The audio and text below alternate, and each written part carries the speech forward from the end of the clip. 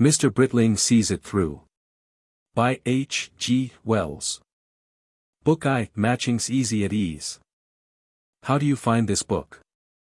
Any thoughts about the book or the author? Any suggestion for improvement? Please take a moment to share your thoughts in a comment. If you like it, share it with your friends who might enjoy it as well. Subscribe to keep in touch. Visit CompleteAudiobooks.com for more quality content. Mr. Direck visits Mr. Britling. Section 1. It was the 6th day of Mr. Direck's first visit to England, and he was at his acutest perception of differences. He found England in every way gratifying and satisfactory, and more of a contrast with things American than he had ever dared to hope. He had promised himself this visit for many years, but being of a sunny rather than energetic temperament, though he firmly believed himself to be a reservoir of clear-sighted American energy, he had allowed all sorts of things, and more particularly the uncertainties of Miss Mamie Nelson, to keep him back. But now there were no more uncertainties about Miss Mamie Nelson, and Mr. Direck had come over to England just to convince himself and everybody else that there were other interests in life for him than Mamie. And also, he wanted to see the old country from which his maternal grandmother had sprung. Wasn't there even now in his bedroom in New York a watercolor of Market Saffron Church, where the dear old lady had been confirmed?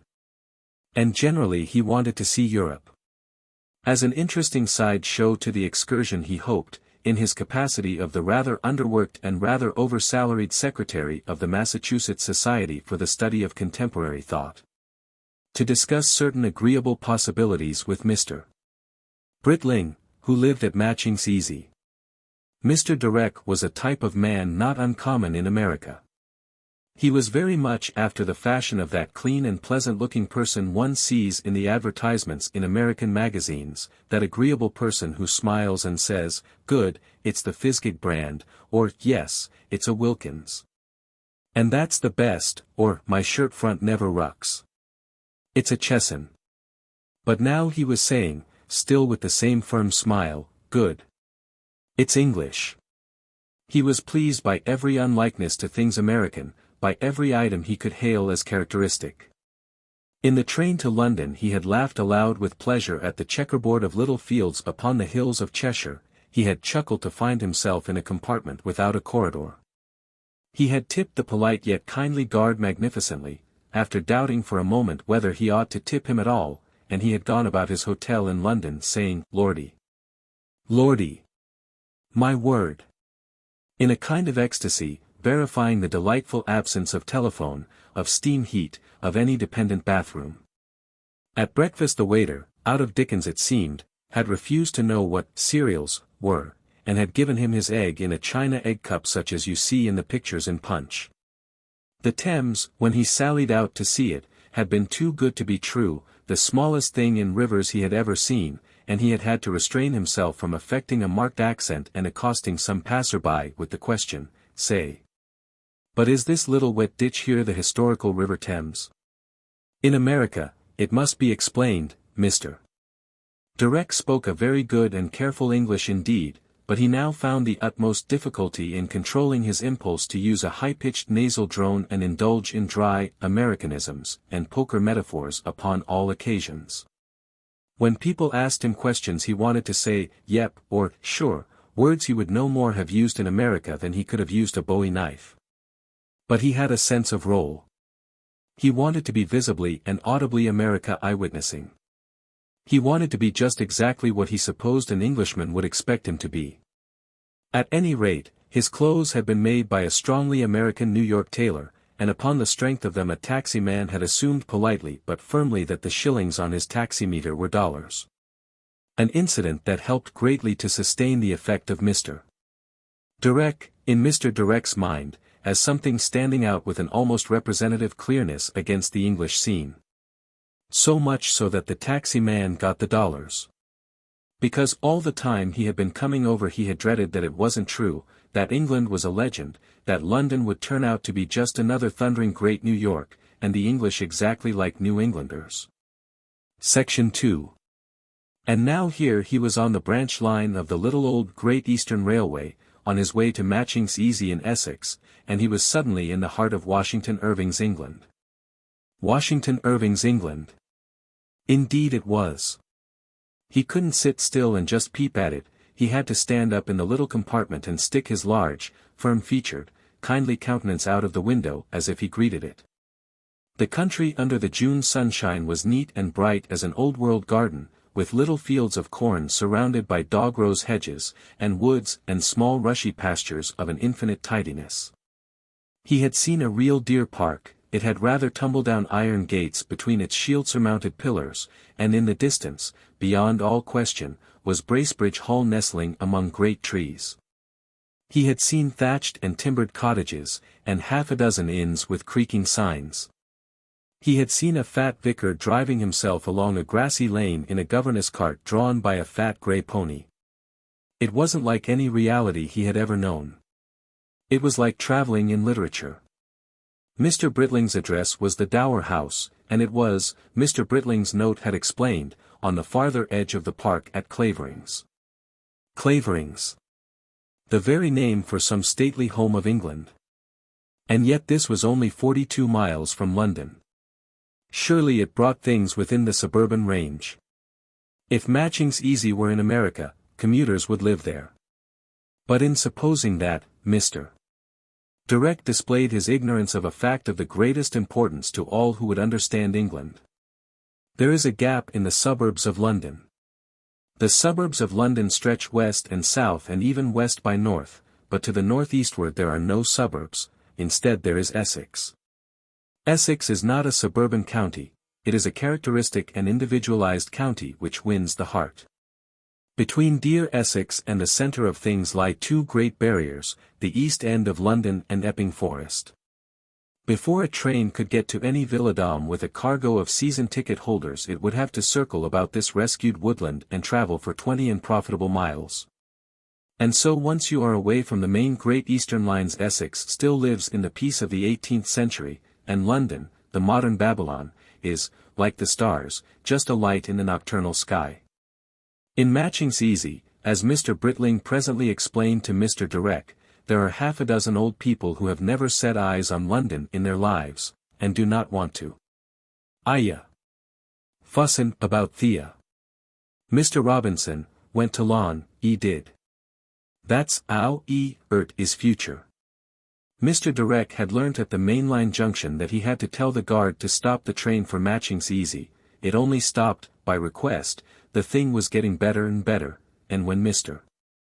Direck seized his grip and got out of the train there was just one little old Essex stationmaster and porter and signalman and everything, holding a red flag in his hand and talking to Mr. Britling about the cultivation of the sweet peas which glorified the station. And there was the Mr. Britling who was the only item of business and the greatest expectation in Mr. Direck's European journey, and he was quite unlike the portraits Mr. Direck had seen and quite unmistakably Mr. Britling all the same, since there was nobody else upon the platform, and he was advancing with a gesture of welcome. "Did you ever see such peas, Mr. Dick?" said Mr. Britling by way of introduction. "My word," said Mr. Direck in a good old farmer hayseed kind of voice. "Aya," said the station-master in singularly strident tones.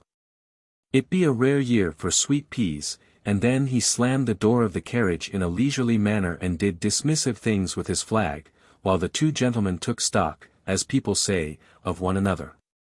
Section 3. Except in the doubtful instance of Miss Mamie Nelson, Mr. Direck's habit was good fortune. Pleasant things came to him. Such was his position as the salaried secretary of this Society of Thoughtful Massachusetts Business Men to which allusion has been made. Its purpose was to bring itself expeditiously into touch with the best thought of the age. Too busily occupied with practical realities to follow the thought of the age through all its divagations and into all its recesses, these Massachusetts business men had had to consider methods of access more quintessential and nuclear.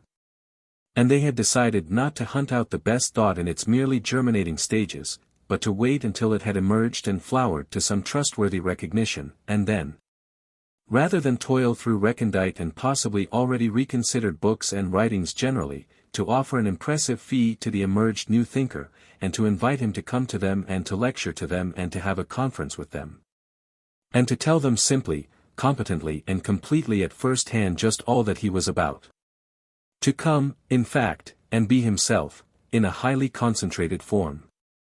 In this way a number of interesting Europeans had been given very pleasant excursions to America, and the society had been able to form very definite opinions upon their teaching. And Mr. Britling was one of the representative thinkers upon which this society had decided to inform itself. It was to broach this invitation and to offer him the impressive honorarium by which the society honored not only its guests but itself, that Mr. Direck had now come to Matching's Easy.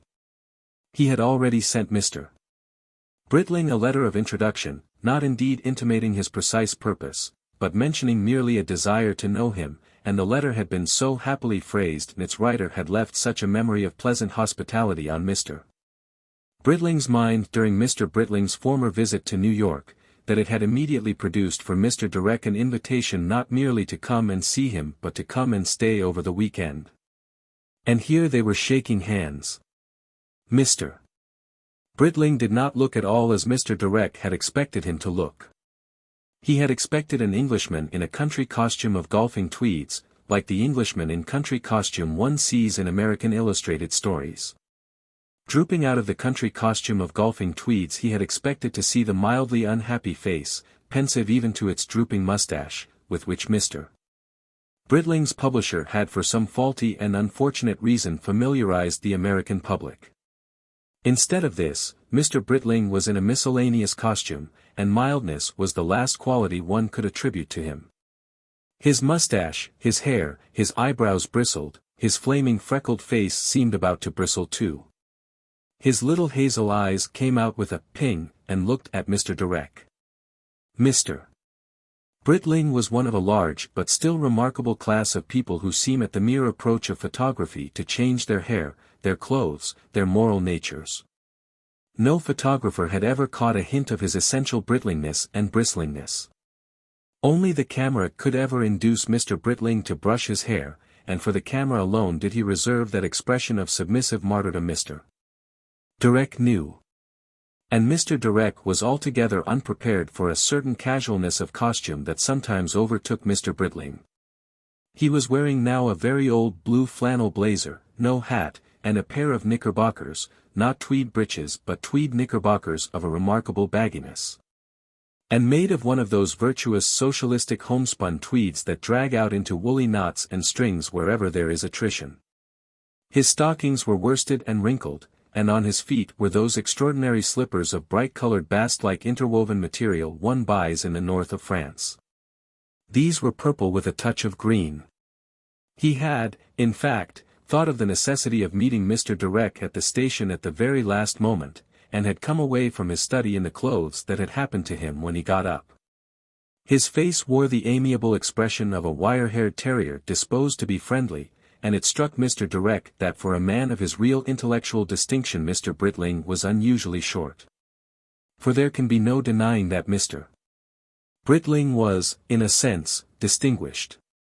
The hero and subject of this novel was at its very beginning a distinguished man. He was in the who's who of 2 continents. In the last few years he had grown with some rapidity into a writer recognized and welcomed by the more cultivated sections of the American public, and even known to a select circle of British readers. To his American discoverers he had first appeared as an essayist, a serious essayist who wrote about aesthetics and Oriental thought and national character and poets and painting. He had come through America some years ago as one of those Caen scholars, those promising writers and intelligent men endowed by Auguste Caen of Paris, who go about the world nowadays in comfort and consideration as the traveling guests of that original philanthropist, to acquire the international spirit. Previously he had been a critic of art and literature and a writer of thoughtful third leaders in the London Times. He had begun with a Pembroke Fellowship and a prize poem. He had returned from his world tour to his reflective yet original corner of the Times and to the production of books about national relationships and social psychology, that had brought him rapidly into prominence. His was a naturally irritable mind, which gave him point and passion, and moreover he had a certain obstinate originality and a generous disposition. So that he was always lively, sometimes spacious, and never vile. He loved to write and talk. He talked about everything, he had ideas about everything, he could no more help having ideas about everything than a dog can resist smelling at your heels. He sniffed at the heels of reality. Lots of people found him interesting and stimulating, a few found him seriously exasperating. He had ideas in the utmost profusion about races and empires and social order and political institutions and gardens and automobiles and the future of India and China and aesthetics and America and the education of mankind in general. And all that sort of thing. Mr. Direck had read a very great deal of all this expressed opinionativeness of Mr. Britling. He found it entertaining and stimulating stuff, and it was with genuine enthusiasm that he had come over to encounter the man himself. On his way across the Atlantic and during the intervening days, he had rehearsed this meeting in varying keys, but always on the supposition that Mr. Britling was a large, quiet, thoughtful sort of man, a man who would, as it were, sit in attentive rows like a public meeting and listen. So Mr. Direck had prepared quite a number of pleasant and attractive openings, and now he felt was the moment for some one of these various simple, memorable utterances. But in none of these forecasts had he reckoned with either the spontaneous activities of Mr. Britling or with the station-master of Matching Cissie. Oblivious of any conversational necessities between Mr. Direck and Mr. Britling, this official now took charge of Mr. Direck's gripsack, and, falling into line with the two gentlemen as they walked towards the exit gate, resumed what was evidently an interrupted discourse upon sweet peas, originally addressed to Mr. Britling. He was a small, elderly man with a determined-looking face and a sea voice, and it was clear he overestimated the distance of his hearers. Mr. Darling, what's head gardener up at Clavering's, can't get sweet peas like that, try, will. Tried everything, as. Sand ballast, tried. Seed same as me. Came along only the other day, did, and says to me, says, darned if I can see why a station master should beat a professional gardener at his own game, says, but you do. And in your orf time, too, so's to speak, says. I've tried sile, says. Your first visit to England, asked Mr. Britling of his guest. Absolutely, said Mr. Direck. I says to him, there's one thing you haven't tried, I says, the station master continued, raising his voice by a Herculean feat still higher. I've got a little car outside here, said Mr. Britling. I'm a couple of miles from the station. I says to him, I says, have you tried the vibration of the trains? I says. That's what you haven't tried, Mr. Darling. That's what you can't try, I says. But you rest assured that that's the secret of my sweet peas, I says, nothing less and nothing more than the vibration of the trains. Mr. Direck's mind was a little confused by the double nature of the conversation and by the fact that Mr. Britling spoke of a car when he meant an automobile. He handed his ticket mechanically to the station master, who continued to repeat and endorse his anecdote at the top of his voice as Mr. Britling disposed himself and his guest in the automobile. You know you haven't hurt that mud guard, sir, not the slightest bit that matters, shouted the station master. I've been a-looking at it, It's my fence that's suffered most. And that's only strained the post a lil bit. Shall I put your bag in behind, sir? Mr. Direck assented, and then, after a momentary hesitation, rewarded the station-master's services. Ready? Asked Mr. Britling. That's all right, sir, the station-master reverberated. With a rather wide curve Mr. Britling steered his way out of the station into the highroad. Section 4. And now it seemed was the time for Mr. Direck to make his meditated speeches. But an unexpected complication was to defeat this intention. Mr. Direck perceived almost at once that Mr. Britling was probably driving an automobile for the first or second or at the extremest the third time in his life. The thing became evident when he struggled to get into the high gear, an attempt that stopped the engine, and it was even more startlingly so when Mr. Britling narrowly missed a collision with a baker's cart at a corner. I pressed the accelerator, he explained afterwards, instead of the brake. One does at first. I missed him by less than a foot. The estimate was a generous one. And after that Mr. Direck became too anxious not to distract his host's thoughts to persist with his conversational openings. An attentive silence came upon both gentlemen that was broken presently by a sudden outcry from Mr. Britling and a great noise of tormented gears. "Damn!" cried Mr. Britling, and "how the devil?" Mr. Direck perceived that his host was trying to turn the car into a very beautiful gateway, with gatehouses on either side. Then it was manifest that Mr. Britling had abandoned this idea, and then they came to a stop a dozen yards or so along the main road. "Missed it," said Mr. Britling, and took his hands off the steering wheel and blew stormily, and then whistled some bars of a fretful air, and became still. "Do we go through these ancient gates?" asked Mr. Direck. Mr. Britling looked over his right shoulder and considered problems of curvature and distance. "I think," he said, "I will go round outside the park. It will take us a little longer, but it will be simpler than backing and maneuvering here now. These electric starters are remarkably convenient things. Otherwise now I should have to get down and wind up the engine." After that came a corner, the rounding of which seemed to present few difficulties until suddenly Mr. Britling cried out, "Eh! Eh! Eh! Oh, damn!" Then the two gentlemen were sitting side by side in a rather sloping car that had ascended the bank and buried its nose in a hedge of dog rose and honeysuckle, from which two missel thrushes, a blackbird and a number of sparrows had made a hurried escape. Section 5. "Perhaps," said Mr. Britling without assurance, and after a little peaceful pause, "I can reverse out of this." He seemed to feel some explanation was due to Mr. Direck. "You see, at first, it's perfectly simple, one steers round a corner and then one doesn't put the wheel straight again, and so one keeps on going round, more than one meant to. It's the bicycle habit, the bicycle rights itself.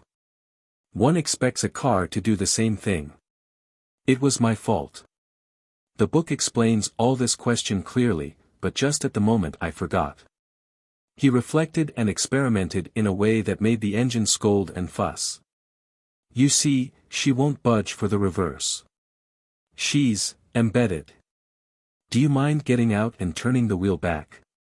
Then if I reverse, perhaps we'll get a move on." Mr. Direck descended, and there were considerable efforts. "If you'd just grip the spokes. Yes, so. 1, 2, 3. No. Well, let's just sit here until somebody comes along to help us." "Oh. Somebody will come all right. Won't you get up again?" And after a reflective moment Mr.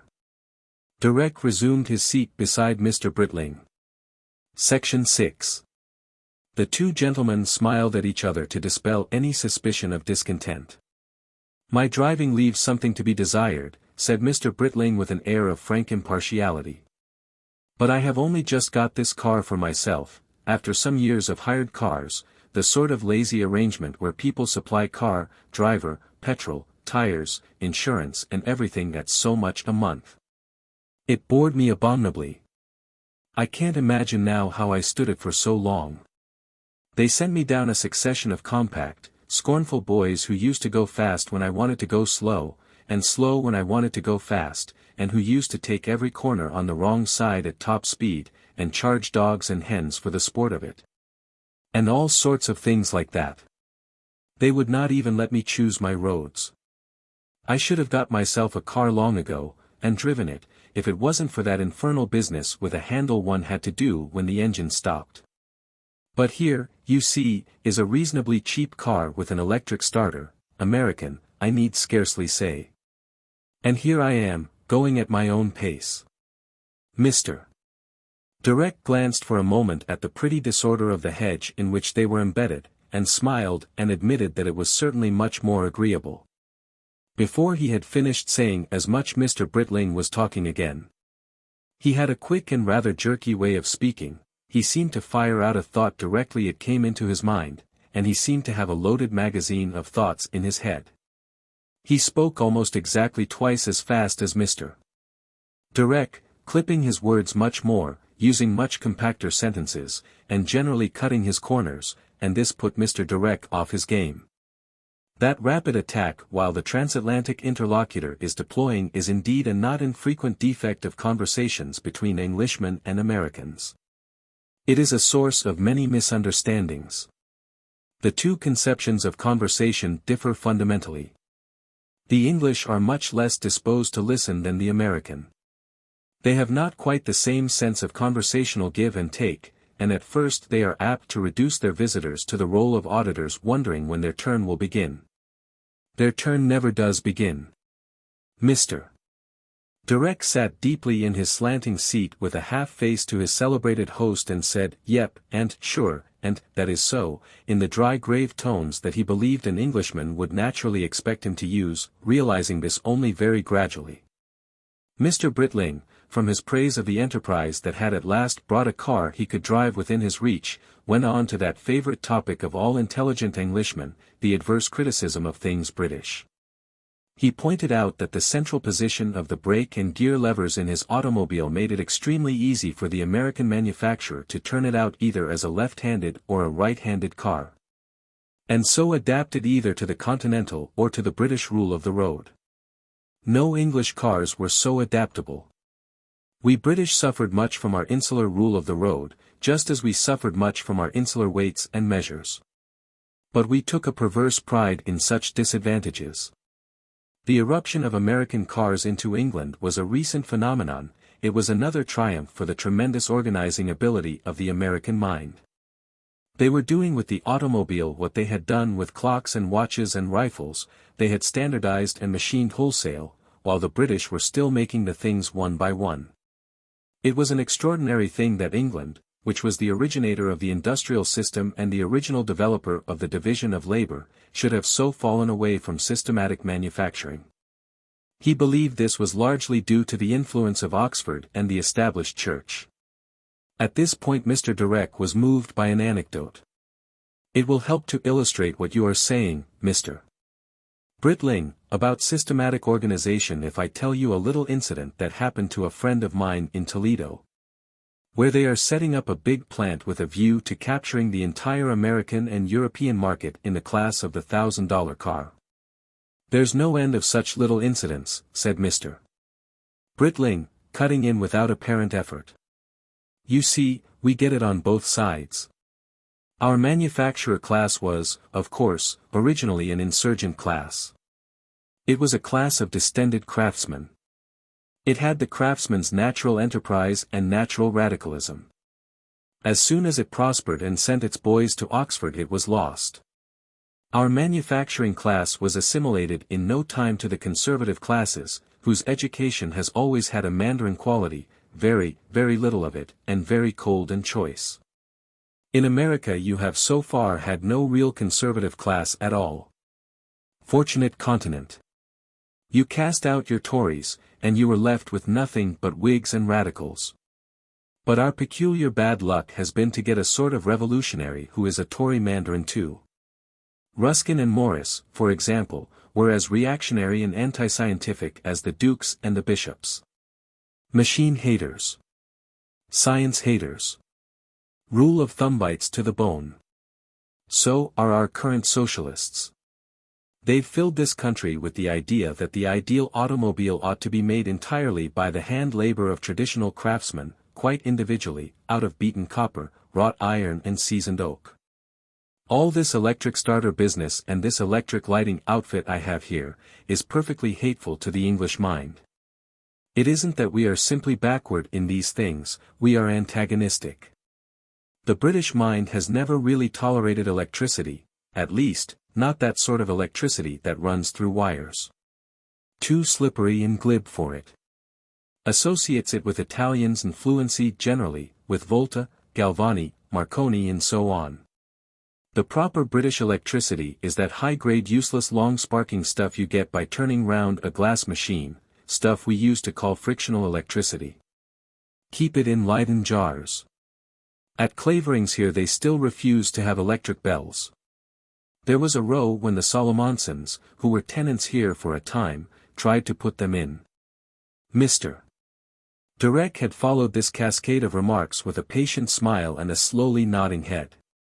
What you say, he said, forms a very marked contrast indeed with the sort of thing that goes on in America. This friend of mine I was speaking of, the one who is connected with an automobile factory in Toledo. Of course, Mr. Britling burst out again, even conservatism isn't an ultimate thing. After all, we and your enterprising friend at Toledo, are very much the same blood. The conservatism, I mean, isn't racial. And our earlier energy shows it isn't in the air or in the soil. England has become unenterprising and sluggish because England has been so prosperous and comfortable. Exactly, said Mr. Direck. My friend of whom I was telling you, was a man named Robinson, which indicates pretty clearly that he was of genuine English stock, and, if I may say so, quite of your build and complexion. Racially, I should say, he was, well, very much what you are. Section 7. This rally of Mr. Direck's mind was suddenly interrupted. Mr. Britling stood up, and putting both hands to the sides of his mouth, shouted "Ea! Aya! Thea!" at unseen hearers. After shouting again, several times, it became manifest that he had attracted the attention of two willing but deliberate laboring men. They emerged slowly, first as attentive heads, from the landscape. With their assistance the car was restored to the road again. Mr. Direck assisted manfully, and noted the respect that was given to Mr. Britling and the shillings that fell to the men, with an intelligent detachment. They touched their hats, they called Mr. Britling, sir. They examined the car distantly but kindly. "Ain't ert not a bit, ain't, not really," said one encouragingly. And indeed except for a slight crumpling of the mud guard and the detachment of the wire of one of the headlights the automobile was uninjured. Mr. Britling resumed his seat, Mr. Direck gravely and in silence got up beside him. They started with the usual convulsion, as though something had pricked the vehicle unexpectedly and shamefully behind. And from this point Mr. Britling, driving with meticulous care, got home without further mishap, excepting only that he scraped off some of the metal edge of his footboard against the gate-post of his very agreeable garden. His family welcomed his safe return, visitor and all, with undisguised relief and admiration. A small boy appeared at the corner of the house, and then disappeared hastily again. "Daddy's got back all right at last," they heard him shouting to unseen hearers. Section 8. Mr. Direck, though he was a little incommoded by the suppression of his story about Robinson, for when he had begun a thing he liked to finish it, found Mr. Britling's household at once thoroughly British, quite un-American and a little difficult to follow. It had a quality that at first he could not define at all. Compared with anything he had ever seen in his life before it struck him as being, he found the word at last, sketchy.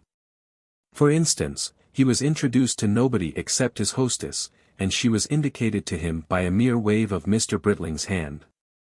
"That's Edith," he said, and returned at once to his car to put it away.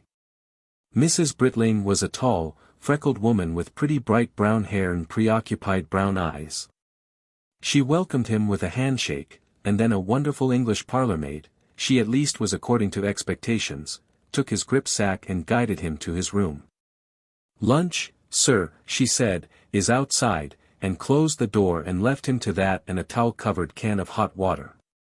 It was a square-looking old red brick house he had come to, very handsome in a simple Georgian fashion, with a broad lawn before it and great blue cedar trees, and a drive that came frankly up to the front door and then went off with Mr. Britling and the car round to unknown regions at the back. The center of the house was a big airy hall, oak-paneled, warmed in winter only by one large fireplace and abounding in doors which he knew opened into the square separate rooms that England favors. Bookshelves and stuffed birds comforted the landing outside his bedroom. He descended to find the hall occupied by a small bright bristling boy in white flannel shirt and knickerbockers and bare legs and feet. He stood before the vacant open fireplace in an attitude that Mr. Direck knew instantly was also Mr. Britling's. "Lunch is in the garden," the Britling scion proclaimed, "and I've got to fetch you. And, I say. Is it true? Are you American?" "Why surely," said Mr. Direck. "Well, I know some American," said the boy. "I learnt it." "Tell me some," said Mr. Direck, smiling still more amiably. "Oh. Well, God darn you. Ouch, gee whiz. Soak him, Maud. It's up to you, Duke." "Now where did you learn all that?" asked Mr. Direck, recovering. "Out of the Sunday supplement," said the youthful Britling. "Why? Then you know all about Buster Brown," said Mr. Direck. "He's fine, eh?" The Britling child hated Buster Brown.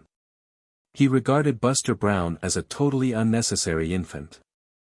He detested the way he wore his hair and the peculiar cut of his knickerbockers and him. He thought Buster Brown the one drop of paraffin in the otherwise delicious feast of the Sunday supplement. But he was a diplomatic child. "I think I like Happy Hooligan better," he said. "And dat ol' Maud." He reflected with joyful eyes, Buster clean forgotten. "Every week," he said, "she kicks someone." It came to Mr. Direck as a very pleasant discovery that a British infant could find a common ground with the small people at home in these characteristically American jests. He had never dreamt that the fine wine of Maud and Buster could travel. "Maud's a treat," said the youthful Britling, relapsing into his native tongue. Mr. Britling appeared coming to meet them.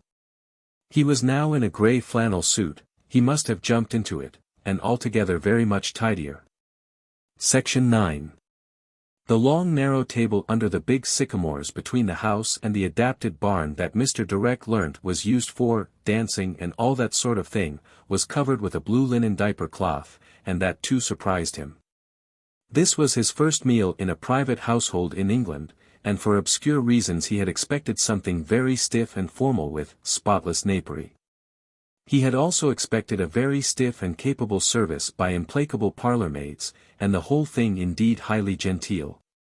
But two cheerful women servants appeared from what was presumably the kitchen direction, wheeling a curious wicker erection, which his small guide informed him was called Ant Clatter, manifestly deservedly, and which bore on its shelves the substance of the meal. And while the maids at this migratory sideboard carved and opened bottles and so forth, the small boy and a slightly larger brother, assisted a little by two young men of no very defined position and relationship, served the company. Mrs. Britling sat at the head of the table, and conversed with Mr. Direck by means of hostess questions and imperfectly accepted answers while she kept a watchful eye on the proceedings. The composition of the company was a matter for some perplexity to Mr. Direck. Mr. and Mrs. Britling were at either end of the table, that was plain enough. It was also fairly plain that the two barefooted boys were little Britlings. But beyond this was a cloud of uncertainty. There was a youth of perhaps 17, much darker than Britling but with nose and freckles rather like his, who might be an early son or a stepson. He was shock-headed and with that look about his arms and legs that suggests overnight growth. And there was an unmistakable young German, very pink, with close-cropped fair hair, glasses and a Panama hat, who was probably the tutor of the younger boys. Mr. Direck also was wearing his hat. His mind had been filled with an exaggerated idea of the treacheries of the English climate before he left New York. Everyone else was hatless. Finally, before one reached the limits of the explicable, there was a pleasant young man with a lot of dark hair and very fine dark blue eyes, whom everybody called Teddy. For him, Mr. Direck hazarded secretary. But in addition to these normal and understandable presences, there was an entirely mysterious pretty young woman in blue linen who sat and smiled next to Mr. Britling, and there was a rather kindred-looking girl with darker hair on the right of Mr. Direck who impressed him at the very outset as being still prettier, and, he didn't quite place her at first, somehow familiar to him. There was a large irrelevant middle-aged lady in black with a gold chain and a large nose, between Teddy and the tutor, there was a tall middle-aged man with an intelligent face, who might be a casual guest. There was an Indian young gentleman faultlessly dressed up to his brown soft linen collar and cuffs, and thereafter an uncontrolled outbreak of fine bronze modeling and abundant fuzzy hair.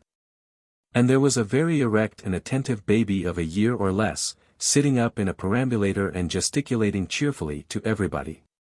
This baby it was that most troubled the orderly mind of Mr. Direck. The research for its paternity made his conversation with Mrs. Britling almost as disconnected and absent-minded as her conversation with him. It almost certainly wasn't Mrs. Britling's. The girl next to him or the girl next to Mr.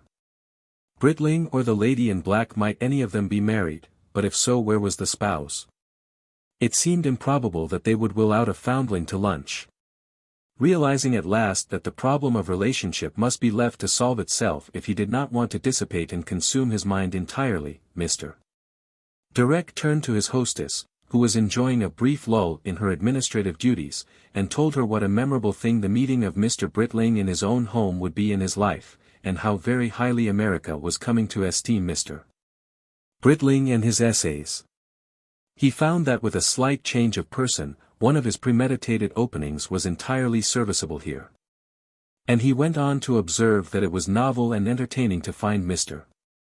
Britling driving his own automobile and to note that it was an automobile of American manufacture. In America they had standardized and systematized the making of such things as automobiles to an extent that would, he thought, be almost startling to Europeans. It was certainly startling to the European manufacturers. In illustration of that he might tell a little story of a friend of his called Robinson, a man who curiously enough in general build and appearance was very reminiscent indeed of Mr. Britling. He had been telling Mr. Britling as much on his way here from the station.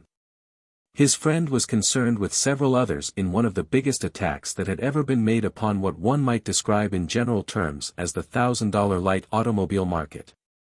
What they said practically was this: this market is a jigsaw puzzle waiting to be put together and made one. We are going to do it. But that was easier to figure out than to do. At the very outset of this attack he and his associates found themselves up against an unexpected and very difficult proposition. At first Mrs. Britling had listened to Mr.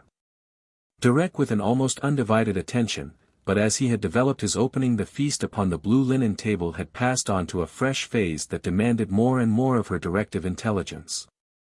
The two little boys appeared suddenly at her elbows. "Shall we take the plates and get the strawberries, Mummy?" they asked simultaneously. Then one of the neat maids in the background had to be called up and instructed in undertones, and Mr. Direck saw that for the present Robinson's illuminating experience was not for her ears. A little baffled, but quite understanding how things were, he turned to his neighbor on his left.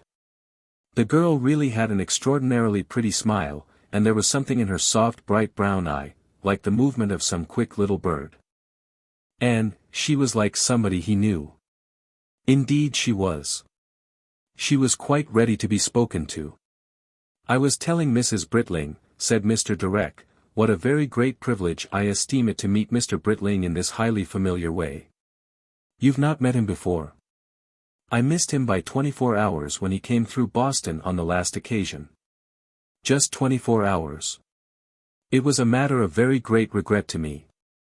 I wish I'd been paid to travel round the world. You must write things like Mr. Britling and then Mr. Cawn will send you. Don't you think if I promised well? You'd have to write some promissory notes, I think, just to convince him it was all right." The young lady reflected on Mr. Britling's good fortune. He saw India. He saw Japan. He had weeks in Egypt. And he went right across America. Mr. Direck had already begun on the liner to adapt himself to the hopping inconsecutiveness of English conversation. He made now what he felt was quite a good hop, and he dropped his voice to a confidential undertone.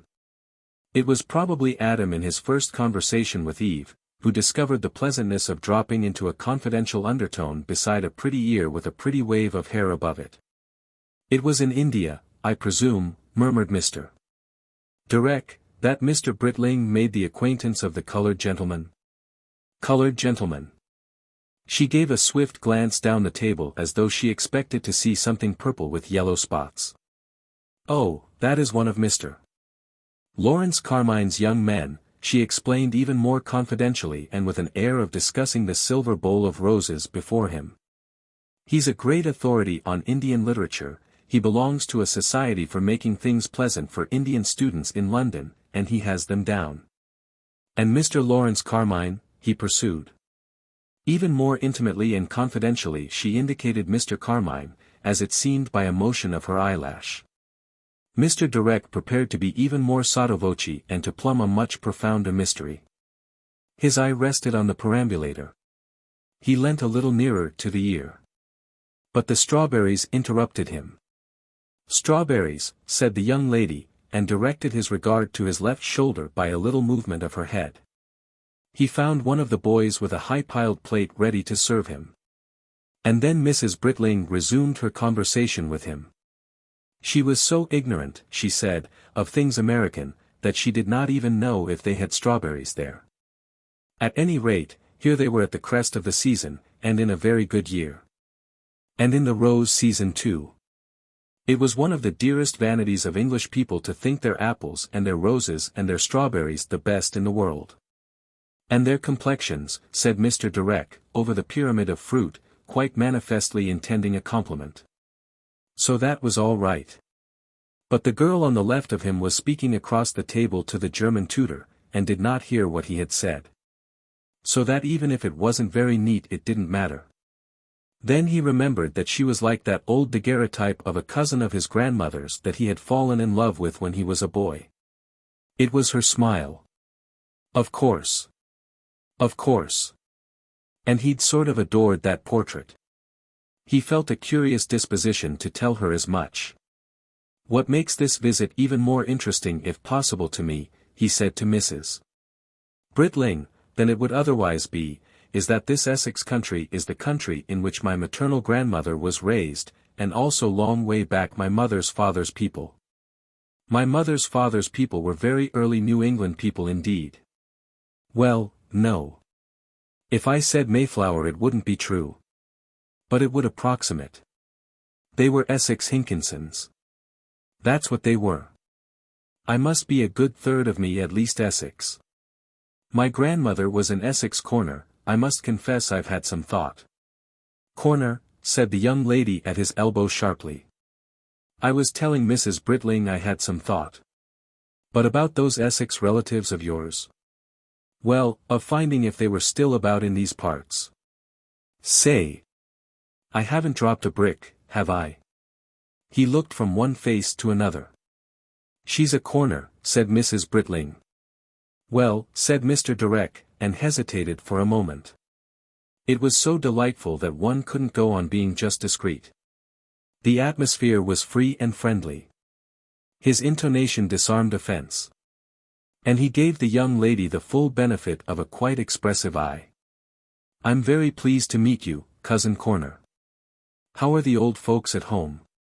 Section 10. The bright interest of this consulship helped Mr.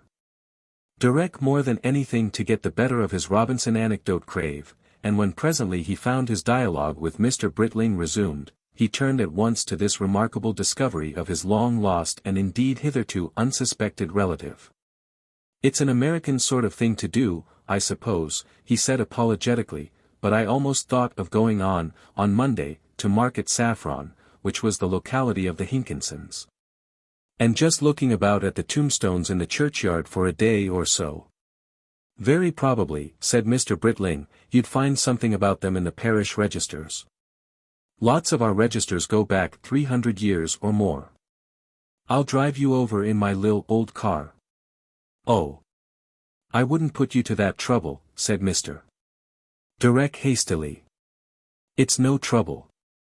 I like the driving. What I have had of it.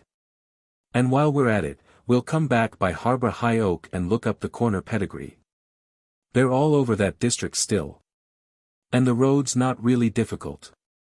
It's only a bit up and down and roundabout. I couldn't think, Mr. Britling, of putting you to that much trouble. It's no trouble. I want a day off, and I'm dying to take Gladys. Gladys, said Mr. Direck with sudden hope. That's my name for the lil car. I'm dying to take her for something like a decent run. I've only had her out 4 times altogether, and I've not got her up yet to 40 miles. Which I'm told she ought to do easily. We'll consider that settled. For the moment Mr. Direck couldn't think of any further excuse. But it was very clear in his mind that something must happen. He wished he knew of somebody who could send a recall telegram from London, to prevent him committing himself to the casual destinies of Mr. Britling's car again. And then another interest became uppermost in his mind. You'd hardly believe me, he said, if I told you that Miss Corner of yours has a quite extraordinary resemblance to a miniature I've got away there in America of a cousin of my maternal grandmother's. She seems a very pleasant young lady. But Mr. Britling supplied no further information about Miss Corner. It must be very interesting, he said, to come over here and pick up these American families of yours on the monuments and tombstones. You know, of course, that district south of Evesham where every other church monument bears the stars and stripes, the arms of departed Washingtons. I doubt though if you'll still find the name about there. Nor will you find many Hinkinsons in Market Saffron. But lots of this country here has 500 or 600-year-old families still flourishing. That's why Essex is so much more genuinely Old England than Surrey, say, or Kent. Round here you'll find Corners and Fairleys, and then you get Capels, and then away down towards Dunmow and Braintree Maynards and Bings. And there are oaks and hornbeams in the park about Claverings that have echoed to the howling of wolves and the clank of men in armour. All the old farms here are moated, because of the wolves. Claverings itself is Tudor, and rather fine too. And the cottages still wear thatch. He reflected. Now if you went south of London instead of northward it's all different. You're in a different period, a different society. You're in London's suburbs right down to the sea. You'll find no genuine estates left, not of our deep-rooted familiar sort. You'll find millionaires and that sort of people, sitting in the old places. Surrey is full of rich stockbrokers, company promoters, bookies, judges, newspaper proprietors. Sort of people who fence the paths across their parks. They do something to the old places, I don't know what they do, but instantly the countryside becomes a villadom. And little sub-estates and red-brick villas and art cottages spring up. And a kind of new, hard neatness. And pneumatic tire and automobile spirit advertisements, great glaring boards by the roadside. And all the poor people are inspected and rushed about until they forget who their grandfathers were. They become villa parasites and odd-job men, and grow basely rich and buy gramophones. This Essex and yonder Surrey are as different as Russia and Germany. But for one American who comes to look at Essex, 20 go to Godalming and Guildford and Dorking and Lewes and Canterbury. Those Surrey people are not properly English at all. They are strenuous. You have to get on or get out. They drill their gardeners, lecture very fast on agricultural efficiency, and have miniature rifle ranges in every village. It's a county of new notice boards and barbed wire fences, there's always a policeman round the corner. They dress for dinner. They dress for everything. If a man gets up in the night to look for a burglar he puts on the correct costume, or doesn't go. They've got a special scientific system for urging on their tramps. And they lock up their churches on a weekday. Half their soil is hard chalk or a rationalistic sand, only suitable for bunkers and villa foundations. And they play golf in a large, expensive, thorough way because it's the thing to do. Now here in Essex we're as lax as the 18th century. We hunt in any old clothes. Our soil is a rich succulent clay, it becomes semi-fluid in winter, when we go about in waders shooting duck. All our finger posts have been twisted round by facetious men years ago. And we pool our breeds of hens and pigs. Our roses and oaks are wonderful, that alone shows that this is the real England.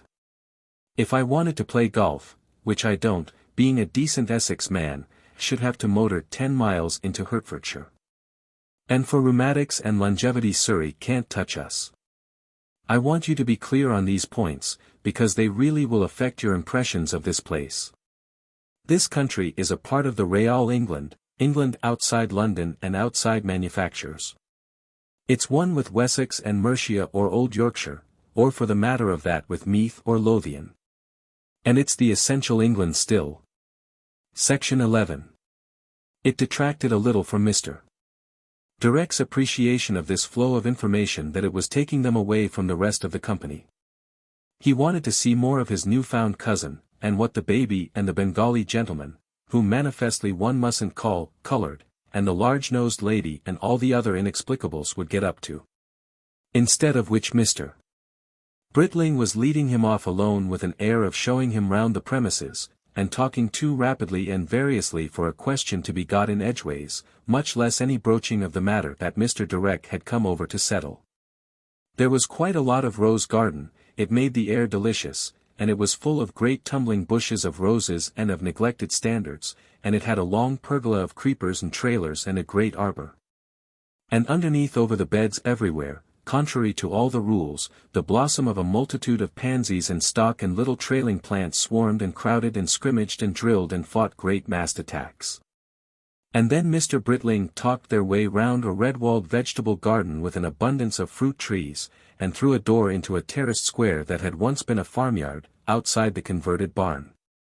The barn doors had been replaced by a door-pierced window of glass, and in the middle of the square space a deep tank had been made, full of rainwater, in which Mr. Britling remarked casually that everybody bathed when the weather was hot. Thyme and rosemary and such-like sweet-scented things grew on the terrace about the tank, and 10 trimmed little trees of arbor vitae stood sentinel. Mr. Direck was tantalizingly aware that beyond some lilac bushes were his newfound cousin and a kindred young woman in blue playing tennis with the Indian and another young man. While whenever it was necessary the large-nosed lady crossed the stage and brooded soothingly over the perambulator. And Mr. Britling, choosing a seat from which Mr. Direck just couldn't look comfortably through the green branches at the flying glimpses of pink and blue and white and brown, continued to talk about England and America in relation to each other and everything else under the sun. Presently through a distant gate the 2 small boys were momentarily visible wheeling small but serviceable bicycles, followed after a little interval by the German tutor.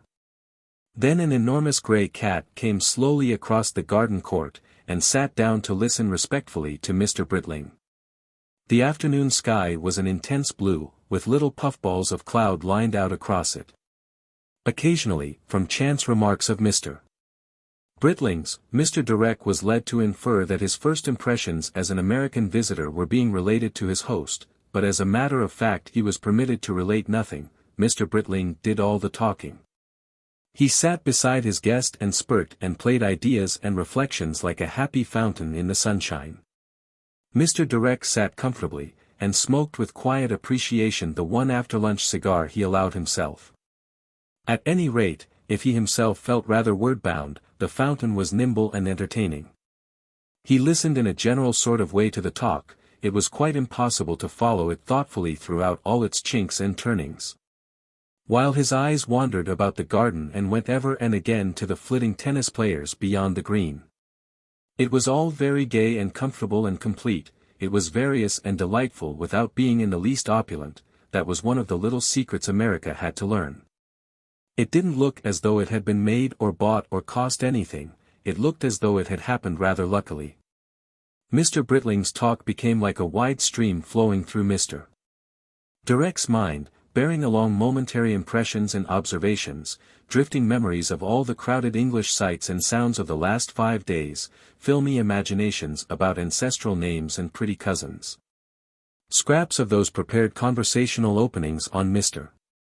Britling standing in America, the explanation about the lecture club, the still incompletely forgotten purport of the Robinson anecdote. Nobody planned the British estate system, nobody planned the British aristocratic system, nobody planned the confounded constitution, it came about, it was like layer after layer wrapping round an agate. But you see it came about so happily in a way, it so suited the climate and the temperament of our people and our island, it was on the whole so cozy, that our people settled down into it, you can't help settling down into it. They had already settled down by the days of Queen Anne, and heaven knows if we shall ever really get away again. We're like that little shell, the lingula, that is found in the oldest rocks and lives today. It fitted its easy conditions, and it has never modified since. Why should it? It excretes all its disturbing forces. Our younger sons go away and found colonial empires. Our surplus cottage children emigrate to Australia and Canada or migrate into the towns. It doesn't alter this. Section 12. Mr. Direck's eye had come to rest upon the barn, and its expression changed slowly from lazy appreciation to a brightening intelligence. Suddenly he resolved to say something.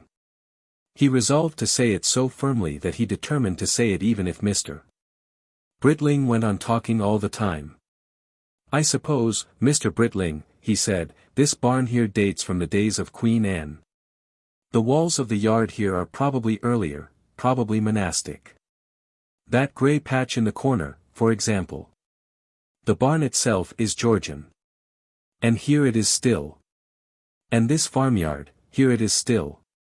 Mr. Britling was for flying off again, but Mr. Direck would not listen. He held on like a man who keeps his grip on a lasso. There's one thing I would like to remark about your barn, Mr. Britling, and I might, while I am at it, say the same thing about your farmyard. Mr. Britling was held. What's that? He asked. Well, said Mr. Direck, the point that strikes me most about all this is that that barn isn't a barn any longer, and that this farmyard isn't a farmyard. There isn't any wheat or chaff or anything of that sort in the barn, and there never will be again. There's just a pianola and a dancing floor, and if a cow came into this farmyard everybody in the place would be shooing it out again. They'd regard it as a most unnatural object. He had a pleasant sense of talking at last. He kept right on. He was moved to a sweeping generalization. You were so good as to ask me, Mr. Britling, a little while ago, what my first impression of England was. Well, Mr. Britling, my first impression of England that seems to me to matter in the least is this, that it looks and feels more like the traditional old England than anyone could possibly have believed. And that in reality it is less like the traditional old England than anyone would ever possibly have imagined. He was carried on even further. He made a tremendous literary epigram. I thought, he said, when I looked out of the train this morning that I had come to the England of Washington Irving. I find it is not even the England of Mrs. Humphrey Ward. 2. Mr. Britling continues his exposition. Section 1. Mr. Direck found little reason to revise his dictum in the subsequent experiences of the afternoon. Indeed, the afternoon and the next day were steadily consistent in confirming what a very good dictum it had been. The scenery was the traditional scenery of England, and all the people seemed quicker, more irresponsible, more chaotic, than anyone could have anticipated, and entirely inexplicable by any recognized code of English relationships. You think that John Bull is dead and a strange generation is wearing his clothes, said Mr. Britling. I think you'll find very soon it's the old John Bull. Perhaps not Mrs. Humphrey Ward's John Bull, or Mrs. Henry Wood's John Bull, but true essentially to Shakespeare, Fielding, Dickens, Meredith. I suppose, he added, there are changes. There's a new generation grown up. He looked at his barn and the swimming pool. It's a good point of yours about the barn, he said. What you say reminds me of that very jolly thing of Kipling's about the old mill wheel that began by grinding corn and ended by driving dynamos. Only I admit that barn doesn't exactly drive a dynamo. To be frank, it's just a pleasure barn. The country can afford it. Section 2. He left it at that for the time, but throughout the afternoon Mr. Direck had the gratification of seeing his thought floating round and round in the backwaters of Mr. Britling's mental current. If it didn't itself get into the stream again, its reflection at any rate appeared and reappeared. He was taken about with great assiduity throughout the afternoon, and he got no more than occasional glimpses of the rest of the Dower House circle until 6 o'clock in the evening. Meanwhile the fountains of Mr. Britling's active and encyclopedic mind played steadily. He was inordinately proud of England, and he abused her incessantly. He wanted to state England to Mr. Direck as the amiable summation of a grotesque assembly of faults. That was the view into which the comforts and prosperities of his middle age had brought him from a radicalism that had in its earlier stages been angry and bitter. And for Mr. Britling England was here. Essex was the county he knew. He took Mr. Direck out from his walled garden by a little door into a trim paddock with 2 white goals. "We play hockey here on Sundays," he said in a way that gave Mr. Direck no hint of the practically compulsory participation of every visitor to Matching's Easy in this violent and dangerous exercise. And thence they passed by a rich deep lane and into a high road that ran along the edge of the deer park of Claverings. "We will call in on Claverings later," said Mr. Britling. "Lady Homarton has some people there for the weekend, and you ought to see the sort of thing it is and the sort of people they are.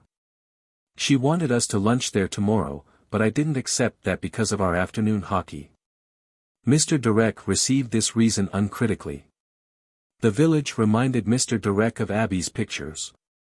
There was an inn with a sign standing out in the road, a painted sign of the Clavering Arms. It had a water trough, such as Mr. Weller Sr. ducked the dissenter in, and a green painted table outside its inviting door. There were also a general shop and a number of very pleasant cottages, each marked with the mainstay crest. All this was grouped about a green with real geese drilling thereon. Mr.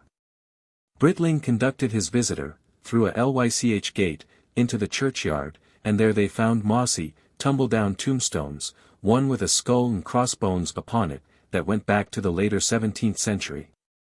In the aisle of the church were 3 huge hatchments, and there was a side chapel devoted to the Mainstay family and the Barons Homarton. With a series of monuments that began with painted Tudor effigies and came down to a vast stained glass window of the vilest commercial Victorian. There were also medieval brasses of parish priests, and a marble crusader and his lady of some extinguished family which had ruled Matching's Easy before the Mainstays came. And as the 2 gentlemen emerged from the church they ran against the perfect vicar, Mr. Dimple, ample and genial, with an embracing laugh and an enveloping voice. "Come to see the old country," he said to Mr. Direck. "So good of you Americans to do that. So good of you." There was some amiable sparring between the worthy man and Mr. Britling about bringing Mr. Direck to church on Sunday morning. "He's terribly lax," said Mr. Dimple to Mr. Direck, smiling radiantly. "Terribly lax. But then nowadays everybody is so lax. And he's very good to my coal club, I don't know what we should do without him. So I just admonish him. And if he doesn't go to church, well, anyhow he doesn't go anywhere else. He may be a poor churchman, but anyhow he's not a dissenter. In England, you see, Mr. Britling remarked, after they had parted from the reverend gentleman, we have domesticated everything. We have even domesticated God." For a while Mr. Britling showed Mr. Direck English lanes, and then came back along narrow white paths across small fields of rising wheat, to the village and a little gate that led into the park. "Well," said Mr. Direck, "what you say about domestication does seem to me to be very true indeed. Why? Even those clouds up there look as though they had a shepherd and were grazing. Ready for shearing almost," said Mr. Britling. "Indeed," said Mr. Direck, raising his voice a little, "I've seen scarcely anything in England that wasn't domesticated, unless it was some of your back streets in London." Mr. Britling seemed to reflect for a moment. "They're an excrescence," he said. Section 3. The park had a trim wildness like nature in an old Italian picture. Dappled fallow deer grouped close at hand and looked at the 2 men fearlessly. The path dropped through oak trees and some stunted bracken to a little loitering stream, that paused ever and again to play at ponds and waterfalls and bear a fleet of water-lily leaves. And then their way curved round in an indolent sweep towards the cedars and shrubberies of the great house. The house looked low and extensive to an American eye, and its red brick chimneys rose like infantry in open order along its extended line. There was a glimpse of flower-bright garden and terraces to the right as they came round the corner to the front of the house through a path cut in the laurel bushes. Mr. Britling had a moment of exposition as they approached the entrance. "I expect we shall find Filbert from the Home Office, or is it the Local Government Board, and Sir Thomas Lute, the Treasury man. There may be some other people of that sort, the people we call the governing class. Wives also. And I rather fancy the Countess of Frensham is coming, she's strong on the Irish question, and Lady Venetia Trumpington, who they say is a beauty, I've never seen her. It's Lady Homarton's way to expect me to come in, not that I'm an important item at these weekend social feasts, but she likes to see me on the table, to be nibbled at if anyone wants to do so, like the olives and the salted almonds. And she always asks me to lunch on Sunday and I always refuse, because of the hockey. So you see I put in an appearance on the Saturday afternoon." They had reached the big doorway. It opened into a large cool hall adorned with the heads of hippopotami and rhinoceroses and a stuffed lion, and furnished chiefly with a vast table on which hats and sticks and newspapers were littered. A manservant with a subdued, semi-confidential manner, conveyed to Mr. Britling that her ladyship was on the terrace, and took the hats and sticks that were handed to him and led the way through the house. They emerged upon a broad terrace looking out under great cedar trees upon flower beds and stone urns and tennis lawns and yew hedges that dipped to give a view of distant hills. On the terrace were grouped perhaps a dozen people, for the most part holding teacups. They sat in deck chairs and folding seats about a little table that bore the tea things. Lady Homarton came forward to welcome the newcomers. Mr. Direck was introduced as a traveling American gratified to see a typical English country house, and Lady Homarton in an habituated way ran over the points of her Tudor specimen. Mr. Direck was not accustomed to titled people, and was suddenly in doubt whether you called a baroness, my lady, or your ladyship, so he wisely avoided any form of address until he had a lead from Mr. Britling. Mr. Britling presently called her Lady Homarton. She took Mr. Direck and sat him down beside a lady whose name he didn't catch, but who had had a lot to do with the British Embassy at Washington, and then she handed Mr. Britling over to the RT. Honorable George Filbert, who was anxious to discuss certain points in the latest book of essays. The conversation of the lady from Washington was intelligent but not exacting, and Mr. Direck was able to give a certain amount of attention to the general effect of the scene. He was a little disappointed to find that the servants didn't wear livery. In American magazine pictures and in American cinematograph films of English stories and in the houses of very rich Americans living in England, they do so. And the mansion house is misleading. He had met a compatriot who had recently dined at the mansion house, and who had described flunkies in hair powder and cloth of gold, like Thackeray's Jeames Yellow Plush. But here the only servants were two slim, discreet and attentive young gentlemen in black coats with a gentle piety in their manner instead of pride. And he was a little disappointed too by a certain lack of splendor in the company. The ladies affected him as being ill-dressed, there was none of the hard snap, there. And what do you say to it? About them of the well-dressed American woman, and the men too were not so much tailored as unobtrusively and yet grammatically clothed. Section 4. He was still only in the fragmentary stage of conversation when everything was thrown into commotion by the important arrival of Lady Frensham, and there was a general reshuffling of places. Lady Frensham had arrived from London by automobile. She appeared in veils and swathings and a tremendous dust cloak, with a sort of nephew in her train who had driven the car. She was manifestly a constitutionally triumphant woman. A certain afternoon lassitude vanished in the swirl of her arrival. Mr. Filbert removed wrappings and handed them to the manservant. "I lunched with Sir Edward Carson today, my dear," she told Lady Homarton, and rolled a belligerent eye at Filbert. "And is he as obdurate as ever?" asked Sir Thomas. "Obdurate? It's Redmond who's obdurate," cried Lady Frensham. "What do you say, Mr. Britling?" "A plague on both your parties," said Mr. Britling. "You can't keep out of things like that," said Lady Frensham with the utmost gusto, "when the country's on the very verge of civil war."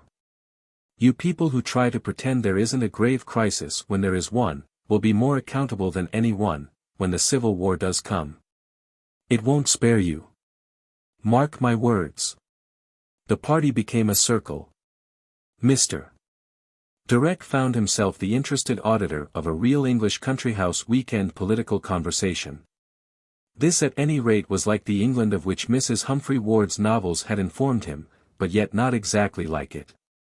Perhaps that was due to the fact that for the most part these novels dealt with the England of the 90s, and things had lost a little in dignity since those days. But at any rate here were political figures and titled people, and they were talking about the country. Was it possible that people of this sort did run the country, after all? When he had read Mrs.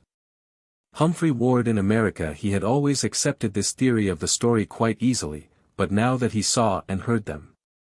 But all governments and rulers and ruling classes when you look at them closely are incredible. I don't believe the country is on the verge of civil war, said Mr. Britling. Facts, cried Lady Frensham, and seemed to wipe away delusions with a rapid gesture of her hands. You're interested in Ireland, Mr. Dirks? Asked Lady Homarton. We see it first when we come over, said Mr. Direck rather neatly, and after that he was free to attend to the general discussion.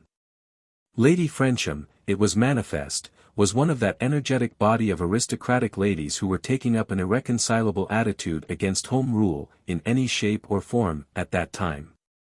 They were rapidly turning British politics into a system of bitter personal feuds in which all sense of imperial welfare was lost. A wild ambition to emulate the extremist suffragettes seems to have seized upon them. They insulted, they denounced, they refused every invitation lest they should meet that traitor, the Prime Minister, they imitated the party hatreds of a fiercer age. And even now the moderate and politic Filbert found himself treated as an invisible object. They were supported by the extremer section of the Tory press, and the most extraordinary writers were set up to froth like lunatics against the government as traitors, as men who insulted the king. The Morning Post and the lighter-witted side of the Unionist press generally poured out a torrent of partisan nonsense it is now almost incredible to recall. Lady Frensham, bridling over Lady Homarton's party, and for a time leaving Mr. Britling, hurried on to tell of the newest developments of the great feud. She had a wonderful description of Lady Londonderry sitting opposite, that old rascal, the Prime Minister, at a performance of Mozart's Zauberflöte. If looks could kill, cried Lady Frensham with tremendous gusto. Sir Edward is quite firm that Ulster means to fight. They have machine guns, ammunition. And I am sure the army is with us. Where did they get those machine guns and ammunition? Asked Mr. Britling suddenly. Ah! That's a secret, cried Lady Frensham. Said Mr. Britling. You see, said Lady Frensham, it will be civil war. And yet you writing people who have influence do nothing to prevent it. What are we to do, Lady Frensham? Tell people how serious it is. You mean, tell the Irish nationalists to lie down and be walked over. They won't be. We'll see about that, cried Lady Frensham, we'll see about that. She was a large and dignified person with a kind of figurehead nobility of carriage, but Mr. Direck was suddenly reminded of a girl cousin of his who had been expelled from college for some particularly elaborate and aimless rioting. May I say something to you, Lady Frensham, said Mr. Britling, that you have just said to me? Do you realize that this Carsonite campaign is dragging these islands within a measurable distance of civil war? It's the fault of your Lloyd George and his government. It's the fault of your socialists and sentimentalists. You've made the mischief and you have to deal with it. Yes. But do you really figure to yourself what a civil war may mean for the empire? Surely there are other things in the world besides this quarrel between the loyalists of Ulster and the Liberal government. There are other interests in this big empire than party advantages. Yon think you are going to frighten this Home Rule government into some ridiculous sort of collapse that will bring in the Tories at the next election. Well, suppose you don't manage that.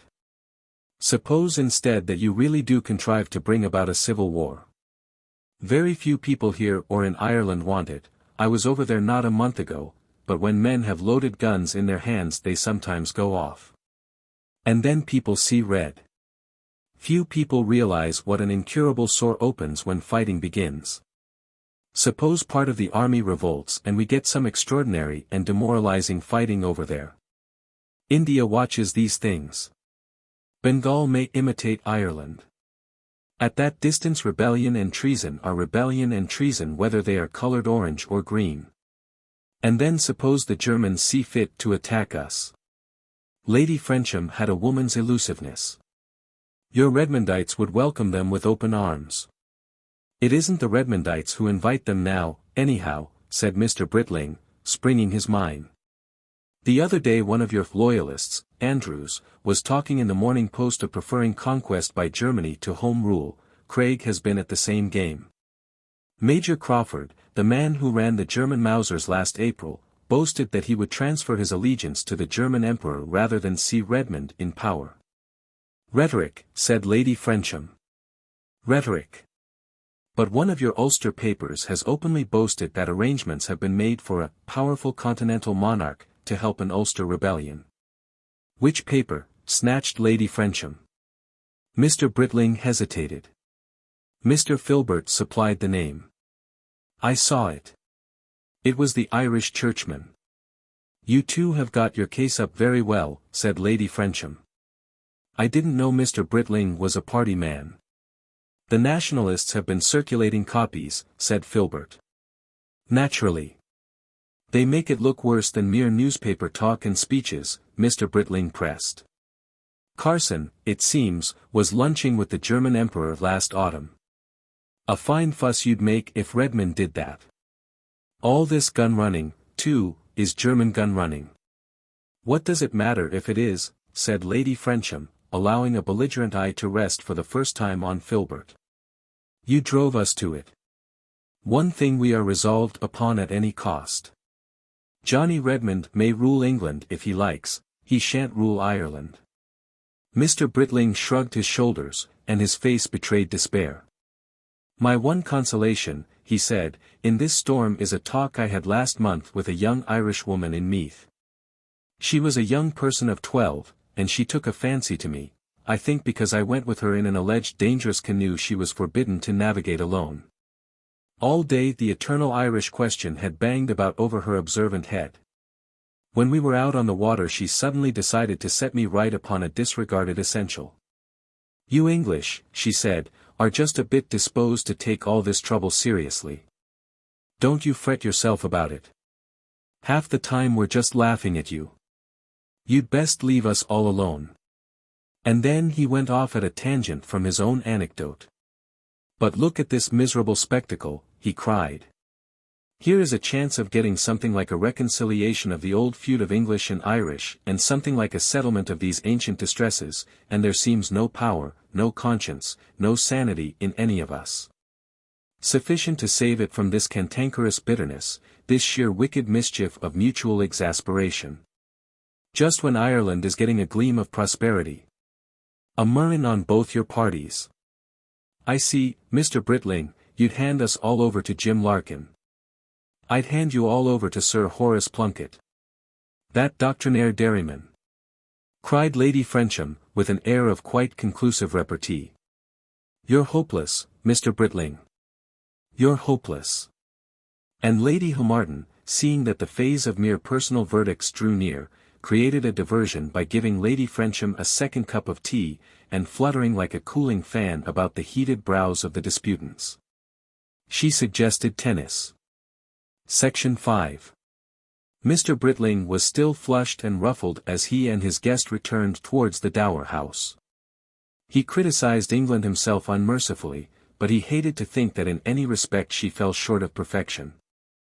Even her defects he liked to imagine were just a subtler kind of power and wisdom. And Lady Frensham had stuck her voice and her gestures through all these amiable allusions.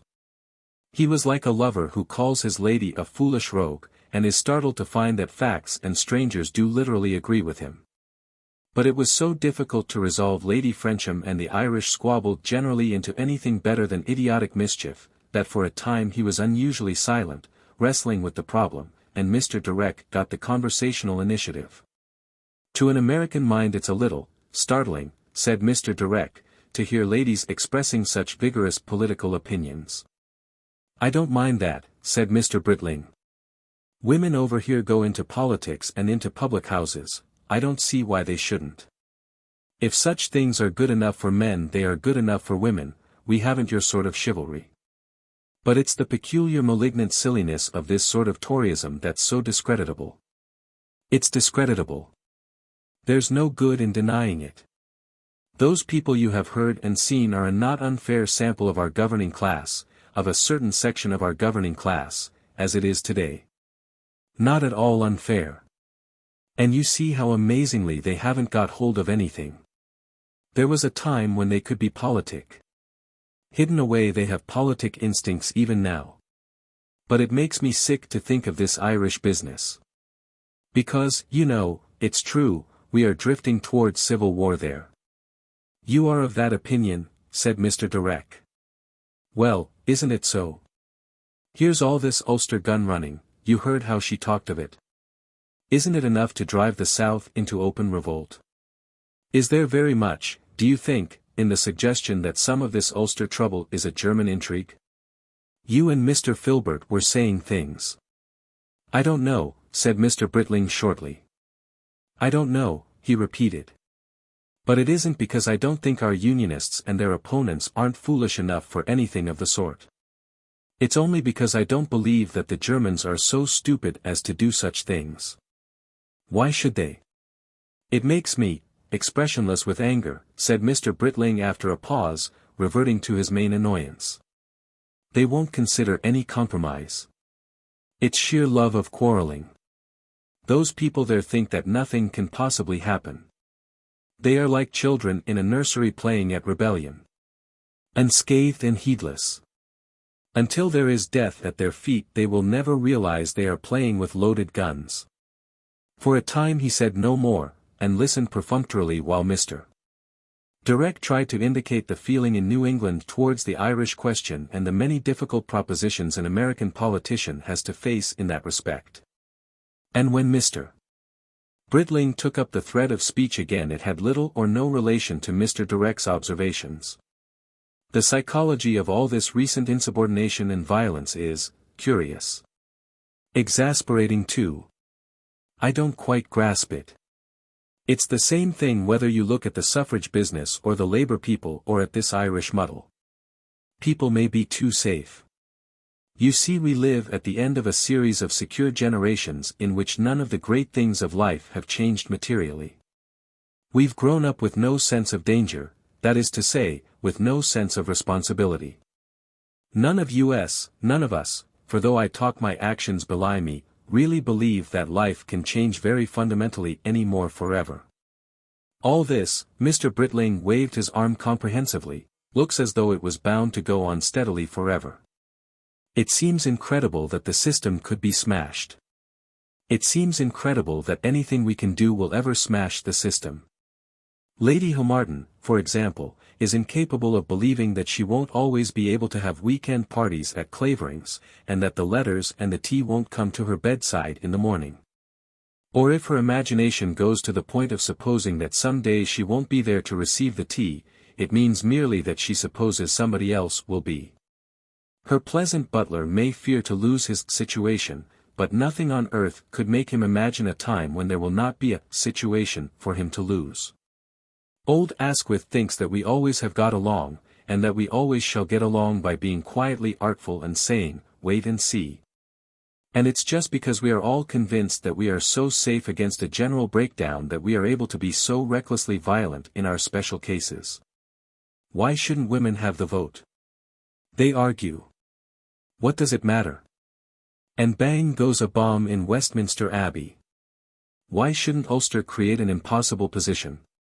And off trots some demented Carsonite to Germany to play at treason on some half-word of the German emperors and buy 500,000 rifles. Exactly like children being very, very naughty. And, said Mr. Britling with a gesture to round off his discourse, we do go on. We shall go on, until there is a spark right into the magazine. We have lost any belief we ever had that fundamental things happen. We are everlasting children in an everlasting nursery. And immediately he broke out again. The truth of the matter is that hardly anyone has ever yet mastered the fact that the world is round. The world is round, like an orange. The thing is told us, like any old scandal, at school. For all practical purposes we forget it. Practically we all live in a world as flat as a pancake. Where time never ends and nothing changes. Who really believes in any world outside the circle of the horizon? Here we are and visibly nothing is changing. And so we go on to, nothing will ever change. It just goes on, in space, in time. If we could realize that round world beyond, then indeed we should go circumspectly.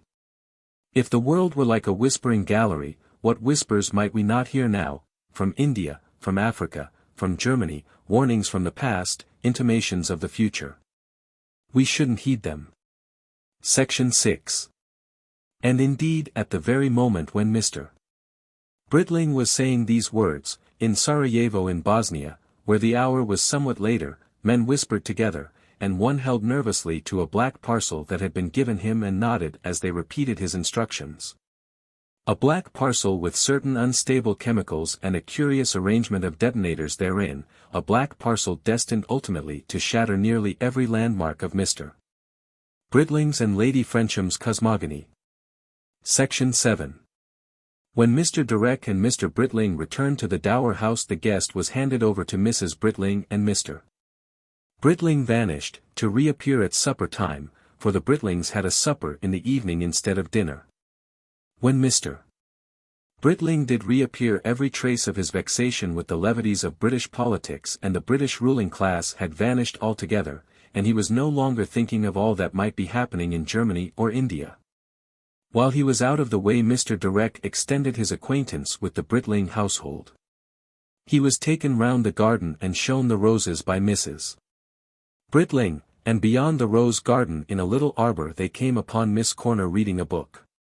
She looked very grave and pretty reading a book. Mr. Direck came to a pause in front of her, and Mrs. Britling stopped beside him. The young lady looked up and smiled. "The last new novel?" asked Mr. Direck pleasantly. "Campanella's City of the Sun." "My word! But isn't that stiff reading?" "You haven't read it," said Miss Corner. "It's a dry old book anyhow." "It's no good pretending you have," she said, and there Mr. Direck felt the conversation had to end. "That's a very pleasant young lady to have about," he said to Mrs. Britling as they went on towards the barn court. "She's all at loose ends," said Mrs. Britling. "And she reads like a, whatever does read? One drinks like a fish. One eats like a wolf." They found the German tutor in a little court playing badminton with the two younger boys. He was a plump young man with glasses and compact gestures. The game progressed chiefly by misses and the score was counted in German. He won thoughtfully and chiefly through the ardor of the younger brother, whose enthusiastic returns invariably went out. Instantly the boys attacked Mrs. Britling with a concerted enthusiasm. "Mummy! Is it to be dressing up supper?" Mrs. Britling considered, and it was manifest that Mr. Direck was material to her answer. "We wrap ourselves up in curtains and bright things instead of dressing," she explained. "We have a sort of wardrobe of fancy dresses. Do you mind?" Mr. Direck was delighted. And this being settled, the two small boys went off with their mother upon some special decorative project they had conceived, and Mr. Direck was left for a time to Herr Heinrich. Herr Heinrich suggested a stroll in the rose garden, and as Mr. Direck had not hitherto been shown the rose garden by Herr Heinrich, he agreed. Sooner or later everybody, it was evident, had got to show him that rose garden. "And how do you like living in an English household?" said Mr. Direck, getting to business at once. "It's interesting to an American to see this English establishment, and it must be still more interesting to a German." "I find it very different from Pomerania," said Herr Heinrich. "In some respects it is more agreeable, in others less so. It is a pleasant life, but it is not a serious life. At any time," continued Herr Heinrich, "someone may say, let us do this thing, or let us do that thing, and then everything is disarranged. People walk into the house without ceremony. There is much kindness but no politeness. Mr. Britling will go away for 3 or 4 days, and when he returns and I come forward to greet him and bow, he will walk right past me, or he will say just like this, "How do, Heinrich? Are you interested in Mr. Britling's writings?" Mr. Direck asked. There again I am puzzled. His work is known even in Germany. His articles are reprinted in German and Austrian reviews. You would expect him to have a certain authority of manner.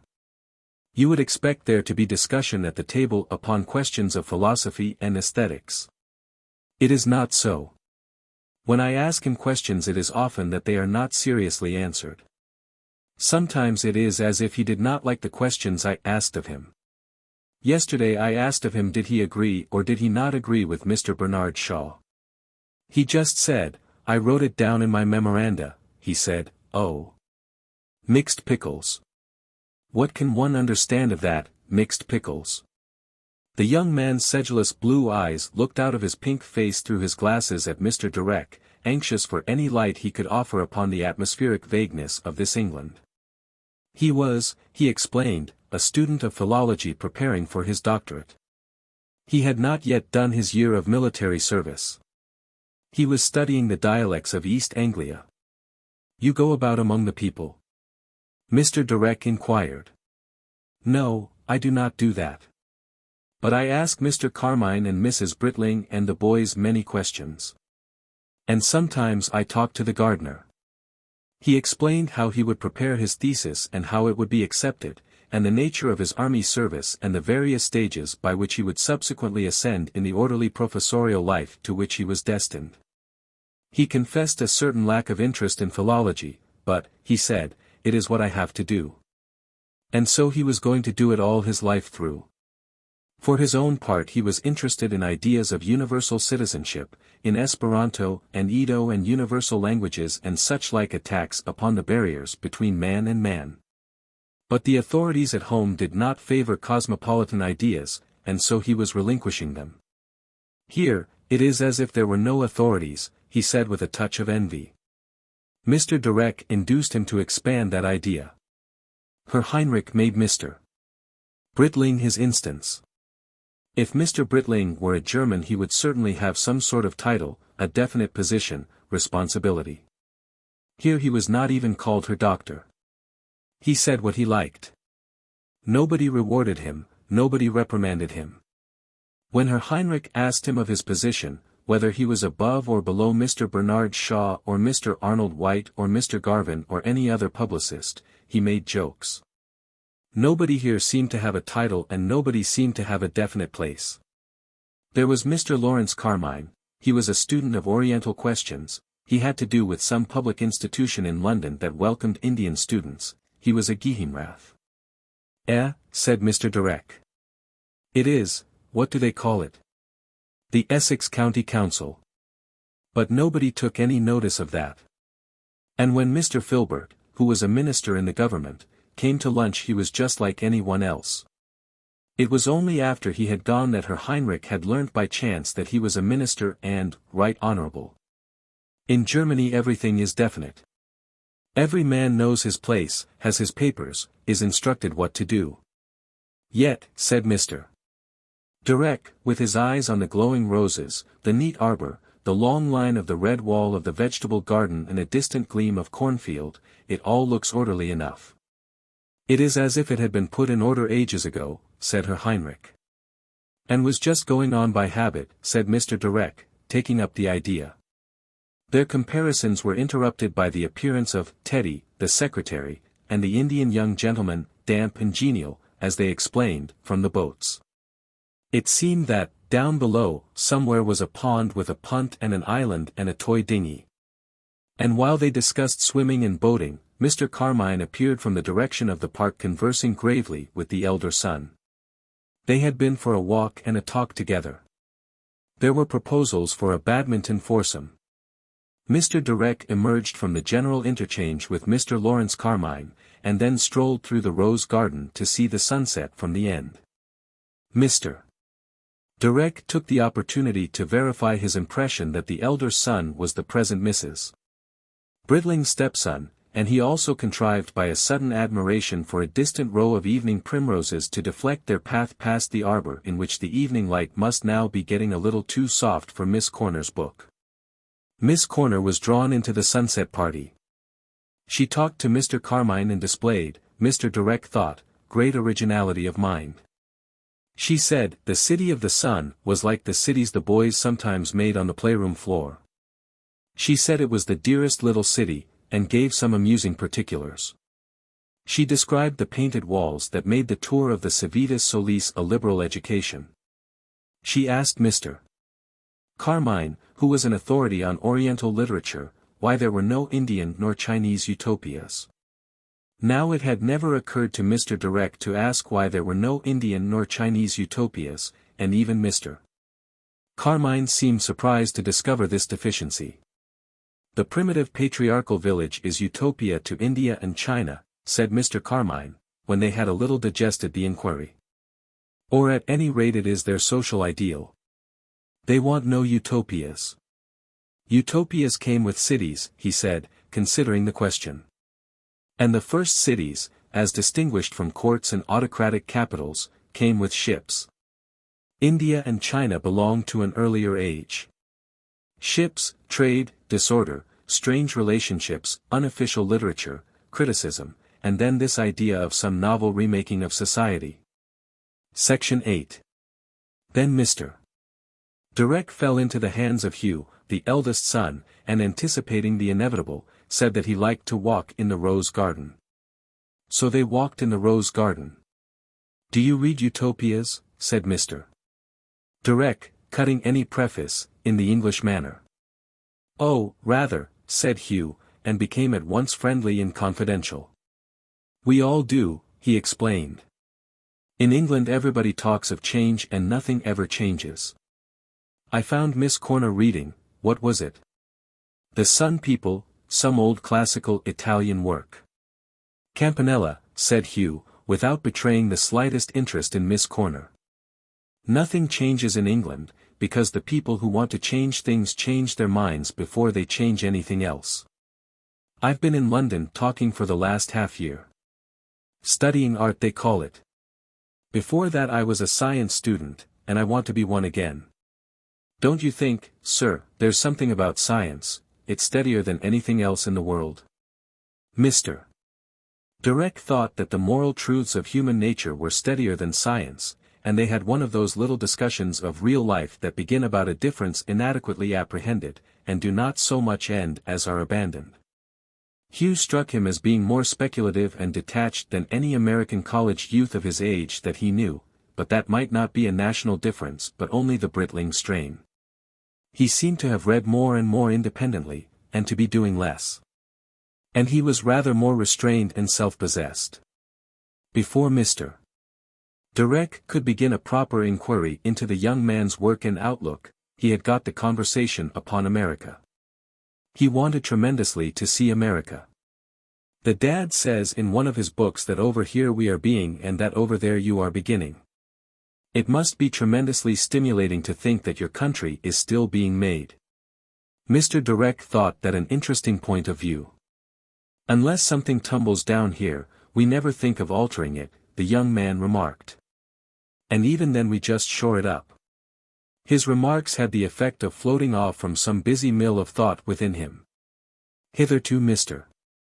Direck had been inclined to think this silent observant youth, with his hands in his pockets and his shoulders a little humped, as probably shy and adolescently ineffective. But the head was manifestly quite busy. Miss Corner, he began, taking the first thing that came into his head, and then he remembered that he had already made the remark he was going to make not 5 minutes ago. What form of art, he asked, are you contemplating in your studies at the present time in London? Before this question could be dealt with at all adequately, the two small boys became active in the garden beating in everybody to dress up before supper. The secretary, Teddy, came in a fatherly way to look after Mr. Direck and see to his draperies. Section 9. Mr. Direck gave his very best attention to this business of draping himself, for he had not the slightest intention of appearing ridiculous in the eyes of Miss Corner. Teddy came with an armful of stuff that he thought might do. "What'll I come as?" asked Mr. Direck. "We don't wear costumes," said Teddy. "We just put on all the brightest things we fancy. If it's any costume at all, it's futurist." "And surely why shouldn't one?" asked Mr. Direck, greatly struck by this idea. "Why should we always be tied by the fashions and periods of the past?" He rejected a rather Mephistopheles-like costume of crimson and a scheme for a brigand-like ensemble based upon what was evidently an old bolero of Mrs. Britling's, and after some reflection he accepted some black silk tights. His legs were not legs to be ashamed of. Over this he tried various brilliant wrappings from the Dower House armoire, and chose at last, after some hesitation, in the direction of a piece of gold and purple brocade. A big square of green silk curtain stuff adorned with golden pheasants and other large and dignified ornaments. This he wore toga fashion over his light silken undervest. Teddy had insisted on the abandonment of his shirt, "if you want to dance at all," and fastened with a large green glass jeweled brooch. From this his head and neck projected, he felt, with a tolerable dignity. Teddy suggested a fillet of green ribbon, and this Mr. Direck tried, but after prolonged reflection before the glass rejected. He was still weighing the effect of this fillet upon the mind of Miss Corner when Teddy left him to make his own modest preparations. Teddy's departure gave him a chance for profile studies by means of an arrangement of the long mirror and the table looking-glass that he had been too shy to attempt in the presence of the secretary. The general effect was quite satisfactory. "Well," he said with a quaver of laughter, "now who'd have thought it," and smiled a consciously American smile at himself before going down. The company was assembling in the panelled hall, and made a brilliant show in the light of the acetylene candles against the dark background. Mr. Britling in a black velvet cloak and black silk tights was a deeper shade among the shadows. The high lights were Miss Corner and her sister, in glittering garments of peacock green and silver that gave a snake-like quality to their lithe bodies. They were talking to the German tutor, who had become a sort of cotton Cossack, a spectacled Cossack in buff and bright green. Mrs. Britling was dignified and beautiful in a purple jibba, and her stepson had become a handsome still figure of black and crimson. Teddy had contrived something elaborate and effective in the Egyptian style, with a fish basket and a cuirass of that thin matting one finds behind washstands. The small boys were brigands, with immensely baggy breeches and cummerbunds in which they had stuck a selection of paper knives and toy pistols and similar weapons. Mr. Carmine and his young man had come provided with real Indian costumes. The feeling of the company was that Mr. Carmine was a mullah. The ant-like lady with the noble nose stood out amidst these levities in a black silk costume with a gold chain. She refused, it seemed, to make herself absurd, though she encouraged the others to extravagance by nods and enigmatical smiles. Nevertheless she had put pink ribbons in her cap.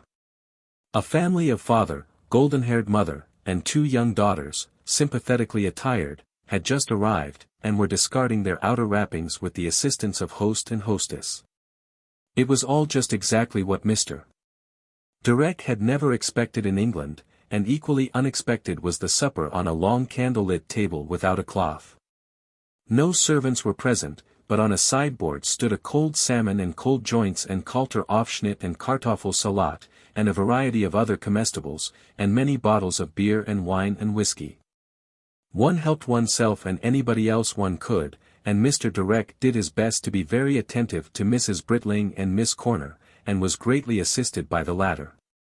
Everybody seemed unusually gay and bright-eyed. Mr. Direck found something exhilarating and oddly exciting in all this unusual bright costume and in this easy mutual service. It made everybody seem franker and simpler. Even Mr. Britling had revealed a sturdy handsomeness that had not been apparent to Mr. Direck before, and young Britling left no doubts now about his good looks. Mr.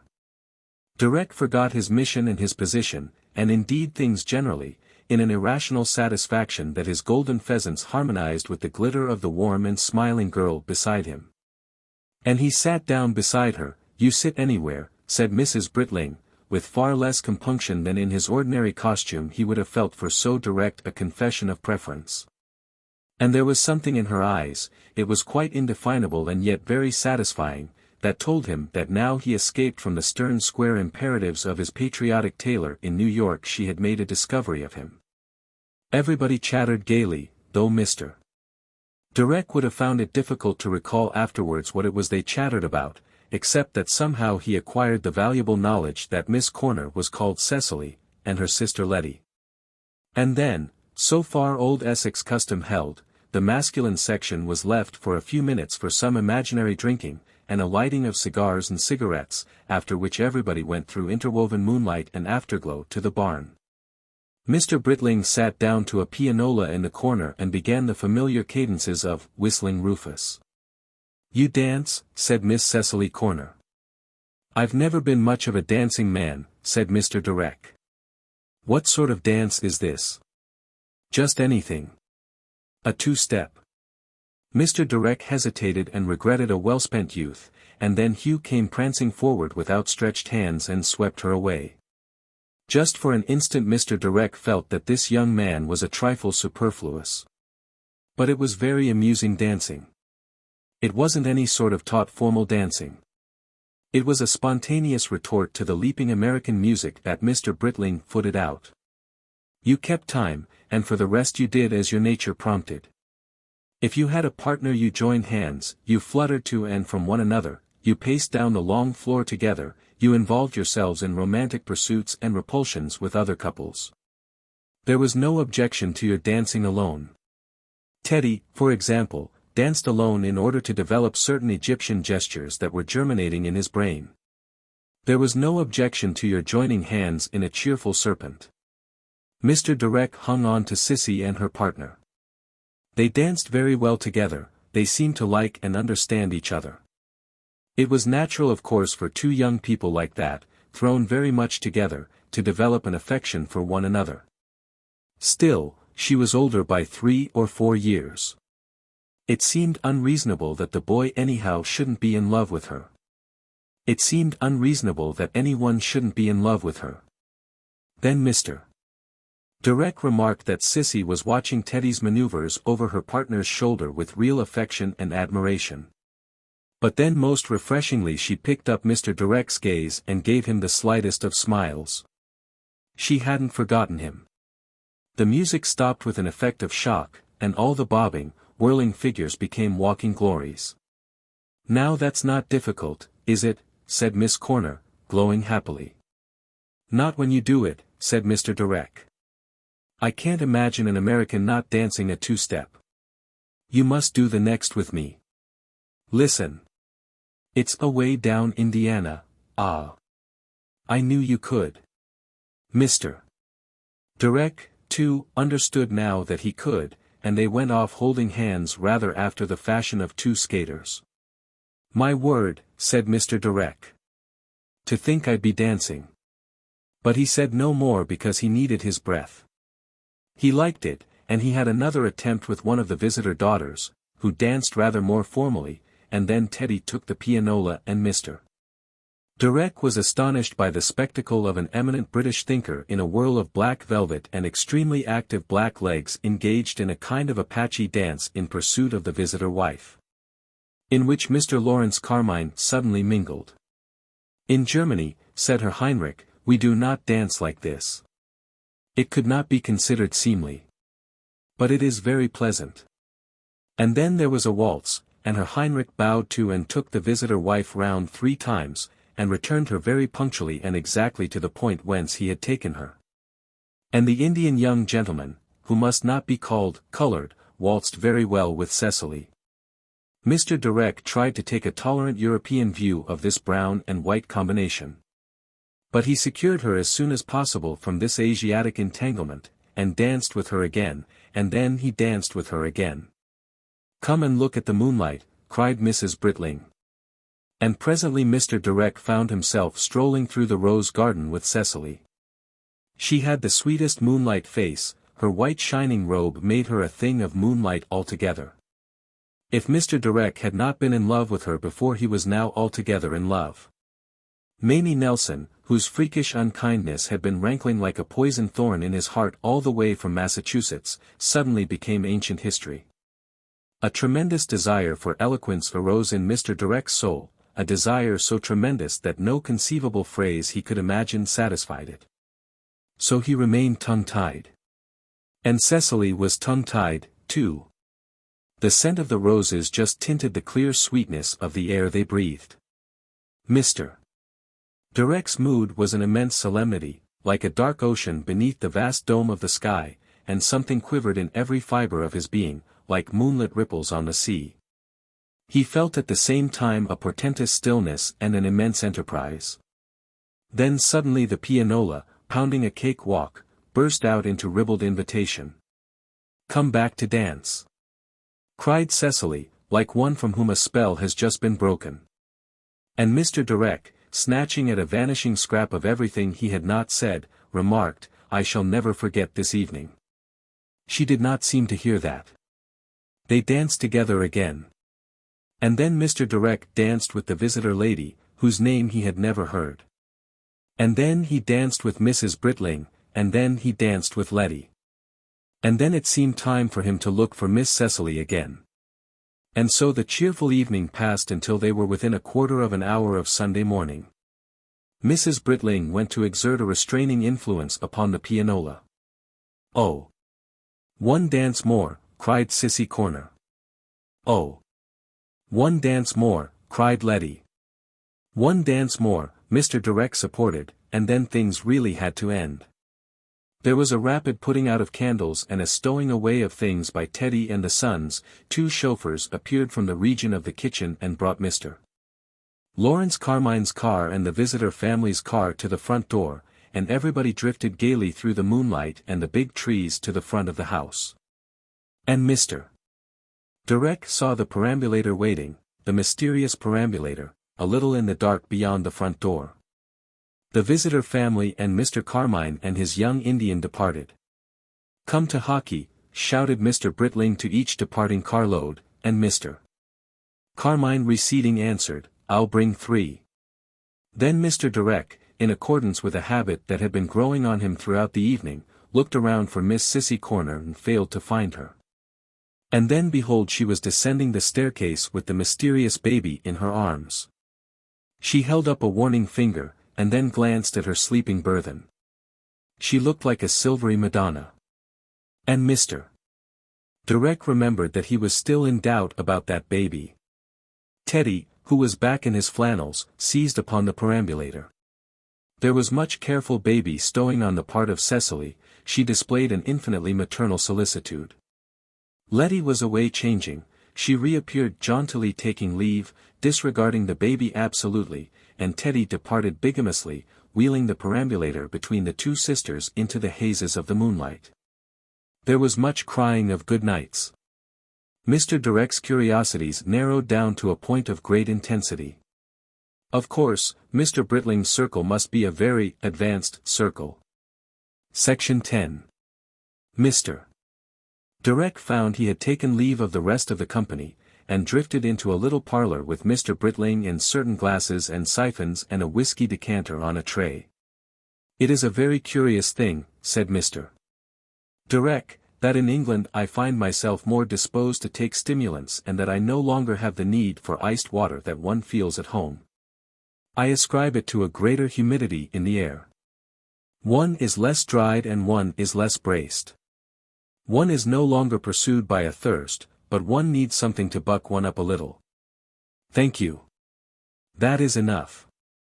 Mr. Direck took his glass of whiskey and soda from Mr. Britling's hand. Mr.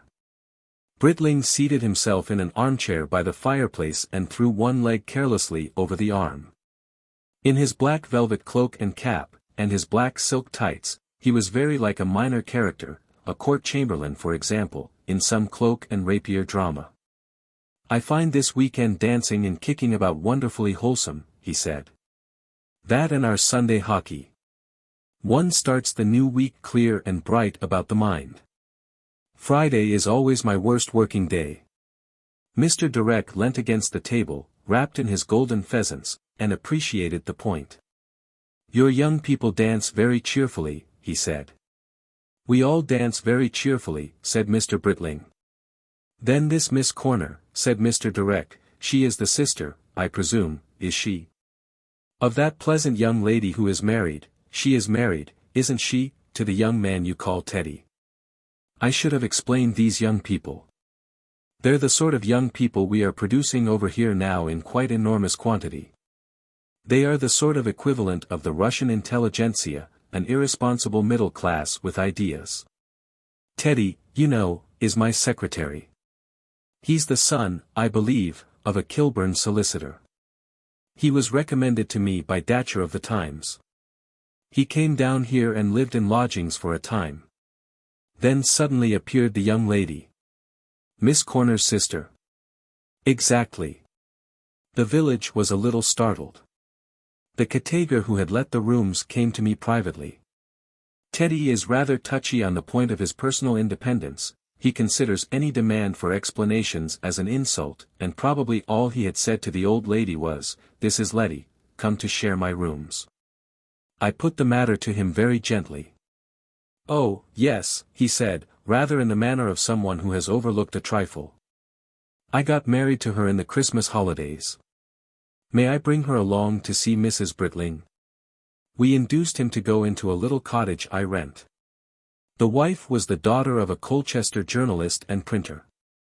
I don't know if you talked to her. I've talked to the sister rather.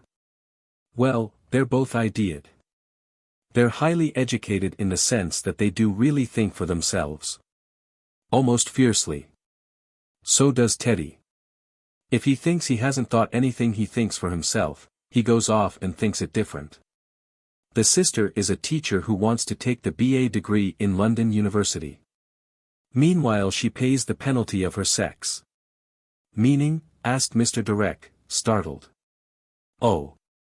That she puts in a great deal too much of her time upon housework and minding her sister's baby. She's a very interesting and charming young lady indeed, said Mr. Direck. With a sort of Western college freedom of mind, and something about her that isn't American at all. Mr. Britling was following the train of his own thoughts. My household has some amusing contrasts, he said. I don't know if you have talked to that German. He's always asking questions. And you tell him any old thing and he goes and writes it down in his room upstairs, and afterwards asks you another like it in order to perplex himself by the variety of your answers.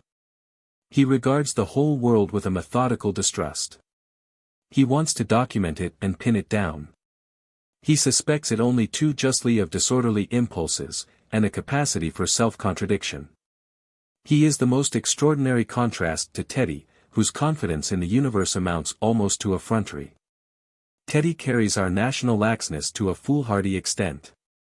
He is capable of leaving his watch in the middle of Clavering's Park and expecting to find it a month later, being carefully taken care of by a squirrel, I suppose, when he happens to want it. He's rather like a squirrel himself, without the habit of hoarding. He is incapable of asking a question about anything, he would be quite sure it was all right anyhow. He would feel that asking questions betrayed a want of confidence, was a sort of incivility. But my German, if you notice, his normal expression is one of grave solicitude. He is like a conscientious ticket collector among his impressions. And did you notice how beautifully my pianola rolls are all numbered and catalogued? He did that. He set to work and did it as soon as he got here, just as a good cat when you bring it into the house sets to work and catches mice. Previously the pianola music was chaos. You took what God sent you. And he looks like a German, said Mr. Britling. He certainly does that, said Mr. Direck. He has the fair type of complexion, the rather full habit of body, the temperamental disposition, but in addition that close-cropped head, it is almost as if it were shaved, the plumpness, the glasses, those are things that are made. And the way he carries himself. And the way he thinks. His meticulousness. When he arrived he was delightful, he was wearing a student's cork cap and a rucksack, he carried a violin, he seemed to have come out of a book. No one would ever dare to invent so German a German for a book. Now, a young Frenchman or a young Italian or a young Russian coming here might look like a foreigner, but he wouldn't have the distinctive national stamp a German has. He wouldn't be plainly French or Italian or Russian. Other peoples are not made, they are neither made nor created but proceeding, out of 1,000 indefinable causes. The Germans are a triumph of directive will. I had to remark the other day that when my boys talked German they shouted. But when one talks German one must shout, said Herr Heinrich. It is taught so in the schools. And it is. They teach them to shout and to throw out their chests. Just as they teach them to read notice boards and not think about politics. Their very ribs are not their own. My Herr Heinrich is comparatively a liberal thinker. He asked me the other day, but why should I give myself up to philology? But then, he reflected, it is what I have to do. Mr. Britling seemed to have finished, and then just as Mr. Direck was planning a way of getting the talk back by way of Teddy to Miss Corner, he snuggled more deeply into his chair, reflected and broke out again. This contrast between Heinrich's carefulness and Teddy's easygoingness, come to look at it, is I suppose one of the most fundamental in the world. It reaches to everything. It mixes up with education, statecraft, morals. Will you make or will you take? Those are the two extreme courses in all such things. I suppose the answer of wisdom to that is, like all wise answers, a compromise. I suppose one must accept and then make all one can of it. Have you talked at all to my eldest son? He's a very interesting young man indeed, said Mr. Direck. I should venture to say there's a very great deal in him. I was most impressed by the few words I had with him. There, for example, is one of my perplexities, said Mr. Britling. Mr. Direck waited for some further light on this sudden transition. Ah! Your troubles in life haven't begun yet. Wait till you're a father. That cuts to the bone. You have the most delicate thing in the world in hand, a young kindred mind. You feel responsible for it, you know you are responsible for it, and you lose touch with it. You can't get at it. Nowadays we've lost the old tradition of fatherhood by divine right, and we haven't got a new one. I've tried not to be a cramping ruler, a director, a domestic tyrant to that lad, and in effect it's meant his going his own way. I don't dominate. I hope to advise. But you see he loves my respect and good opinion. Too much. When things go well I know of them. When the world goes dark for him, then he keeps his trouble from me. Just when I would so eagerly go into it with him. There's something the matter now, something, it may be grave. I feel he wants to tell me. And there it is, it seems I am the last person to whom he can humiliate himself by a confession of blundering, or weakness. Something I should just laugh at and say, that's in the blood of all of us, dear spit of myself. Let's see what's to be done. He paused and then went on, finding in the unfamiliarity and transitoriness of his visitor a freedom he might have failed to find in a close friend. I am frightened at times at all I don't know about in that boy's mind. I know nothing of his religiosities. He's my son and he must have religiosities. I know nothing of his ideas or of his knowledge about sex and all that side of life. I do not know of the things he finds beautiful. I can guess at times, that's all. When he betrays himself. You see, you don't know really what love is until you have children. One doesn't love women. Indeed you don't. One gives and gets, it's a trade. One may have tremendous excitements and expectations and overwhelming desires. That's all very well in its way. But the love of children is an exquisite tenderness, it rends the heart. It's a thing of God. And I lie awake at nights and stretch out my hands in the darkness to this lad, who will never know, until his sons come in their time. He made one of his quick turns again.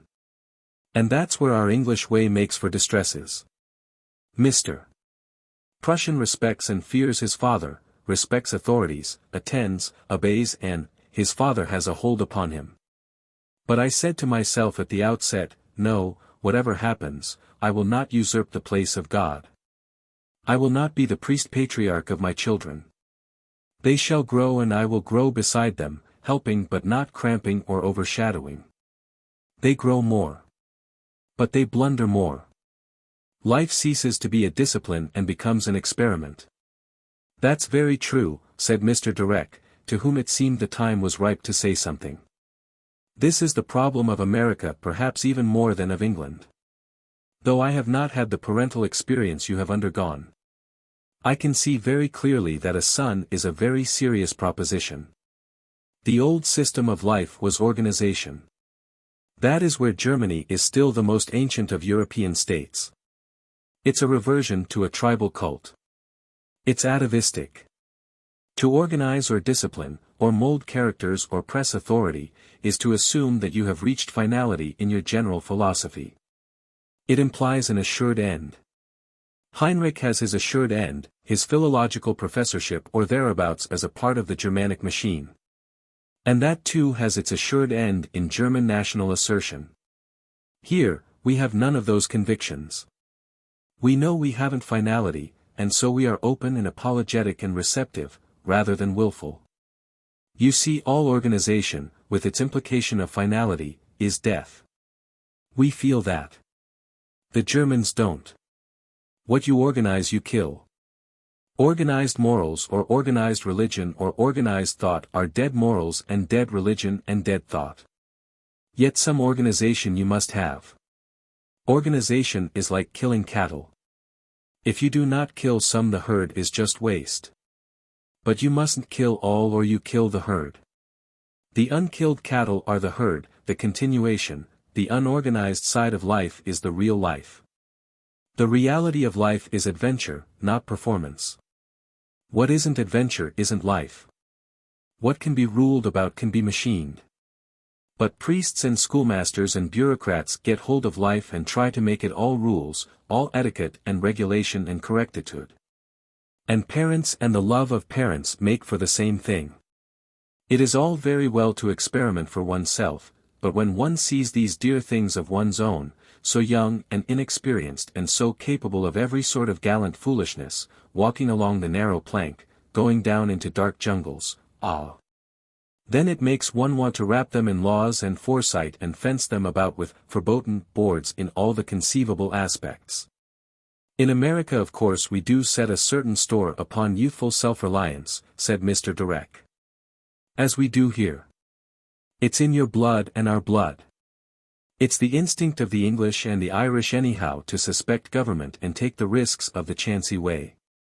And manifestly the Russians, if you read their novelists, have the same twist in them. When we get this young Prussian here, he's a marvel to us. He really believes in law. He likes to obey. That seems a sort of joke to us. It's curious how foreign these Germans are, to all the rest of the world. Because of their docility. Scratch the Russian and you get the Tartar. Educate the Russian or the American or the Englishman or the Irishman or Frenchman or any real Northern European except the German, and you get the anarchist. That is to say, the man who dreams of order without organization, of something beyond organization. It's 1 o'clock, said Mr. Britling abruptly, perceiving a shade of fatigue upon the face of his hearer and realizing that his thoughts had taken him too far, and Sunday. Let's go to bed. Section 11. For a time Mr. Direck could not sleep. His mind had been too excited by this incessant day with all its novelties and all its provocations to comparison. The whole complicated spectacle grouped itself, with a naturalness and a complete want of logic that all who have been young will understand, about Cecily Corner. She had to be in the picture, and so she came in as though she were the central figure, as though she were the quintessential England. There she was, the type, the blood, the likeness, of no end of Massachusetts families, the very same stuff indeed, and yet she was different. For a time his thoughts hovered ineffectively about certain details of her ear and cheek, and one may doubt if his interest in these things was entirely international. Then he found himself under way with an exposition of certain points to Mr. Britling. In the security of his bed he could imagine that he was talking very slowly and carefully while Mr. Britling listened, already he was more than halfway to dreamland, or he could not have supposed anything so incredible. There's a curious sort of difference, he was saying.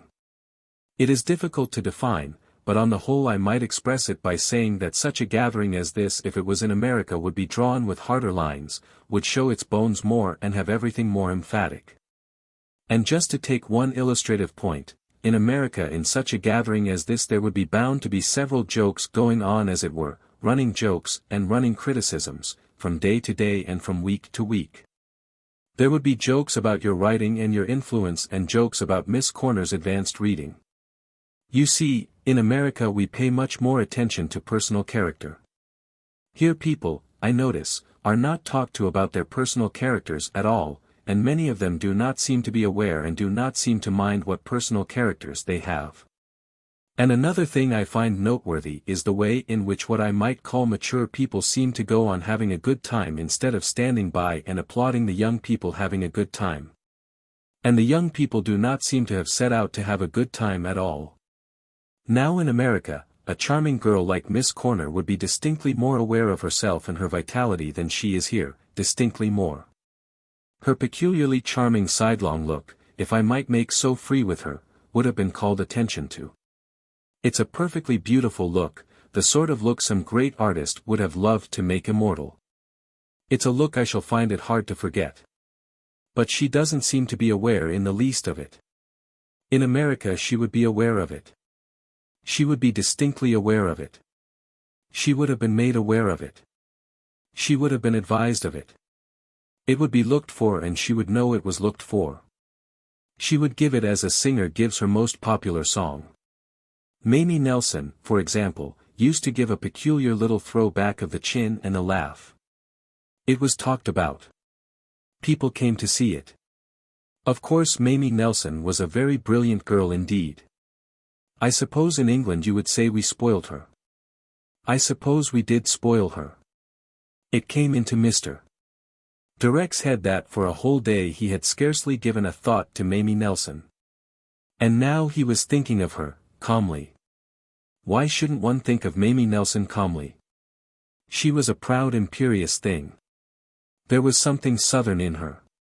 Very dark blue eyes she had, much darker than Miss Corner's. But how tortuous she had been behind that outward pride of hers. For 4 years she had let him think he was the only man who really mattered in the world, and all the time quite clearly and definitely she had deceived him. She had made a fool of him, and she had made a fool of the others perhaps, just to have her retinue and play the queen in her world. And at last humiliation, bitter humiliation, and Mamie with her chin in the air and her bright triumphant smile looking down on him.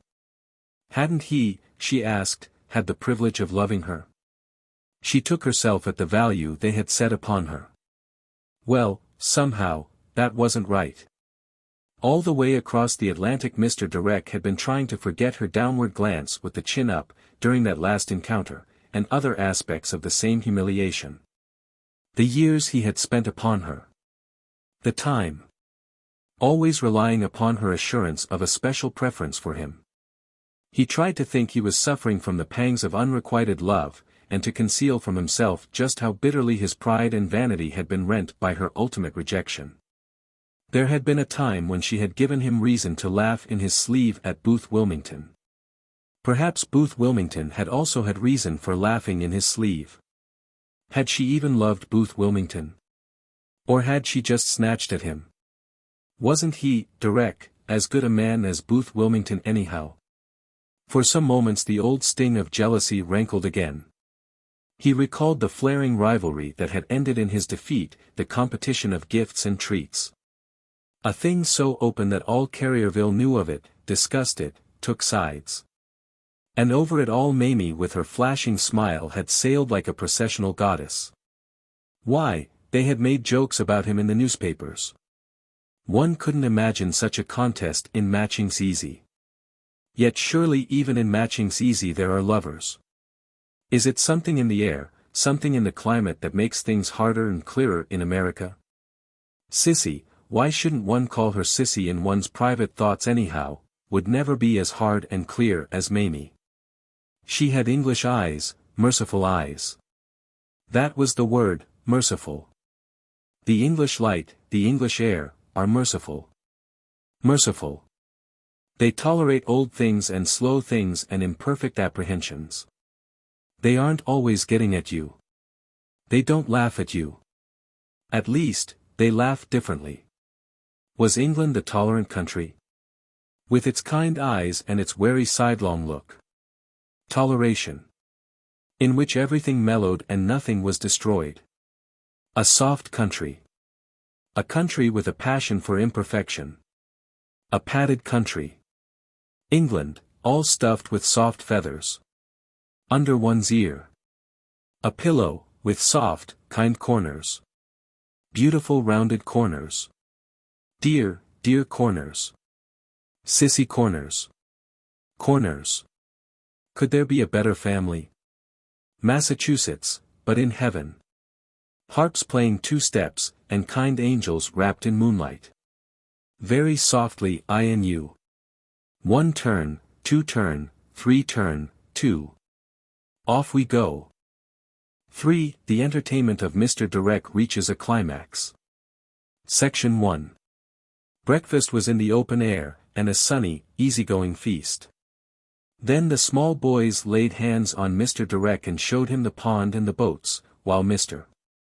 Britling strolled about the lawn with Hugh, talking rather intently. And when Mr. Direck returned from the boats in a state of greatly enhanced popularity, he found Mr. Britling conversing over his garden railings to what was altogether a new type of Britisher in Mr. Direck's experience. It was a tall, lean, sun-bitten youngish man of 40 perhaps, in brown tweeds, looking more like the Englishman of the American illustrations than anything Mr. Direck had met hitherto.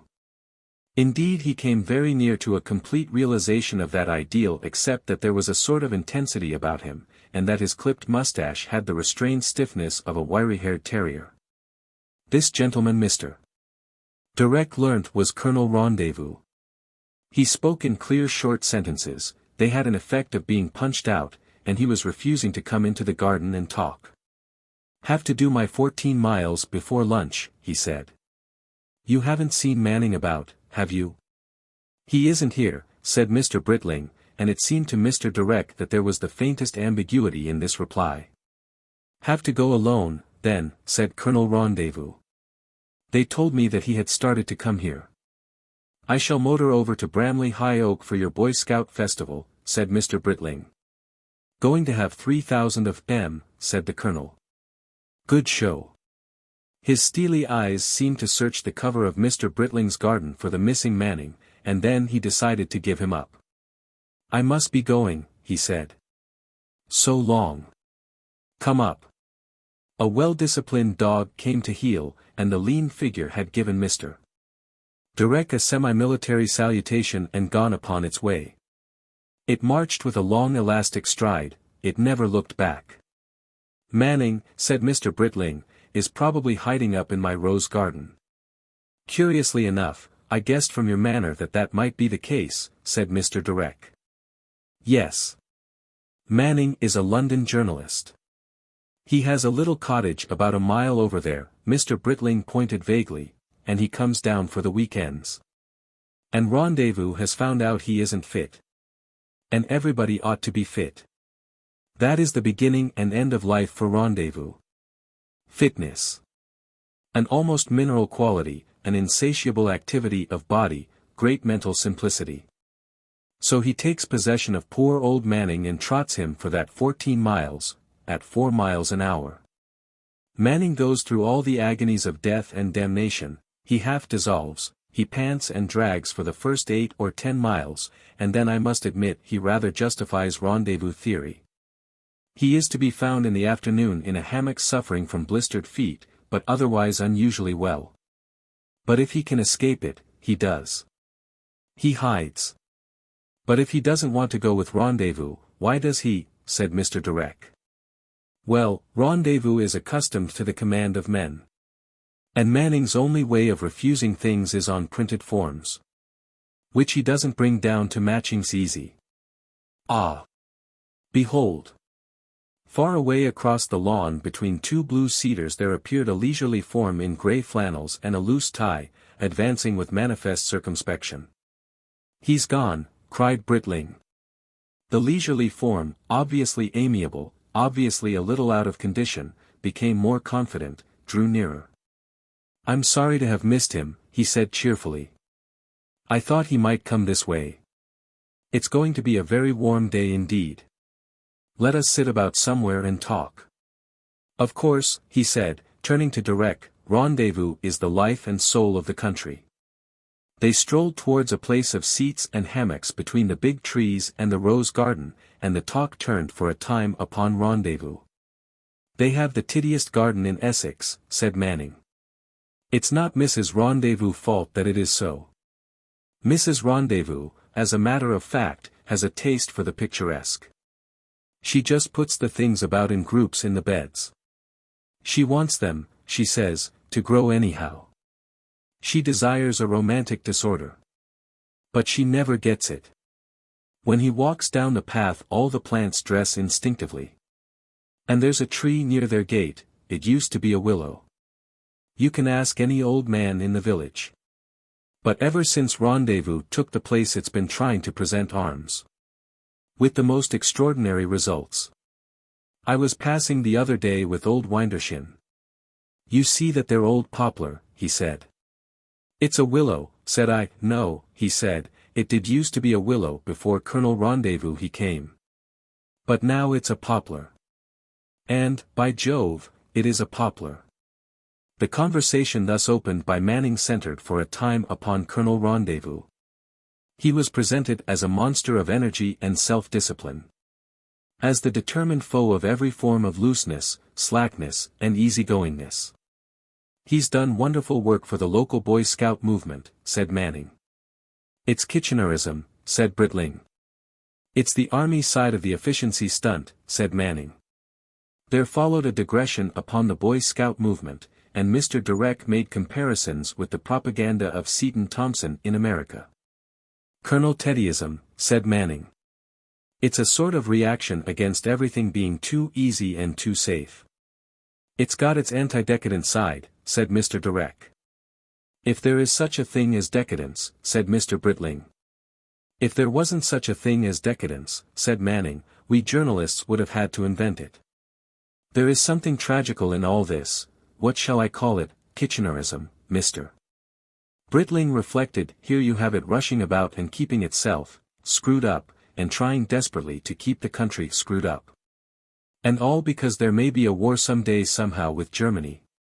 Provided Germany is insane. It's that war, like some sort of bee in Rendezvous brains, that is driving him along the road now to market saffron. He always keeps to the roads because they are sever, through all the dust and sunshine. When he might be here gossiping. And you know, I don't see that war coming," said Mr. Britling. "I believe Rendezvous sweats in vain. I can't believe in that war. It has held off for 40 years. It may hold off forever." He nodded his head towards the German tutor, who had come into view across the lawn, talking profoundly with Mr. Britling's eldest son. "Look at that pleasant person.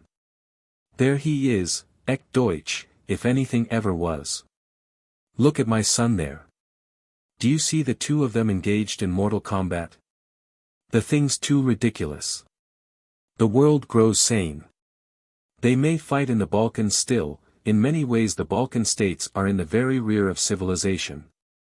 But to imagine decent countries like this or Germany going back to bloodshed. No. When I see Rendezvous keeping it up and keeping it up, I begin to see just how poor Germany must be keeping it up. I begin to realize how sick Germany must be getting of the high road and the dust and heat and the everlasting drill and restraint. My heart goes out to the South Germans. Old Manning here always reminds me of Austria. Think of Germany coming like Rendezvous on a Sunday morning, and looking stiffly over Austria's fence. Come for a good hard walk, man. Keep fit. But suppose this Balkan trouble becomes acute, said Manning. It hasn't, it won't. Even if it did we should keep out of it.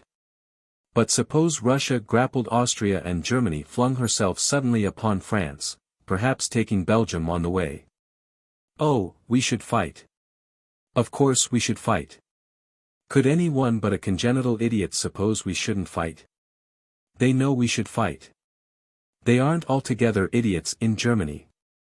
But the thing's absurd. Why should Germany attack France? It's as if Manning here took a hatchet suddenly and assailed Edith.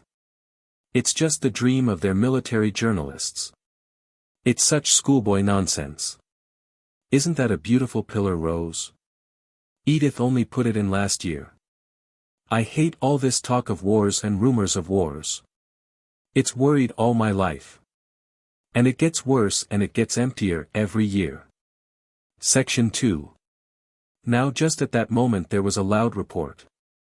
But neither Mr. Britling nor Mr. Manning nor Mr. Direck was interrupted or incommoded in the slightest degree by that report. Because it was too far off over the curve of this round world to be either heard or seen at Matching's Easy. Nevertheless it was a very loud report. It occurred at an open space by a river that ran through a cramped oriental city, a city spiked with white minarets and girt about by bare hills under a blazing afternoon sky. It came from a black parcel that the Archduke Francis Ferdinand of Austria, with great presence of mind, had just flung out from the open hood of his automobile, where, tossed from the side of the quay, it had descended a few seconds before. It exploded as it touched the cobbled road just under the front of the second vehicle in the procession, and it blew to pieces the front of the automobile and injured the aide-de-camp who was in it and several of the spectators. Its thrower was immediately gripped by the bystanders. The procession stopped. There was a tremendous commotion amongst that brightly costumed crowd, a hot excitement in vivid contrast to the Sabbath calm of Matching's Easy. Mr. Britling, to whom the explosion was altogether inaudible, continued his dissertation upon the common sense of the world and the practical security of our Western peace. Section 3. Lunch was an open-air feast again. 3 visitors had dropped in. They had motored down from London piled up on a motorcycle and a sidecar, a brother and 2 sisters they seemed to be, and they had apparently reduced hilariousness to a principle. The rumors of coming hockey that had been floating on the outskirts of Mr. Direck's consciousness ever since his arrival, thickened and multiplied. It crept into his mind that he was expected to play. He decided he would not play. He took various people into his confidence. He told Mr. Britling, and Mr. Britling said, "We'll make you full back, where you'll get a hit now and then and not have very much to do. All you have to remember is to hit with the flat side of your stick and not raise it above your shoulders." He told Teddy, and Teddy said, "I strongly advise you to dress as thinly as you can consistently with decency, and put your collar and tie in your pocket before the game begins. Hockey is properly a winter game." He told the maiden ant-like lady with the prominent nose, and she said almost enviously, "Every one here is asked to play except me." I assuaged the perambulator. "I suppose one mustn't be envious. I don't see why I shouldn't play. I'm not so old as all that." He told Hugh, and Hugh warned him to be careful not to get hold of one of the sprung sticks. He considered whether it wouldn't be wiser to go to his own room and lock himself in, or stroll off for a walk through Clavering's Park. But then he would miss Miss Corner, who was certain, it seemed, to come up for hockey. On the other hand, if he did not miss her he might make himself ridiculous in her eyes, and efface the effect of the green silk stuff with the golden pheasants. He determined to stay behind until she arrived, and explain to her that he was not going to play. He didn't somehow want her to think he wasn't perfectly fit to play. Mr. Carmine arrived in an automobile with 2 Indians and a gentleman who had been a prospector in Alaska. The family who had danced overnight at the Dower House reappeared, and then Mrs. Teddy, very detached with a special hockey stick, and Miss Corner wheeling the perambulator. Then came further arrivals. At the earliest opportunity Mr. Direck secured the attention of Miss Corner, and lost his interest in anyone else. "I can't play this hockey," said Mr. Direck. "I feel strange about it. It isn't an American game. Now if it were baseball." He left her to suppose him uncommonly hot stuff at baseball. "If you're on my side," said Cecily, "mind you pass to me." It became evident to Mr. Direck that he was going to play this hockey after all. "Well," he said, "if I've got to play hockey, I guess I've got to play hockey. But can't I just get a bit of practice somewhere before the game begins?" So Miss Corner went off to get 2 sticks and a ball and came back to instruct Mr. Direck. She said he had a good eye. The 2 small boys scenting play in the air got sticks and joined them. The overnight visitor's wife appeared from the house in abbreviated skirts, and wearing formidable shin guards. With her abundant fair hair, which was already breaking loose, so to speak, to join the fray, she looked like a short stout dismounted Valkyr. Her gaze was clear and firm. Section 4. Hockey as it was played at the Dower House at Matching's Easy before the war, was a game combining danger, physical exercise and kindliness in a very high degree. Except for the infant in the perambulator and the outwardly calm but inwardly resentful aunt, who wheeled the child up and down in a position of maximum danger just behind the unnetted goal, everyone was involved. Quite able-bodied people acquainted with the game played forward, the less well-informed played a defensive game behind the forward line, elderly, infirm, and bulky persons were used chiefly as obstacles in goal. Several players wore padded leg guards, and all players were assumed to have them and expected to behave accordingly. Proceedings began with an invidious ceremony called picking up. This was heralded by Mr. Britling, clad in the diaphanous flannels and bearing a hockey stick, advancing with loud shouts to the center of the hockey field. "Pick up! Pick up!" echoed the young Britlings. Mr. Direck became aware of a tall, drooping man with long hair and long digressive legs in still longer white flannel trousers, and a face that was somehow familiar. He was talking with affectionate intimacy to Manning, and suddenly Mr. Direck remembered that it was in Manning's weekly paper, The Sectarian, in which a bitter caricaturist enlivened a biting text, that he had become familiar with the features of Manning's companion. It was Rayburn, Rayburn the insidious, Rayburn the completest product of the party system. Well, that was the English way. "Come for the pick-up," cried the youngest Britling, seizing upon Mr. Direck's elbow. It appeared that Mr. Britling and the overnight dinner guest, Mr. Direck never learnt his name, were picking up. Names were shouted. "I'll take Cecily," Mr. Direck heard Mr. Britling say quite early. The opposing sides as they were picked fell into 2 groups. There seemed to be difficulties about some of the names. Mr. Britling, pointing to the more powerful-looking of the Indian gentlemen, said, "You, sir." "I'm going to speculate on Mr. Dinks," said Mr. Britling's opponent. Mr. Direck gathered that Mr. Dinks was to be his hockey name. "You're on our side," said Mrs. Teddy. "I think you'll have to play forward, outer right, and keep a sharp eye on Cissie." "I'll do what I can," said Mr. Direck. His captain presently confirmed this appointment. His stick was really a sort of club and the ball was a firm hard cricket ball. He resolved to be very gentle with Cecily, and see that she didn't get hurt. The sides took their places for the game, and a kind of order became apparent to Mr. Direck. In the center stood Mr. Britling and the opposing captain, and the ball lay between them. They were preparing to bully off and start the game. In a line with each of them were 4 other forwards. They all looked spirited and intent young people, and Mr. Direck wished he had had more exercise to justify his own alert appearance. Behind each center forward hovered one of the Britling boys. Then on each side came a vaguer row of 3 backs, persons of gentler disposition or maturer years. They included Mr. Rayburn, who was considered to have great natural abilities for hockey but little experience.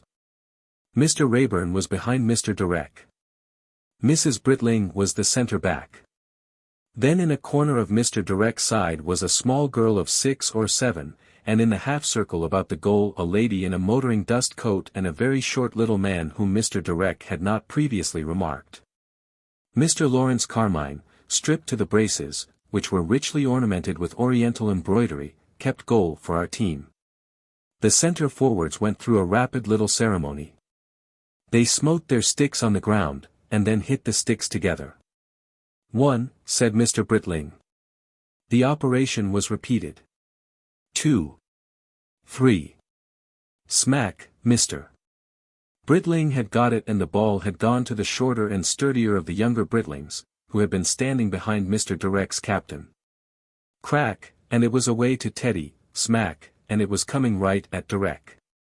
"Lordy!" he said, and prepared to smite it. Then something swift and blue had flashed before him, intercepted the ball and shot it past him. This was Cecily Corner, and she and Teddy were running abreast like the wind towards Mr. Raeburn. "Hey!" cried Mr. Raeburn, "stop," and advanced, as it seemed to Mr. Direck, with unseemly and threatening gestures towards Cissie. But before Mr. Direck could adjust his mind to this new phase of affairs, Cecily had passed the right honourable gentleman with the same mysterious ease with which she had flashed by Mr. Direck, and was bearing down upon the miscellaneous landwehr which formed the backs of Mr. Direck's side. "You rabbit!" cried Mr. Raeburn, and became extraordinarily active in pursuit, administering great lengths of arm and leg with a centralized efficiency he had not hitherto displayed. Running hard to the help of Mr. Raeburn was the youngest Britling boy, a beautiful contrast. It was like a puff ball supporting and assisting a conger eel. In front of Mr. Direck the little stout man was being alert. Teddy was supporting the attack near the middle of the field, crying, "Centre," while Mr. Britling, very round and resolute, was bouncing straight towards the threatened goal. But Mrs. Teddy, running as swiftly as her sister, was between Teddy and the ball. Whack! The little short man's stick had clashed with Cecily's. Confused things happened with sticks and feet, and the little short man appeared to be trying to cut down Cecily as one cuts down a tree. She tried to pass the ball to her centre forward, too late, and then misses. Teddy had intercepted it, and was flickering back towards Mr. Britling's goal in a rush in which Mr. Direck perceived it was his duty to join. Yes, he had to follow up Mrs. Teddy and pick up the ball if he had a chance and send it in to her or the captain or across to the left forwards, as circumstances might decide. It was perfectly clear. Then came his moment. The little formidably padded lady who had dined at the Dower House overnight, made a gallant attack upon Mrs. Teddy. Out of the confusion of this clash the ball spun into Mr. Direck's radius. Where should he smite and how? A moment of reflection was natural. But now the easy-fitting discipline of the Dower House style of hockey became apparent. Mr. Direck had last observed the tall young Indian gentleman, full of vitality and anxious for destruction, far away in the distance on the opposing right wing. But now, regardless of the more formal methods of the game, this young man had resolved, without further delay and at any cost, to hit the ball hard. And he was travelling like some Asiatic typhoon with an extreme velocity across the remonstrances of Mr. Britling and the general order of his side. Mr. Direck became aware of him just before his impact. There was a sort of collision from which Mr. Direck emerged with a feeling that one side of his face was permanently flattened, but still gallantly resolved to hit the comparatively lethargic ball. He and the staggered but resolute Indian clashed sticks again. And Mr. Direck had the best of it. Years of experience couldn't have produced a better pass to the captain. Good pass. Apparently from one of the London visitors. But this was some game. The ball executed some rapid movements to and fro across the field. Our side was pressing hard. There was a violent convergence of miscellaneous backs and such like irregulars upon the threatened goal. Mr. Britling's dozen was rapidly losing its disciplined order. One of the sidecar ladies and the gallant Indian had shifted their activities to the defensive back, and with them was a spectacled gentleman waving his stick, high above all recognized rules. Mr. Direck's captain and both Britling boys hurried to join the fray. Mr. Britling, who seemed to Mr. Direck to be for a captain rather too demagogic, also ran back to rally his forces by loud cries. Pass outwardly was the burthen of his contribution. The struggle about the Britling goal ceased to be a game and became something between a fight and a social gathering. Mr. Britling's goalkeeper could be heard shouting, "I can't see the ball. Lift your feet." The crowded conflict lurched towards the goal posts. "My shin," cried Mr. Manning. "No, you don't." Whack, but again whack. Whack. "Ah. Would you?" Whack. "Goal," cried the sidecar gentleman. "Goal," cried the Britling boys. Mr. Manning, as goalkeeper, went to recover the ball, but one of the Britling boys politely anticipated him. The crowd became inactive, and then began to drift back to loosely conceived positions. "It's no good swarming into goal like that, Mr. Britling, with a faint asperity in his voice, explained to his followers. "We've got to keep open and not crowd each other." Then he went confidentially to the energetic young Indian to make some restrictive explanation of his activities. Mr. Direck strolled back toward Cecily. He was very warm and a little blown, but not, he felt, disgraced. He was winning. "You'll have to take your coat off," she said. It was a good idea. It had occurred to several people, and the boundary line was already dotted with hastily discarded jackets and wraps and so forth. But the lady in the motoring dust coat was buttoning it to the chin.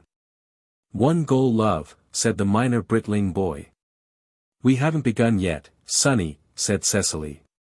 "Sonny. That's American," said Mr. Direck. "No.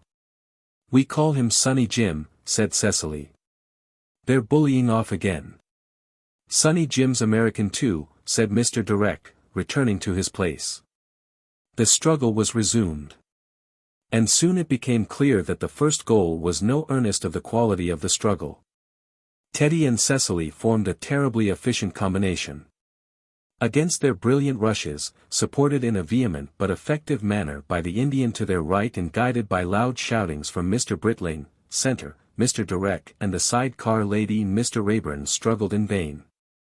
One swift advance was only checked by the dust cloak, its folds held the ball until help arrived, another was countered by a tremendous swipe of Mr. Rayburn's that sent the ball within an inch of the youngest Britling's head and right across the field.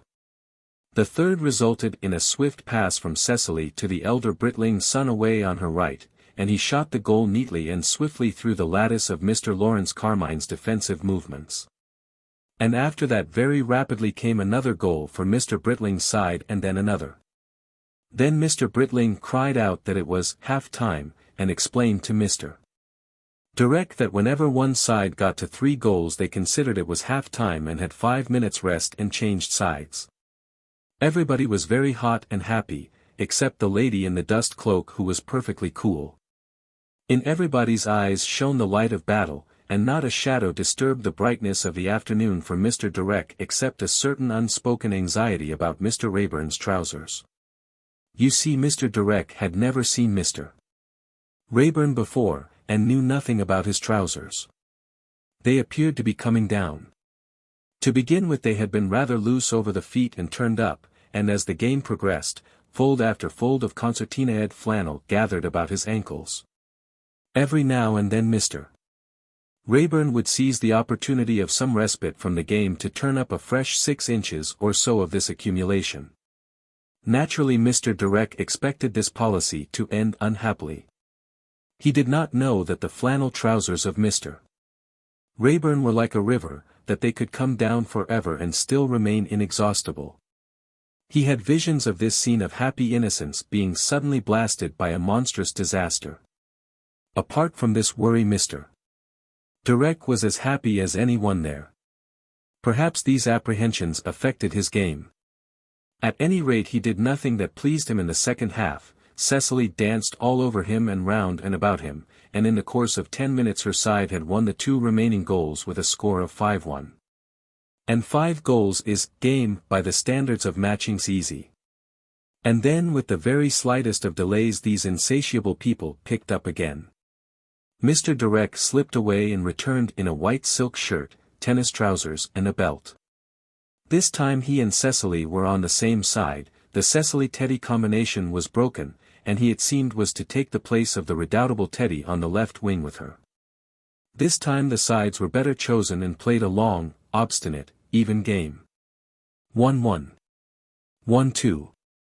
1-3. Half time. 2-3. 3-all. 4-3. 4-all. By this time Mr. Direck was beginning to master the simple strategy of the sport. He was also beginning to master the fact that Cissie was the quickest, nimblest, most indefatigable player on the field. He scouted for her and passed to her. He developed tacit understandings with her. Ideas of protecting her had gone to the four winds of heaven. Against them Teddy and a sidecar girl with Rayburn in support made a memorable struggle. Teddy was as quick as a cat. 4-3 looked like winning, but then Teddy and the tall Indian and Mrs. Teddy pulled square. They almost repeated this feat and won, but Mr. Manning saved the situation with an immense oblique hit that sent the ball to Mr. Direck. He ran with the ball up to Rayburn and then dodged and passed to Cissie. There was a lively struggle to the left, the ball was hit out by Mr. Rayburn and thrown in by a young Britling, lost by the forwards and rescued by the padded lady. Forward again. This time we'll do it. Cissie away to the left had worked round Mr. Rayburn once more. Teddy, realizing that things were serious, was tearing back to attack her. Mr. Direck supported with silent intentness. Center, cried Mr. Britling. Centre. Mr. Direck, came her voice, full of confidence. Of such moments is the heroic life. The ball shot behind the hurtling Teddy. Mr. Direck stopped it with his foot, a trick he had just learnt from the eldest Britling son. He was neither slow nor hasty. He was in the half-circle, and the way to the goal was barred only by the dust-cloak lady and Mr. Lawrence Carmine. He made as if to shoot to Mr. Carmine's left and then smacked the ball, with the swiftness of a serpent stroke, to his right. He'd done it. Mr. Carmine's stick and feet were a yard away. Then hard on this wild triumph came a flash of horror. One can't see everything. His eye following the ball's trajectory. Directly in its line of flight was the perambulator. The ball missed the legs of the lady with the noble nose by a kind of miracle, hit and glanced off the wheel of the perambulator, and went spinning into a border of antirrhinums. Good, cried Cissie. Splendid shot. He'd shot a goal. He'd done it well. The perambulator it seemed didn't matter. Though apparently the impact had awakened the baby. In the margin of his consciousness was the figure of Mr. Britling remarking, Auntie. You really mustn't will the perambulator, just there. I thought, said the aunt, indicating the goal posts by a facial movement, that those two sticks would be a sort of protection. Ah! Did they then? Never mind that. That's game. Said one of the junior Britlings to Mr. Direck with a note of high appreciation, and the whole party, relaxing and crumpling like a lowered flag, moved towards the house and tea. Section 5. We'll play some more after tea, said Cissie. It will be cooler then. My word, I'm beginning to like it, said Mr. Direck. You're going to play very well, she said. And such is the magic of a game that Mr.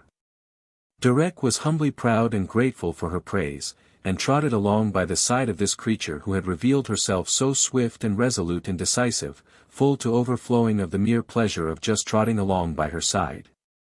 And after tea, which was a large confused affair, enlivened by wonderful and entirely untruthful reminiscences of the afternoon by Mr. Rayburn, they played again, with fewer inefficiencies and greater skill and swiftness, and Mr.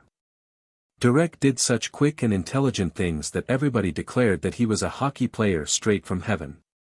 The dusk, which at last made the position of the ball too speculative for play, came all too soon for him.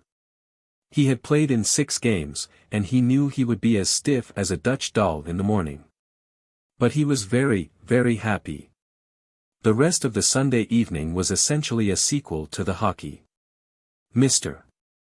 Direck changed again, and after using some embrocation that Mrs. Britling recommended very strongly, came down in a black jacket and a cheerfully ample black tie. He had a sense of physical well-being such as he had not experienced since he came aboard the liner at New York. The curious thing was that it was not quite the same sense of physical well-being that one had in America. That is bright and clear and a little dry, this was humid. His mind quivered contentedly, like sunset midges over a lake, it had no hard bright flashes, and his body wanted to sit about. His sense of intimacy with Cicely increased each time he looked at her. When she met his eyes she smiled. He'd caught her style now, he felt, he attempted no more compliments and was frankly her pupil at hockey and badminton. After supper Mr. Britling renewed his suggestion of an automobile excursion on the Monday. "There's nothing to take you back to London," said Mr. Britling, "and we could just hunt about the district with the little old car and see everything you want to see." Mr. Direck did not hesitate 3 seconds. He thought of Gladys, he thought of Miss Cicely Corner. "Well, indeed," he said, "if it isn't burthening you, if I'm not being any sort of inconvenience here for another night, I'd be really very glad indeed of the opportunity of going around and seeing all these ancient places." Section 6. The newspapers came next morning at 9, and were full of the Sarajevo murders. Mr. Direck got the Daily Chronicle and found quite animated headlines for a British paper. "Who's this Archduke?" he asked, anyhow. "And where is this Bosnia? I thought it was a part of Turkey." "It's in Austria," said Teddy. "It's in the Middle Ages," said Mr. Britling. "What an odd, pertinacious business it seems to have been. First one bomb, then another, then finally the man with the pistol. While we were strolling about the rose garden. It's like something out of The Prisoner of Zenda." "Please," said Herr Heinrich. Mr. Britling assumed an attentive expression. "Will not this generally affect European politics?" "I don't know. Perhaps it will. It says in the paper that Serbia has sent those bombs to Sarajevo." "It's like another world," said Mr. Britling, over his paper. "Assassination as a political method. Can you imagine anything of the sort happening nowadays west of the Adriatic? Imagine someone assassinating the American vice president, and the bombs being at once ascribed to the arsenal at Toronto. We take our politics more sadly in the West. Won't you have another egg, Direck? Please. Might this not lead to a war?" "I don't think so. Austria may threaten Serbia, but she doesn't want to provoke a conflict with Russia.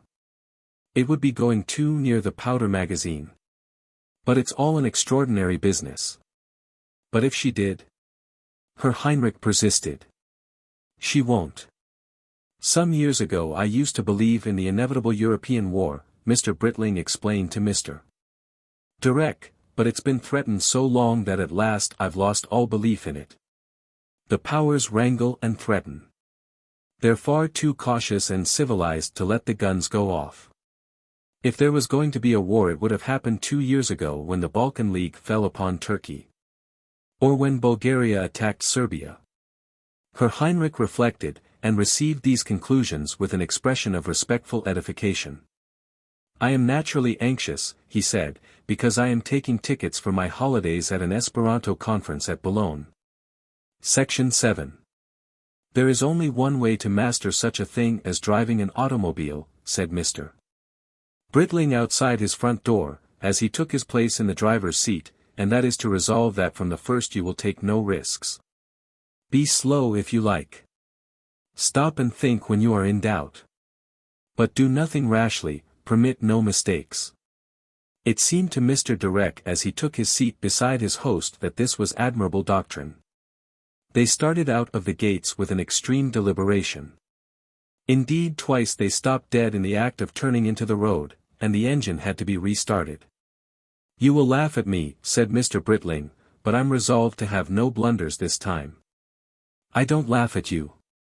It's excellent," said Mr. Direck. "It's the right way," said Mr. Britling. "Care, oh damn. I've stopped the engine again. Ugh, so, care, I was saying, and calm. Don't think I want to hurry you," said Mr. Direck.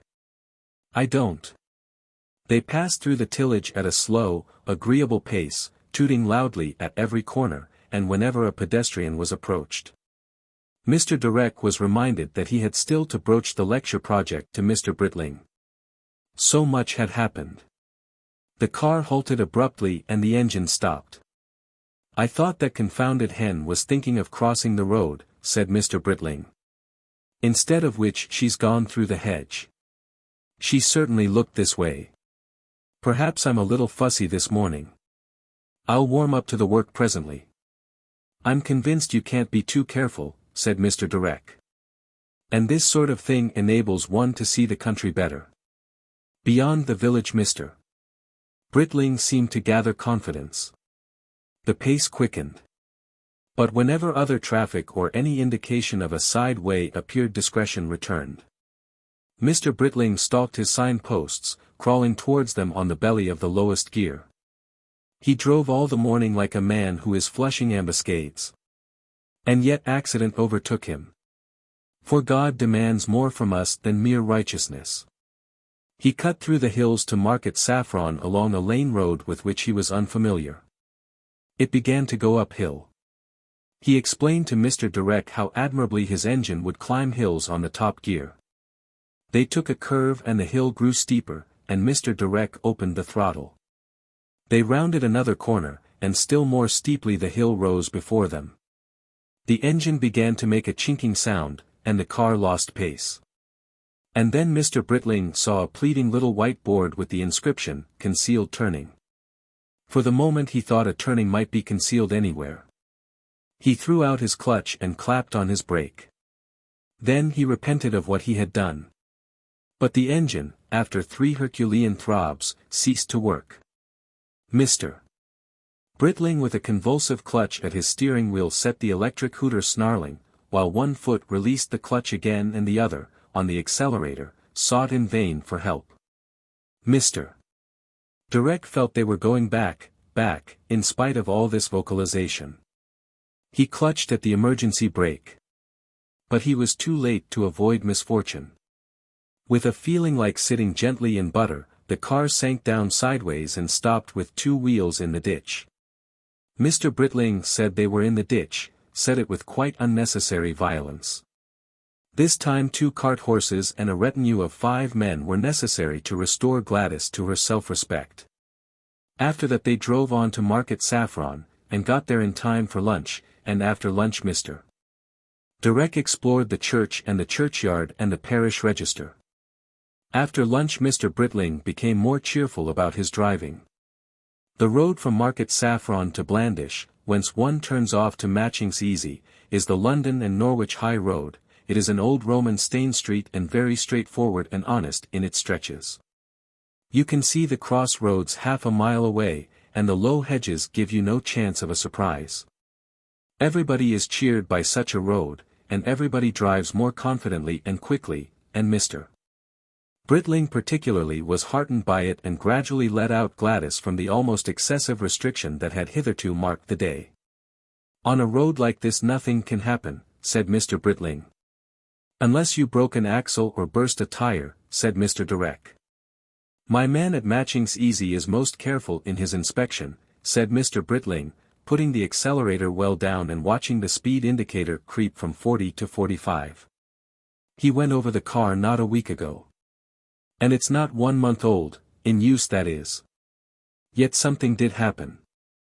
It was as they swept by the picturesque walls under the big old trees that encircle Brandismed Park. It was nothing but a slight miscalculation of distances. Ahead of them and well to the left, rode a postman on a bicycle. Towards them, with that curious effect of implacable fury peculiar to motorcycles, came a motorcyclist. First Mr. Britling thought that he would not pass between these two, then he decided that he would hurry up and do so, then he reverted to his former decision, and then it seemed to him that he was going so fast that he must inevitably run down the postman. His instinct not to do that pulled the car sharply across the path of the motorcyclist. "Oh, my God!" cried Mr. Britling. "My God!" twisted his wheel over and distributed his feet among his levers dementedly. He had an imperfectly formed idea of getting across right in front of the motorcyclist, and then they were going down the brief grassy slope between the road and the wall, straight at the wall, and still at a good speed. The motorcyclist smacked against something and vanished from the problem. The wall seemed to rush up at them and then collapse. There was a tremendous concussion. Mr. Direck gripped at his friend the emergency brake, but had only time to touch it before his head hit against the frame of the glass windscreen, and a curtain fell upon everything. He opened his eyes upon a broken wall, a crumpled motor car, and an undamaged motorcyclist in the aviator's cap and thin oilskin overalls dear to motorcyclists. Mr. Direck stared and then, still stunned and puzzled, tried to raise himself. He became aware of acute pain. "Don't move for a bit," said the motorcyclist. "Your arm and side are rather hurt, I think." Section 8. In the course of the next 12 hours Mr. Direck was to make a discovery that was less common in the days before the war than it has been since. He discovered that even pain and injury may be vividly interesting and gratifying. If anyone had told him he was going to be stunned for 5 or 6 minutes, cut about the brow and face and have a bone in his wrist put out, and that as a consequence he would find himself pleased and exhilarated, he would have treated the prophecy with ridicule. But here he was lying stiffly on his back with his wrist bandaged to his side and smiling into the darkness even more brightly than he had smiled at the Essex landscape 2 days before. The fact is pain hurts or irritates, but in itself it does not make a healthily constituted man miserable. The expectation of pain, the certainty of injury may make one hopeless enough, the reality rouses our resistance. Nobody wants a broken bone or a delicate wrist, but very few people are very much depressed by getting one. People can be much more depressed by smoking 100 cigarettes in 3 days or losing 1% of their capital. And everybody had been most delightful to Mr. Direck. He had had the monopoly of damage. Mr. Britling, holding on to the steering wheel, had not even been thrown out. "Unless I'm internally injured," he said, "I'm not hurt at all. My liver perhaps, bruised a little." Gladys had been abandoned in the ditch, and they had been very kindly brought home by a passing automobile. Cicely had been at the Dower House at the moment of the rueful arrival. She had seen how an American can carry injuries. She had made sympathy and helpfulness more delightful by expressed admiration.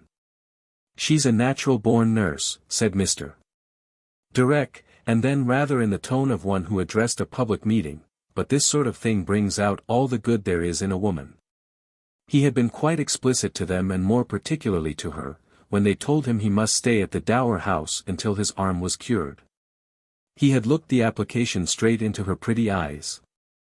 "If I'm to stay right here just as a consequence of that little shake-up, maybe for a couple of weeks, maybe 3, and if you're coming to do a bit of a talk to me ever and again, then I tell you I don't call this a misfortune. It isn't a misfortune. It's right down sheer good luck." And now he lay as straight as a mummy, with his soul filled with radiance of complete mental peace. After months of distress and confusion, he'd got straight again. He was in the middle of a real good story, bright and clean. He knew just exactly what he wanted.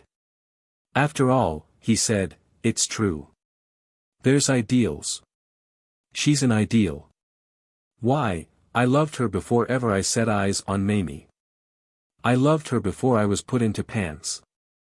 That old portrait, there it was pointing my destiny. It's affinity. It's natural selection. Well, I don't know what she thinks of me yet, but I do know very well what she's got to think of me.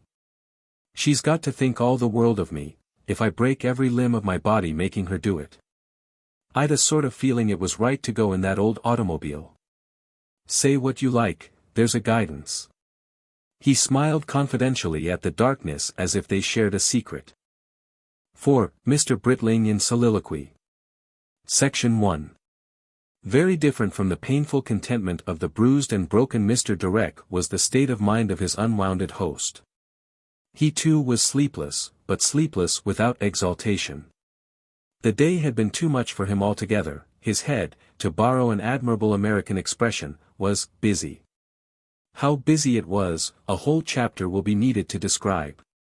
The impression Mr. Britling had made upon Mr. Direck was one of indefatigable happiness. But there were times when Mr. Britling was called upon to pay for his general cheerful activity in lump sums of bitter sorrow. There were nights, and especially after seasons of exceptional excitement and nervous activity, when the reckoning would be presented and Mr. Britling would welter prostrate and groaning under a stormy sky of unhappiness, active insatiable unhappiness, a beating with rods. The sorrows of the sanguine temperament are brief but furious, the world knows little of them. The world has no need to reckon with them. They cause no suicides and few crimes. They hurry past, smiting at their victim as they go. None the less they are misery. Mr. Britling in these moods did not perhaps experience the grey and hopeless desolations of the melancholic or the red damnation of the choleric, but he saw a world that bristled with misfortune and error. With poisonous thorns and traps and swampy places and incurable blunderings. An almost insupportable remorse for being Mr. Britling would pursue him, justifying itself upon 100 counts. And for being such a Britling. Why, he revived again that bitter question of 1,001 unhappy nights, why was he such a fool? Such a hasty fool. Why couldn't he look before he leapt?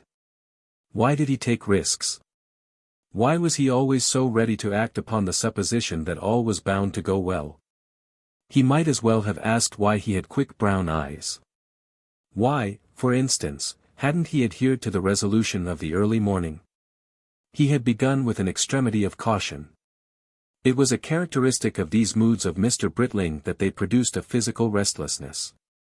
He kept on turning over and then turning over again, and sitting up and lying back, like a martyr on a gridiron. This was just the latest instance of a lifelong trouble.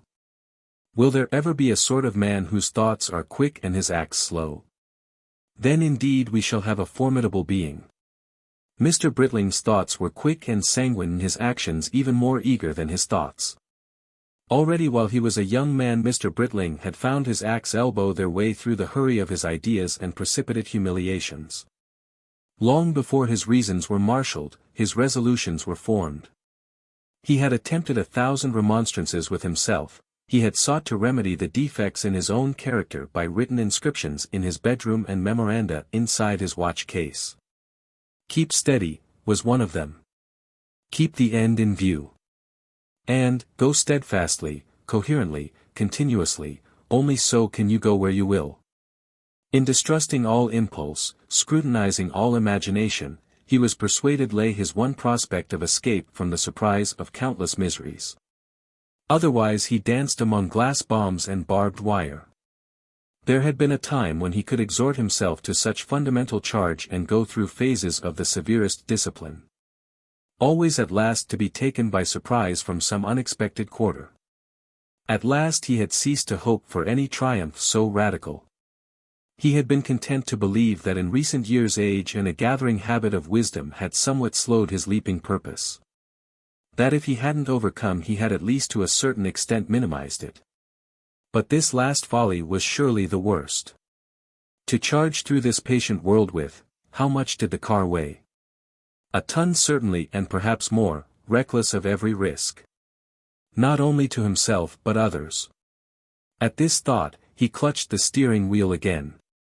Once more he saw the bent back of the endangered cyclist, once more he felt rather than saw the seething approach of the motor bicycle, and then through a long instant he drove helplessly at the wall. Hell perhaps is only one such incident, indefinitely prolonged.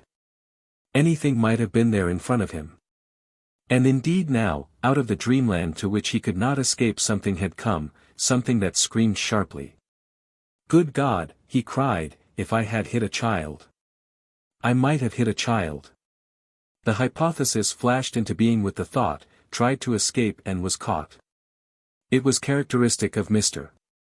Britling's nocturnal imagination that he should individualize this child quite sharply as rather plain and slender, with reddish hair, staring eyes, and its ribs crushed in a vivid and dreadful manner, pinned against the wall. Mixed up with some bricks, only to be extracted, oh! Horribly. But this was not fair. He had hurt no child. He had merely pitched out Mr. Direck and broken his arm. It wasn't his merit that the child hadn't been there. The child might have been there. Mere luck. He lay staring in despair, as an involuntary god might stare at many a thing in this amazing universe, staring at the little victim his imagination had called into being only to destroy. Section 2. If he had not crushed a child, other people had. Such things happened. Vicariously, at any rate, he had crushed many children. Why are children ever crushed? And suddenly all the pain and destruction and remorse of all the accidents in the world descended upon Mr. Britling. No longer did he ask, why am I such a fool, but why are we all such fools? He became man on the automobile of civilization, crushing his thousands daily in his headlong and yet aimless career. That was a trick of Mr. Britling's mind. It had this tendency to spread outward from himself to generalized issues. Many minds are like that nowadays. He was not so completely individualized as people are supposed to be individualized, in our law, in our stories, in our moral judgments. He had a vicarious factor. He could slip from concentrated reproaches to the liveliest remorse for himself as the automobilist in general, or for himself as England, or for himself as man. From remorse for smashing his guest and his automobile he could pass by what was for him the most imperceptible of transitions to remorse for every accident that has ever happened through the error of an automobilist since automobiles began. All that long succession of blunderers became Mr. Britling. Or rather, Mr. Britling became all that vast succession of blunderers. These fluctuating lapses from individuation made Mr. Britling a perplexity to many who judged only by the old personal standards. At times he seemed a monster of cantankerous self-righteousness, whom nobody could please or satisfy, but indeed when he was most pitiless about the faults of his race or nation he was really reproaching himself. And when he seemed more egotistical and introspective and self-centered he was really ransacking himself for a clue to that same confusion of purposes that waste the hope and strength of humanity. And now through the busy distresses of the night it would have perplexed a watching angel to have drawn the line and shown when Mr. Britling was grieving for his own loss and humiliation, and when he was grieving for these common human weaknesses of which he had so large a share. And this double refraction of his mind by which a concentrated and individualized Britling did but present a larger impersonal Britling beneath, carried with it a duplication of his conscience and sense of responsibility. To his personal conscience he was answerable for his private honor and his debts and the Dower House he had made and so on, but to his impersonal conscience he was answerable for the whole world. The world from the latter point of view was his egg. He had a subconscious delusion that he had laid it. He had a subconscious suspicion that he had let it cool and that it was addled. He had an urgency to incubate it. The variety and interest of his talk was largely due to that persuasion. It was a perpetual attempt to spread his mental feathers over the task before him. Section 3. After this much of explanation it is possible to go on to the task which originally brought Mr. Direck to Matchings Easy, the task that Massachusetts society had sent him upon, the task of organizing the mental unveiling of Mr. Britling. Mr. Direck saw Mr. Britling only in the daylight, and with an increasing distraction of the attention towards Miss Cecily Corner. We may see him rather more clearly in the darkness, without any distraction except his own. Now the smashing of Gladys was not only the source of a series of reproaches and remorses directly arising out of the smash. It had also a wide system of collateral consequences, which were also banging and blundering their way through the Britling mind. It was extraordinarily inconvenient in quite another direction that the automobile should be destroyed. It upset certain plans of Mr. Britling's in a direction growing right out from all the Dower House world in which Mr. Direck supposed him to be completely set and rooted. There were certain matters from which Mr. Britling had been averting his mind most strenuously throughout the weekend. Now, there was no averting his mind any more. Mr. Britling was entangled in a love affair. It was, to be exact, and disregarding minor affinities, his 8th love affair. And the new automobile, so soon as he could drive it efficiently, was to have played quite a solvent and conclusive part in certain entangled complications of this relationship. A man of lively imagination and quick impulses naturally has love affairs as he drives himself through life, just as he naturally has accidents if he drives an automobile. And the peculiar relations that existed between Mr. Britling and Mrs. Britling tended inevitably to make these love affairs troublesome, undignified and futile. Especially when they were viewed from the point of view of insomnia. Mr. Britling's first marriage had been a passionately happy one. His second was by comparison a marriage in neutral tint. There is much to be said for that extreme Catholic theory which would make marriage not merely lifelong but eternal. Certainly Mr. Britling would have been a finer if not a happier creature if his sentimental existence could have died with his first wife or continued only in his love for their son. He had married in the glow of youth, he had had 2 years of clean and simple loving, helping, quarreling in the happy ending of quarrels. Something went out of him into all that, which could not be renewed again. In his first extremity of grief he knew that perfectly well, and then afterwards he forgot it. While there is life there is imagination, which makes and forgets and goes on.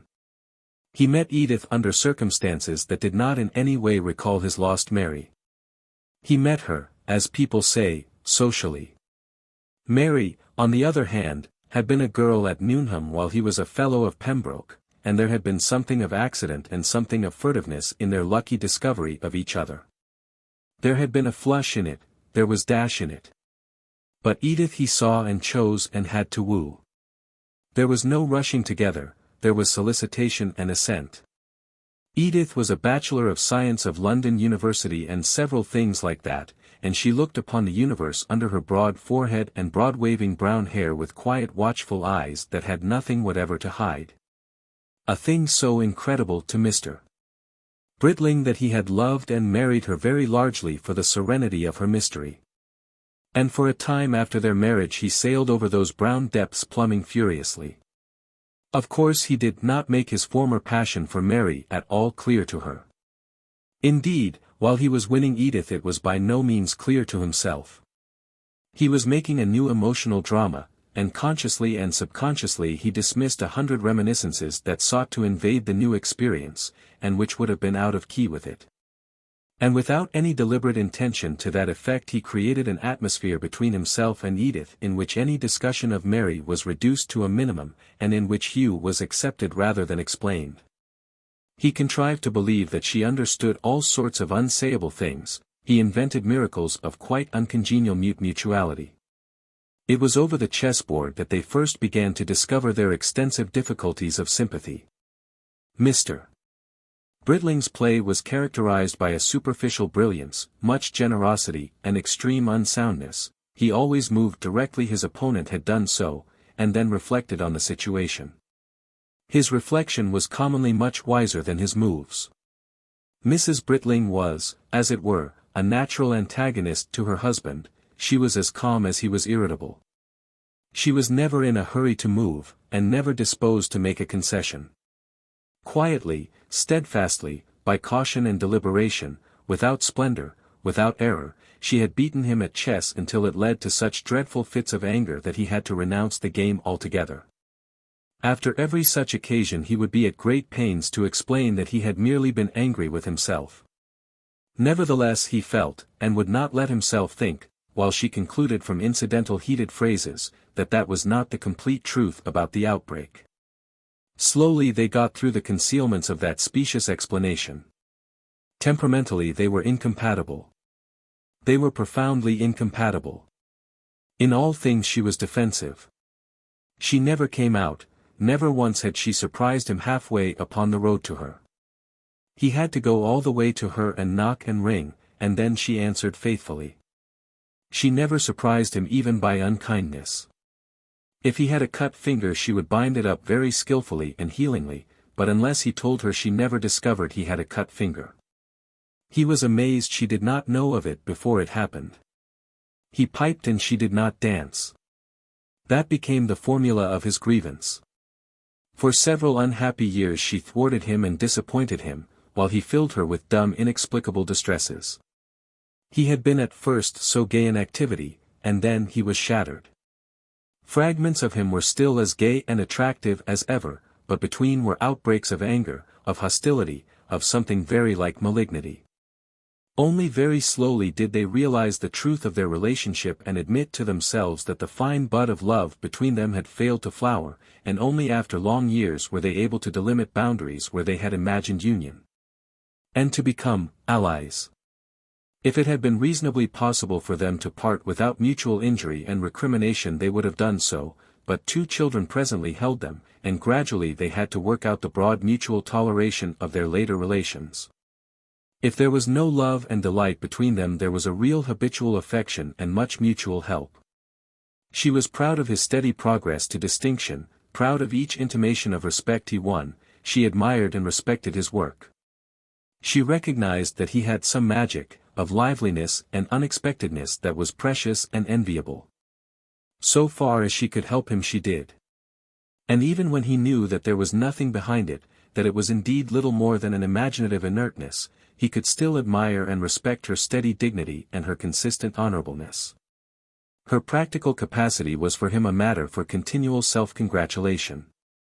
He marked the bright order of her household, her flowering borders, the prosperous high-born roses of her garden with a wondering appreciation. He had never been able to keep anything in order. He relied more and more upon her. He showed his respect for her by a scrupulous attention to her dignity, and his confidence by a franker and franker emotional neglect. Because she expressed so little, he succeeded in supposing she felt little, and since nothing had come out of the brown depths of her eyes, he saw fit at last to suppose no plumbline would ever find anything there. He pursued his interests. He reached out to this and that, he traveled. She made it a matter of conscience to let him go unhampered, she felt, she thought, unrecorded. He did, and he expressed and re-expressed and over-expressed, and started this and that with quick irrepressible activity, and so there had accumulated about them the various items of the life to whose more ostensible accidents Mr. Direck was now for an indefinite period joined. It was in the nature of Mr. Britling to incur things, it was in the nature of Mrs. Britling to establish them. Mr. Britling had taken the Dower House on impulse, and she had made it a delightful home.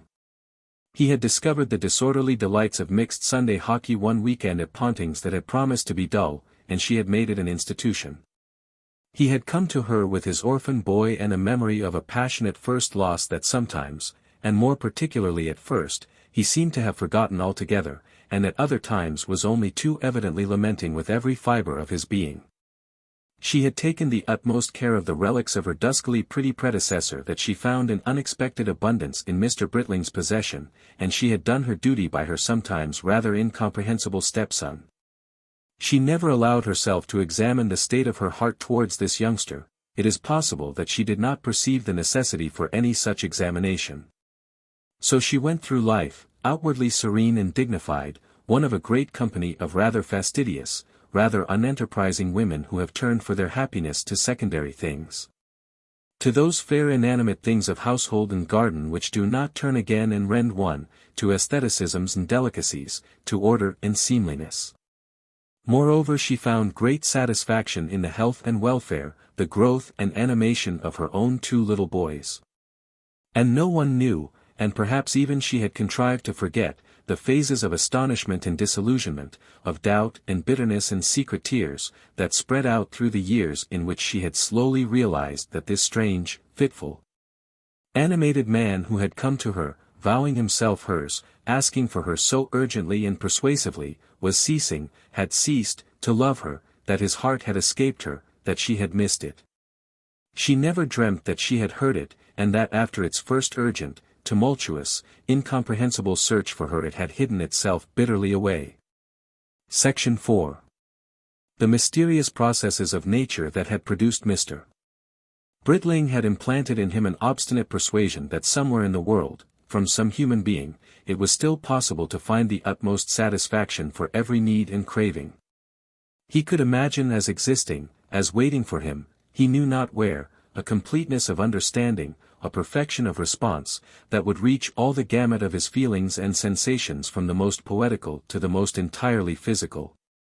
A beauty of relationship so transfiguring that not only would she, it went without saying that this completion was a woman, be perfectly beautiful in its light but, what was manifestly more incredible. That he too would be perfectly beautiful and quite at his ease. In her presence there could be no self-reproaches, no lapses, no limitations, nothing but happiness and the happiest activities. To such a persuasion half the imaginative people in the world succumb as readily and naturally as ducklings take to water. They do not doubt its truth any more than a thirsty camel doubts that presently it will come to a spring.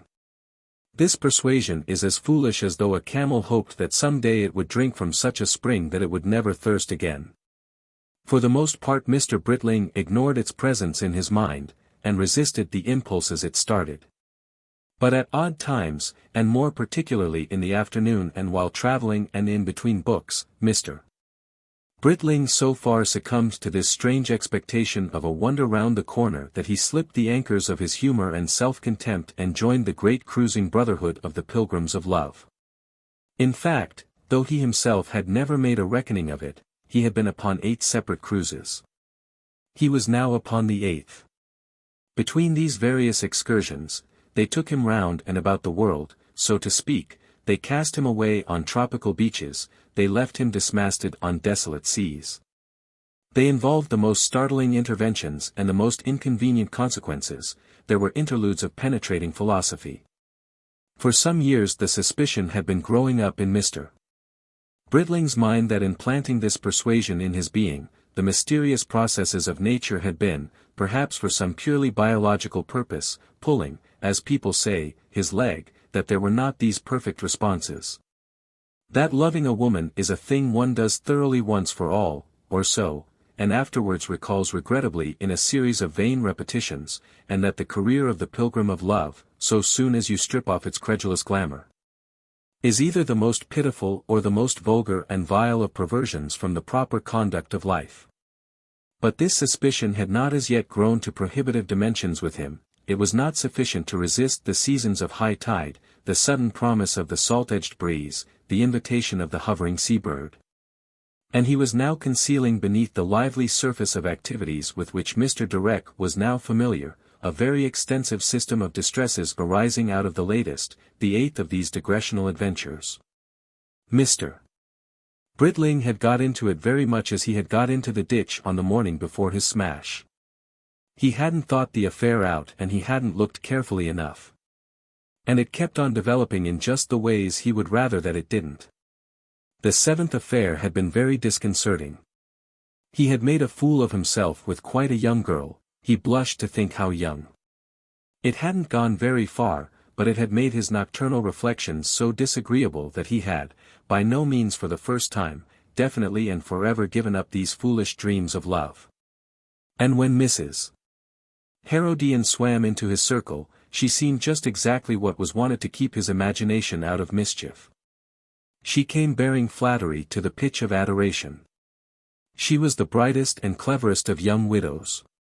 She wrote quite admirably criticism in the Scrutator and the Sectarian, and occasionally poetry in the Right Review, when she felt disposed to do so.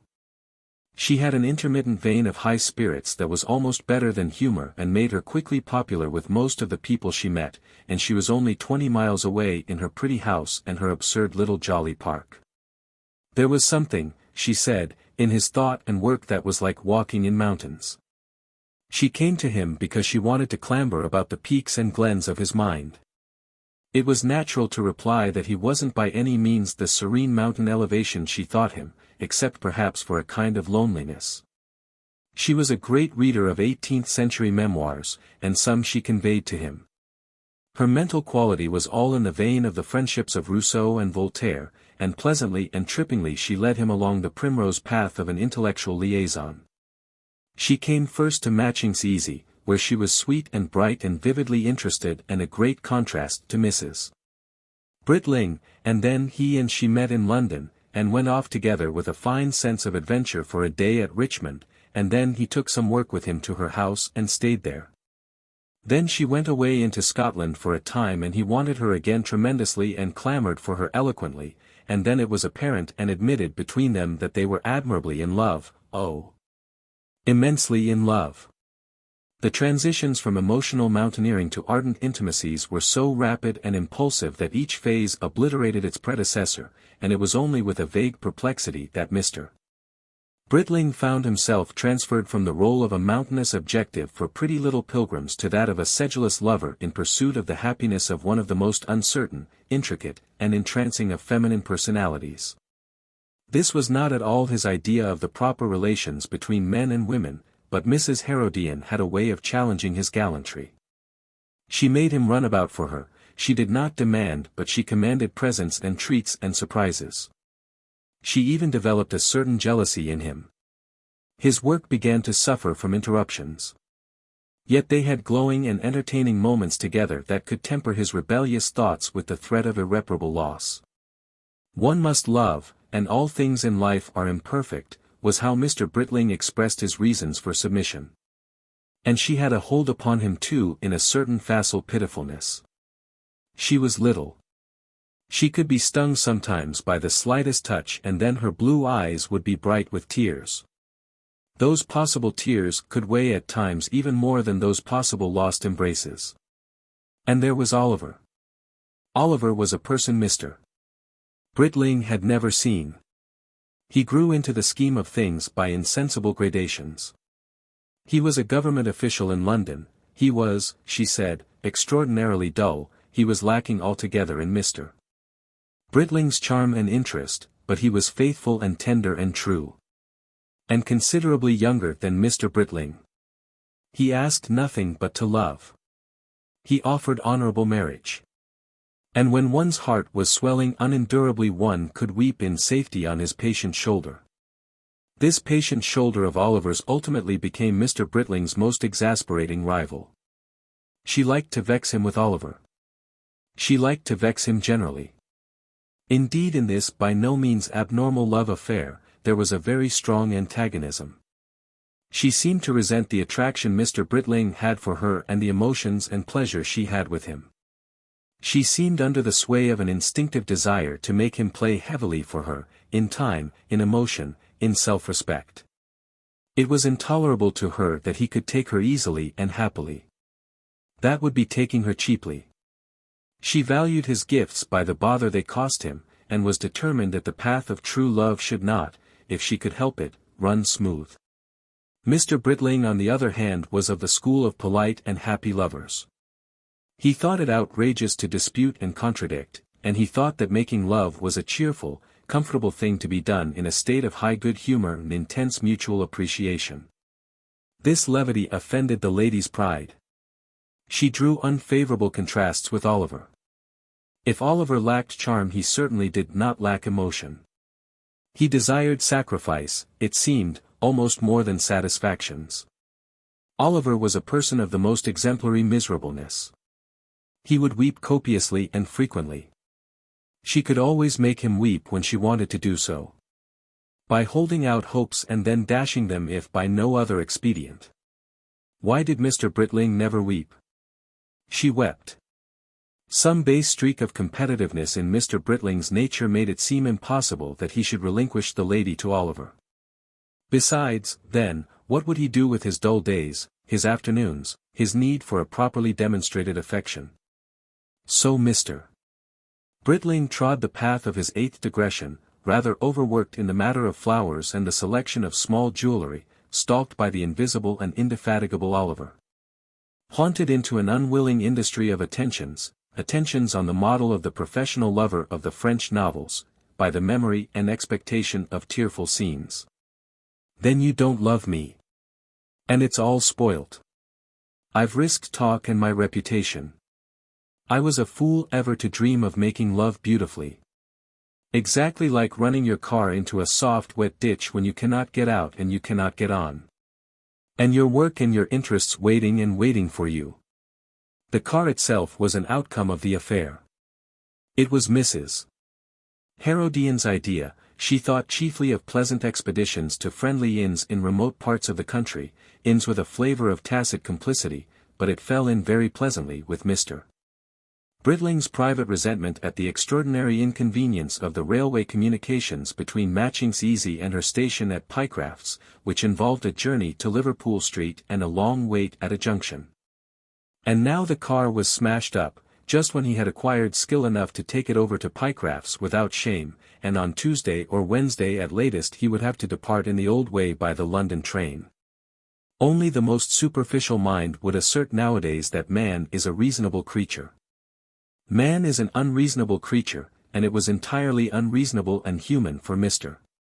Britling during his nocturnal self-reproaches to mix up his secret resentment at his infatuation for Mrs. Herodian with his ill-advised attack upon the wall of Brandismed Park. He ought never to have bought that car. He ought never to have been so ready to meet Mrs. Herodian more than halfway. What exacerbated his feeling about Mrs. Herodian was a new line she had recently taken with regard to Mrs. Britling. From her first rash assumption that Mr. Britling was indifferent to his wife, she had come to realize that on the contrary he was in some ways extremely tender about his wife. This struck her as an outrageous disloyalty.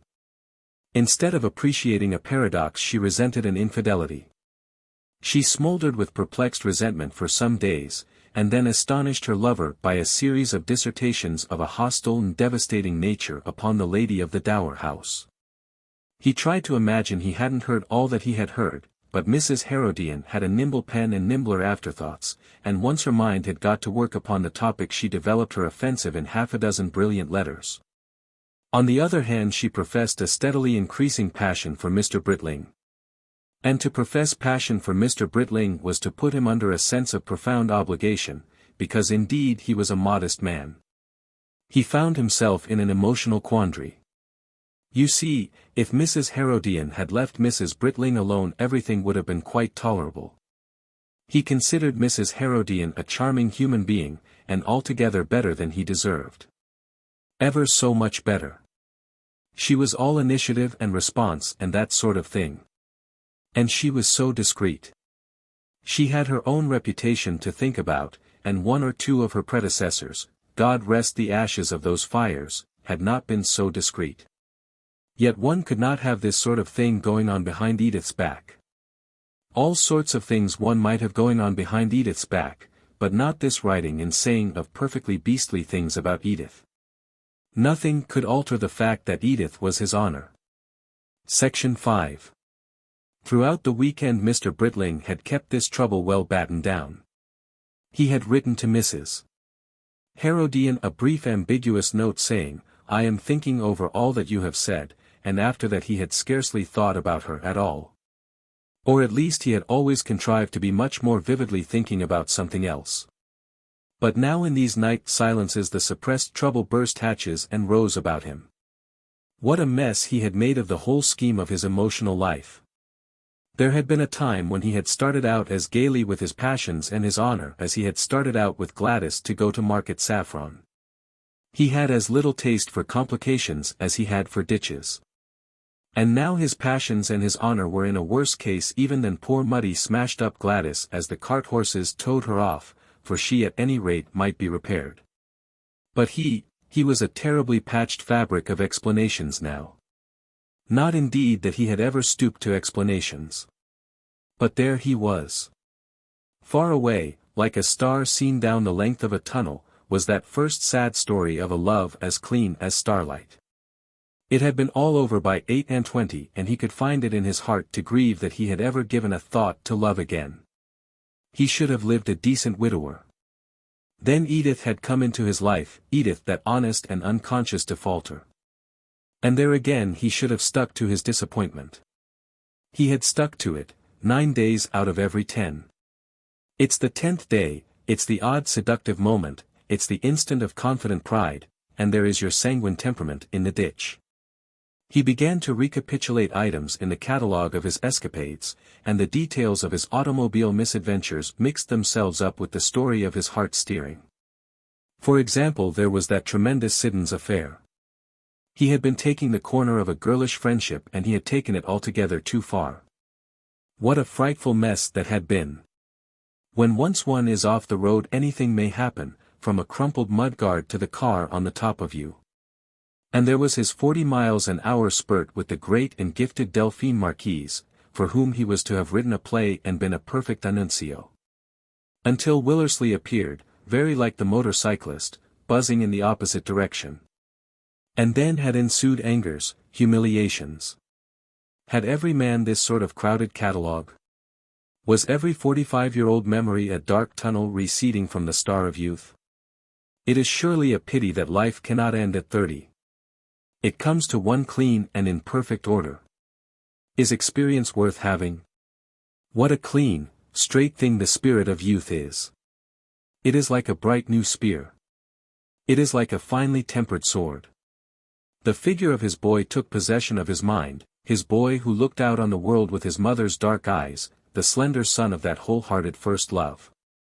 He was a being at once fine and simple, an intimate mystery.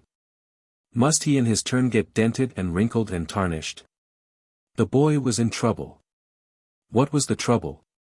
Was it some form of the same trouble that had so tangled and tainted and scarred the private pride of his father?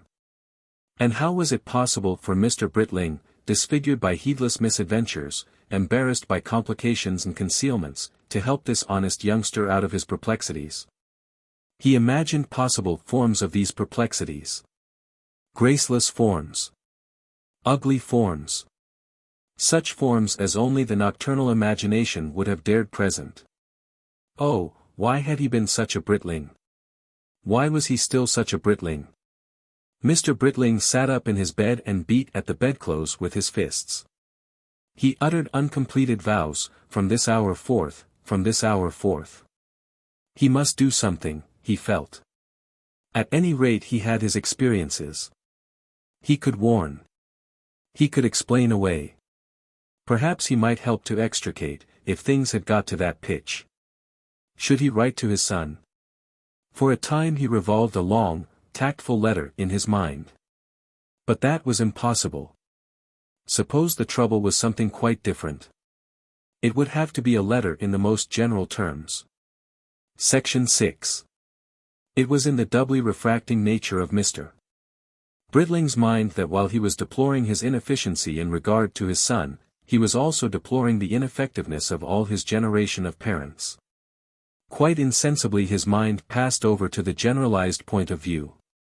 In his talks with Mr. Direck, Mr. Britling could present England as a great and amiable spectacle of carelessness and relaxation, but was it indeed an amiable spectacle?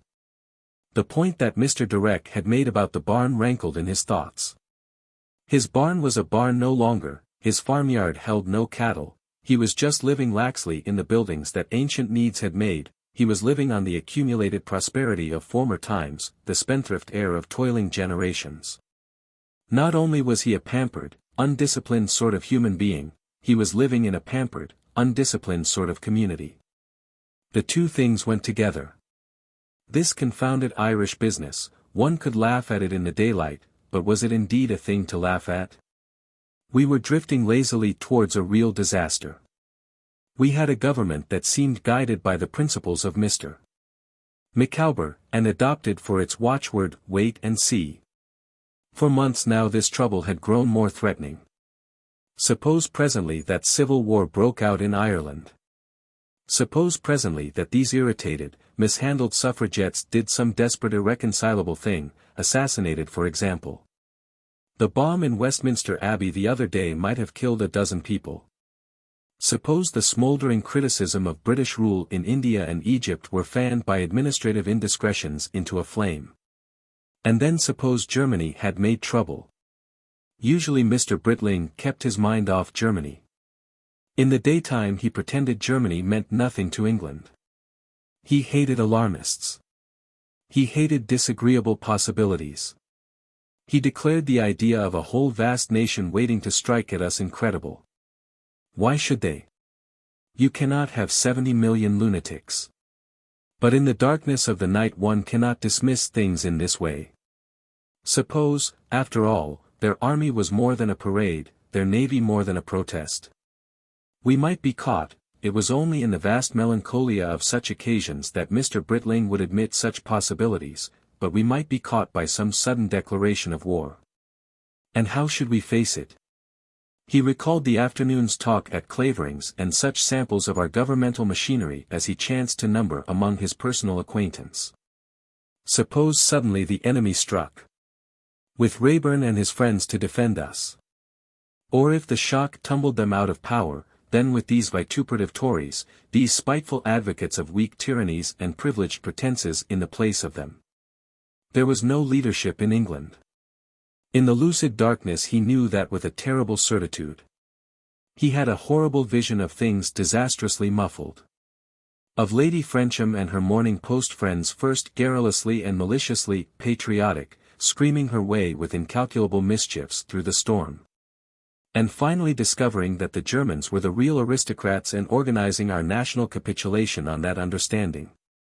He knew from talk he had heard that the Navy was weak in mines and torpedoes, unprovided with the great monitors needed for a war with Germany, torn by doctrinaire feuds.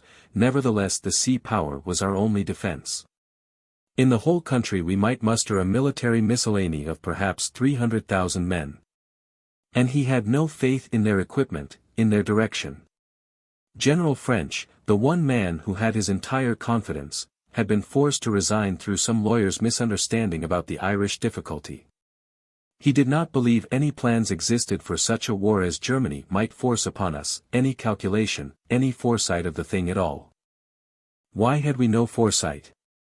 Why had we this willful blindness to disagreeable possibilities? Why did we lie so open to the unexpected crisis? Just what he said of himself he said also of his country. It was curious to remember that. To realize how closely Dower House could play the microcosm to the whole empire. It became relevant to the trend of his thoughts that his son had through his mother a strong strain of the dark Irish in his composition. How we had wasted Ireland.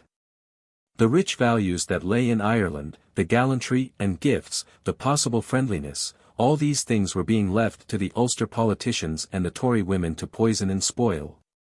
Just as we left India to the traditions of the chattering army women and the repressive instincts of our mandarins. We were too lazy, we were too negligent. We passed our indolent days leaving everything to somebody else. Was this the incurable British, just as it was the incurable Britling, quality?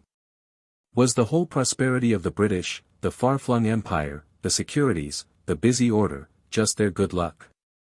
It was a question he had asked 100 times of his national as of his personal self. No doubt luck had favored him. He was prosperous, and he was still only at the livelier end of middle age. But was there not also a personal factor, a meritorious factor? Luck had favored the British with a well-placed island, a hardening climate, accessible minerals, but then too was there not also a national virtue? Once he had believed in that, in a certain gallantry, a noble levity, an underlying sound sense. The last 10 years of politics had made him doubt that profoundly. He clung to it still, but without confidence. In the night that dear persuasion left him altogether.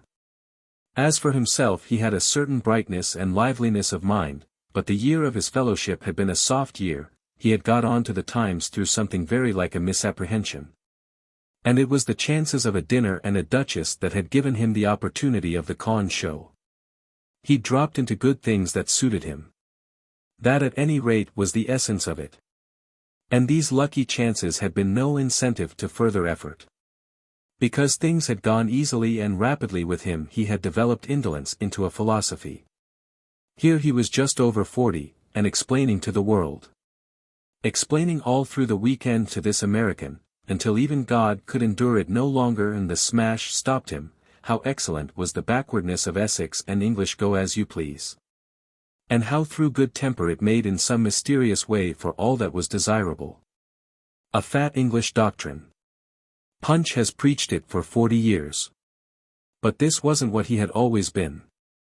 He thought of the strenuous intentions of his youth, before he had got into this turmoil of amorous experiences, while he was still out there with the clean star of youth. As Hugh was. In those days he had had no amiable doctrine of compromise. He had truckled to no domesticated God, but talked of the pitiless truth. He had tolerated no easygoing pseudo-aristocratic social system, but dreamt of such a democracy, mewing its mighty youth, as the world had never seen. He had thought that his brains were to do their share in building up this great national imago, winged, divine, out of the clumsy, crawling, snobbish, comfort-loving caterpillar of Victorian England. With such dreams his life had started, and the light of them, perhaps, had helped him to his rapid success.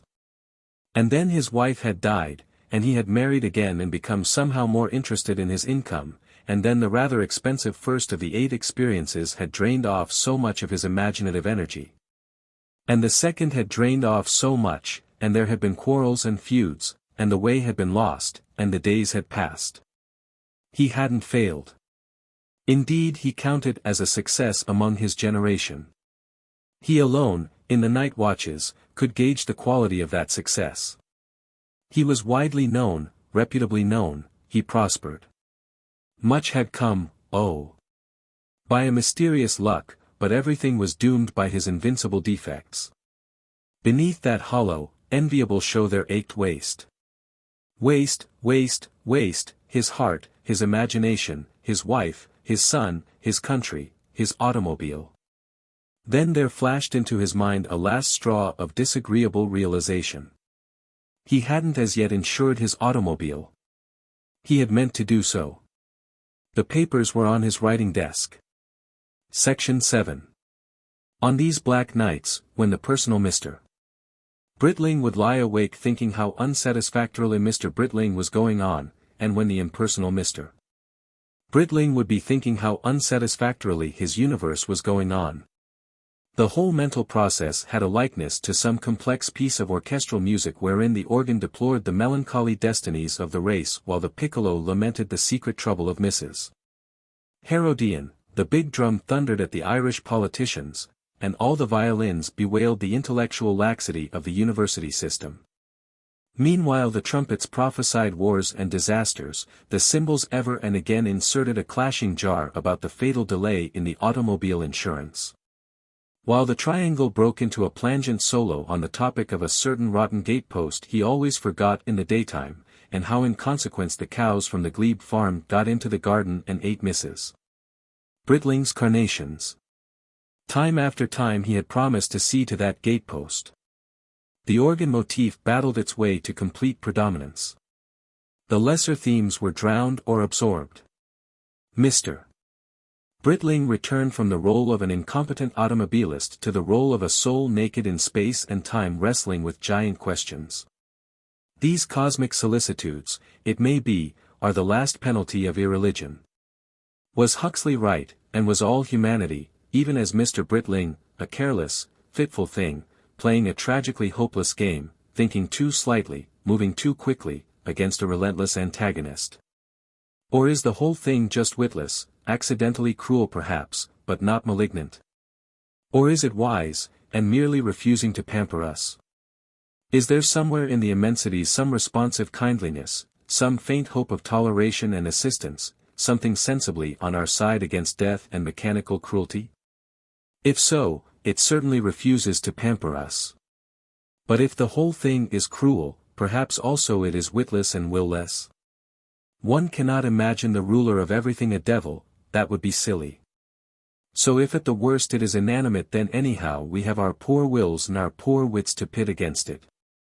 And manifestly then, the good of life, the significance of any life that is not mere receptivity, lies in the disciplined and clarified will and the sharpened and tempered mind. And what for the last 20 years, for all his lectures and writings, had he been doing to marshal the will and harden the mind which were his weapons against the dark? He was ready enough to blame others, dons, politicians, public apathy, but what was he himself doing? What was he doing now? Lying in bed. His son was drifting to ruin, his country was going to the devil, the house was a hospital of people wounded by his carelessness, the country roads choked with his smashed, and uninsured, automobiles. The cows were probably lined up along the borders and munching Edith's carnations at this very moment, his pocketbook and bureau were stuffed with venomous insults about her, and he was just lying in bed.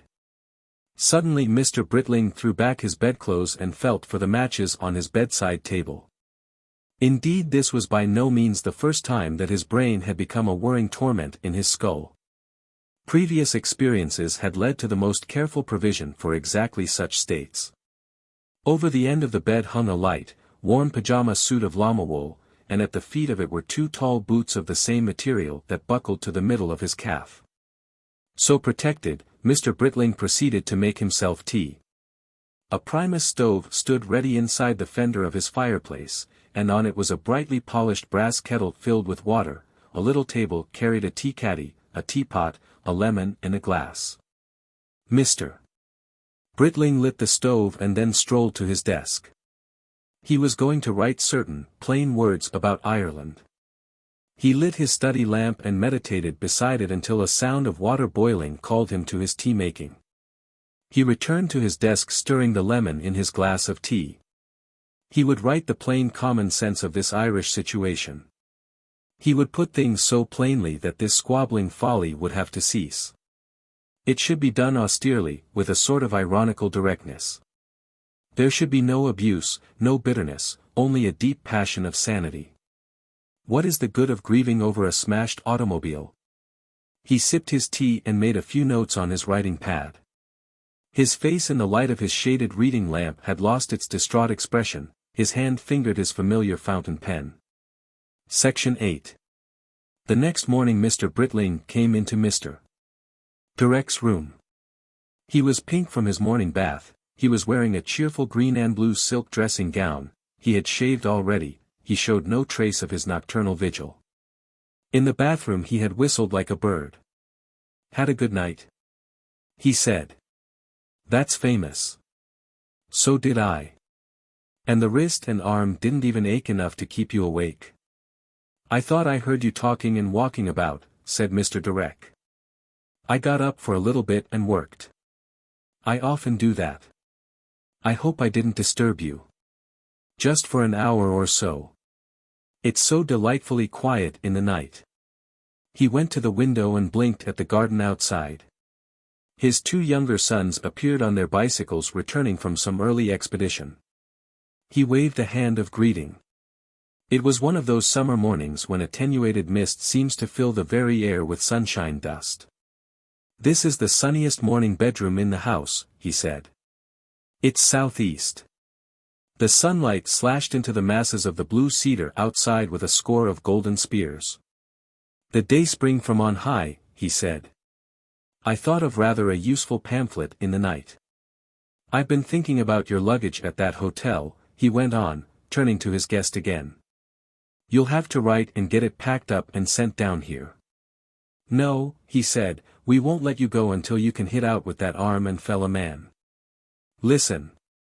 Mr. Direck could not distinguish any definite sound. "The smell of frying rashers, I mean," said Mr. Britling. "It's the clarion of the morn in every proper English home. You'd like a rasher, coffee? It's good to work in the night, and it's good to wake in the morning," said Mr. Britling, rubbing his hands together. "I suppose I wrote nearly 2,000 words. So quiet one is, so concentrated. And as soon as I have had my breakfast I shall go on with it again." The coming of the day. Section 1. It was quite characteristic of the state of mind of England in the summer of 1914 that Mr. Britling should be mightily concerned about the conflict in Ireland, and almost deliberately negligent of the possibility of a war with Germany. The armament of Germany, the hostility of Germany, the consistent assertion of Germany, the worldwide clash of British and German interests, had been facts in the consciousness of Englishmen for more than a quarter of a century. A whole generation had been born and brought up in the threat of this German war. A threat that goes on for too long ceases to have the effect of a threat, and this overhanging possibility had become a fixed and scarcely disturbing feature of the British situation. It kept the Navy sedulous and Colonel Rendezvous uneasy. It stimulated a small and not very influential section of the press to a series of reminders that bored Mr. Britling acutely. It was the excuse for an agitation that made national service ridiculous, and quite subconsciously it affected his attitude to 100 things.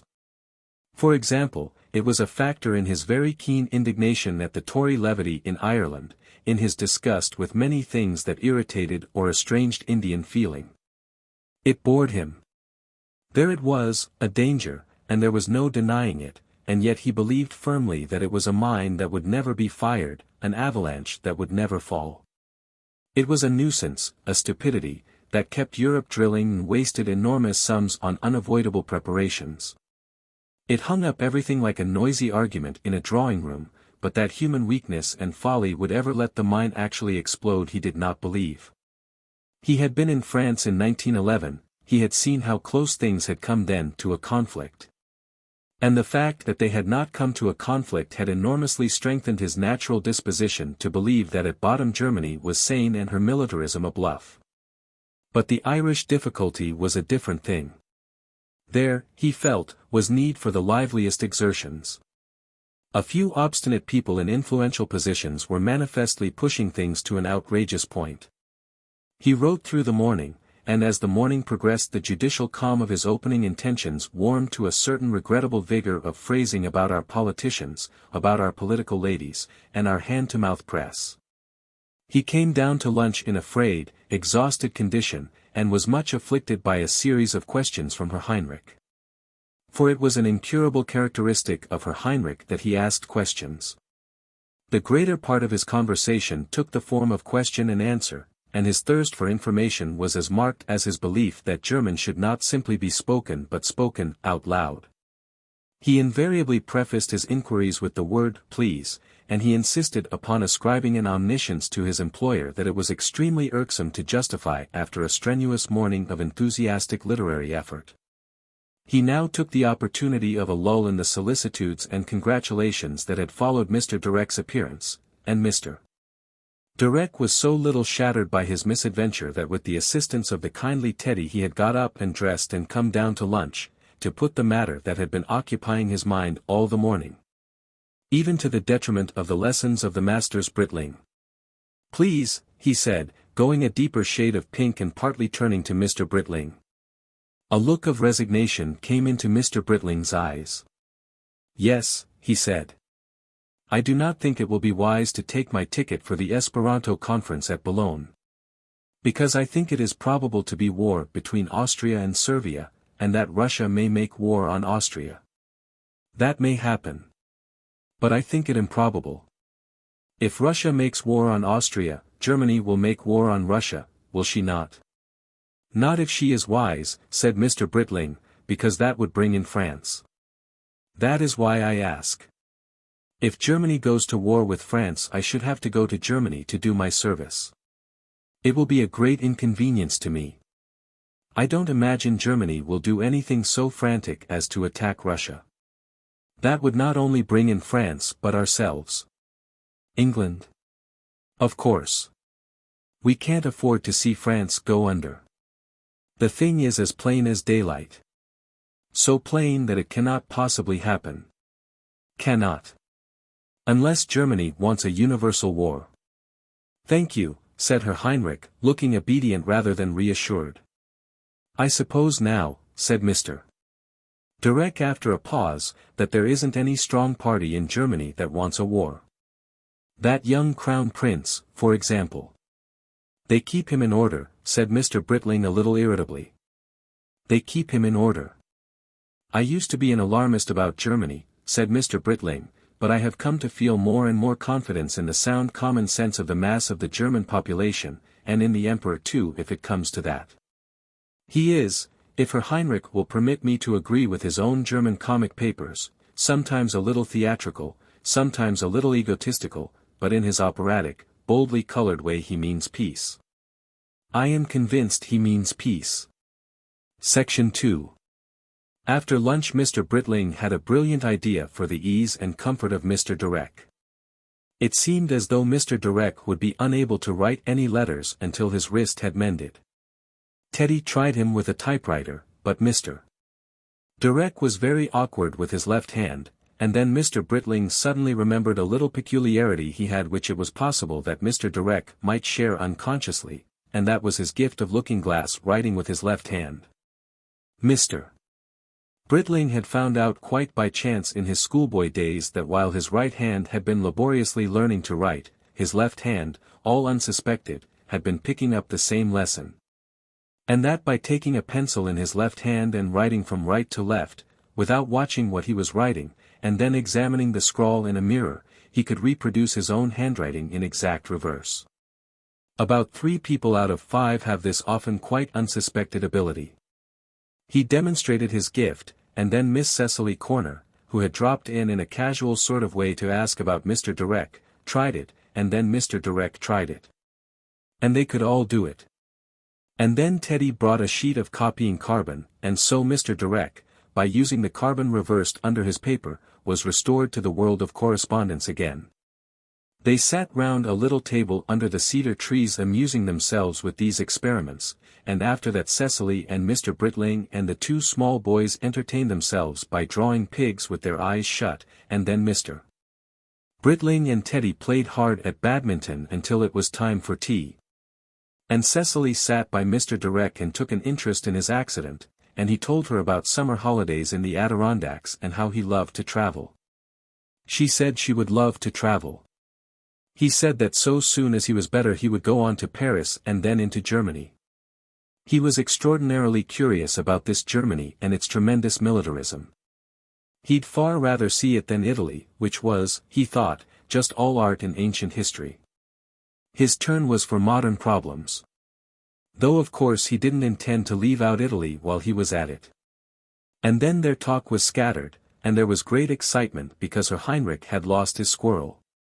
He appeared coming out of the house into the sunshine, and so distraught that he had forgotten the protection of his hat. He was very pink and deeply moved. "But what shall I do without him?" he cried. "He has gone." The squirrel, Mr. Direck gathered, had been bought by Mrs. Britling for the boys some month or so ago. It had been christened Bill and adored and then neglected, until Herr Heinrich took it over. It had filled a place in his ample heart that the none too demonstrative affection of the Britling household had left empty. He abandoned his pursuit of philology almost entirely for the cherishing and adoration of this busy, nimble little creature. He carried it off to his own room, where it ran loose and took the greatest liberties with him and his apartment. It was an extraordinarily bold and savage little beast even for a squirrel, but Herr Heinrich had set his heart and his very large and patient will upon the establishment of sentimental relations.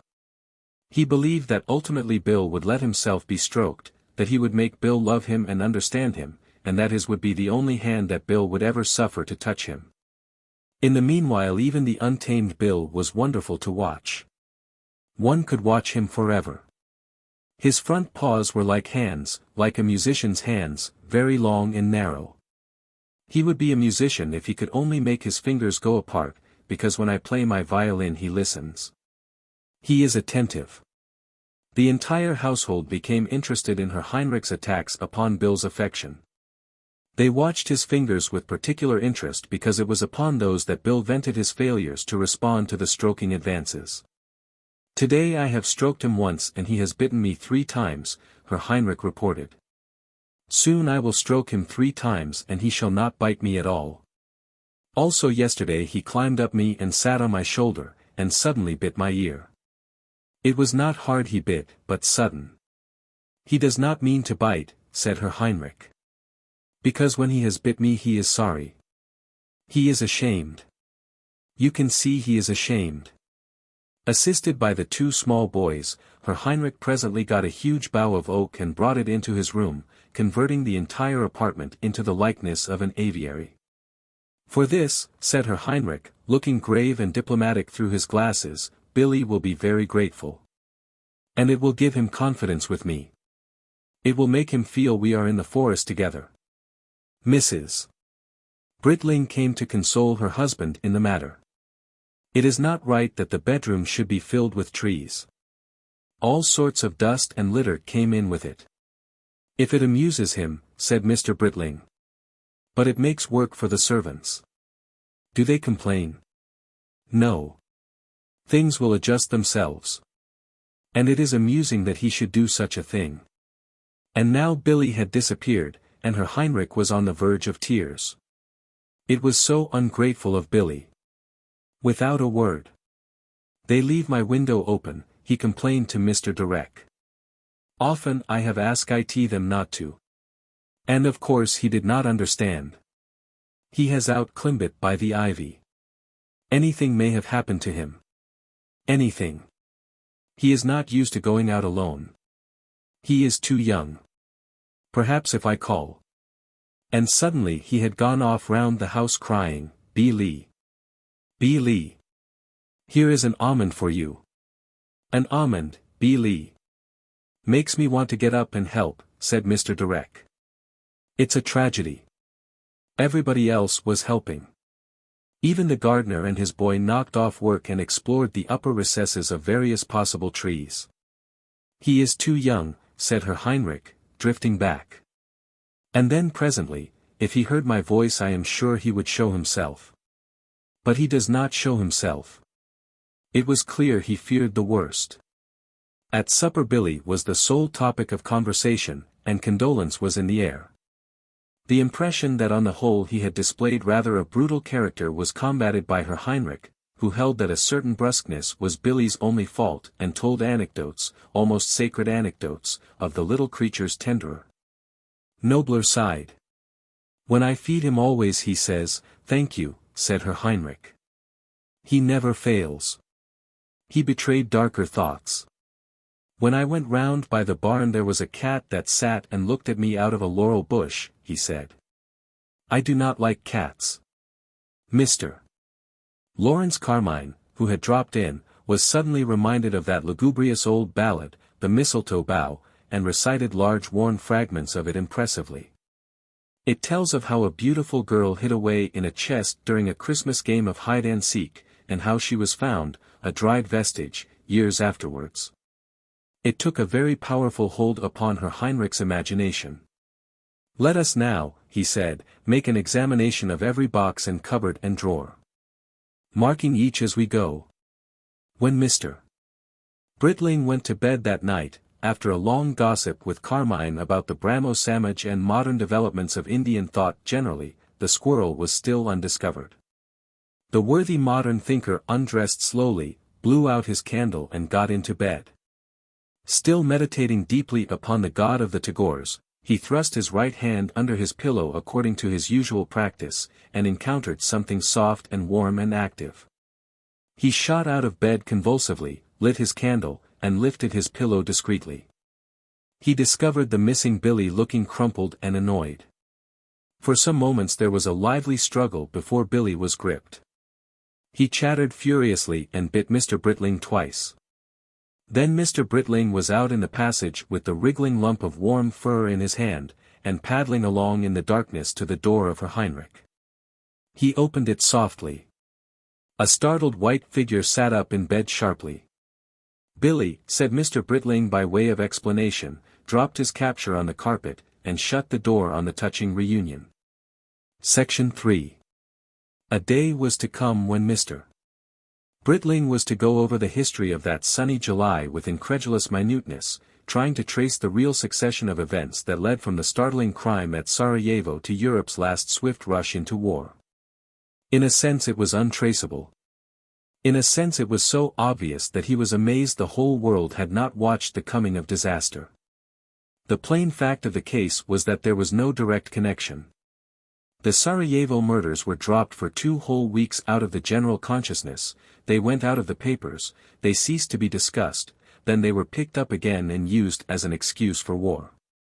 Germany, armed so as to be a threat to all the world, weary at last of her mighty vigil, watching the course of events, decided that her moment had come, and snatched the dead Archduke out of his grave again to serve her tremendous ambition.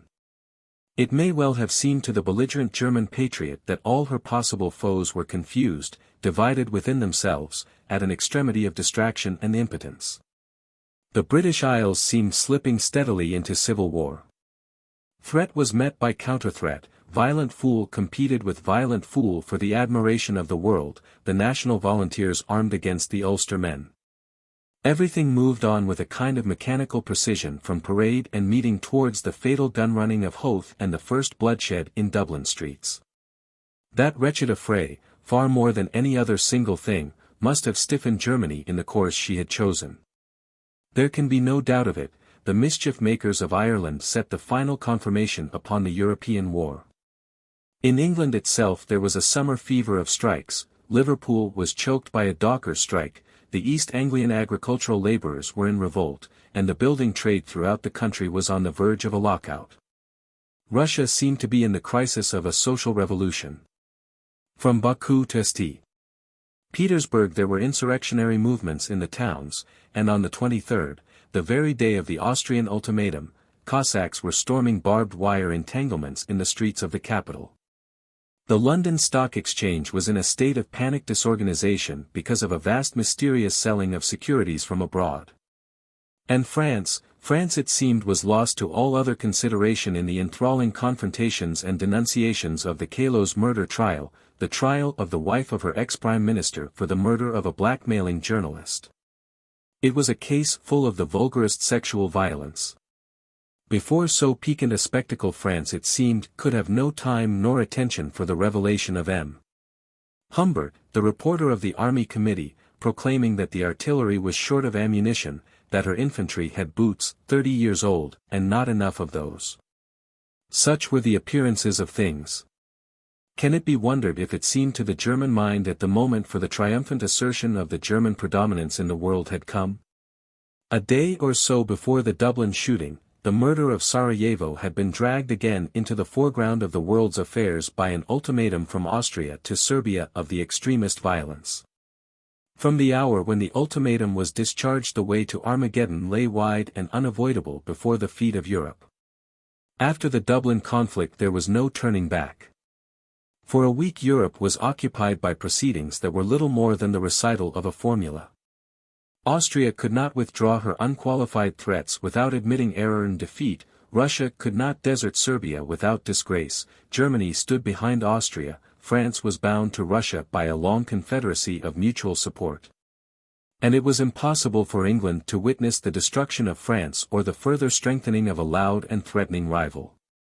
It may be that Germany counted on Russia giving way to her, it may be she counted on the indecisions and feeble perplexities of England, both these possibilities were in the reckoning, but chiefly she counted on war. She counted on war, and since no nation in all the world had ever been so fully prepared in every way for war as she was, she also counted on victory. One writes, Germany. That is how one writes of nations, as though they had single brains and single purposes. But indeed while Mr. Britling lay awake and thought of his son and Lady Frensham and his smashed automobile and Mrs. Herodian's trick of abusive letter-writing and of God and evil and 1,000 perplexities, a multitude of other brains must also have been busy. Lying also in beds or sitting in studies or watching in guard-rooms or chatting belatedly in cafes or smoking rooms or pacing the bridges of battleships or walking along in city or country. Upon this huge possibility the crime of Sarajevo had just opened, and of the state of the world in relation to such possibilities. Few women, one guesses, heeded what was happening, and of the men whose decision to launch that implacable threat turned the destinies of the world to war. There is no reason to believe that a single one of them had anything approaching the imaginative power needed to understand fully what it was they were doing. We have looked for an hour or so into the seething pot of Mr. Britling's brain and marked its multiple strands, its inconsistencies, its irrational transitions. It was but a specimen. Nearly every brain of the select few that counted in this cardinal determination of the world's destinies, had its streak of personal motive, its absurd and petty impulses and deflections. One man decided to say this because if he said that he would contradict something he had said and printed 4 or 5 days ago, another took a certain line because so he saw his best opportunity of putting a rival into a perplexity. It would be strange if one could reach out now and recover the states of mind of two such beings as the German Kaiser and his eldest son as Europe stumbled towards her fate through the long days and warm, close nights of that July. Here was the occasion for which so much of their lives had been but the large pretentious preparation, coming right into their hands to use or forego. Here was the opportunity that would put them into the very forefront of history forever. This journalist emperor with the paralyzed arm, this common-fibred, sly, lascivious son. It is impossible that they did not dream of glory over all the world, of triumphant processions, of a world throne that would outshine Caesar's, of a godlike elevation, of acting divus Caesar while yet alive. And being what they were, they must have imagined spectators, and the young man, who was after all a young man of particularly poor quality, imagined no doubt certain women onlookers, certain humiliated and astonished friends. And thought of the clothes he would wear and the gestures he would make. The nickname his English cousins had given this heir to all the glories was the White Rabbit. He was the backbone of the war party at court. And presently he stole bric-a-brac. That will help posterity to the proper values of things in 1914. And the Teutonic generals and admirals and strategists with their patient and perfect plans, who were so confident of victory. Each within a busy skull must have enacted anticipatory dreams of his personal success and marshaled his willing and unwilling admirers. Readers of histories and memoirs, as most of this class of men are, they must have composed little eulogistic descriptions of the part themselves were to play in the opening drama, imagined pleasing vindications and interesting documents. Some of them perhaps saw difficulties, but few foresaw failure. For all this set of brains, the thing came as a choice to take or reject. They could make war or prevent it. And they chose war. It is doubtful if any one outside the directing intelligence of Germany and Austria saw anything so plain. The initiative was with Germany. The Russian brains and the French brains and the British brains, the few that were really coming round to look at this problem squarely, had a far less simple set of problems and profounder uncertainties. To Mr.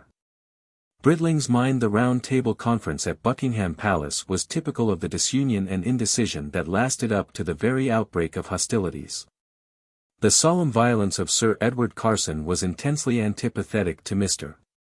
Britling, and in his retrospective inquiries he pictured to himself that dark figure with its dropping underlip, seated, heavy and obstinate, at that discussion.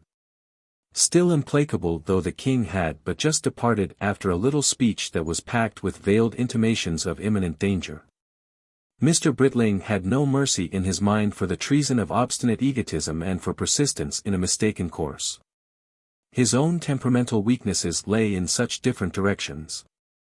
He was always ready to leave one trail for another. He was always open to conviction, trusting to the essentials of his character for an ultimate consistency.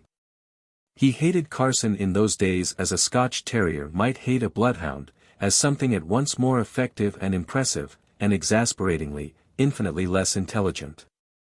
Section 4. Thus, a vivid fact as yet only in a few hundred skulls or so, the vast catastrophe of the Great War gathered behind the idle, dispersed and confused spectacle of an indifferent world. Very much as the storms and rains of late September gathered behind the glow and lassitudes of August, and with scarcely more of set human intention.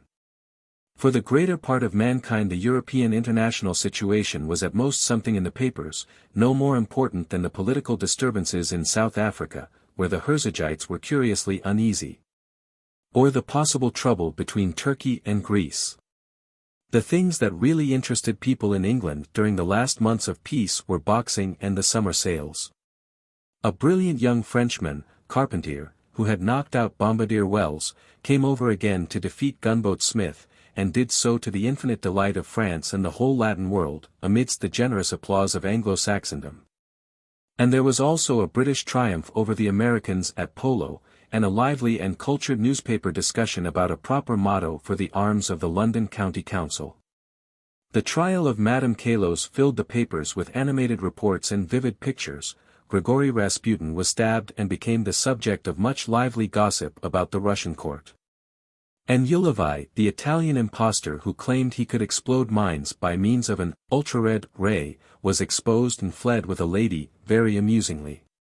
For a few days all the work at Woolwich Arsenal was held up because a certain Mr.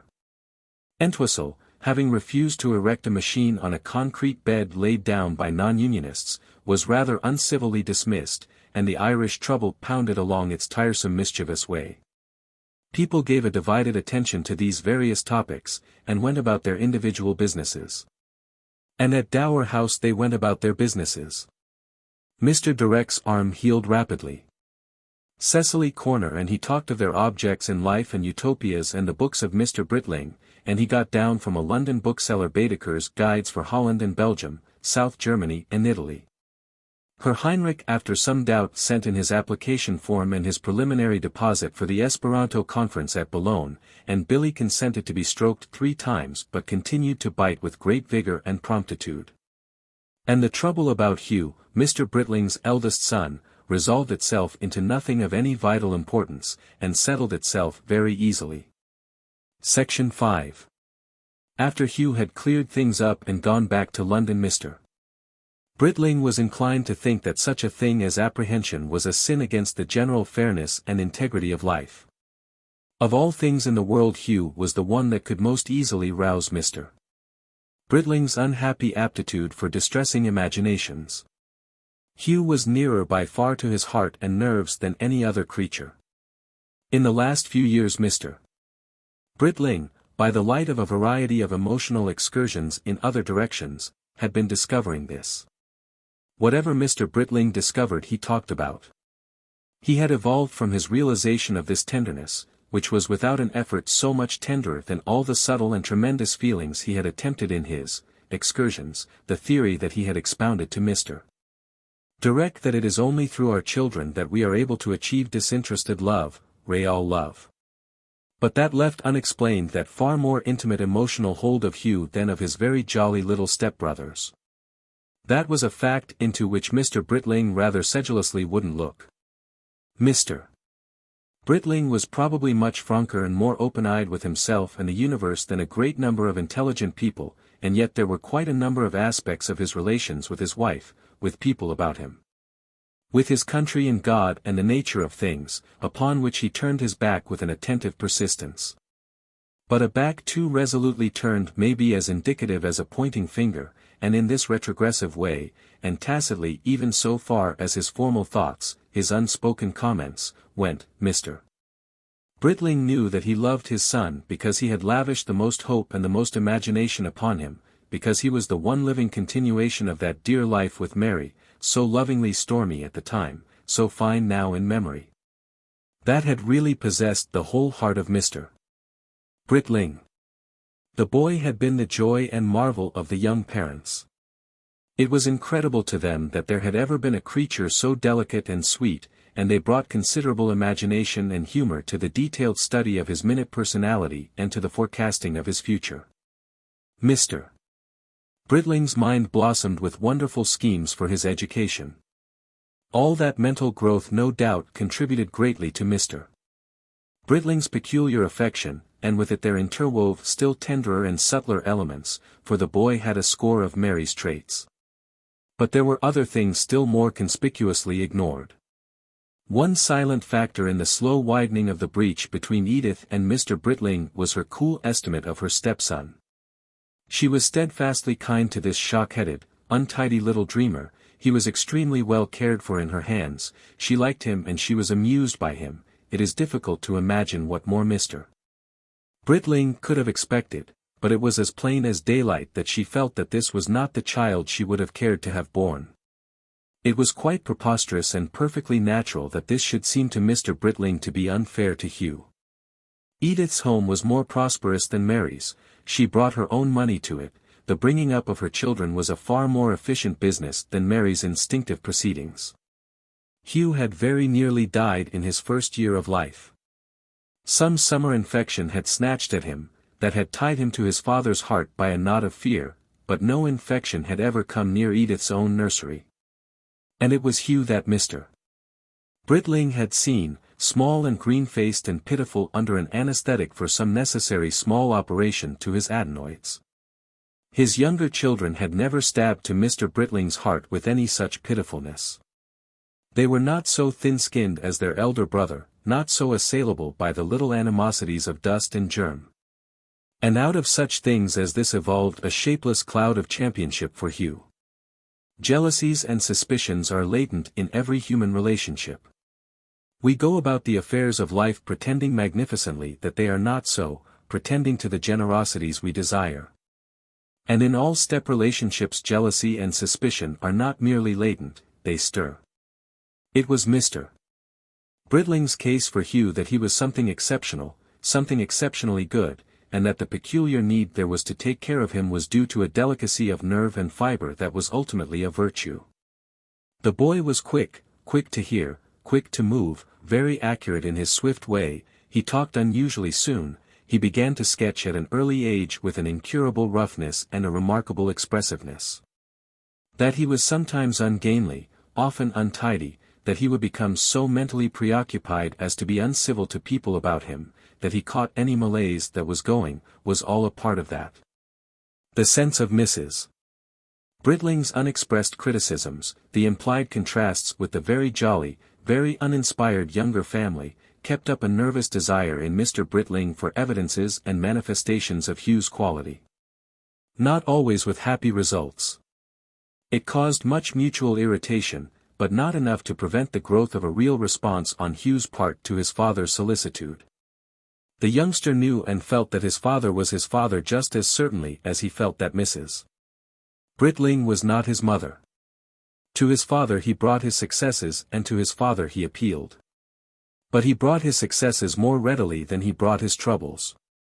So far as he himself was concerned he was disposed to take a humorous view of the things that went wrong and didn't come off with him, but as a tremendous set-down for the proud parent, they resisted humorous treatment. Now the trouble that he had been hesitating to bring before his father was concerned with that very grave interest of the young, his object in life. It had nothing to do with those erotic disturbances that had distressed his father's imagination. Whatever was going on below the surface of Hugh's smiling or thoughtful presence in that respect had still to come to the surface and find expression. But he was bothered very much by divergent strands in his own intellectual composition. Two sets of interests pulled at him. One, it will seem a dry interest to many readers, but for Hugh it glittered and fascinated, was crystallography and molecular physics. The other was caricature. Both aptitudes sprang no doubt from the same exceptional sensitiveness to form. As a schoolboy he exercised both very happily, but now he was getting to the age of specialization, and he was fluctuating very much between science and art. After a spell of scientific study he would come upon a fatigue period and find nothing in life but absurdities and a lark that one could represent very amusingly. After a bout of funny drawings his mind went back to his light and crystals and films like a Magdalene repenting in a church. After his public school he had refused Cambridge and gone to University College, London, to work under the great and inspiring Professor Cardinal. Simultaneously Cardinal had been arranging to go to Cambridge, and Hugh had scarcely embarked upon his London work when Cardinal was succeeded by the dull, conscientious and depressing Pelkingham, at whose touch crystals became as puddings. Bubbled films like cotton sheets, transparency vanished from the world, and X-rays dwarfed and died. And Hugh degenerated immediately into a scoffing trifler who wished to give up science for art. He gave up science for art after grave consultation with his father, and the real trouble that had been fretting him, it seemed, was that now he repented and wanted to follow Cardinal to Cambridge, and, a year lost, go on with science again. He felt it was a discreditable fluctuation. He knew it would be a considerable expense, and so he took 2 weeks before he could screw himself up to broaching the matter. "So that is all," said Mr. Britling, immensely relieved. "My dear parent, you didn't think I had backed a bill or forged a check. I thought you might have married a chorus girl or something of that sort," said Mr. Britling. "Or bought a large cream-colored motor car for her on the installment system, which she'd smashed up. No, that sort of thing comes later. I'll just put myself down on the waiting list of one of those bits of delight in the Cambridge tobacco shops, and go on with my studies for a year or two." Section 6. Though Mr. Britling's anxiety about his son was dispelled, his mind remained curiously apprehensive throughout July. He had a feeling that things were not going well with the world, a feeling he tried in vain to dispel by various distractions. Perhaps some subtler subconscious analysis of the situation was working out probabilities that his conscious self would not face. And when presently he bicycled off to Mrs. Herodian for flattery, amusement, and comfort generally, he found her by no means the exalting confirmation of everything he wished to believe about himself and the universe. That had been her delightful role in the early stages of their romantic friendship. She maintained her hostility to Edith. She seemed bent on making things impossible. And yet there were 1 or 2 phases of the old sustaining intimacies. They walked across her absurd little park to the summer house with the view on the afternoon of his arrival, and they discussed the Irish pamphlet which was now nearly finished. "Of course," she said, "it will be a wonderful pamphlet." There was a reservation in her voice that made him wait. "But I suppose all sorts of people could write an Irish pamphlet." "Nobody but you could write The Silent Places." "Oh, why don't you finish that great beautiful thing, and leave all this world of reality in newspapers, all these crude, vulgar, quarrelsome, jarring things to other people? You have the magic gift, you might be a poet, you can take us out of all these horrid things that are, away to Beautyland, and you are just content to be a critic and a disputer. It's your surroundings. It's your sordid realities. It's that practicality at your elbow. You ought never to see a newspaper. You ought never to have an American come within 10 miles of you. You ought to live on bowls of milk drunk in valleys of asphodel." Mr. Britling, who liked this sort of thing in a way, and yet at the same time felt ridiculously distended and altogether preposterous while it was going on, answered feebly and self-consciously. "There was your letter in the Nation the other day," she said. "Why do you get drawn into arguments? I wanted to rush into the Nation and pick you up and wipe the anger off you, and carry you out of it all, into some quiet beautiful place. But one has to answer these people," said Mr. Britling, rolling along by the side of her like a full moon beside Venus, and quite artlessly falling in with the tone of her. She repeated lines from The Silent Places, from memory. She threw quite wonderful emotion into her voice. She made the words glow. And he had only shown her the thing once. Was he indeed burying a marvelous gift under the dust of current affairs?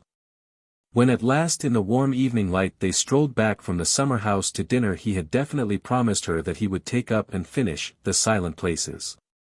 And think over the Irish pamphlet again before he published it. Pycraft's was like a crystal casket of finer soil withdrawn from the tarred highways of the earth. And yet the very next day this angel enemy of controversies broke out in the most abominable way about Edith, and he had to tell her more plainly than he had done hitherto, that he could not tolerate that sort of thing. He wouldn't have Edith guyed. He wouldn't have Edith made to seem base. And that there was much trouble between them, and tears and talk of Oliver. Mr. Britling found himself unable to get on either with The Silent Places, or the pamphlet, and he was very unhappy. Afterward she repented very touchingly, and said that if only he would love her she would swallow 1,000 Ediths. He waved a certain disrespect in the idea of her swallowing Edith, and they had a beautiful reconciliation and talked of exalted things. And in the evening he worked quite well upon The Silent Places, and thought of 6 quite wonderful lines, and in the course of the next day he returned to Dower House and Mr. Direck and considerable piles of correspondence and the completion of the Irish pamphlet. But he was restless. He was more restless in his house than he had ever been. He could not understand it. Everything about him was just as it had always been, and yet it was unsatisfactory, and it seemed more unstable than anything had ever seemed before. He was bored by the solemn development of the Irish dispute. He was irritated by the smoldering threat of the Balkans, he was irritated by the suffragettes and by a string of irrational little strikes. By the general absence of any main plot as it were to hold all these wranglings and trivialities together. At the Dower House the most unpleasant thoughts would come to him. He even had doubts whether in The Silent Places, he had been plagiarizing, more or less unconsciously, from Henry James's Great Good Place. On the 21st of July Gladys came back repaired and looking none the worse for her misadventure. Next day he drove her very carefully over to Pycraft's, hoping to drug his uneasiness with the pretense of a grand passion and the praises of The Silent Places, that beautiful work of art that was so free from any taint of application, and alas! He found Mrs. Herodian in an evil mood. He had been away from her for 10 days, 10 whole days. No doubt Edith had maneuvered to keep him. She hadn't. Hadn't she? How was he, poor simple soul, to tell that she hadn't? That was the prelude to a stormy afternoon. The burthen of Mrs. Herodian was that she was wasting her life, that she was wasting the poor, good, patient Oliver's life, that for the sake of friendship she was braving the worst imputations and that he treated her cavalierly, came when he wished to do so. Stayed away heartlessly, never thought she needed little treats, little attentions, little presents. Did he think she could settle down to her poor work, such as it was, in neglect and loneliness? He forgot women were dear little tender things, and had to be made happy and kept happy. Oliver might not be clever and attractive, but he did at least in his clumsy way understand and try and do his duty. Towards the end of the second hour of such complaints the spirit of Mr. Britling rose in revolt. He lifted up his voice against her, he charged his voice with indignant sorrow and declared that he had come over to Pycraft's with no thought in his mind but sweet and loving thoughts, that he had but waited for Gladys to be ready before he came. That he had brought over the manuscript of The Silent Places, with him to polish and finish up, that, for days and days, he had been longing to do this in the atmosphere of the dear old summer house with its distant view of the dear old sea. And that now all that was impossible, that Mrs. Herodian had made it impossible and that indeed she was rapidly making everything impossible. And having delivered himself of this judgment Mr. Britling, a little surprised at the rapid vigor of his anger, once he had let it loose, came suddenly to an end of his words, made a renunciatory gesture with his arms, and as if struck with the idea, rushed out of her room and out of the house to where Gladys stood waiting. He got into her and started her up, and after some trouble with the gear due to the violence of his emotion, he turned her round and departed with her, crushing the corner of a small bed of snapdragon as he turned, and dove her with a sulky sedulousness back to the Dower House and newspapers and correspondence and irritations.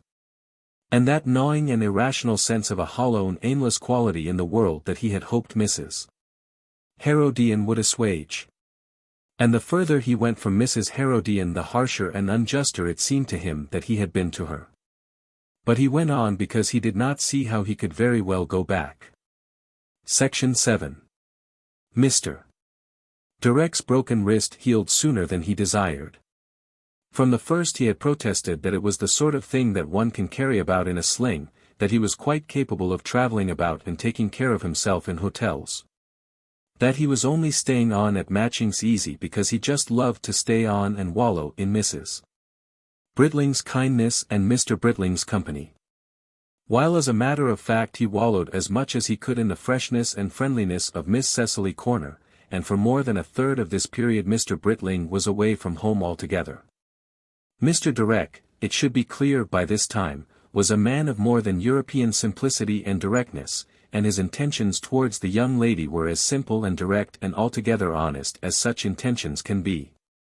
It is the American conception of gallantry more than any other people's, to let the lady call the tune in these affairs.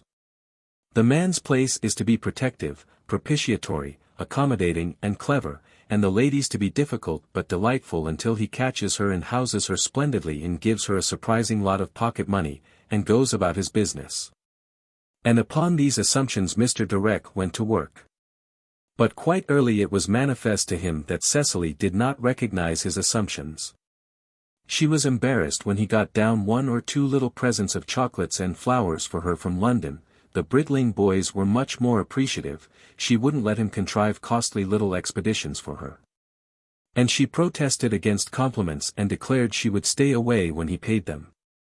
And she was not contented by his general sentiments about life, but asked the most direct questions about his occupation and his activities. His chief occupation was being the well-provided heir of a capable lawyer, and his activities in the light of her inquiries struck him as being light and a trifle amateurish, qualities he had never felt as any drawback about them before. So that he had to rely rather upon aspirations and the possibility, under proper inspiration, of a more actively serviceable life in future. "There's a feeling in the States," he said, "that we've had rather a tendency to overdo work, and that there is scope for a leisure class to develop the refinement and the wider meanings of life." "But a leisure class doesn't mean a class that does nothing," said Cecily. "It only means a class that isn't busy in business." "You're too hard on me," said Mr. Direck with that quiet smile of his. And then, by way of putting her on the defensive, he asked her what she thought a man in his position ought to do. Something, she said, and in the expansion of this vague demand they touched on a number of things. She said that she was a socialist, and there was still in Mr. Direck's composition a streak of the old-fashioned American prejudice against the word. He associated socialists with anarchists and deported aliens. It was manifest too that she was deeply read in the essays and dissertations of Mr. Britling. She thought everybody, man or woman, ought to be chiefly engaged in doing something definite for the world at large. "There's my secretaryship of the Massachusetts Modern Thought Society, anyhow," said Mr. Direck. And she herself wanted to be doing something. It was just because she did not know what it was she ought to be doing that she was reading so extensively and voraciously. She wanted to lose herself in something deep in the being of Mr. Direck was the conviction that what she ought to be doing was making love in a rapturously egotistical manner, and enjoying every scrap of her own delightful self and her own delightful vitality, while she had it. But for the purposes of their conversation he did not care to put it any more definitely than to say that he thought we owed it to ourselves to develop our personalities. Upon which she joined issue with great vigor. "That is just what Mr. Britling says about you in his American Impressions," she said.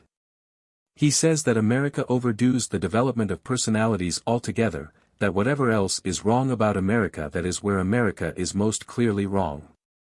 I read that this morning, and directly I read it I thought, yes, that's exactly it. Mr. Direck is overdoing the development of personalities. Me? Yes. I like talking to you and I don't like talking to you. And I see now it is because you keep on talking of my personality and your personality. That makes me uncomfortable. It's like having someone following me about with a limelight. And in a sort of way I do like it. I like it and I'm flattered by it, and then I go off and dislike the effect of it. I find myself trying to be what you have told me I am, sort of acting myself. I want to glance at looking glasses to see if I am keeping it up. It's just exactly what Mr. Britling says in his book about American women. They act themselves, he says. They get a kind of story and explanation about themselves and they are always trying to make it perfectly plain and clear to everyone. Well, when you do that you can't think nicely of other things. We like a clear light on people, said Mr. Direck. We don't. I suppose we're shadier, said Cecily. You're certainly much more in half-tones, said Mr. Direck. And I confess it's the half-tones get hold of me. But still you haven't told me, Miss Cissie, what you think I ought to do with myself. Here I am, you see, very much at your disposal. What sort of business do you think it's my duty to go in for? That's for someone with more experience than I have, to tell you. You should ask Mr. Britling. I'd rather have it from you. I don't even know for myself, she said. So why shouldn't we start to find out together, he asked. It was her tantalizing habit to ignore all such tentatives. One can't help the feeling that one is in the world for something more than oneself, she said. Section 8. Soon Mr. Direck could measure the time that was left to him at the Dower House no longer by days but by hours. His luggage was mostly packed, his tickets to Rotterdam, Cologne, Munich, Dresden, Vienna, were all in order. And things were still very indefinite between him and Cecily. But God has not made Americans clean-shaven and firm-featured for nothing. And he determined that matters must be brought to some sort of definition before he embarked upon travels that were rapidly losing their attractiveness in this concentration of his attention. A considerable nervousness betrayed itself in his voice and manner when at last he carried out his determination. There's just a little thing, he said to her, taking advantage of a moment when they were together after lunch, that I'd value now more than anything else in the world. She answered by a lifted eyebrow and a glance that had not so much inquiry in it as she intended. If we could just take a little walk together for a bit. Round by Clavering's Park and all that. See the deer again and the old trees. Sort of scenery I'd like to remember when I'm away from it. He was a little short of breath, and there was a quite disproportionate gravity about her moment for consideration. Yes, she said with a cheerful acquiescence that came a couple of bars too late. Let's. It will be jolly. These fine English afternoons are wonderful afternoons, he remarked after a moment or so of silence. Not quite the splendid blaze we get in our summer, but, sort of glowing. It's been very fine all the time you've been here, she said. After which exchanges they went along the lane, into the road by the park fencing, and so to the little gate that lets one into the park, without another word. The idea took hold of Mr. Direck's mind that until they got through the park gate it would be quite out of order to say anything. The lane and the road and the stile and the gate were all so much preliminary stuff to be got through before one could get to business. But after the little white gate the way was clear, the park opened out and one could get ahead without bothering about the steering. And Mr. Direck had, he felt, been diplomatically involved in lanes and byways long enough. Well, he said as he rejoined her after very carefully closing the gate. What I really wanted was an opportunity of just mentioning something that happens to be of interest to you, if it does happen to interest you. I suppose I'd better put the thing as simply as possible. Practically. I'm just right over the head and all in love with you. I thought I'd like to tell you. Immense silences. Of course I won't pretend there haven't been others, Mr. Direck suddenly resumed. There have. One particularly. But I can assure you I've never felt the depth and height or anything like the sort of quiet clear conviction. And now I'm just telling you these things, Miss Corner, I don't know whether it will interest you if I tell you that you're really and truly the very first love I ever had as well as my last. I've had sent over, I got it only yesterday, this little photograph of a miniature portrait of one of my ancestors' relations, a Corner just as you are. It's here. He had considerable difficulties with his pockets and papers. Cecily, mute and flushed and inconvenienced by a preposterous and unaccountable impulse to weep, took the picture he handed her. When I was a lil fellow of 15, said Mr. Direck in the tone of one producing a melancholy but conclusive piece of evidence, I worshipped that miniature. It seemed to me, the loveliest person. Anne, it's just you. He too was preposterously moved. It seemed a long time before Cecily had anything to say, and then what she had to say she said in a softened, indistinct voice. You're very kind, she said, and kept hold of the little photograph. They had halted for the photograph. Now they walked on again. I thought I'd like to tell you, said Mr. Direck and became tremendously silent. Cecily found him incredibly difficult to answer. She tried to make herself light and offhand, and to be very frank with him. Of course, she said, I felt somehow, you meant to say something of this sort to me, when you asked me to come with you. Well, he said. And I've been trying to make my poor brain think of something to say to you. She paused and contemplated her difficulties.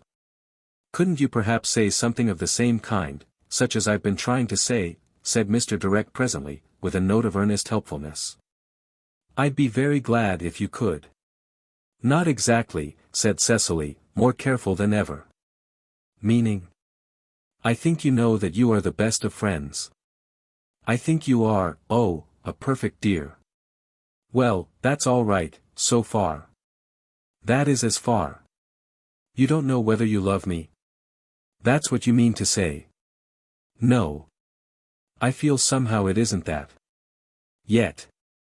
There's nobody else by any chance. No, Cecily weighed things. You needn't trouble about that. Only you don't know. Cecily made a movement of assent.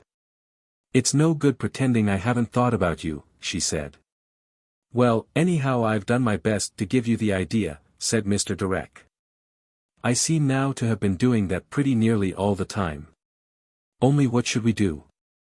Mr. Direck felt this question was singularly artless. Why, we'd marry, he said. And all that sort of thing. Letty has married, and all that sort of thing, said Cecily, fixing her eye on him very firmly because she was coloring brightly. And it doesn't leave Letty very much, for Raider.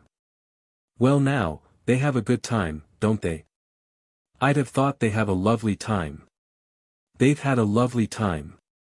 And Teddy is the dearest husband. And they have a sweet little house and a most amusing baby. And they play hockey every Sunday. And Teddy does his work. And every week is like every other week. It is just heavenly. Just always the same heavenly.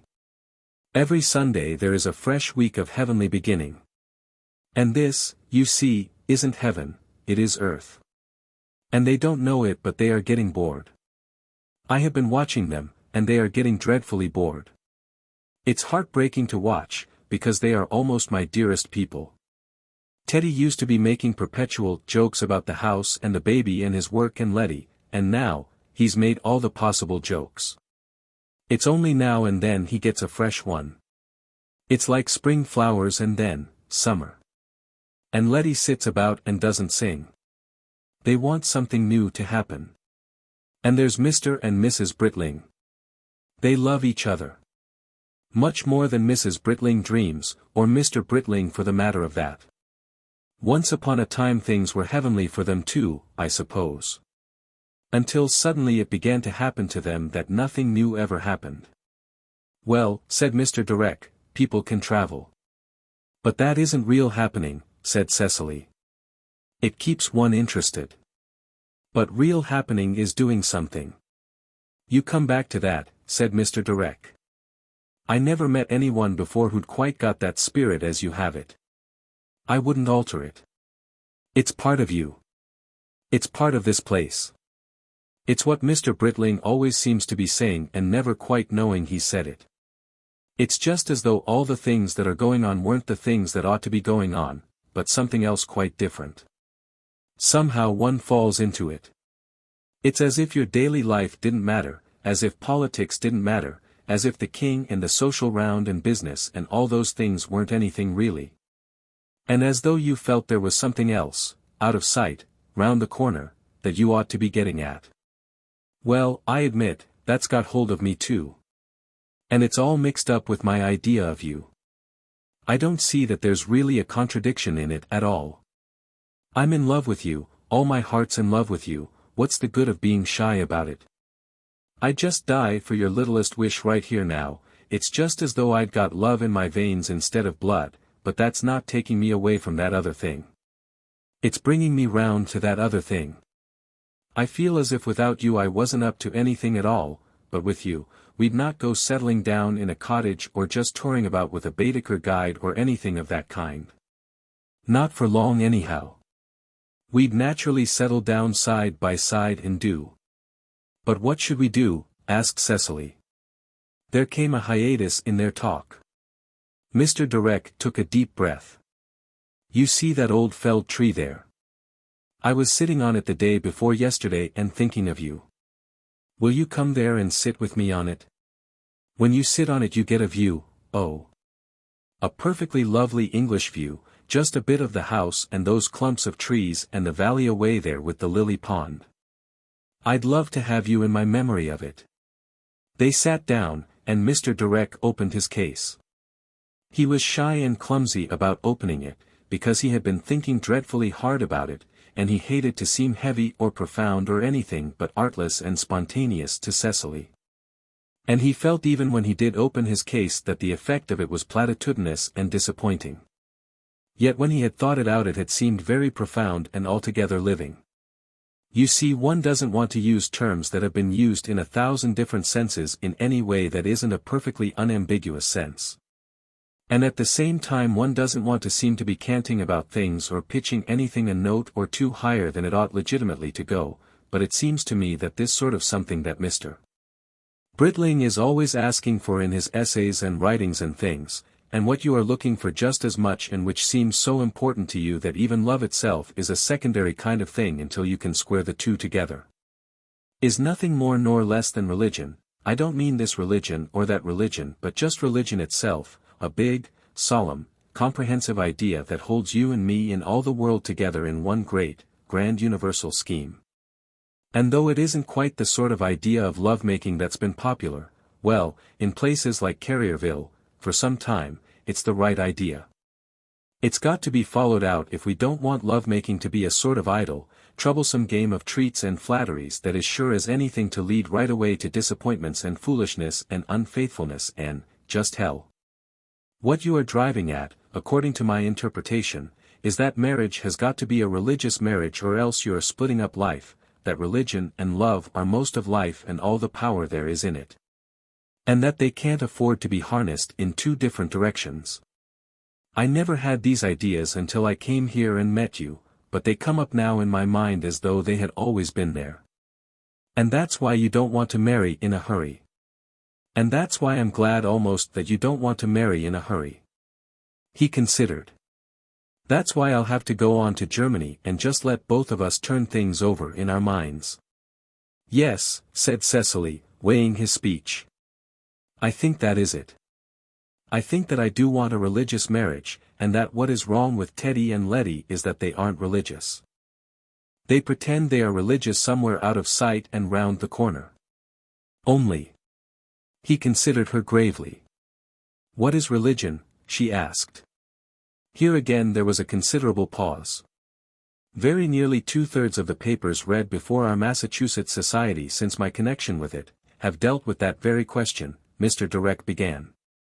And one of our most influential members was able to secure the services of a very able and highly trained young woman from Michigan University, to make a digest of all these representative utterances. We are having it printed in a thoroughly artistic mariner, as the club book for our autumn season. The drift of her results is that religion isn't the same thing as religions. That most religions are old and that religion is always new. Well, putting it simply, religion is the perpetual rediscovery of that great thing out there. What the great thing is goes by all sorts of names, but if you know it's there and if you remember it's there, you've got religion. That's about how she figured it out. I shall send you the book as soon as a copy comes over to me. I can't profess to put it as clearly as she puts it. She's got a real analytical mind. But it's one of the most suggestive lil books I've ever seen. It just takes hold of you and makes you think. He paused and regarded the ground before him, thoughtfully. Life, said Cecily, has either got to be religious or else it goes to pieces. Perhaps anyhow it goes to pieces. Mr. Direck endorsed these observations by a slow nodding of the head. He allowed a certain interval to elapse. Then a vaguely apprehended purpose that had been for a time forgotten in these higher interests came back to him. He took it up with a breathless sense of temerity. Well, he said, then you don't hate me? She smiled. You don't dislike me or despise me? She was still reassuring. You don't think I'm just a slow American sort of portent? No. You think, on the whole, I might even, someday. She tried to meet his eyes with a pleasant frankness, and perhaps she was franker than she meant to be. Look here, said Mr. Direck, with a little quiver of emotion softening his mouth. I'll ask you something.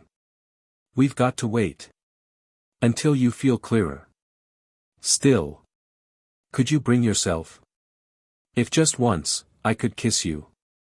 I'm going away to Germany, he went on to her silence. But I shan't be giving so much attention to Germany as I supposed I should when I planned it out. But somehow, if I felt, that I'd kissed you. With a delusive effect of calmness the young lady looked first over her left shoulder and then over her right and surveyed the park about them. Then she stood up. We can go that way home, she said with a movement of her head, through the little covert. Mr. Direck stood up too. If I was a poet or a bird, said Mr. Direck, I should sing. But being just a plain American citizen all I can do is just to talk about all I'd do if I wasn't. And when they had reached the little covert, with its pathway of soft moss and its sheltering screen of interlacing branches, he broke the silence by saying, well, what's wrong with right here and now? And Cecily stood up to him as straight as a spear, with gifts in her clear eyes. He took her soft cool face between his trembling hands, and kissed her sweet half-parted lips.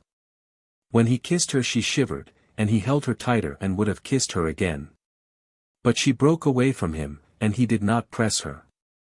And muter than ever, pondering deeply, and secretly trembling in the queerest way, these two outwardly sedate young people returned to the Dower House. And after tea the taxicab from the junction came for him and he vanished, and was last seen as a waving hat receding along the top of the dog-rose hedge that ran beyond the hockey field towards the village. "He will see Germany long before I shall," said Herr Heinrich with a gust of nostalgia. "I wish almost I had not agreed to go to Boulogne." And for some days Miss Cecily Corner was a very grave and dignified young woman indeed. Pondering. Section 9. After the departure of Mr. Direck, things international began to move forward with great rapidity. It was exactly as if his American deliberation had hitherto kept things waiting. Before his postcard from Rotterdam reached the Dower House, Austria had sent an ultimatum to Serbia, and before Cecily had got the letter he wrote her from Cologne. A letter in that curiously unformed handwriting the stenographer and the typewriter are making an American characteristic. Russia was mobilizing.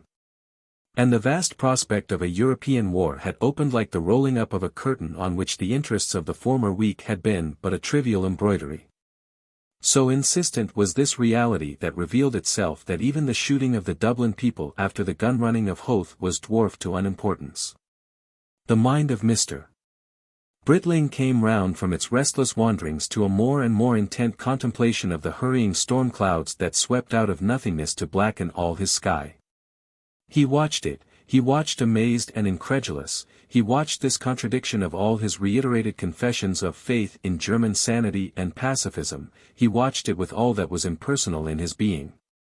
And meanwhile his personal life ran in a continually deeper and narrower channel as his intelligence was withdrawn from it. Never had the double refraction of his mind been more clearly defined. On the one hand the Britling of the disinterested intelligence saw the habitual peace of the world vanish as the daylight vanishes when a shutter falls over the window of a cell. And on the other the Britling of the private life saw all the pleasant comfort of his relations with Mrs. Herodian disappearing in a perplexing irrational quarrel. He did not want to lose Mrs. Herodian. He contemplated their breach with a profound and profoundly selfish dismay. It seemed the wanton termination of an arrangement of which he was only beginning to perceive the extreme and irreplaceable satisfactoriness. It wasn't that he was in love with her. He knew almost as clearly as though he had told himself as much that he was not.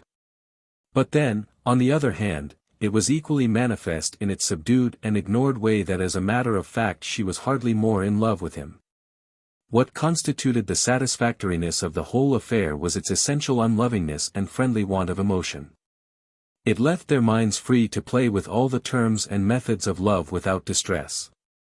She could summon tears and delights as one summons servants, and he could act his part as lover with no sense of lost control. They supplied in each other's lives a long-felt want, if only, that is, she could control her curious aptitude for jealousy and the sexual impulse to vex. There, he felt, she broke the convention of their relations and brought in serious realities, and this little rift it was that had widened to a now considerable breach. He knew that in every sane moment she dreaded and wished to heal that breach as much as he did. But the deep simplicities of the instincts they had tacitly agreed to bridge over washed the piers of their reconciliation away. And unless they could restore the bridge things would end, and Mr. Britling felt that the ending of things would involve for him the most extraordinary exasperation. She would go to Oliver for comfort, she would marry Oliver. And he knew her well enough to be sure that she would thrust her matrimonial happiness with Oliver unsparingly upon his attention. While he, on the other hand, being provided with no corresponding Olivette, would be left, a sort of emotional celibate, with his slack times and his afternoons and his general need for flattery and amusement dreadfully upon his own hands. He would be tormented by jealousy. In which case, and here he came to verities, his work would suffer.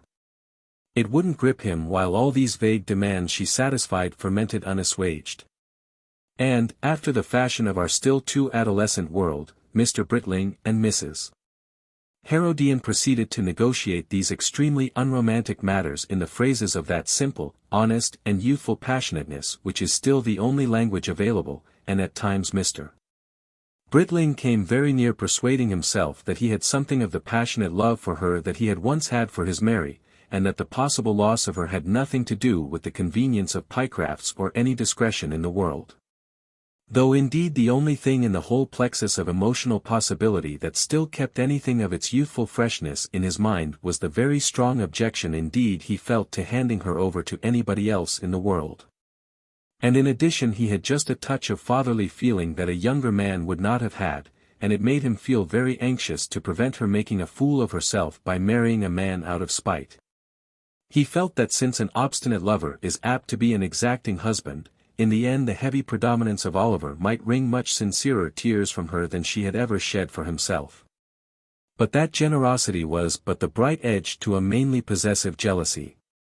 It was Mr. Britling who reopened the correspondence by writing a little apology for the corner of the small snapdragon bed, and this evoked an admirably touching reply. He replied quite naturally with assurances and declarations. But before she got his second letter her mood had changed. She decided that if he had really and truly been lovingly sorry, instead of just writing a note to her he would have rushed over to her in a wild, dramatic state of mind, and begged forgiveness on his knees. She wrote therefore a second letter to this effect, crossing his second one, and, her literary gift getting the better of her, she expanded her thesis into a general denunciation of his habitual off-handedness with her. To an abandonment of all hope of ever being happy with him, to a decision to end the matter once for all, and after a decent interval of dignified regrets to summon Oliver to the reward of his patience and goodness. The European situation was now at a pitch to get upon Mr. Britling's nerves, and he replied with a letter intended to be conciliatory, but which degenerated into earnest reproaches for her unreasonableness. Meanwhile she had received his second and tenderly eloquent letter, it moved her deeply, and having now cleared her mind of much that had kept it simmering uncomfortably, she replied with a sweetly loving epistle. From this point their correspondence had a kind of double quality, being intermittently angry and loving. Her third letter was tender, and it was tenderly answered in his fourth. But in the interim she had received his third and answered it with considerable acerbity, to which his fifth was a retort, just missing her generous and conclusive fifth. She replied to his fifth on a Saturday evening. It was that eventful Saturday, Saturday the 1st of August, 1914, by a telegram. Oliver was abroad in Holland, engaged in a much-needed emotional rest, and she wired to Mr. Britling, "Have wired for Oliver, he will come to me, do not trouble to answer this." She was astonished to get no reply for 2 days. She got no reply for 2 days because remarkable things were happening to the telegraph wires of England just then, and her message, in the hands of a Boy Scout on a bicycle, reached Mr. Britling's house only on Monday afternoon. He was then at Clavering's discussing the invasion of Belgium that made Britain's participation in the war inevitable, and he did not open the little red-brown envelope until about 6:30. He failed to mark the date and hours upon it, but he perceived that it was essentially a challenge. He was expected, he saw, to go over at once with his renovated Gladys and end this unfortunate clash forever in one striking and passionate scene. His mind was now so full of the war that he found this the most colorless and unattractive of obligations. But he felt bound by the mysterious code of honor of the illicit love affair to play his part. He postponed his departure until after supper. There was no reason why he should be afraid of motoring by moonlight if he went carefully, because Hugh came in with Cissie demanding a game of hockey. Hockey offered a nervous refreshment, a scampering forgetfulness of the tremendous disaster of this war he had always believed impossible, that nothing else could do, and he was very glad indeed of the eruption. Section 10. For days the broader side of Mr. Britling's mind, as distinguished from its egotistical edge, had been reflecting more and more vividly and coherently the spectacle of civilization casting aside the thousand dispersed activities of peace. Clutching its weapons and setting its teeth, for a supreme struggle against militarist imperialism. From the point of view of Matching's Easy that colossal crystallizing of accumulated antagonisms was for a time no more than a confusion of headlines and a rearrangement of columns in the white windows of the newspapers through which those who lived in the securities of England looked out upon the world. It was a display in the sphere of thought and print immeasurably remote from the real green turf on which one walked, from the voice and the church bells of Mr. Dimple that sounded their ample caresses in one's ears, from the clashing of the stags who were beginning to knock the velvet from their horns in the park. Or the clatter of the butcher's cart and the respectful greeting of the butcher boy down the lane. It was the spectacle of the world less real even to most imaginations than the world of novels or plays. People talked of these things always with an underlying feeling that they romanced and intellectualized. On Thursday, July 23, the Austro-Hungarian minister at Belgrade presented his impossible ultimatum to the Serbian government, and demanded a reply within 48 hours. With the wisdom of retrospect we know now clearly enough what that meant. The Sarajevo crime was to be resuscitated and made an excuse for war. But 999 Europeans out of 1,000 had still no suspicion of what was happening to them. The ultimatum figured prominently in the morning papers that came to Matchings Easy on Friday, but it by no means dominated the rest of the news. Sir Edward Carson's rejection of the government proposals for Ulster was given the pride of place, and almost equally conspicuous with the Serbian news were the Kalos trial and the storming of the St. Petersburg barricades by Cossacks. Herr Heinrich's questions at lunch-time received reassuring replies. On Saturday Sir Edward Carson was still in the central limelight. Russia had intervened and demanded more time for Serbia, and the Daily Chronicle declared the day a critical one for Europe. Dublin with bayonet charges and bullets thrust Serbia into a corner on Monday. No shots had yet been fired in the east, and the mischief in Ireland that Germany had counted on was well ahead. Sir Edward Grey was said to be working hard for peace. "It's the cry of wolf," said Mr. Britling to Herr Heinrich. "But at last there did come a wolf," said Herr Heinrich. "I wish I had not sent my first moneys to that conference upon Esperanto. I feel sure it will be put off." "See," said Teddy very cheerfully to Herr Heinrich on Tuesday, and held up the paper, in which the bloodshed in Dublin had squeezed the war cloud lifting into a quite subordinate position. "What did we tell you?" said Mrs. Britling. "Nobody wants a European war." But Wednesday's paper vindicated his fears. Germany had commanded Russia not to mobilize. "Of course Russia will mobilize," said Herr Heinrich. "Or else forever after hold her peace," said Teddy. "And then Germany will mobilize," said Herr Heinrich, "and all my holiday will vanish. I shall have to go and mobilize too. I shall have to fight. I have my papers." "I never thought of you as a soldier before," said Teddy. "I have deferred my service until I have done my thesis," said Herr Heinrich. "Now all that will be, piff. And my thesis 3/4 finished." "That is serious," said Teddy. "Verdammt Dummheit," said Herr Heinrich. "Why do they do such things?" On Thursday, the 30th of July, Kalos, Carson, strikes, and all the common topics of life had been swept out of the front page of the paper altogether. The stock exchanges were in a state of wild perturbation, and food prices were leaping fantastically. Austria was bombarding Belgrade, contrary to the rules of war hitherto accepted. Russia was mobilizing. Mr. Asquith was, he declared, not relaxing his efforts to do everything possible to circumscribe the area of possible conflict, and the Vienna Conference of Peace Societies was postponed. "I do not see why a conflict between Russia and Austria should involve Western Europe," said Mr. Britling. "Our concern is only for Belgium and France." But Herr Heinrich knew better. "No," he said. "It is the war. It has come. I have heard it talked about in Germany many times. But I have never believed that it was obliged to come. ACH. It considers no one. So long as Esperanto is disregarded, all these things must be." Friday brought photographs of the mobilization in Vienna, and the news that Belgrade was burning. Young men in straw hats very like English or French or Belgian young men in straw hats were shown parading the streets of Vienna, carrying flags and banners portentously, blowing trumpets or waving hats and shouting. Saturday saw all Europe mobilizing, and Herr Heinrich upon Teddy's bicycle in wild pursuit of evening papers at the junction. Mobilization and the emotions of Herr Heinrich now became the central facts of the Dower House situation. The two younger Britlings mobilized with great vigor upon the playroom floor.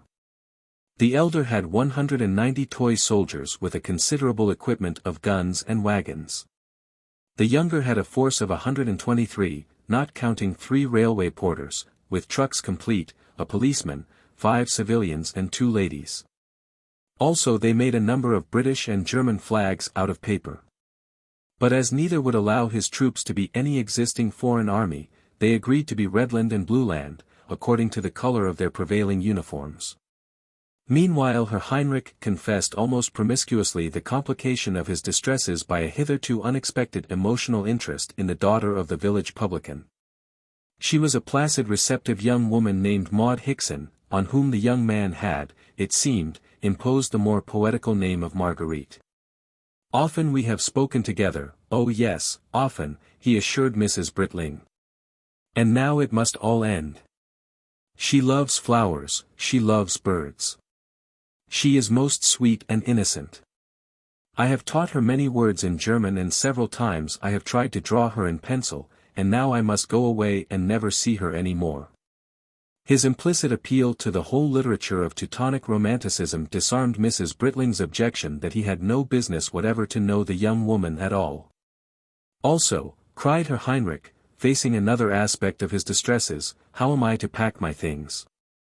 Since I have been here I have bought many things, many books, and 2 pairs of white flannel trousers and some shirts and a tin instrument that I cannot work, for developing privately Kodak films.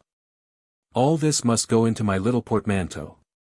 And it will not go into my little portmanteau. And there is Billy. Who will now go on with the education of Billy?" The hands of fate paused not for Herr Heinrich's embarrassments and distresses.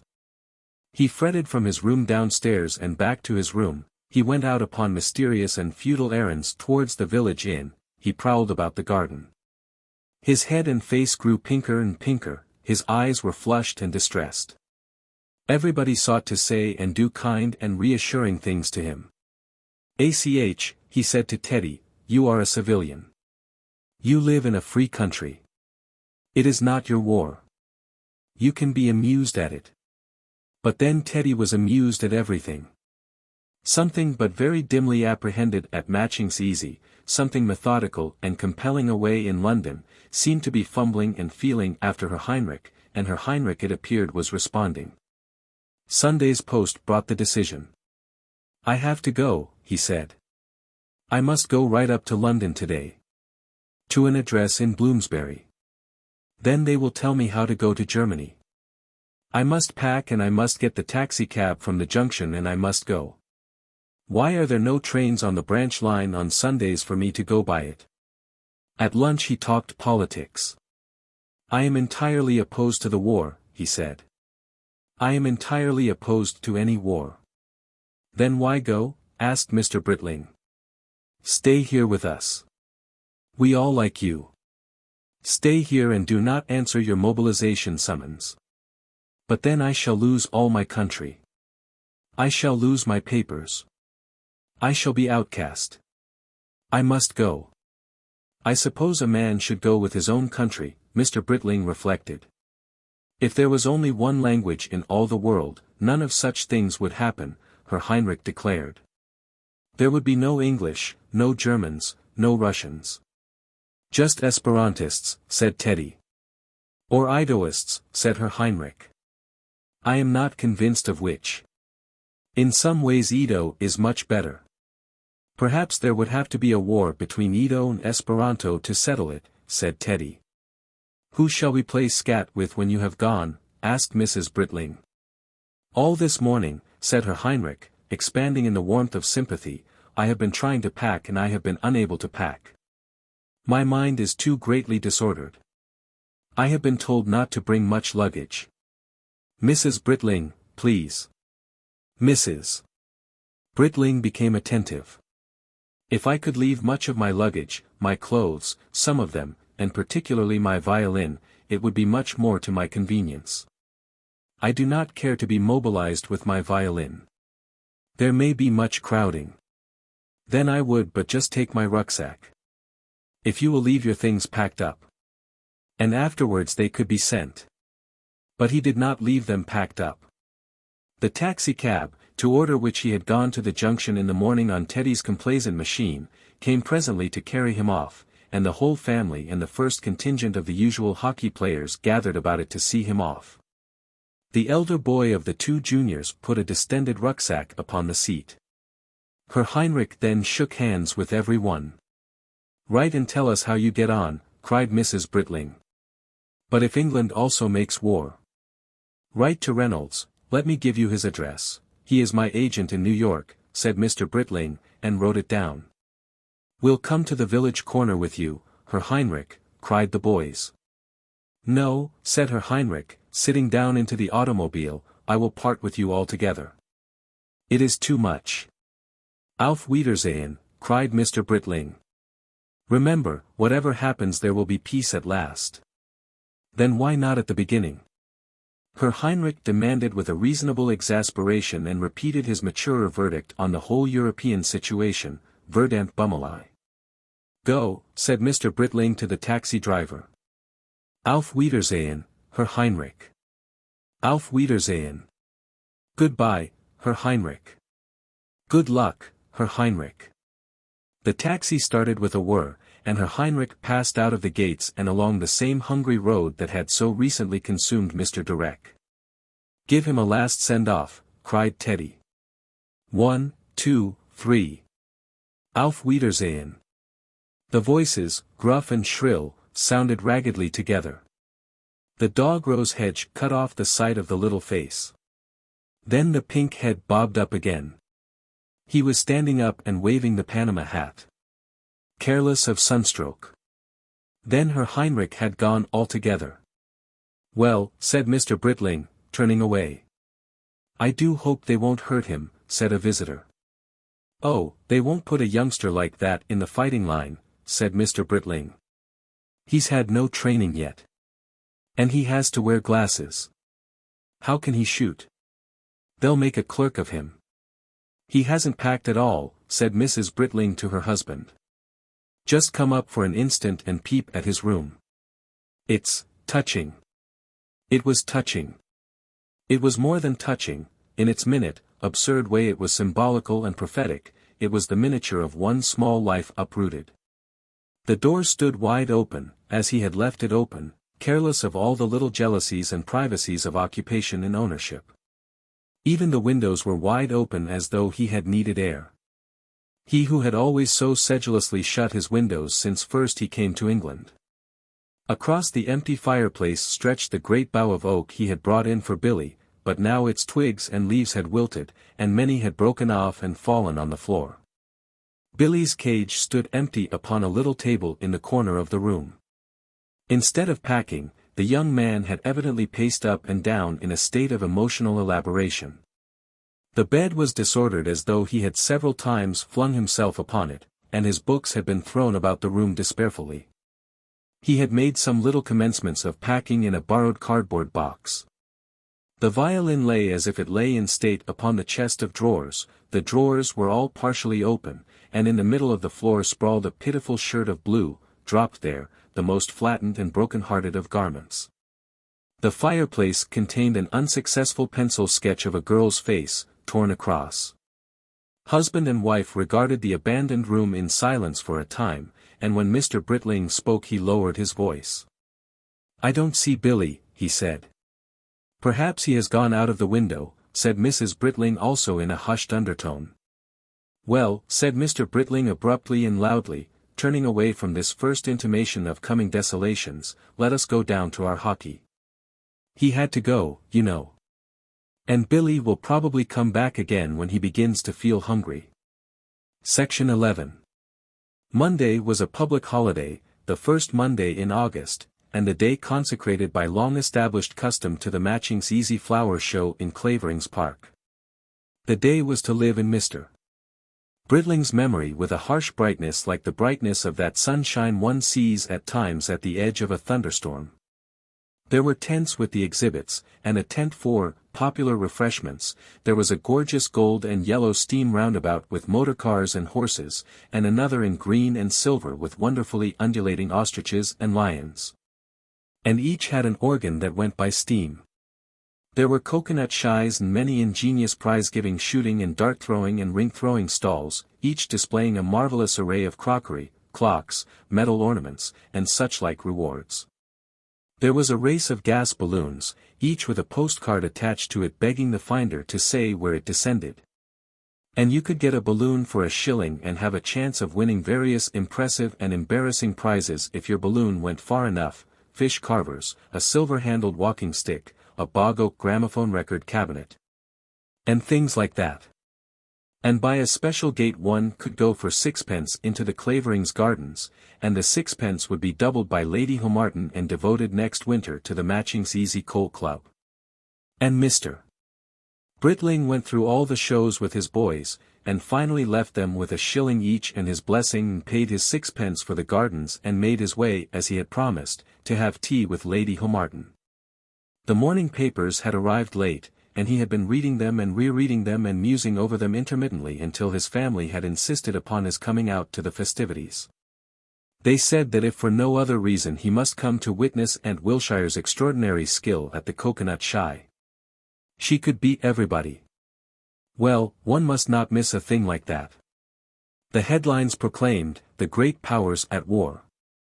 France invaded by Germany, Germany invaded by Russia, 100,000 Germans march into Luxembourg, can England abstain?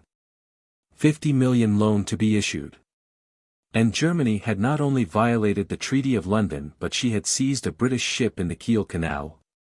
The roundabouts were very busy and windily melodious, and the shooting gallery kept popping and jingling as people shot and broke bottles. And the voices of the young men and women inviting the crowd to try their luck at this and that rang loud and clear.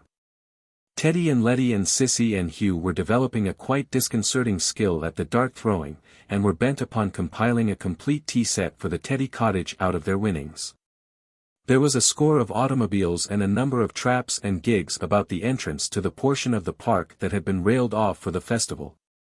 The small Britling boys had met some nursery visitors from Clavering's house and were busy displaying skill and calm upon the roundabout ostriches. And less than 400 miles away, with a front that reached from Nancy to Liège, more than 1.25 million of grey-clad men, the greatest and best-equipped host the world had ever seen, were pouring westward to take Paris. Grip and paralyze France, seize the Channel ports, invade England, and make the German Empire the master state of the earth. Their equipment was a marvel of foresight and scientific organization, from the motor kitchens that rumbled in their wake to the telescopic sights of the sharpshooters, the innumerable machine guns of the infantry. The supply of entrenching material, the preparations already made in the invaded country. "Let's try at the other place for the sugar basin," said Teddy, hurrying past. "Don't get 2 sugar basins," said Cissie, breathless in pursuit. "Hugh is trying for a sugar basin at the other place." Then Mr. Britling heard a bellicose note. "Let's have a go at the bottles," said a cheerful young farmer. "Ought to keep up our shooting, these warlike times." Mr. Britling ran against Hickson from the village inn and learnt that he was disturbed about his son being called up as a reservist. Just when he was settling down here. "It seems a pity they couldn't leave him for a bit." "'Tis a nuisance," said Hickson, "but anyhow, they give first prize to his radishes." "He'll be glad to hear they give first prize to his radishes." "Do you think, sir, there's very much probability of this war?" "It do seem to be beginning like." "It looks more like beginning than it has ever done," said Mr. Britling. "It's a foolish business." "I suppose if they start in on us we got to hit back at them," said Mr. Hickson. "Postman, he's got his papers too." Mr. Britling made his way through the drifting throng towards the little wicket that led into the gardens. He was swung round suddenly by a loud bang. It was the gun proclaiming the start of the balloon race. He stood for some moments watching the scene. The balloon start had gathered a little crowd of people, village girls in white gloves and cheerful hats, young men in bright ties and ready-made Sunday suits, fathers and mothers, Boy Scouts, children, clerks in straw hats, bicyclists and miscellaneous folk. Over their heads rose Mr. Chesant, the factotum of the estate. He was standing on a table and handing the little balloons up into the air one by one. They floated up from his hand like many-colored grapes, some rising and falling, some soaring steadily upward, some spinning and eddying, drifting eastward before the gentle breeze. A string of bubbles against the sky and the big trees that bounded the park. Farther away to the right were the striped canvas tents of the flower show, still farther off the roundabouts churned out their music, the shooting galleries popped, and the swing boats creaked through the air. Cut off from these things by a line of fencing lay the open park in which the deer grouped themselves under the great trees and regarded the festival mistrustfully. Teddy and Hugh appeared breaking away from the balloon race cluster, and hurrying back to their dart throwing. A man outside a little tent that stood apart was putting up a brave-looking notice, unstinted teas 1 shilling. The Teddy perambulator was moored against the coconut shy, and Aunt Wilshire was still displaying her terrible prowess at the coconuts. Already she had 127. Strange children had been impressed by her to carry them, and formed her retinue.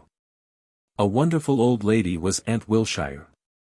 Then across all the sunshine of this artless festival there appeared, as if it were writing showing through a picture, France invaded by Germany, Germany invaded by Russia.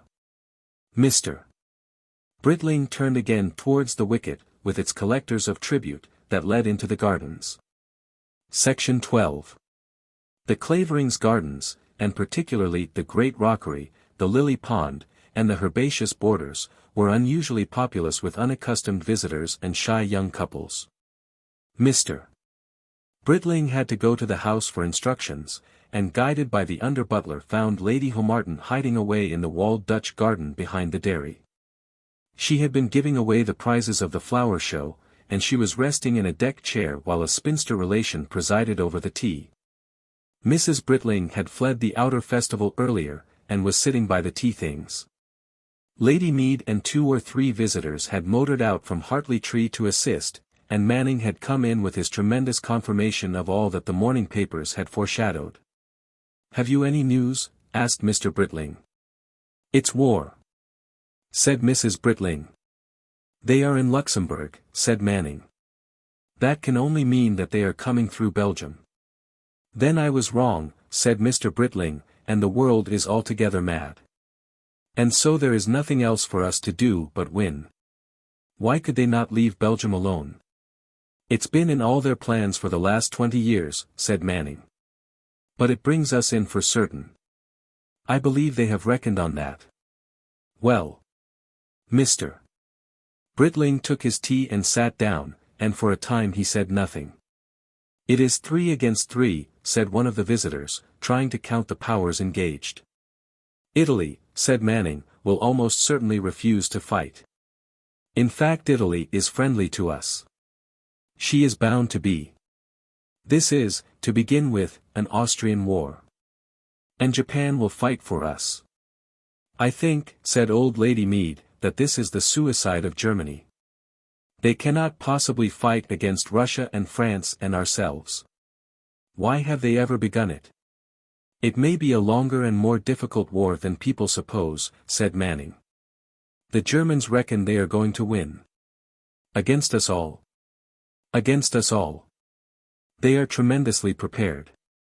It is impossible that Germany should win," said Mr. Britling, breaking his silence. "Against her Germany has something more than armies. All reason, all instinct, the 3 greatest peoples in the world. At present very badly supplied with war material. That may delay things, it may make the task harder, but it will not alter the end.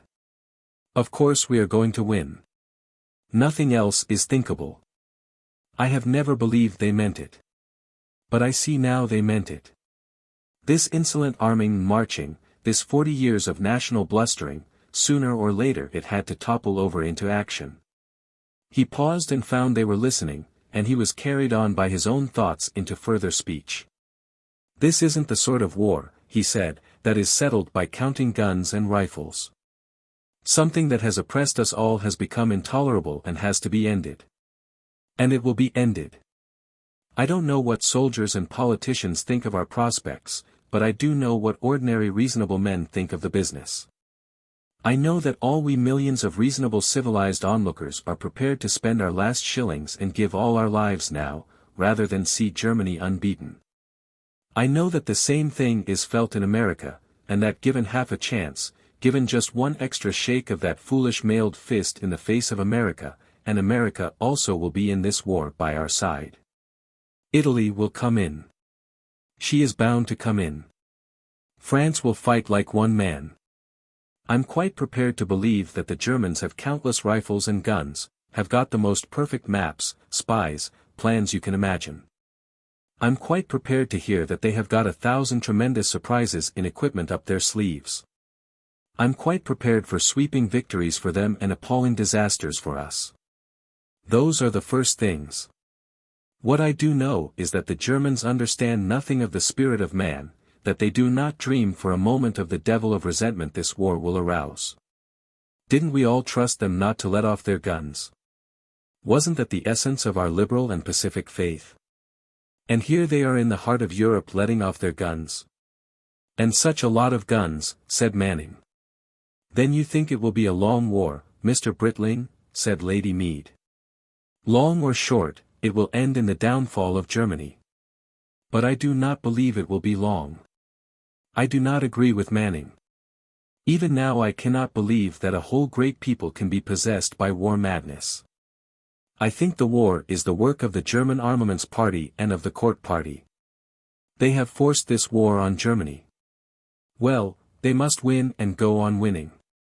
So long as they win, Germany will hold together, so long as their armies are not clearly defeated nor their navy destroyed. But once check them and stay them and beat them, then I believe that suddenly the spirit of Germany will change even as it changed after Jena. Willie Nixon, said one of the visitors, who came back from Hamburg yesterday, says they are convinced they will have taken Paris and St. Petersburg and one or two other little places and practically settled everything for us by about Christmas. And London? I forgot if he said London. But I suppose a London more or less hardly matters. They don't think we shall dare come in, but if we do they will Zeppelin the fleet and walk through our army, if you can call it an army. Manning nodded confirmation. They do not understand, said Mr. Britling. Sir George Padish told me the same sort of thing, said Lady Homarton. He was in Berlin in June.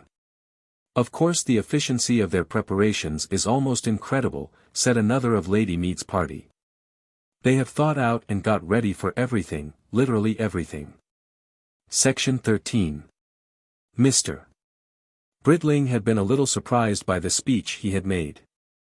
He hadn't realized before he began to talk how angry and scornful he was at this final coming into action of the Teutonic militarism that had so long menaced his world. He had always said it would never really fight, and here it was fighting. He was furious with the indignation of an apologist betrayed. He had only realized the strength and passion of his own belligerent opinions as he had heard them, and as he walked back with his wife through the village to the Dower House, he was still in the swirl of this self-discovery. He was darkly silent, devising fiercely denunciatory phrases against Krupp and Kaiser. Krupp and Kaiser, he grasped that obvious, convenient alliteration. It is all that is bad in medievalism allied to all that is bad in modernity, he told himself. The world, he said, startling Mrs. Britling with his sudden speech, will be intolerable to live in, it will be unendurable for a decent human being, unless we win this war. We must smash or be smashed. His brain was so busy with such stuff that for a time he stared at Mrs. Herodian's belated telegram without grasping the meaning of a word of it. He realized slowly that it was incumbent upon him to go over to her, but he postponed his departure very readily in order to play hockey. Besides which it would be a full moon, and he felt that summer moonlight was far better than sunset and dinner time for the declarations he was expected to make. And then he went on phrase-making again about Germany until he had actually bullied off at hockey. Suddenly in the midst of the game he had an amazing thought. It came to him like a physical twinge. What the devil are we doing at this hockey? He asked abruptly of Teddy, who was coming up to bully after a goal. We ought to be drilling or shooting against those infernal Germans. Teddy looked at him questioningly. Oh, come on, said Mr. Britling with a gust of impatience, and snapped the sticks together. Section 14. Mr. Britling started for his moonlight ride about 9:30 that night. He announced that he could neither rest nor work, the war had thrown him into a fever. The driving of the automobile was just the distraction he needed. He might not, he added casually, return for a day or so. When he felt he could work again he would come back. He filled up his petrol tank by the light of an electric torch, and sat in his car in the garage and studied his map of the district. His thoughts wandered from the road to Pycraft's to the coast, and to the possible route of a raider. Suppose the enemy anticipated a declaration of war. Here he might come, and here. He roused himself from these speculations to the business in hand. The evening seemed as light as day, a cool moonshine filled the world. The road was silver that flushed to pink at the approach of Mr. Britling's headlight, the dark turf at the wayside and the bushes on the bank became for a moment an acid green as the glare passed. The full moon was climbing up the sky, and so bright that scarcely a star was visible in the blue-gray of the heavens. Houses gleamed white a mile away, and ever and again a moth would flutter and hang in the light of the lamps, and then vanish again in the night. Gladys was in excellent condition for a run, and so was Mr. Britling. He went neither fast nor slow, and with a quite unfamiliar confidence. Life, which had seemed all day a congested confusion darkened by threats, became cool, mysterious and aloof and with a quality of dignified reassurance. He steered along the narrow road by the black dog-rose hedge, and so into the high road towards the village. The village was alight at several windows but almost deserted. Out beyond, a coruscation of lights burnt like a group of topaz and rubies set in the silver shield of the night. The festivities of the flower show were still in full progress, and the reduction of the entrance fee after 7 had drawn in every lingering outsider. The roundabouts churned out their relentless music, and the bottle-shooting galleries popped and crashed. The well-patronized ostriches and motorcars flickered round in a pulsing rhythm, black, black, black, before the naphtha flares. Mr. Britling pulled up at the side of the road, and sat for a little while watching the silhouettes move hither and thither from shadow to shadow across the bright spaces. On the very brink of war, on the brink of Armageddon, he whispered at last. Do they understand? Do any of us understand? He slipped in his gear to starting, and was presently running quietly with his engine purring almost inaudibly along the level road to Hartley-Tree. The sounds behind him grew smaller and smaller, and died away leaving an immense unruffled quiet under the moon. There seemed no motion but his own, no sound but the neat, subdued, mechanical rhythm in front of his feet. Presently he ran out into the main road, and heedless of the lane that turned away towards Pycraft's, drove on smoothly towards the east and the sea. Never before had he driven by night. He had expected a fumbling and tedious journey. He found he had come into an undreamt of silvery splendor of motion. For it seemed as though even the automobile was running on moonlight that night. Pycraft's could wait. Indeed, the later he got to Pycraft's the more moving and romantic the little comedy of reconciliation would be. And he was in no hurry for that comedy. He felt he wanted to apprehend this vast summer calm about him, that alone of all the things of the day seemed to convey anything whatever of the majestic tragedy that was happening to mankind. As one slipped through this still vigil one could imagine for the first time the millions away there marching, the wide river valleys, villages, cities, mountain ranges, ports and seas inaudibly busy. Even now, he said, the battleships may be fighting. He listened, but the sound was only the low intermittent drumming of his cylinders as he ran with his throttle nearly closed, down a stretch of gentle hill. He felt that he must see the sea. He would follow the road beyond the Rodwell villages, and then turn up to the crest of Eastonbury Hill. And thither he went and saw in the gap of the low hills beyond a V-shaped level of moonlit water that glittered and yet lay still. He stopped his car by the roadside, and sat for a long time looking at this and musing. And once it seemed to him 3 little shapes like short black needles passed in line ahead across the molten silver. But that may have been just the straining of the eyes. All sorts of talk had come to Mr. Britling's ears about the navies of England and France and Germany, there had been public disputes of experts, much whispering and discussion in private. We had the heavier vessels, the bigger guns, but it was not certain that we had the preeminence in science and invention. Were they relying as we were relying on dreadnoughts, or had they their secrets and surprises for us? Tonight, perhaps, the great ships were steaming to conflict. Tonight all over the world ships must be in flight and ships pursuing, 10,000 towns must be ringing with the immediate excitement of war. Only a year ago Mr. Britling had been lunching on a battleship and looking over its intricate machinery.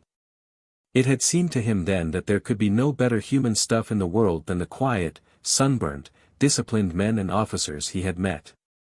And our little army, too, must be gathering tonight, the little army that had been chastened and reborn in South Africa, that he was convinced was individually more gallant and self-reliant and capable than any other army in the world. He would have sneered or protested if he had heard another Englishman say that, but in his heart he held the dear belief. And what other aviators in the world could fly as the Frenchmen and Englishmen he had met once or twice at Eastchurch and Salisbury could fly? These are things of race and national quality. Let the German cling to his gas bags. We shall beat them in the air, he whispered. We shall beat them on the seas. Surely we shall beat them on the seas. If we have men enough and guns enough we shall beat them on land. Yet, for years they have been preparing. There was little room in the heart of Mr. Britling that night for any love but the love of England. He loved England now as a nation of men. There could be no easy victory. Good for us with our two easy natures that there could be no easy victory.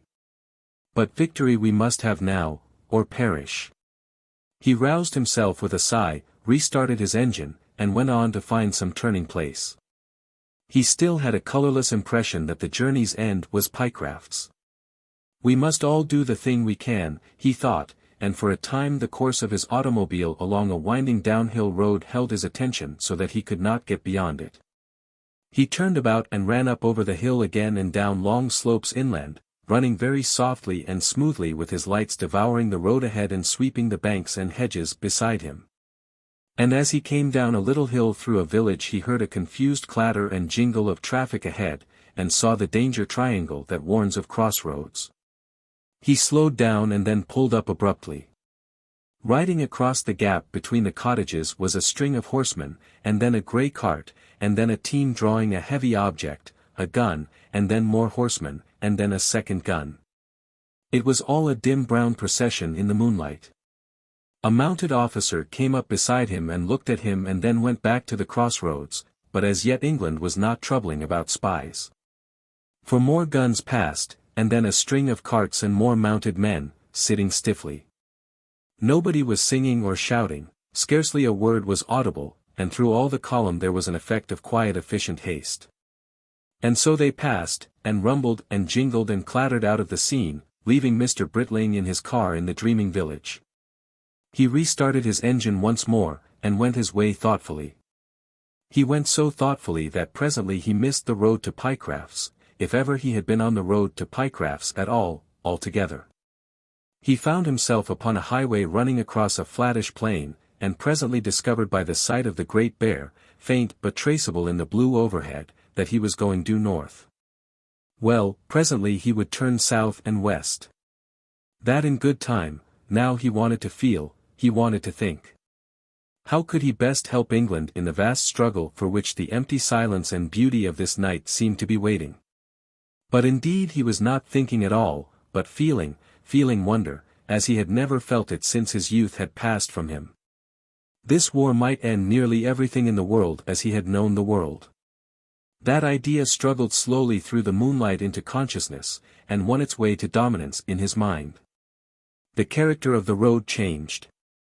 The hedges fell away, the pine trees and pine woods took the place of the black squat shapes of the hawthorn and oak and apple. The houses grew rarer and the world emptier and emptier, until he could have believed that he was the only man awake and out of doors in all the slumbering land. For a time a little thing caught hold of his dreaming mind.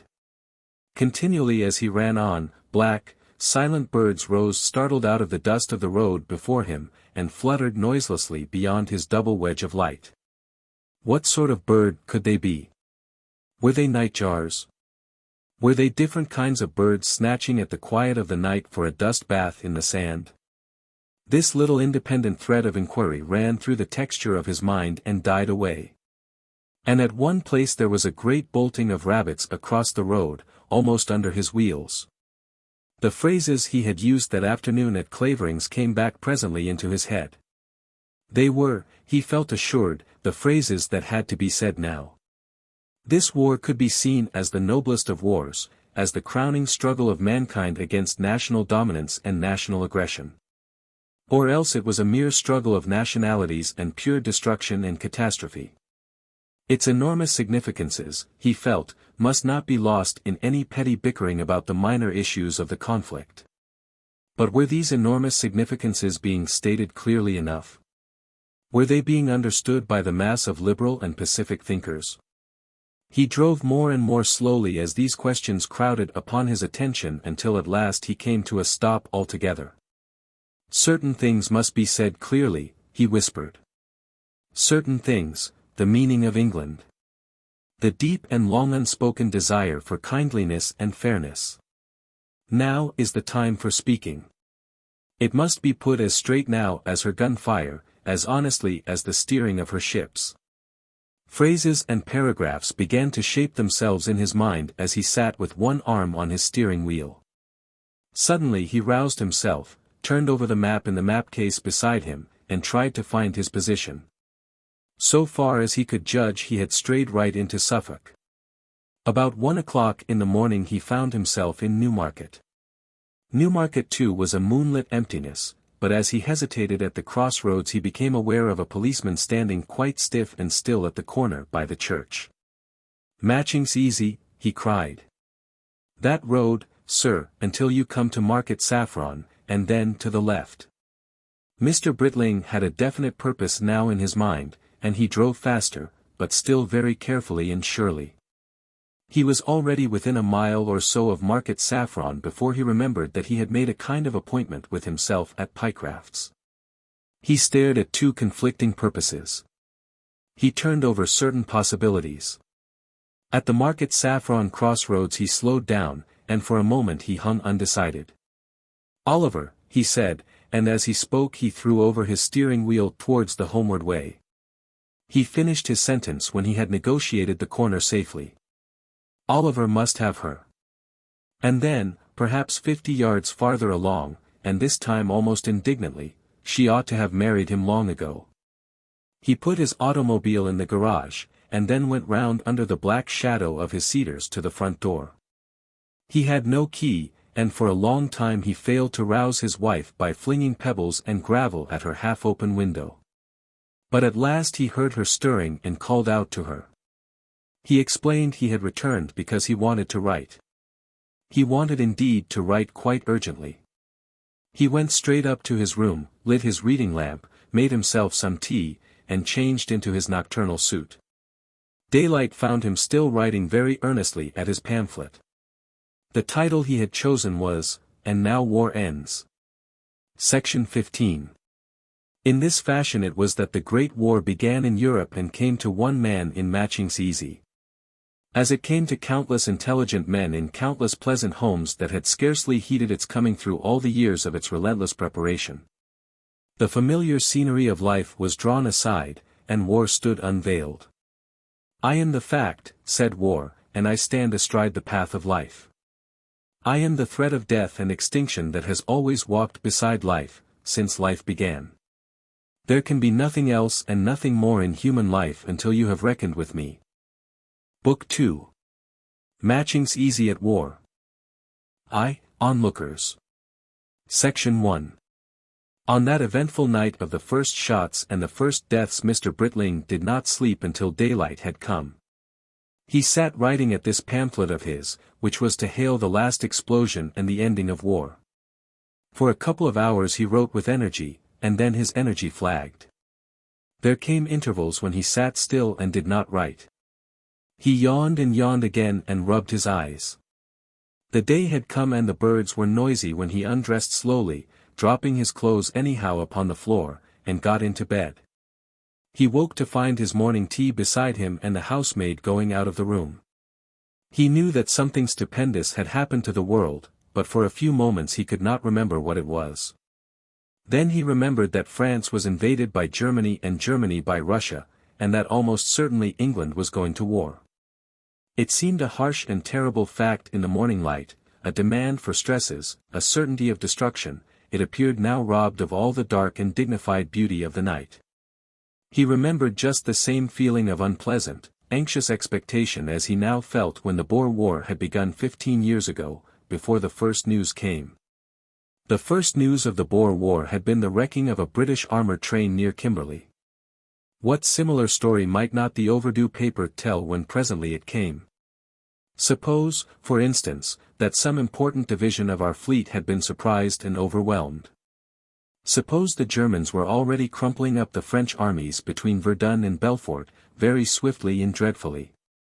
Suppose after all that the cabinet was hesitating, and that there would be no war for some weeks, but only a wrangle about Belgian neutrality, while the Germans smashed France.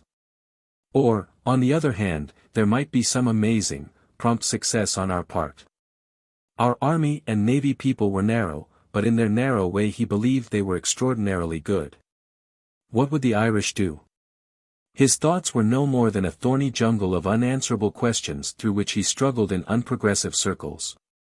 He got out of bed and dressed in a slow, distraught manner. When he reached his braces he discontinued dressing for a time. He opened the atlas at northern France, and stood musing over the Belgian border. Then he turned to Whitaker's Almanac to browse upon the statistics of the great European armies. He was roused from this by the breakfast gong. At breakfast there was no talk of anything but war. Hugh was as excited as a cat in thundery weather, and the small boys wanted information about flags. The Russian and the Serbian flag were in dispute, and the flag page of Webster's dictionary had to be consulted. Newspapers and letters were both abnormally late, and Mr. Britling, tiring of supplying trivial information to his offspring, smoked cigarettes in the garden. He had an idea of intercepting the postman. His eyes and ears informed him of the approach of Mrs. Faber's automobile.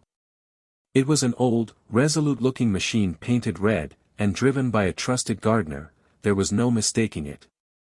Mrs. Faber was in it, and she stopped it outside the gate and made signals. Mrs. Britling, attracted by the catastrophic sounds of Mrs. Faber's vehicle, came out by the front door, and she and her husband both converged upon the caller. Section 2.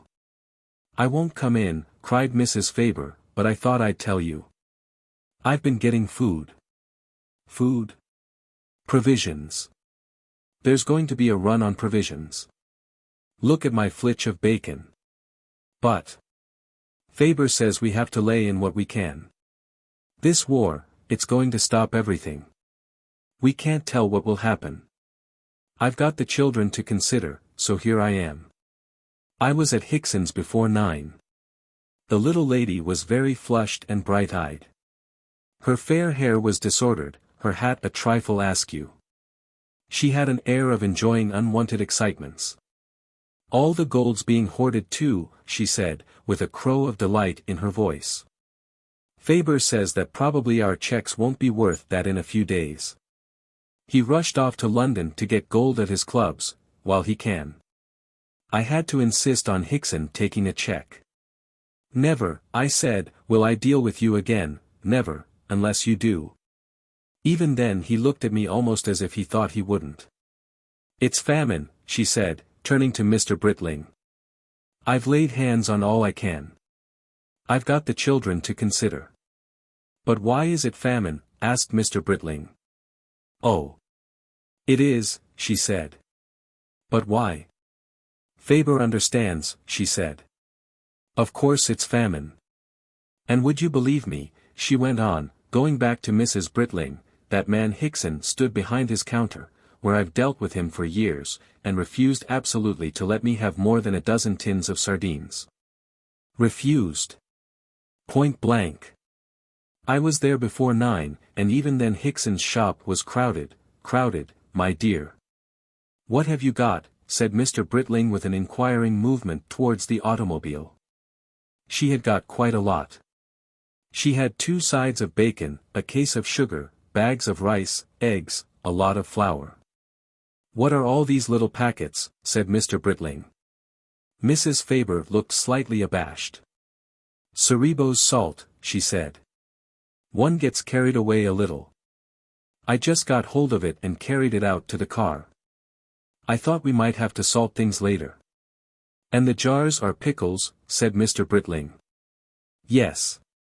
But look at all my flour. That's what will go first." The lady was a little flurried by Mr. Britling's too detailed examination of her haul.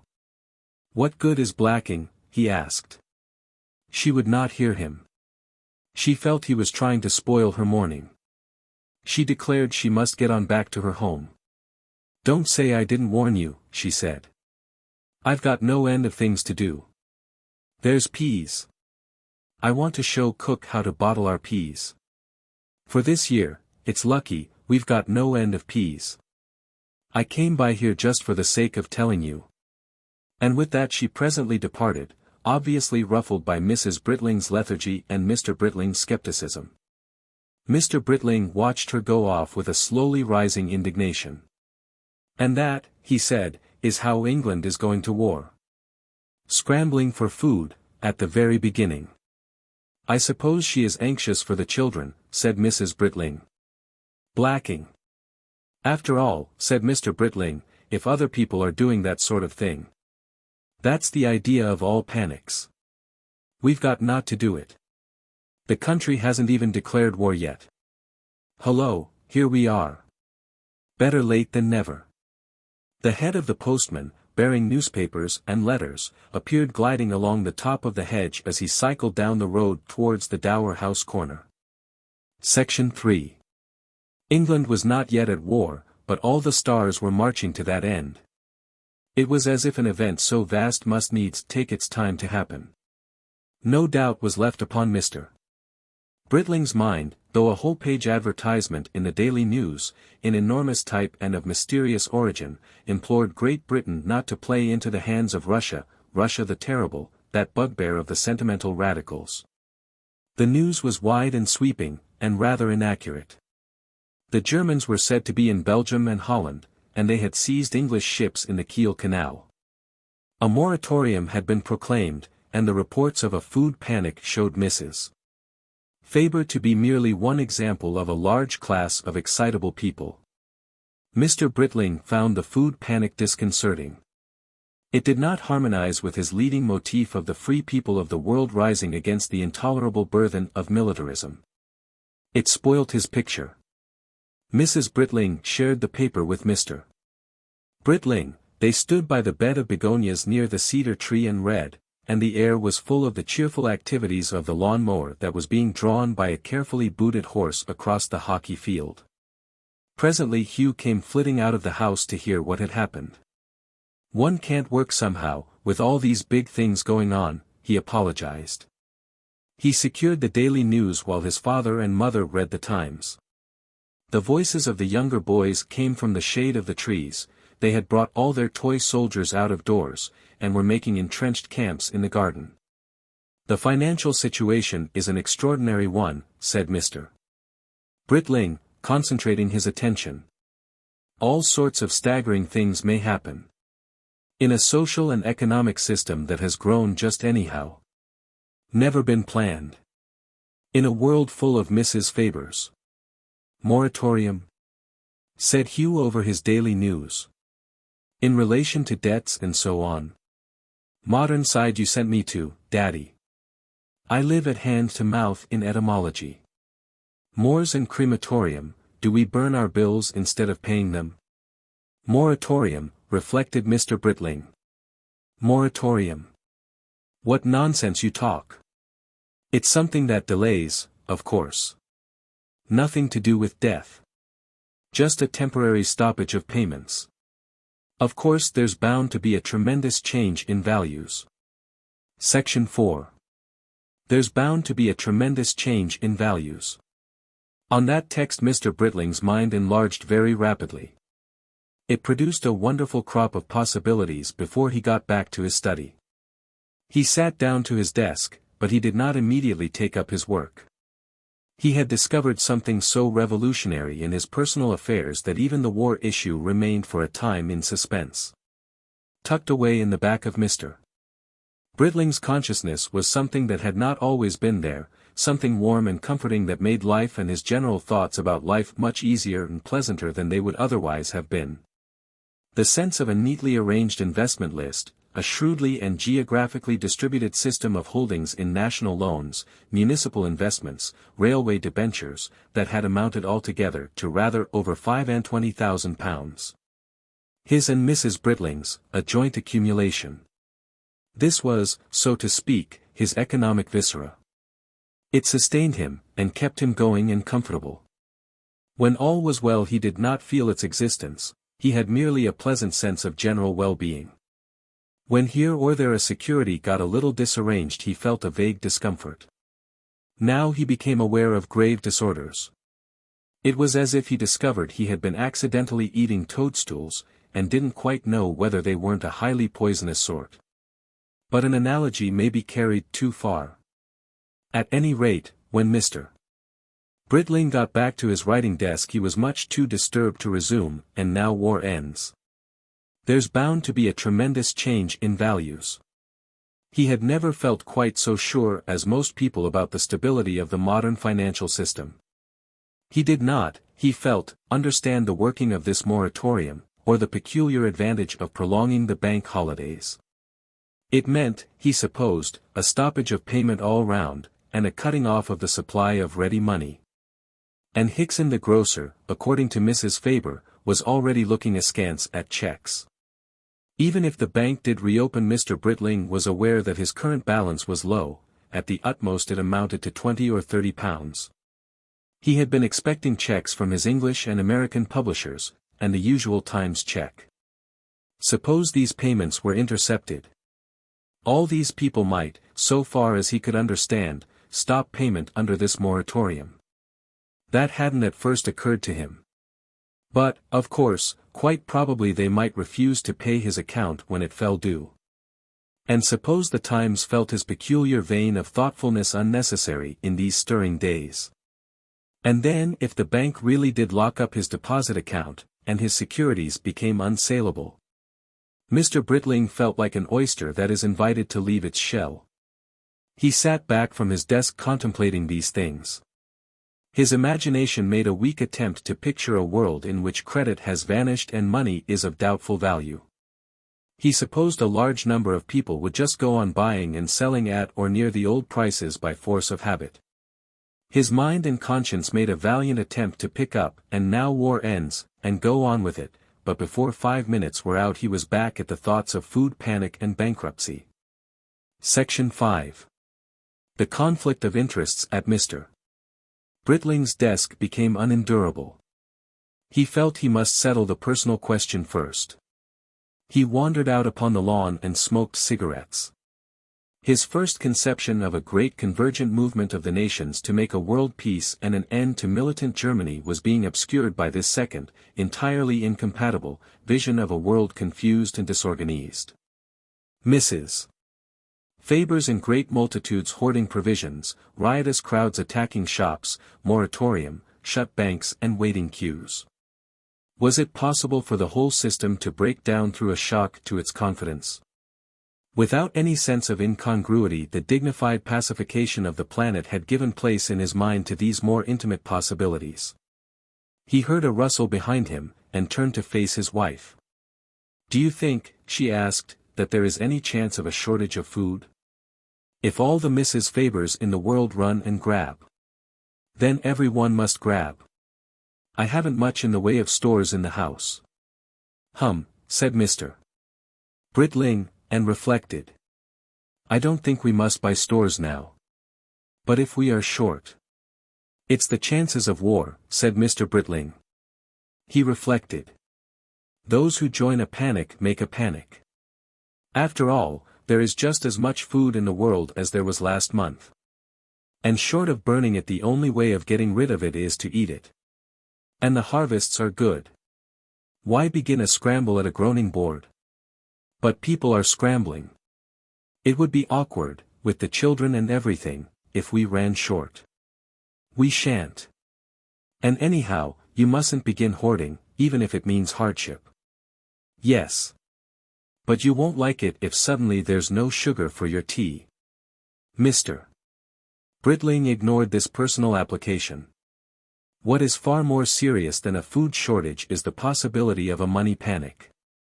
He paced the lawn with her and talked. He said that even now very few people realized the flimsiness of the credit system by which the modern world was sustained. It was a huge growth of confidence, due very largely to the uninquiring indolence of everybody.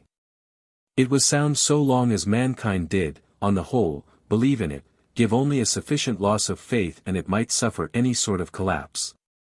It might vanish altogether, as the credit system vanished at the breaking up of Italy by the Goths, and leave us nothing but tangible things, real property, possession 9 points of the law, and that sort of thing. Did she remember that last novel of Gissing's, Veronilda, it was called? It was a picture of the world when there was no wealth at all except what one could carry hidden or guarded about with one. That sort of thing came to the Roman Empire slowly, in the course of lifetimes, but nowadays we lived in a repeater world, with flimsier institutions. Nobody knew the strength or the weakness of credit. Nobody knew whether even the present shock might not send it smashing down. And then all the little life we had lived so far would roll away. Mrs. Britling, he noted, glanced ever and again at her sunlit house. There were new sunblinds, and she had been happy in her choice of a color, and listened with a skeptical expression to this disquisition. A few days ago, said Mr. Britling, trying to make things concrete for her, you and I together were worth £25,000.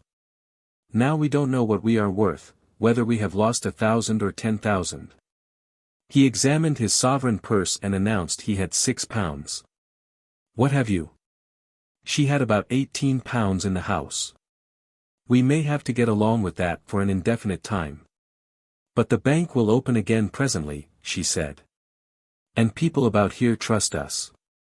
Suppose they don't? She did not trouble about the hypothesis. And our investments will recover. They always do recover.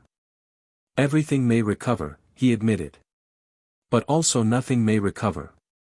All this life of ours which has seemed so settled and secure, isn't secure. I have felt that we were fixed here and rooted, for all our lives. Suppose presently things sweep us out of it. It's a possibility we may have to face. I feel this morning as if two enormous gates had opened in our lives, like the gates that give upon an arena, gates giving on a darkness, through which anything might come. Even death. Suppose suddenly we were to see one of those great zeppelins in the air, or hear the thunder of guns away towards the coast. And if a messenger came upon a bicycle telling us to leave everything and go inland. I see no reason why one should go out to meet things like that. But there is no reason why one should not envisage them. The curious thing, said Mr. Britling, pursuing his examination of the matter, is that, looking at these things as one does now, as things quite possible, they are not nearly so terrifying and devastating to the mind as they would have seemed, last week. I believe I should load you all into Gladys and start off westward with a kind of exhilaration. She looked at him as if she would speak, and said nothing.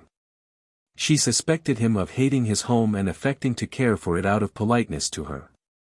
Perhaps mankind tries too much to settle down. Perhaps these stirrings up have to occur to save us from our disposition to stuffy comfort. There's the magic call of the unknown experience, of dangers and hardships. One wants to go. But unless some push comes one does not go. There is a spell that keeps one to the lair and the old familiar ways. Now I am afraid, and at the same time I feel that the spell is broken. The magic prison is suddenly all doors. You may call this ruin, bankruptcy, invasion, flight, they are doors out of habit and routine. I have been doing nothing for so long, except idle things and discursive things. I thought that you managed to be happy here. You have done a lot of work. Writing is recording, not living. But now I feel suddenly that we are living intensely. It is as if the whole quality of life was changing. There are such times. There are times when the spirit of life changes altogether. The old world knew that better than we do. It made a distinction between weekdays and Sabbaths, and between feasts and fasts and days of devotion. That is just what has happened now. Weekday rules must be put aside. Before, 3 days ago, competition was fair, it was fair and tolerable to get the best food one could and hold on to one's own. But that isn't right now. War makes a Sabbath, and we shut the shops. The banks are shut, and the world still feels as though Sunday was keeping on. He saw his own way clear. The scale has altered. It does not matter now in the least if we are ruined. It does not matter in the least if we have to live upon potatoes and run into debt for our rent. These now are the most incidental of things. A week ago they would have been of the first importance. Here we are face to face with the greatest catastrophe and the greatest opportunity in history. We have to plunge through catastrophe to opportunity. There is nothing to be done now in the whole world except to get the best out of this tremendous fusing up of all the settled things of life. He had got what he wanted. He left her standing upon the lawn and hurried back to his desk. Section 6. When Mr. Britling, after a strenuous morning among high ideals, descended for lunch, he found Mr. Lawrence Carmine had come over to join him at that meal. Mr. Carmine was standing in the hall with his legs very wide apart reading the Times for the 4th time. "I can do no work," he said, turning round. "I can't fix my mind. I suppose we are going to war. I'd got so used to the war with Germany that I never imagined it would happen. Gods! What a bore it will be. And Max and all those scaremongers cock-a-hoop and I told you so. Damn these Germans." He looked despondent and worried. He followed Mr. Britling towards the dining room with his hands deep in his pockets. "It's going to be a tremendous thing," he said, after he had greeted Mrs. Britling and Hugh and Aunt Wilshire and Teddy, and seated himself at Mr. Britling's hospitable board. "It's going to upset everything. We don't begin to imagine all the mischief it is going to do." Mr. Britling was full of the heady draught of liberal optimism he had been brewing upstairs. "I am not sorry I have lived to see this war," he said. "It may be a tremendous catastrophe in one sense, but in another it is a huge step forward in human life. It is the end of 40 years of evil suspense. It is crisis and solution." "I wish I could see it like that," said Mr. Carmine. "It is like a thaw, everything has been in a frozen confusion since that Jew-German Treaty of Berlin. And since 1871. "Why not since Schleswig-Holstein," said Mr. Carmine. "Why not? Or since the Treaty of Vienna? Or since, one might go back to the Roman Empire," said Hugh. "To the first conquest of all," said Teddy. "I couldn't work this morning," said Hugh. "I have been reading in the encyclopedia about races and religions in the Balkans. It's very mixed. So long as it could only be dealt with piecemeal," said Mr. Britling. "And that is just where the tremendous opportunity of this war comes in. Now everything becomes fluid. We can redraw the map of the world. A week ago we were all quarreling bitterly about things too little for human impatience. Now suddenly we face an epoch. This is an epoch. The world is plastic for men to do what they will with it. This is the end and the beginning of an age. This is something far greater than the French Revolution or the Reformation. And we live in it." He paused impressively. "I wonder what will happen to Albania," said Hugh, but his comment was disregarded. "War makes men bitter and narrow," said Mr. Carmine. "War narrowly conceived," said Mr. Britling. "But this is an indignant and generous war." They speculated about the possible intervention of the United States. Mr. Britling thought that the attack on Belgium demanded the intervention of every civilized power, that all the best instincts of America would be for intervention. The more, he said, the quicker. It would be strange if the last power left out to mediate were to be China, said Mr. Carmine. The one people in the world who really believe in peace. I wish I had your confidence, Britling. For a time they contemplated a sort of grand inquest on Germany in militarism, presided over by the wisdom of the East. Militarism was, as it were, to be buried as a suicide at 4 crossroads, with a stake through its body to prevent any untimely resuscitation. Section 7. Mr. Britling was in a phase of imaginative release. Such a release was one of the first effects of the war upon many educated minds. Things that had seemed solid forever were visibly in flux, things that had seemed stone were alive. Every boundary, every government, was seen for the provisional thing it was. He talked of his World Congress meeting year by year, until it ceased to be a speculation and became a mere intelligent anticipation. He talked of the manifest necessity of a Supreme Court for the world. He beheld that vision at The Hague, but Mr. Carmine preferred Delhi or Samarkand or Alexandria or Nanking. Let us get away from the delusion of Europe anyhow, said Mr. Carmine. As Mr. Britling had sat at his desk that morning and surveyed the stupendous vistas of possibility that war was opening, the catastrophe had taken on a more and more beneficial quality. I suppose that it is only through such crises as these that the world can reconstruct itself, I said. And, on the whole that afternoon he was disposed to hope that the great military machine would not smash itself too easily. We want the nations to feel the need of one another, he said. Too brief a campaign might lead to a squabble for plunder. The Englishman has to learn his dependence on the Irishman, the Russian has to be taught the value of education and the friendship of the Pole. Europe will now have to look to Asia, and recognize that Indians and Chinamen are also white. But these lessons require time and stresses if they are to be learnt properly. They discussed the possible duration of the war. Mr. Carmine thought it would be a long struggle, Mr. Britling thought that the Russians would be in Berlin by the next May. He was afraid they might get there before the end of the year. He thought that the Germans would beat out their strength upon the French and Belgian lines, and never be free to turn upon the Russian at all. He was sure they had underrated the strength and energy of the French and of ourselves. The Russians meanwhile, he said, will come on, slowly, steadily, inevitably. Section 8. That day of vast anticipations drew out into the afternoon. It was a day, obsessed. It was the precursor of a relentless series of doomed and fettered days. There was a sense of enormous occurrences going on just out of sound and sight, behind the mask of Essex peacefulness. From this there was no escape. It made all other interests fitful. Games of badminton were begun and abruptly truncated by the arrival of the evening papers. Conversation started upon any topic whatever returned to the war by the third and fourth remark. After lunch Mr. Britling and Mr. Carmine went on talking. Nothing else was possible.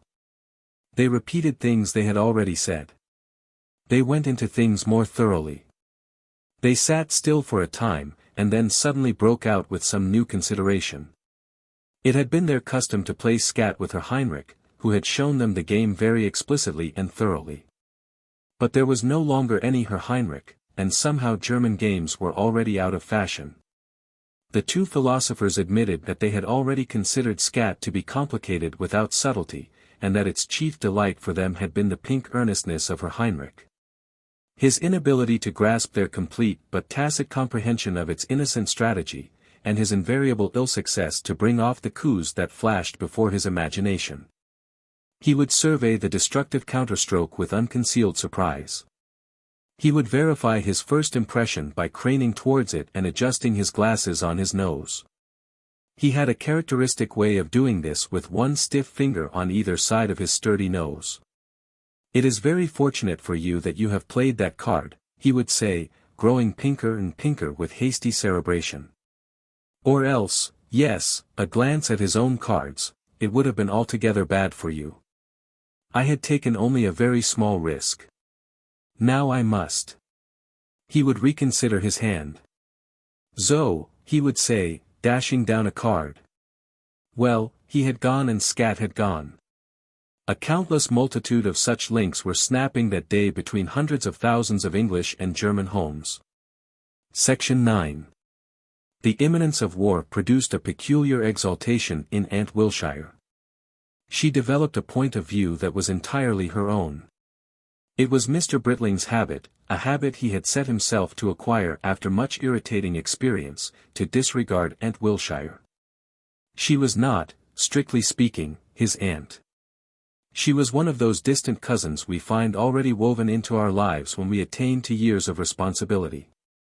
She had been a presence in his father's household and Mr. Britling was a boy.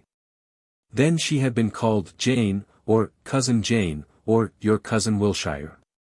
It had been a kindly freak of Mr. Britling's to promote her to auntie rank. She eked out a small inheritance by staying with relatives. Mr. Britling's earlier memories presented her as a slender young woman of 30, with a nose upon which small boys were forbidden to comment. Yet she commented upon it herself, and called his attention to its marked resemblance to that of the great Duke of Wellington. He was, I am told, said Cousin Wilshire to the attentive youth, a great friend of your great-grandmother's. At any rate, they were contemporaries. Since then this nose has been in the family. He would have been the last to draw a veil over it, but other times, other manners. Publish, he said, and be damned. She had a knack of exasperating Mr. Britling's father, a knack which to a less marked degree she also possessed in relation to the son. But Mr. Britling Sr. never acquired the art of disregarding her. Her method, if one may call the natural expression of a personality a method, was an invincibly superior knowledge, a firm and ill-concealed belief that all statements made in her hearing were wrong and most of them absurd, and a manner calm, assured, restrained. She may have been born with it. It is on record that at the age of 10 she was pronounced a singularly trying child. She may have been born with the air of thinking the doctor a muff and knowing how to manage all this business better. Mr. Britling had known her only in her ripeness. As a boy, he had enjoyed her confidences, about other people and the general neglect of her advice. He grew up rather to like her, most people rather liked her, and to attach a certain importance to her unattainable approval. She was sometimes kind, she was frequently absurd. With very little children she was quite wise and jolly. So she circulated about a number of houses which at any rate always welcomed her coming. In the opening days of each visit she performed marvels of tact, and set a watch upon her lips. Then the demons of controversy and dignity would get the better of her. She would begin to correct, quietly but firmly, she would begin to disapprove of the tone and quality of her treatment. It was quite common for her visit to terminate in speechless rage both on the side of host and of visitor. The remarkable thing was that this speechless rage never endured. Though she could exasperate she could never offend. Always after an interval during which she was never mentioned, people began to wonder how Cousin Jane was getting on. A tentative correspondence would begin, leading slowly up to a fresh invitation. She spent more time in Mr. Britling's house than in any other. There was a legend that she had drawn out his mind, and that she had stood up for him against his father. She had certainly contradicted quite a number of those unfavorable comments that fathers are wont to make about their sons. Though certainly she contradicted everything. And Mr. Britling hated to think of her knocking about alone in boarding houses and hydropathic establishments with only the most casual chances for contradiction. Moreover, he liked to see her casting her eye over the morning paper. She did it with a manner as though she thought the terrestrial globe a great fool, and quite beyond the reach of advice. And as though she understood and was rather amused at the way in which the newspaper people tried to keep back the real facts of the case from her. And now she was scornfully entertained at the behavior of everybody in the war crisis. She confided various secrets of state to the elder of the younger Britlings, preferably when his father was within earshot. None of these things they are saying about the war, she said, really matter in the slightest degree. It is all about a spoiled carpet and nothing else in the world, a madman and a spoiled carpet. If people had paid the slightest attention to common sense, none of this war would have happened. The thing was perfectly well known. He was a delicate child, difficult to rear and given to screaming fits. Consequently he was never crossed, allowed to do everything. Nobody but his grandmother had the slightest influence with him. And she prevented him spoiling this carpet as completely as he wished to do. The story is perfectly well known. It was at Windsor, at the age of 8. After that he had but one thought: war with England. Everybody seemed surprised, she said suddenly at tea to Mr. Carmine. I at least am not surprised. I am only surprised it did not come sooner. If anyone had asked me I could have told them, 3 years, 5 years ago. The day was one of flying rumors. Germany was said to have declared war on Italy, and to have invaded Holland as well as Belgium. They'll declare war against the moon next, said Aunt Wilshire. And send a lot of Zeppelins, said the smallest boy. Herr Heinrich told us they can fly thousands of miles. He will go on declaring war until there is nothing left to declare war against. That is exactly what he has always done. Once started he cannot desist. Often he has had to be removed from the dinner table for fear of injury. Now, it is ultimatums. She was much pleased by a headline in the Daily Express that streamed right across the page: "The Mad Dog of Europe." Nothing else, she said, had come so near her feelings about the war. "Mark my words," said Aunt Wilshire in her most impressive tones. "He is insane. It will be proved to be so. He will end his days in an asylum, as a lunatic. I have felt it myself for years and said so in private. Knowing what I did. To such friends as I could trust not to misunderstand me. Now at least I can speak out." "With his mustaches turned up," exclaimed Aunt Wilshire after an interval of accumulation. "They say he has completely lost the use of the joint in his left arm, he carries it stiff like a Punch and Judy, and he wants to conquer Europe. While his grandmother lived there was someone to keep him in order. He stood in awe of her. He hated her, but he did not dare defy her. Even his uncle had some influence. Now, nothing restrains him. A double-headed mad dog," said Aunt Wilshire. "Him and his eagles. A man like that ought never to have been allowed to make a war. Not even a little war. If he had been put under restraint when I said so, none of these things would have happened. But, of course I am nobody. It was not considered worth attending to." Section 10. One remarkable aspect of the English attitude towards the war was the disposition to treat it as a monstrous joke. It is a disposition traceable in a vast proportion of the British literature of the time. In spite of violence, cruelty, injustice, and the vast destruction and still vaster dangers of the struggles, that disposition held. The English mind refused flatly to see anything magnificent or terrible in the German attack, or to regard the German Emperor or the Crown Prince as anything more than figures of fun. From first to last their conception of the enemy was an overstrenuous, foolish man, red with effort, with protruding eyes and a forced frightfulness of demeanor.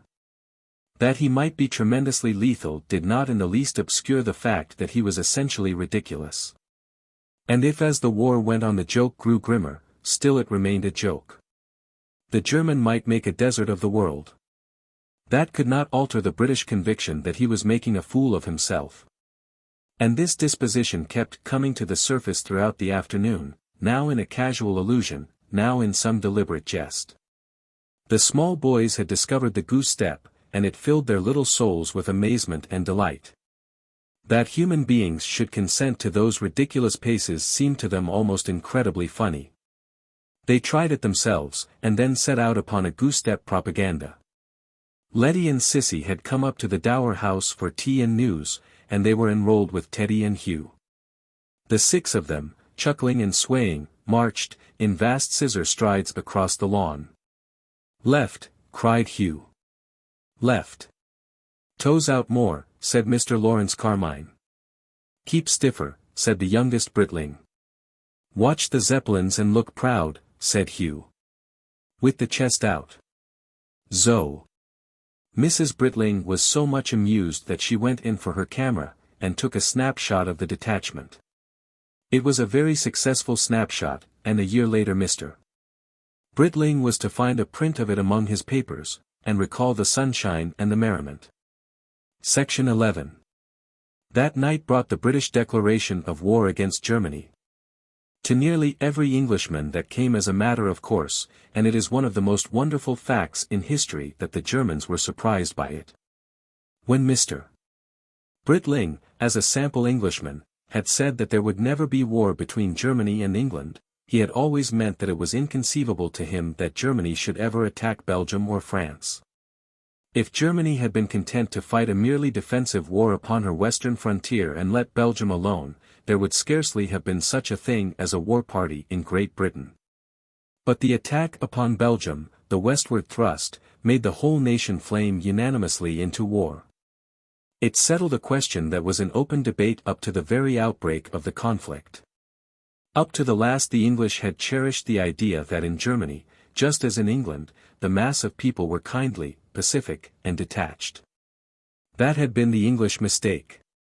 Germany was really and truly what Germany had been professing to be for 40 years, a war state.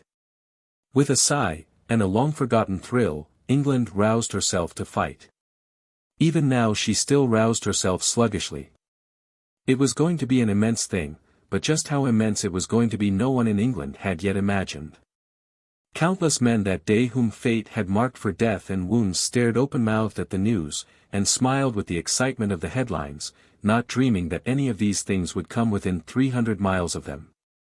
What was war to Matching's Easy, to all the Matching's Easies great and small that make up England? The last home that was ever burnt by an enemy within 100 miles of Matching's Easy was burnt by the Danes rather more than 1,000 years ago. And the last trace of those particular Danes in England were certain horny scraps of indurated skin under the heads of the nails in the door of St. Clement Danes in London. Now again, England was to fight in a war which was to light fires in England and bring death to English people on English soil. There were inconceivable ideas in August, 1914. Such things must happen before they can be comprehended as possible. Section 12. This story is essentially the history of the opening and of the realization of the Great War as it happened to one small group of people in Essex, and more particularly as it happened to one human brain. It came at first to all these people in a spectacular manner, as a thing happening dramatically and internationally, as a show, as something in the newspapers, something in the character of an historical epic rather than a personal experience. Only by slow degrees did it and its consequences invade the common texture of English life. If this story could be represented by sketches or pictures, the central figure would be Mr. Britling, now sitting at his desk by day or by night and writing first at his tract, and now war ends, and then at other things, now walking about his garden or in Clavering's Park or going to and fro in London.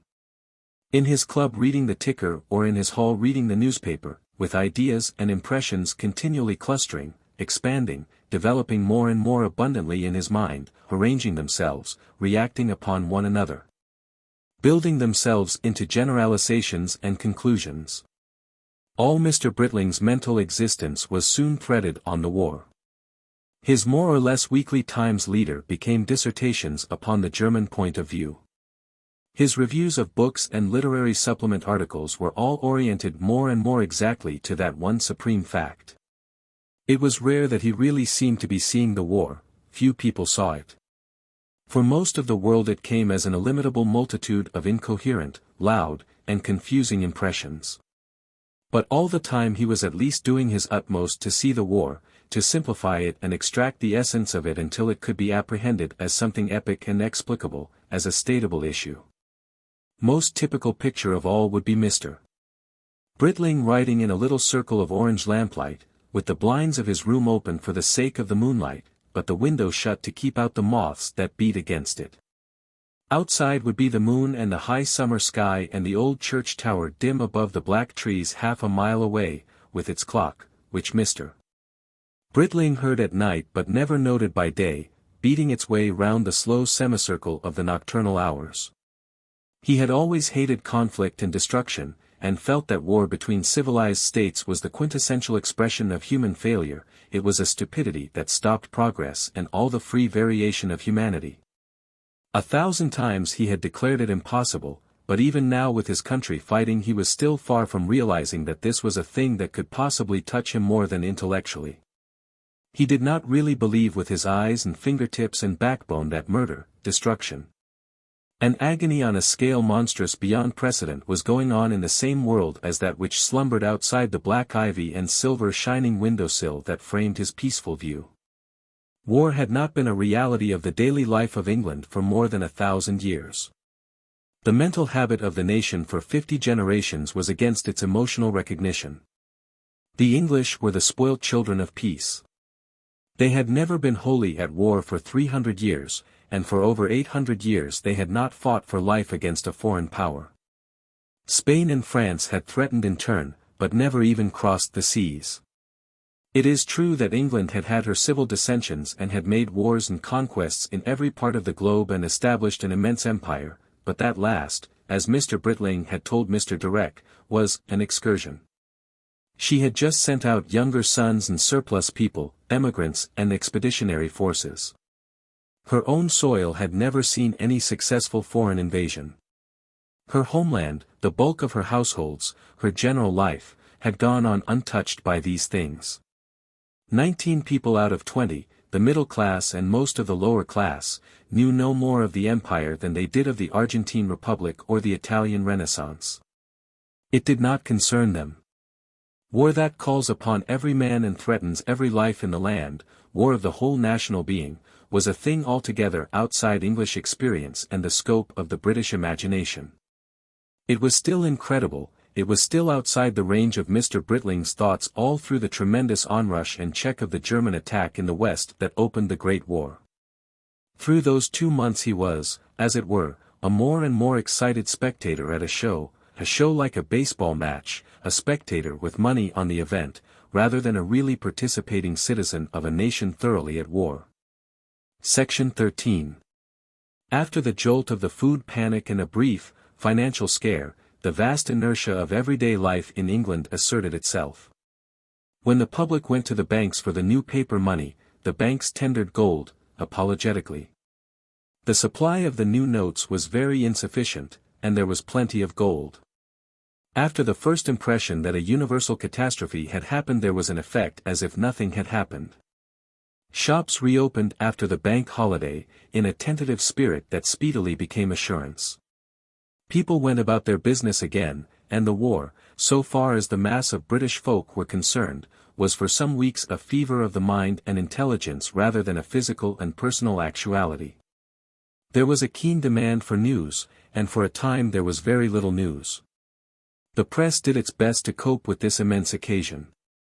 Led by the Daily Express, all the halfpenny newspapers adopted a new and more resonant sort of headline, the streamer, a band of emphatic type that ran clean across the page and announced victories or disconcerting happenings.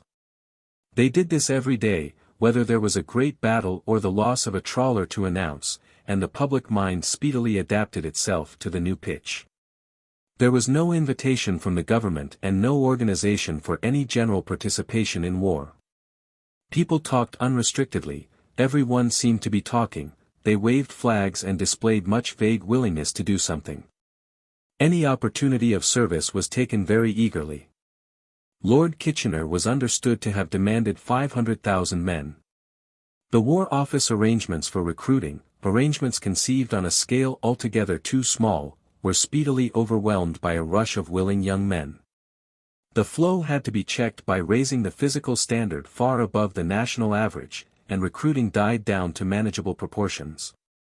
There was a quite genuine belief that the war might easily be too exclusively considered.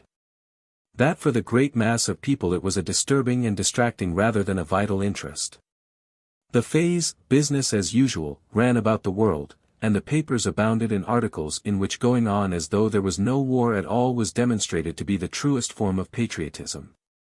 Leave things to Kitchener was another watchword with a strong appeal to the national quality. Business as usual during alterations to the map of Europe was the advertisement of one cheerful barber, widely quoted. Hugh was at home all through August. He had thrown up his rooms in London with his artistic ambitions, and his father was making all the necessary arrangements for him to follow Cardinal to Cambridge. Meanwhile Hugh was taking up his scientific work where he had laid it down. He gave a reluctant couple of hours in the afternoon to the mysteries of Little Go Greek. And for the rest of his time he was either working at mathematics and mathematical physics or experimenting in a little upstairs room that had been carved out of the general space of the barn.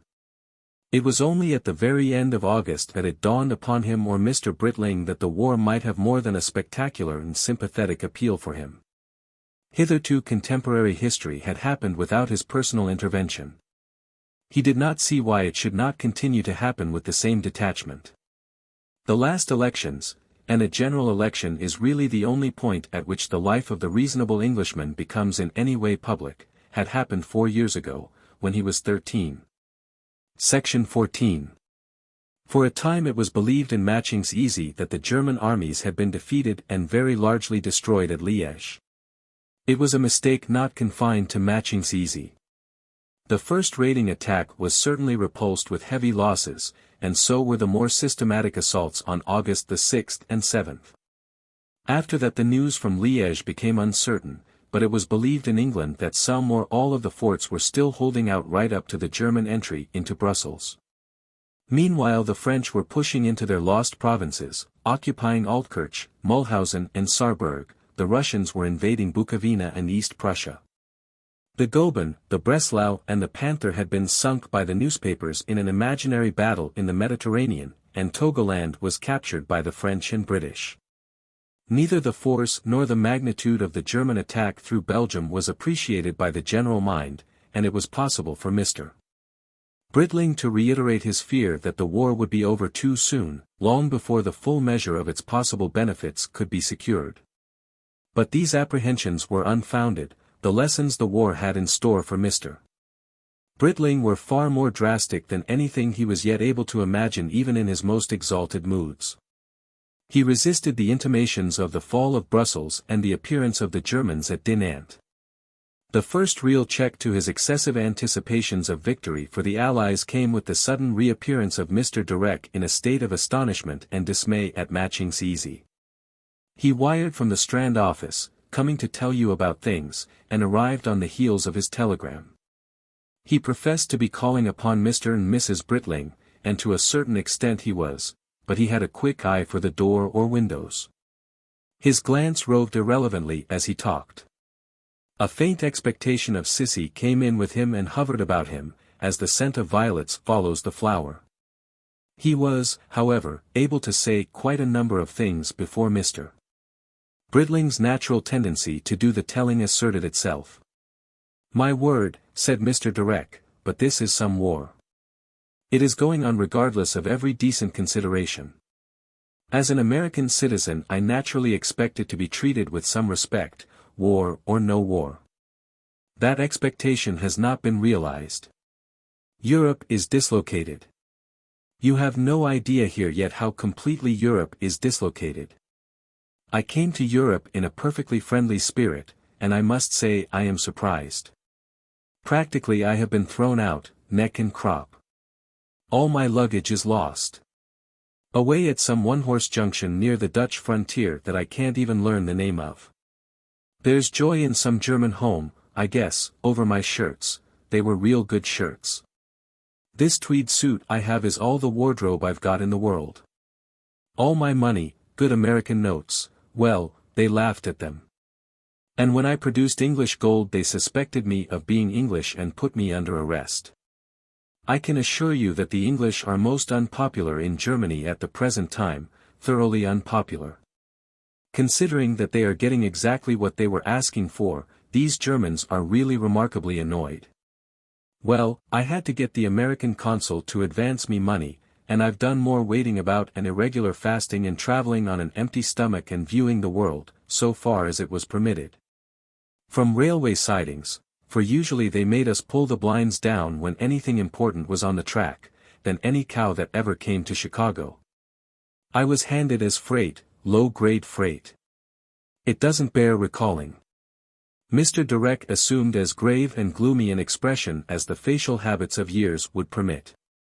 I tell you, I never knew there was such a thing as war until this happened to me. In America we don't know there is such a thing. It's like pestilence and famine, something in the story books. We've forgotten it for anything real. There's just a few grandfathers go around talking about it. Judge Holmes and sage old fellows like him. Otherwise it's just a game the kids play at. And then suddenly here's everybody running about in the streets, hating and threatening, and nice old gentlemen with white mustaches and fathers of families scheming and planning to burn houses and kill and hurt and terrify. And nice young women, too, looking for an Englishman to spit at. I tell you, I've been within range and very uncomfortable several times. And what one can't believe is that they are really doing these things. There's a little village called Vice near the Dutch frontier. Some old chap got fooling there with a fowling piece, and they've wiped it out. Shot the people by the dozen, put them out in rows 3 deep and shot them, and burnt the place. Short of scalping, Red Indians couldn't have done worse. Respectable German soldiers. No one in England really seems to have any suspicion what is going on in Belgium. You hear stories, people tell them in Holland. It takes your breath away. They have set out just to cow those Belgians. They have started in to be deliberately frightful. You do not begin to understand. Well. Outrages. The sort of outrages Americans have never heard of. That one doesn't speak of. Well. Rape. They have been raping women for disciplinary purposes on tables in the marketplace of Liège. Yes, sir. It's a fact. I was told it by a man who had just come out of Belgium. Knew the people, knew the place, knew everything. People over here do not seem to realize that those women are the same sort of women that you might find in Chester or Yarmouth, or in Matching's Easy for the matter of that. They still seem to think that continental women are a different sort of women, more amenable to that sort of treatment. They seem to think there is some special providential law against such things happening to English people. And it's within 200 miles of you, even now. And as far as I can see, there's precious little to prevent it coming nearer. Mr. Britling thought there were a few little obstacles. I've seen the new British Army drilling in London, Mr. Britling. I don't know if you have. I saw a whole battalion. And they hadn't got half a dozen uniforms, and not a single rifle to the whole battalion. You don't begin to realize in England what you are up against. You have no idea what it means to be in a country where everybody, the women, the elderly people, the steady middle-aged men, are taking war as seriously as business. They haven't the slightest compunction. I don't know what Germany was like before the war. I had hardly gotten out of my train before the war began, but Germany today is one big armed camp. It's all crawling with soldiers. And every soldier has his uniform and his boots and his arms and his kit. And they're as sure of winning as if they had got London now. They mean to get London. They're cocksure they are going to walk through Belgium, cocksure they will get to Paris by Sedan Day, and then they are going to destroy your fleet with zeppelins and submarines and make a dash across the Channel. They say it's England they are after, in this invasion of Belgium. They'll just down France, by the way. They say they've got guns to bombard Dover from Calais. They make a boast of it. They know for certain you can't arm your troops. They know you can't turn out 10,000 rifles a week.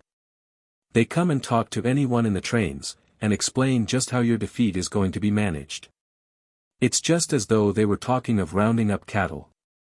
Mr. Britling said they would soon be disillusioned. Mr. Direck, with the confidence of his authentic observations, remarked after a perceptible interval, "I wonder how." He reverted to the fact that had most struck upon his imagination. Grown-up people, ordinary intelligent experienced people, taking war seriously, talking of punishing England, it's a revelation. A sort of solemn enthusiasm. High and low. And the trainloads of men and the trainloads of guns. Liège, said Mr. Britling. Liège was just a scratch on the paint, said Mr. Direck. A few thousand dead, a few score thousand dead, doesn't matter, not a red cent to them. There's a man arrived at the Cecil who saw them marching into Brussels. He sat at table with me at lunch yesterday. All day it went on, a vast unending river of men in grey. Endless wagons, endless guns, the whole manhood of a nation and all its stuff, marching. I thought war, said Mr. Direck, was a thing when most people stood about and did the shouting, and a sort of special team did the fighting. Well, Germany isn't fighting like that. I confess it, I'm scared. It's the very biggest thing on record. It's the very limit in wars. I dreamt last night of a grey flood washing everything in front of it. You and me, and Miss Corner, curious thing, isn't it? That she came into it, we're scrambling up a hill higher and higher, with that flood pouring after us. Sort of splashing into a foam of faces and helmets and bayonets, and clutching hands, and red stuff. Well, Mr. Britling, I admit I'm a little bit overwrought about it, but I can assure you you don't begin to realize in England what it is you've butted against. Section 15. Cissie did not come up to the Dower House that afternoon, and so Mr. Direck, after some vague and transparent excuses, made his way to the cottage. Here his report became even more impressive. Teddy sat on the writing desk beside the typewriter and swung his legs slowly. Letty brooded in the armchair. Cissie presided over certain limited crawling operations of the young heir. They could have the equal of the whole British army killed 3 times over and scarcely know it had happened. They're all in it. It's a whole country in arms. Teddy nodded thoughtfully. There's our fleet, said Letty. Well, that won't save Paris, will it?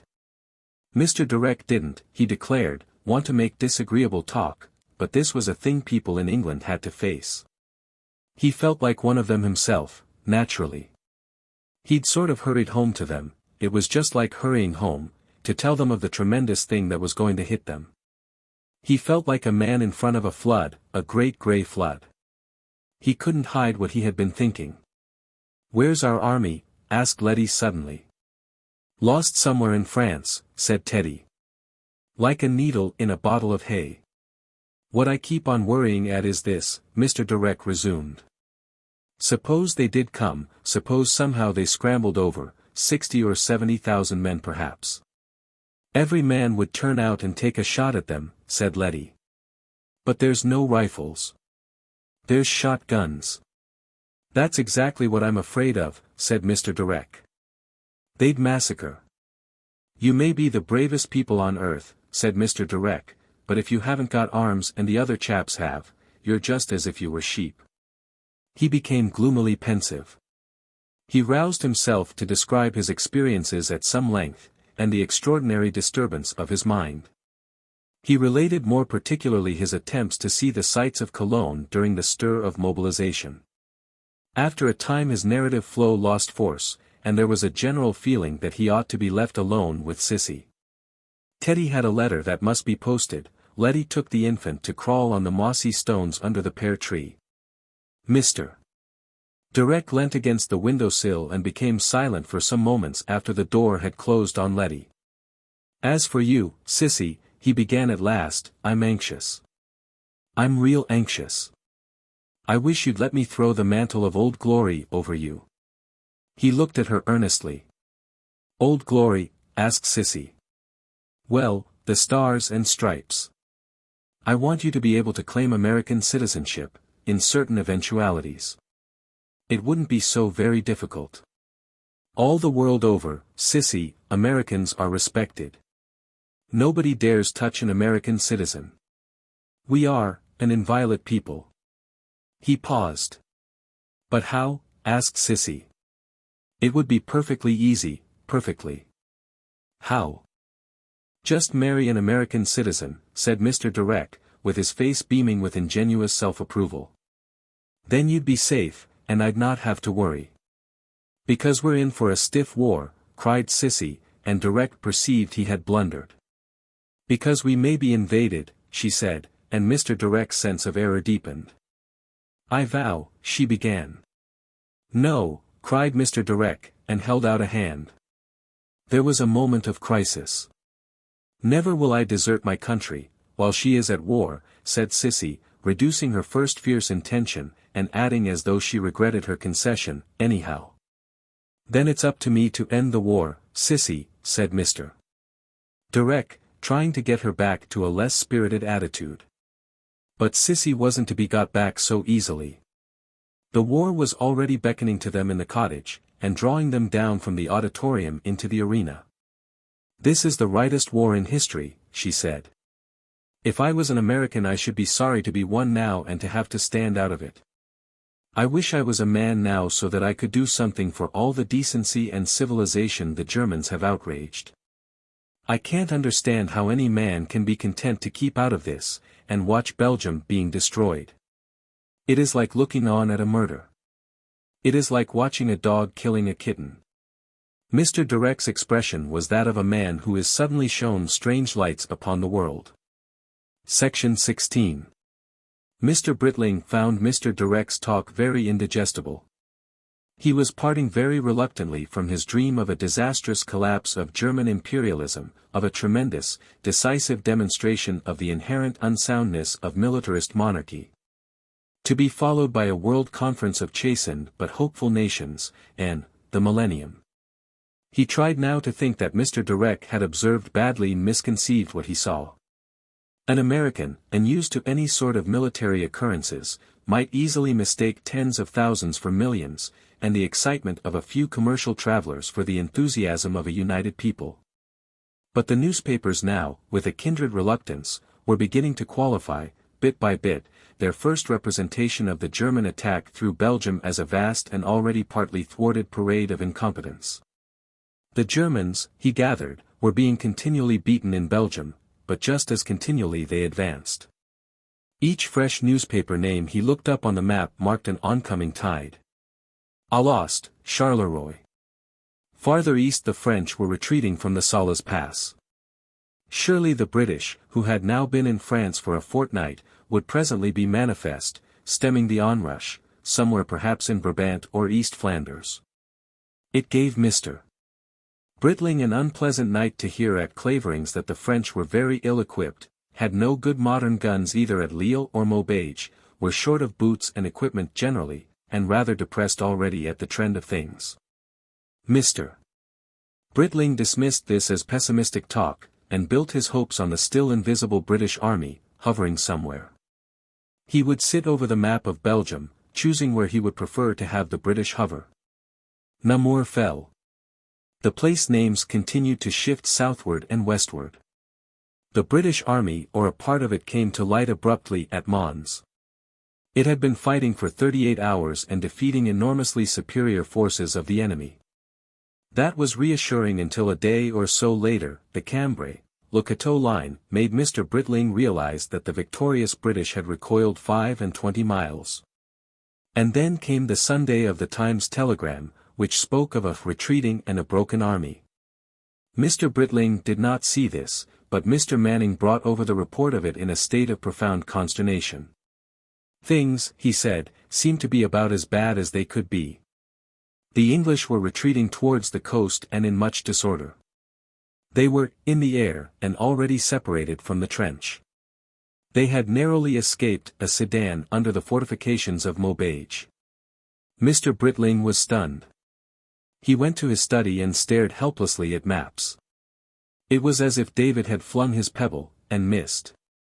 But in the afternoon Mr. Manning telephoned to comfort his friend. A reassuring dispatch from General French had been published and, all was well, practically, and the British had been splendid. They had been fighting continuously for several days round and about Mons.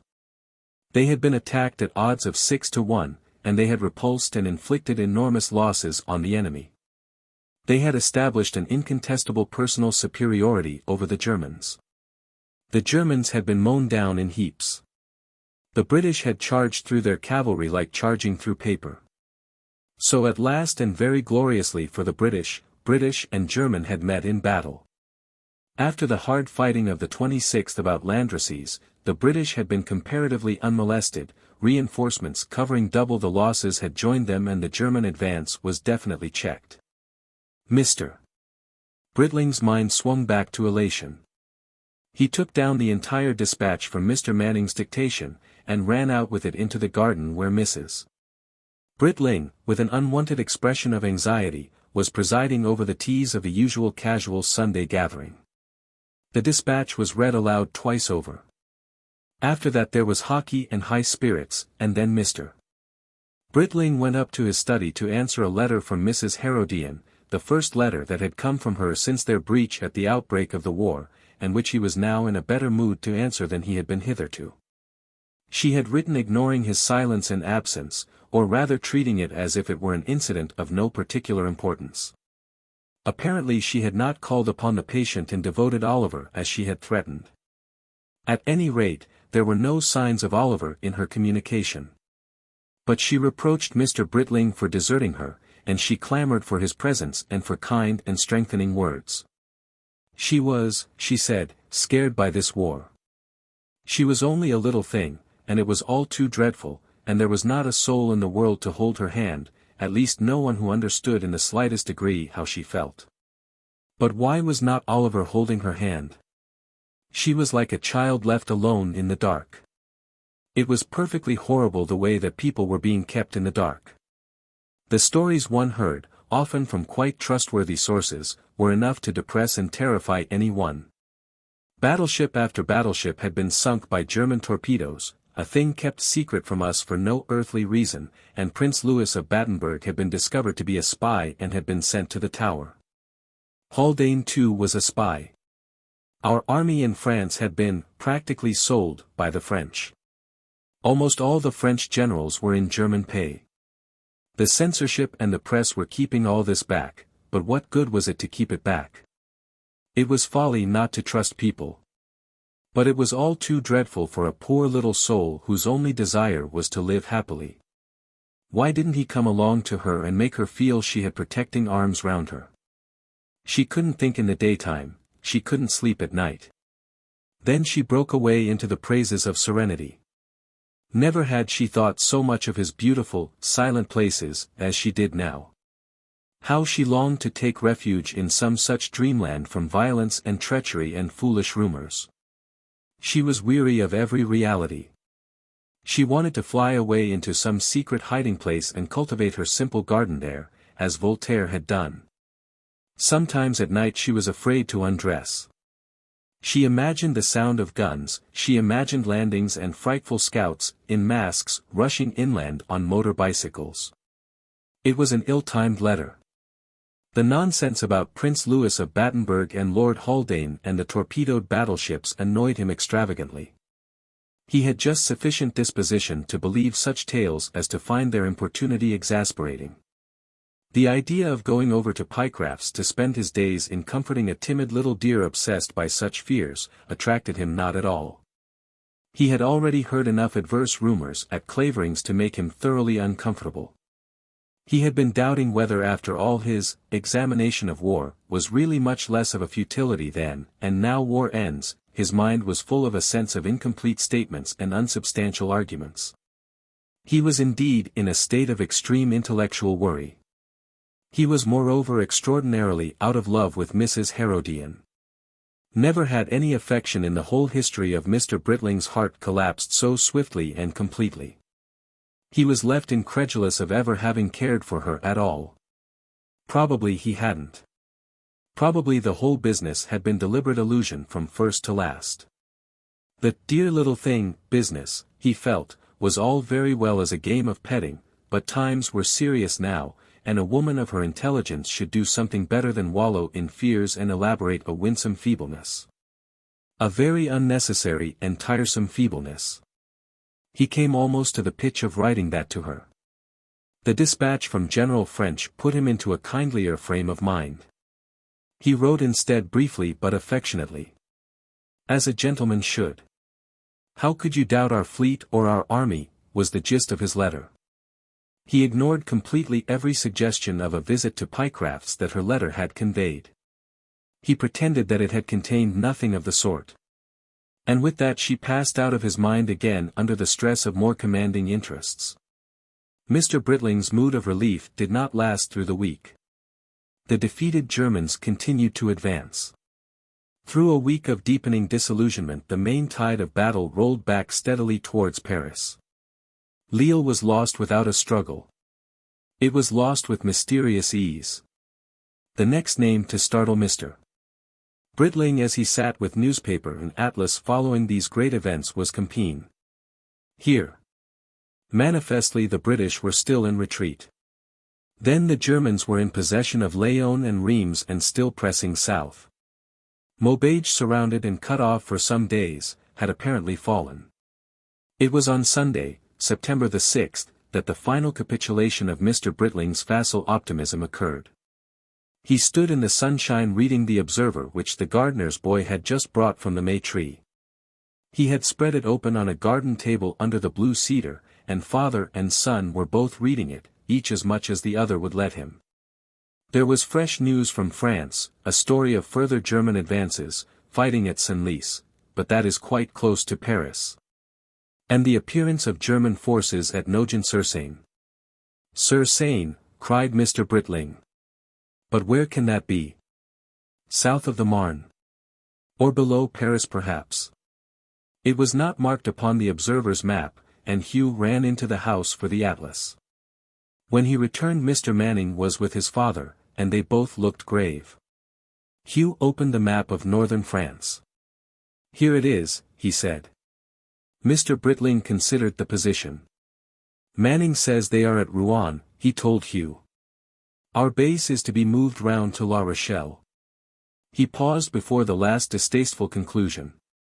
Practically, he admitted, taking his dose, they have got Paris. It is almost surrounded now.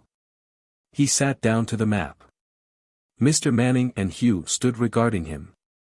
He made a last effort to imagine some tremendous strategic reversal, some stone from an unexpected sling that should fell this Goliath in the midst of his triumph. Russia, he said, without any genuine hope. Section 17. And then it was that Mr. Britling accepted the truth. One talks, he said, and then weeks and months later one learns the meaning of the things one has been saying. I was saying a month ago that this is the biggest thing that has happened in history. I said that this was the supreme call upon the will and resources of England. I said there was not a life in all our empire that would not be vitally changed by this war. I said all these things, they came through my mouth.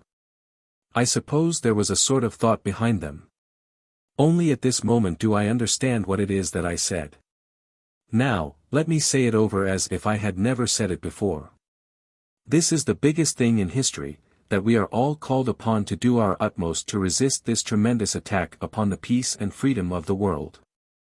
Well, doing our utmost does not mean standing about in pleasant gardens waiting for the newspaper. It means the abandonment of ease and security.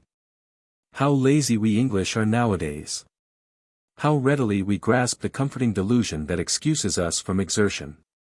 For the last 3 weeks I have been deliberately believing that a little British army, they say it is scarcely 100,000 men, would somehow break this rush of millions. But it has been driven back, as anyone not in love with easy dreams might have known it would be driven back, here and then here and then here. It has been fighting night and day. It has made the most splendid fight, and the most ineffectual fight. You see the vast swing of the German flail through Belgium. And meanwhile we have been standing about talking of the use we would make of our victory. We have been asleep, he said. This country has been asleep. At the back of our minds, he went on bitterly, I suppose we thought the French would do the heavy work on land, while we stood by at sea. So far as we thought at all. We're so temperate-minded, we're so full of qualifications and discretions. And so leisurely. Well, France is down. We've got to fight for France now over the ruins of Paris. Because you and I, Manning, didn't grasp the scale of it, because we indulged in generalizations when we ought to have been drilling and working. Because we've been doing business as usual, and all the rest of that sort of thing, while Western civilization has been in its death agony. If this is to be another 71, on a larger scale and against not merely France but all Europe, if Prussianism is to walk roughshod over civilization, if France is to be crushed and Belgium murdered, then life is not worth having. Compared with such an issue as that, no other issue, no other interest matters. Yet what are we doing to decide it, you and I? How can it end in anything but a German triumph if you and I, by the million, stand by? He paused despairfully and stared at the map. What ought we to be doing? Asked Mr. Manning. Every man ought to be in training, said Mr. Britling. Every one ought to be participating. In some way. At any rate we ought not to be taking our ease at matchings easy any more. Section 18. It interrupts everything, said Hugh suddenly. These Prussians are the biggest nuisance the world has ever seen. He considered. It's like everyone having to run out because the house catches fire. But of course we have to beat them. It has to be done. And everyone has to take a share. Then we can get on with our work again. Mr. Britling turned his eyes to his eldest son with a startled expression. He had been speaking, generally. For the moment he had forgotten Hugh. 2. Taking part. Section 1.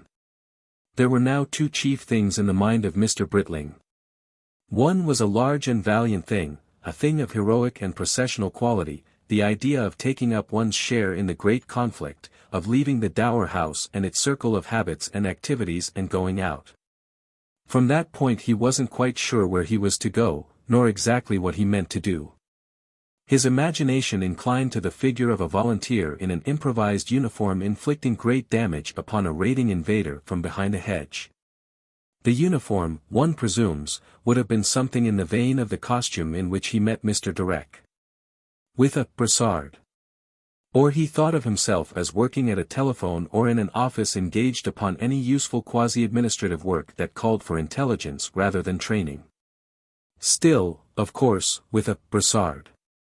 A month ago he would have had doubts about the meaning of brassard, now it seemed to be the very keyword for national organization. He had started for London by the early train on Monday morning with the intention of immediate enrollment in any such service that offered, of getting, in fact, into his brassard at once. The morning papers he bought at the station dashed his conviction of the inevitable fall of Paris into hopeful doubts, but did not shake his resolution. The effect of rout and pursuit and retreat and retreat and retreat had disappeared from the news. The German right was being counterattacked, and seemed in danger of getting pinched between Paris and Verdun with the British on its flank. This relieved his mind, but it did nothing to modify his new realization of the tremendous gravity of the war. Even if the enemy were held and repulsed a little, there was still work for every man in the task of forcing them back upon their own country. This war was an immense thing, it would touch everybody. That meant that every man must give himself. That he had to give himself. He must let nothing stand between him and that clear understanding. It was utterly shameful now to hold back and not to do one's utmost for civilization, for England, for all the ease and safety one had been given, against these drilled, commanded, obsessed millions. Mr. Britling was a flame of exalted voluntarism, of patriotic devotion, that day. But behind all this bravery was the other thing, the second thing in the mind of Mr. Britling, a fear. He was prepared now to spread himself like some valiant turkey gobbler, every feather at its utmost, against the aggressor. He was prepared to go out and flourish bayonets, march and dig to the limit of his power, shoot, die in a ditch if needful, rather than permit German militarism to dominate the world. He had no fear for himself. He was prepared to perish upon the battlefield or cut a valiant figure in the military hospital. But what he perceived very clearly and did his utmost not to perceive was this qualifying and discouraging fact, that the war monster was not nearly so disposed to meet him as he was to meet the war. And that its eyes were fixed on something beside and behind him, that it was already only too evidently stretching out a long and shadowy arm past him towards Teddy, and towards Hugh. The young are the food of war. Teddy wasn't Mr. Britling's business anyhow. Teddy must do as he thought proper. Mr. Britling would not even advise upon that. And as for Hugh, Mr. Britling did his best to brazen it out. My eldest boy is barely 17, he said. He's keen to go, and I'd be sorry if he wasn't. He'll get into some cadet corps, of course. He's already done something of that kind at school. Or they'll take him into the territorials. But before he's 19 everything will be over, one way or another. I'm afraid, poor chap, he'll feel sold. And having thrust Hugh safely into the background of his mind as, juvenile, doing a juvenile share, no sort of man yet, Mr. Britling could give a free rein to his generous imaginations of a national uprising. From the idea of a universal participation in the struggle he passed by an easy transition to an anticipation of all Britain armed and gravely embattled. Across gulfs of obstinate reality. He himself was prepared to say, and accordingly he felt that the great mass of the British must be prepared to say to the government, here we are at your disposal. This is not a diplomatist's war nor a war office war, this is a war of the whole people. We are all willing and ready to lay aside our usual occupations and offer our property and ourselves. Whim and individual action are for peace times. Take us and use us as you think fit. Take all we possess. When he thought of the government in this way, he forgot the governing class he knew. The slack-trousered Rayburn, the prim, attentive Filbert, Lady Frensham at the top of her voice, stern, preposterous Carson, boozy Bandershoot and artful Taper, wily Asquith, the eloquent yet unsubstantial George, and the immobile Grey, vanished out of his mind. All those representative exponents of the way things are done in Great Britain faded in the glow of his imaginative effort. He forgot the dreary debates, the floundering newspapers, the bluffs, the intrigues, the sly bargains of the week-end party, the schoolboy honor of grown men, the universal weak dishonesty in thinking. He thought simply of a simplified and ideal government that governed. He thought vaguely of something behind and beyond them, England, the ruling genius of the land, something with a dignified assurance and a stable will. He imagined this shadowy ruler miraculously provided with schemes and statistics against this supreme occasion which had for so many years been the most conspicuous probability before the country. His mind leaping forwards to the conception of a great nation reluctantly turning its vast resources to the prosecution of a righteous defensive war, filled in the obvious corollaries of plan and calculation. He thought that somewhere, up there must be people who could count and who had counted everything that we might need for such a struggle, and organizers who had schemed and estimated down to practicable and manageable details. Such lapses from knowledge to faith are perhaps necessary that human heroism may be possible. His conception of his own share in the great national uprising was a very modest one. He was a writer, a footnote to reality. He had no trick of command over men. His role was observation rather than organization, and he saw himself only as an insignificant individual dropping from his individuality into his place in a great machine, taking a rifle in a trench, guarding a bridge, filling a cartridge, just with a brassard or something like that on, until the great task was done. Sunday night was full of imaginations of order, of the countryside standing up to its task, of roads cleared and resources marshaled, of the petty interests of the private life altogether set aside. And mingling with that it was still possible for Mr. Britling, he was still young enough, to produce such dreams of personal service, of sudden emergencies swiftly and bravely met, of conspicuous daring and exceptional rewards, such dreams as hover in the brains of every imaginative recruit. The detailed story of Mr. Britling's 2 days' search for some easy and convenient ladder into the service of his threatened country would be a voluminous one. It would begin with the figure of a neatly brushed patriot, with an intent expression upon his intelligent face, seated in the London ward train, reading the war news, the first comforting war news for many days, and trying not to look as though his life was torn up by the roots and all his being aflame with devotion. And it would conclude after 48 hours of fuss, inquiry, talk, waiting, telephoning, with the same gentleman, a little fagged and with a kind of weary apathy in his eyes, returning by the short cut from the station across Clavering's Park to resume his connection with his abandoned roots. The essential process of the interval had been the correction of Mr. Britling's temporary delusion that the government of the British Empire is either intelligent, instructed, or wise. The great business-as-usual phase was already passing away, and London was in the full tide of recruiting enthusiasm. That tide was breaking against the most miserable arrangements for enlistment it is possible to imagine. Overtaxed and not very competent officers, whose one idea of being very efficient was to refuse civilian help and be very, very slow and circumspect and very dignified and overbearing, sat in dirty little rooms and snarled at this unheard of England that pressed at door and window for enrollment. Outside every recruiting office crowds of men and youths waited, leaning against walls, sitting upon the pavements, waited for long hours, waiting to the end of the day and returning next morning, without shelter, without food. Many sick with hunger. Men who had hurried up from the country, men who had thrown up jobs of every kind, clerks, shopmen, anxious only to serve England and teach those damned Germans a lesson. Between them and this object they had discovered a perplexing barrier. An inattention. As Mr. Britling made his way by St. Martin's Church and across Trafalgar Square and marked the weary accumulation of this magnificently patriotic stuff, he had his first inkling of the imaginative insufficiency of the War Office that had been so suddenly called upon to organize victory. He was to be more fully informed when he reached his club. His impression of the streets through which he passed was an impression of great unrest. There were noticeably fewer omnibuses and less road traffic generally, but there was a quite unusual number of drifting pedestrians. The current on the pavements was irritatingly sluggish. There were more people standing about, and fewer going upon their business. This was particularly the case with the women he saw. Many of them seemed to have drifted in from the suburbs and outskirts of London in a state of vague expectation, unable to stay in their homes. Everywhere there were the flags of the Allies.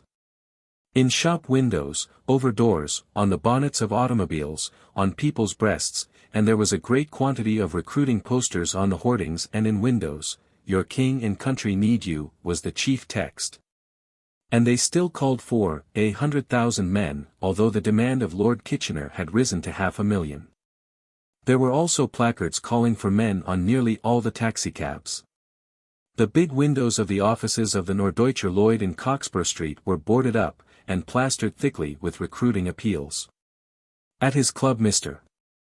Britling found much talk and belligerent stir. In the hall Wilkins the author was displaying a dummy rifle of bent iron rod to several interested members. It was to be used for drilling until rifles could be got, and it could be made for 18 pence. This was the first intimation Mr. Britling got that the want of foresight of the War Office only began with its unpreparedness for recruits. Men were talking very freely in the club. One of the temporary effects of the war in its earlier stages was to produce a partial thaw in the constitutional British shyness, and men who had glowered at Mr. Britling over their lunches and had been glowered at by Mr. Britling in silence for years now started conversations with him. "What is a man of my sort to do?" asked a clean-shaven barrister. "Exactly what I have been asking," said Mr. Britling. "They are fixing the upward age for recruits at 30, it's absurdly low. A man well over 40 like myself is quite fit to line a trench or guard a bridge. I'm not so bad a shot." "We've been discussing home defense volunteers," said the barrister. "Anyhow we ought to be drilling. But the War Office sets its face as sternly against our doing anything of the sort as though we were going to join the Germans. It's absurd. Even if we older men aren't fit to go abroad, we could at least release troops who could." "If you had the rifles," said a sharp-featured man in grey to the right of Mr. Britling. "I suppose they are to be got," said Mr. Britling. The sharp-featured man indicated by appropriate facial action and head shaking that this was by no means the case. "Every dead man, many wounded men, most prisoners," he said, "mean each one a rifle lost. We have lost 25,000 rifles alone since the war began. Quite apart from arming new troops we have to replace those rifles with the drafts we send out. Do you know what is the maximum weekly output of rifles at the present time in this country?" Mr. Britling did not know. 9,000. Mr. Britling suddenly understood the significance of Wilkins and his dummy gun. The sharp-featured man added with an air of concluding the matter, "It's the barrels are the trouble. Complicated machinery. We haven't got it and we can't make it in a hurry. And there you are." The sharp-featured man had a way of speaking almost as if he was throwing bombs. He threw one now. "Zinc," he said. "We're not short of zinc," said the lawyer. The sharp-featured man nodded, and then became explicit. Zinc was necessary for cartridges, it had to be refined zinc and very pure, or the shooting went wrong. Well, we had let the refining business drift away from England to Belgium and Germany. There were just one or two British firms still left. Unless we bucked up tremendously we should get caught short of cartridges. At any rate of cartridges so made as to ensure good shooting. "And there you are," said the sharp-featured man. But the sharp-featured man did not at that time represent any considerable section of public thought. "I suppose after all we can get rifles from America," said the lawyer. "And as for zinc, if the shortage is known the shortage will be provided for." The prevailing topic in the smoking room upstairs was the inability of the War Office to deal with the flood of recruits that was pouring in, and its hostility to any such volunteering as Mr. Britling had in mind. Quite a number of members wanted to volunteer, there was much talk of their fitness. "I'm 54, said one, "and I could do my 25 miles in marching kit far better than half those boys of 19. Another was 38.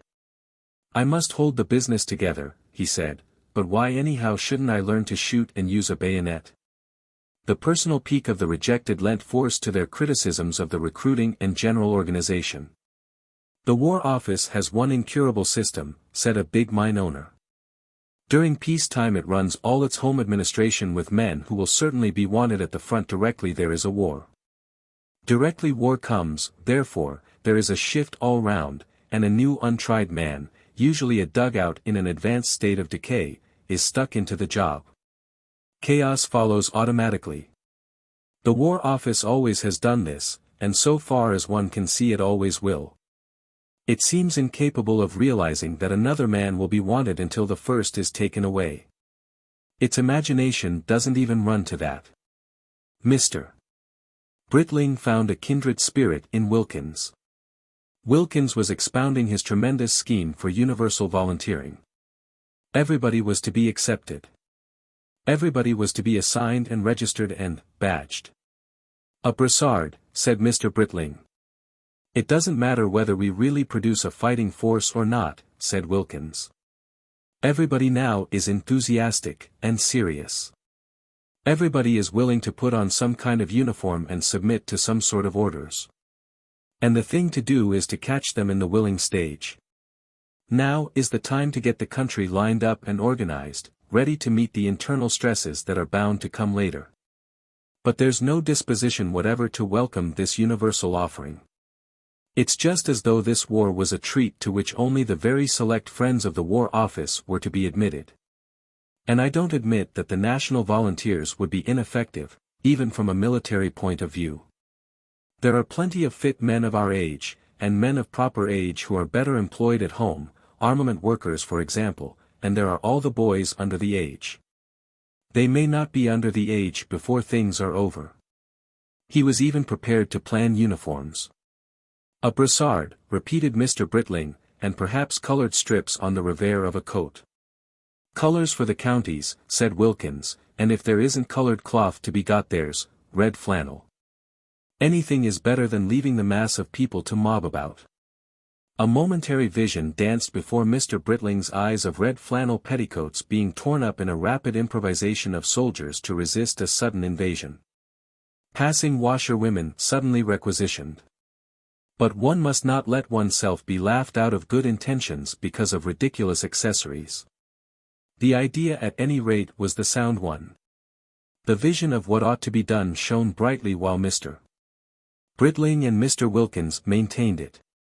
But presently under discouraging reminders that there were no rifles, no instructors, and, above all, the open hostility of the established authorities, it faded again. Afterwards in other conversations Mr. Britling reverted to more modest ambitions. Is there no clerical work, no minor administrative work, a man might be used for, he asked.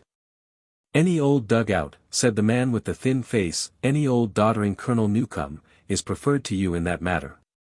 Mr. Britling emerged from his club about 3:30 with his mind rather dishevelled and with his private determination to do something promptly for his country's needs blunted by a perplexing how. His search for doors and ways where no doors and ways existed went on with a gathering sense of futility. He had a ridiculous sense of pique at being left out, like a child shut out from a room in which a vitally interesting game is being played. After all, it is our war, he said. He caught the phrase as it dropped from his lips with a feeling that it said more than he intended. He turned it over and examined it, and the more he did so the more he was convinced of its truth and soundness. Section 2. By night there was a new strangeness about London. The authorities were trying to suppress the more brilliant illumination of the chief thoroughfares, on account of the possibility of an air raid. Shopkeepers were being compelled to pull down their blinds, and many of the big standard lights were unlit. Mr. Britling thought these precautions were very fussy and unnecessary, and likely to lead to accidents amidst the traffic. But it gave a Rembrandtesque quality to the London scene, turned it into mysterious arrangements of brown shadows and cones and bars of light. At first many people were recalcitrant, and here and there a restaurant or a draper's window still blazed out and broke the gloom. There were also a number of insubordinate automobiles with big headlights. But the police were being unusually firm. It will all glitter again in a little time, he told himself. He heard an old lady who was projecting from an offending automobile at Piccadilly Circus in hot dispute with a police officer. Zeppelins indeed, she said. What nonsense! As if they would dare to come here. Who would let them, I should like to know. Probably a friend of Lady Frencham's, he thought. Still, the idea of Zeppelins over London did seem rather ridiculous to Mr. Britling. He would not have liked to have been caught talking of it himself. There never had been Zeppelins over London. They were gas bags. Section 3. On Wednesday morning Mr. Britling returned to the Dower House, and he was still a civilian unassigned. In the hall he found a tall figure in khaki standing and reading the Times that usually lay upon the hall table. The figure turned at Mr. Britling's entry, and revealed the aquiline features of Mr. Lawrence Carmine. It was as if his friend had stolen a march on him. But Carmine's face showed nothing of the excitement and patriotic satisfaction that would have seemed natural to Mr. Britling. He was white and jaded, as if he had not slept for many nights. You see, he explained almost apologetically of the 3 stars upon his sleeve, I used to be a captain of volunteers. He had been put in charge of a volunteer force which had been re-embodied and entrusted with the care of the bridges, gasworks, factories and railway tunnels, and with a number of other minor but necessary duties round about Easinghampton. I've just got to shut up my house, said Captain Carmine, and go into lodgings. I confess I hate it. But anyhow it can't last 6 months. But it's beastly. Ugh. He seemed disposed to expand that ugh, and then thought better of it. And presently Mr. Britling took control of the conversation. His 2 days in London had filled him with matter, and he was glad to have something more than Hugh and Teddy Mrs. Britling to talk it upon. What was happening now in Great Britain, he declared, was adjustment. It was an attempt on the part of a great unorganized nation, an attempt, instinctive at present rather than intelligent, to readjust its government and particularly its military organization to the new scale of warfare that Germany had imposed upon the world. For 2 strenuous decades the British Navy had been growing enormously under the pressure of German naval preparations, but the British military establishment had experienced no corresponding expansion. It was true there had been a futile, rather foolishly conducted agitation for universal military service, but there had been no accumulation of material, no preparation of armament-making machinery. No planning and no foundations for any sort of organization that would have facilitated the rapid expansion of the fighting forces of a country in a time of crisis. Such an idea was absolutely antagonistic to the mental habits of the British military caste. The German method of incorporating all the strength and resources of the country into one national fighting machine was quite strange to the British military mind, still. Even after a month of war. War had become the comprehensive business of the German nation, to the British it was an incidental adventure. In Germany the nation was militarized, in England the army was specialized. The nation for nearly every practical purpose got along without it. Just as political life had also become specialized. Now suddenly we wanted a government to speak for everyone, and an army of the whole people. How were we to find it? Mr. Britling dwelt upon this idea of the specialized character of the British Army and Navy in government. It seemed to him to be the clue to everything that was jarring in the London spectacle. The army had been a thing aloof, for a special end. It had developed all the characteristics of a caste. It had very high standards along the lines of its specialization, but it was inadaptable and conservative. Its exclusiveness was not so much a deliberate culture as a consequence of its detached function. It touched the ordinary social body chiefly through three other specialized bodies, the court, the church, and the stage. Apart from that it saw the great unofficial civilian world as something vague, something unsympathetic, something possibly antagonistic, which it comforted itself by snubbing when it dared and tricking when it could. Something that projected members of parliament towards it and was stingy about money. Directly one grasped how apart the army lived from the ordinary life of the community, from industrialism or from economic necessities, directly one understood that the great mass of Englishmen were simply outsiders to the War Office mind. Just as they were outsiders to the political clique, one began to realize the complete unfitness of either government or War Office for the conduct of so great a national effort as was now needed. These people, up there, did not know anything of the broad mass of English life at all, they did not know how or where things were made, when they wanted things they just went to a shop somewhere and got them. This was the necessary psychology of a small army under a clique government. Nothing else was to be expected. But now, somehow, the nation had to take hold of the government that it had neglected so long. You see, said Mr. Britling, repeating a phrase that was becoming more and more essential to his thoughts, this is our war. Of course, said Mr. Britling, these things are not going to be done without a conflict. We aren't going to take hold of our country which we have neglected so long without a lot of internal friction. But in England we can make these readjustments without revolution. It is our strength.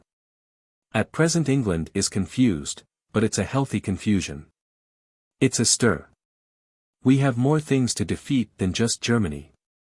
These hosts of recruits, weary, uncared for, besieging the recruiting stations.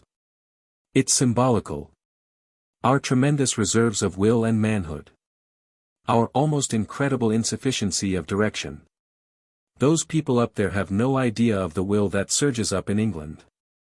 They are timid little maneuvering people, afraid of property, afraid of newspapers, afraid of trade unions. They aren't leading us against the Germans, they are just being shoved against the Germans by necessity. From this Mr. Britling broke away into a fresh addition to his already large collection of contrasts between England and Germany. Germany was a nation which has been swallowed up and incorporated by an army and an administration. The Prussian military system had assimilated to itself the whole German life. It was a state in a state of repletion, a state that had swallowed all its people. Britain was not a state. It was an unincorporated people. The British Army, the British War Office, and the British administration had assimilated nothing. They were little old partial things, the British nation lay outside them, beyond their understanding and tradition. A formless new thing, but a great thing, and now this British nation, this real nation, the outsiders, had to take up arms. Suddenly all the underlying ideas of that outer, greater English life beyond politics, beyond the services, were challenged, its tolerant good humor, its freedom, and its irresponsibility. It was not simply English life that was threatened. It was all the latitudes of democracy, it was every liberal idea and every liberty. It was civilization in danger. The uncharted liberal system had been taken by the throat, it had to make good or perish. I went up to London expecting to be told what to do. There is no one to tell anyone what to do. Much less is there anyone to compel us what to do. There's a war office like a college during a riot, with its doors and windows barred. There's a government like a cockle boat in an Atlantic gale. One feels the thing ought to have come upon us like the sound of a trumpet. Instead, until now, it has been like a great noise, that we just listened to, in the next house. And now slowly the nation awakes. London is just like a dazed sleeper waking up out of a deep sleep to fire and danger, tumult and cries for help, near at hand. The streets give you exactly that effect. People are looking about and listening. One feels that at any moment, in a pause, in a silence, there may come, from far away, over the houses, faint and little, the boom of guns or the small outcries of little French or Belgian villages in agony. Such was the gist of Mr. Britling's discourse. He did most of the table talk, and all that mattered. Teddy was an assenting voice, Hugh was silent and apparently a little inattentive, Mrs. Britling was thinking of the courses and the servants and the boys, and giving her husband only half an ear. Captain Carmine said little and seemed to be troubled by some disagreeable preoccupation. Now and then he would endorse or supplement the things Mr. Britling was saying. Thrice he remarked, "People still do not begin to understand."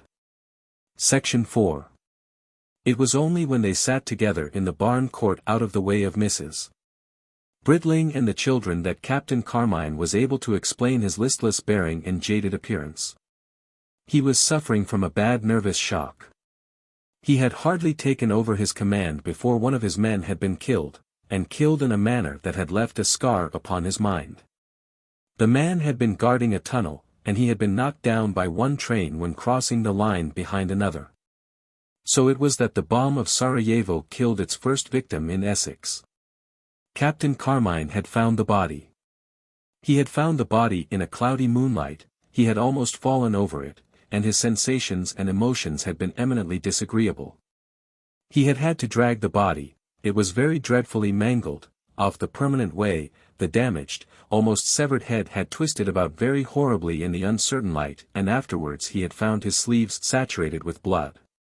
He had not noted this at the time, and when he had discovered it he had been sick. He had thought the whole thing more horrible and hateful than any nightmare, but he had succeeded in behaving with a sufficient practicality to set an example to his men. Since this had happened he had not had an hour of dreamless sleep. "One doesn't expect to be called upon like that," said Captain Carmine, "suddenly here in England. When one is smoking after supper." Mr. Britling listened to this experience with distressed brows.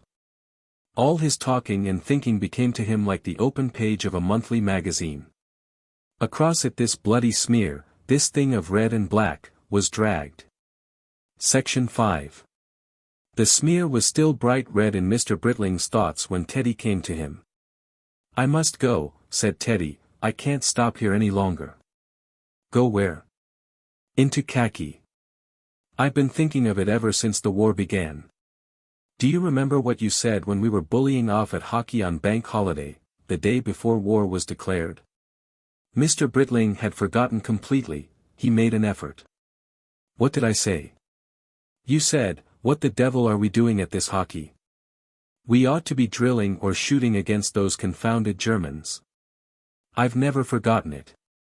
I ought to have done it before. I've been a scoutmaster. In a little while they will want officers.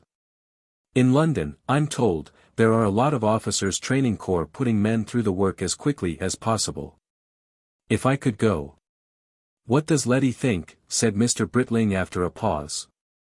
This was right, of course, the only right thing, and yet he was surprised. "She says if you'd let her try to do my work for a time. She wants you to go." "Of course she does," said Teddy. "She wouldn't like me to be a shirker. But I can't unless you help." "I'm quite ready to do that," said Mr. Britling. "But somehow I didn't think it of you. I hadn't somehow thought of you." "What did you think of me?" asked Teddy. "It's bringing the war home to us. Of course you ought to go, if you want to go." He reflected. It was odd to find Teddy in this mood, strung up and serious and businesslike. He felt that in the past he had done Teddy injustice. This young man wasn't as trivial as he had thought him. They fell to discussing ways and means. There might have to be a loan for Teddy's outfit, if he did presently secure a commission. And there were one or two other little matters. Mr. Britling dismissed a ridiculous fancy that he was paying to send Teddy away to something that neither that young man nor Letty understood properly. The next day Teddy vanished London-ward on his bicycle. He was going to lodge in London in order to be near his training. He was zealous. Never before had Teddy been zealous. Mrs. Teddy came to the Dower House for the correspondence, trying not to look self-conscious and important. 2 Mondays later a very bright-eyed, excited little boy came running to Mr. Britling, who was smoking after lunch in the rose garden. "Daddy," squealed the small boy. "Teddy.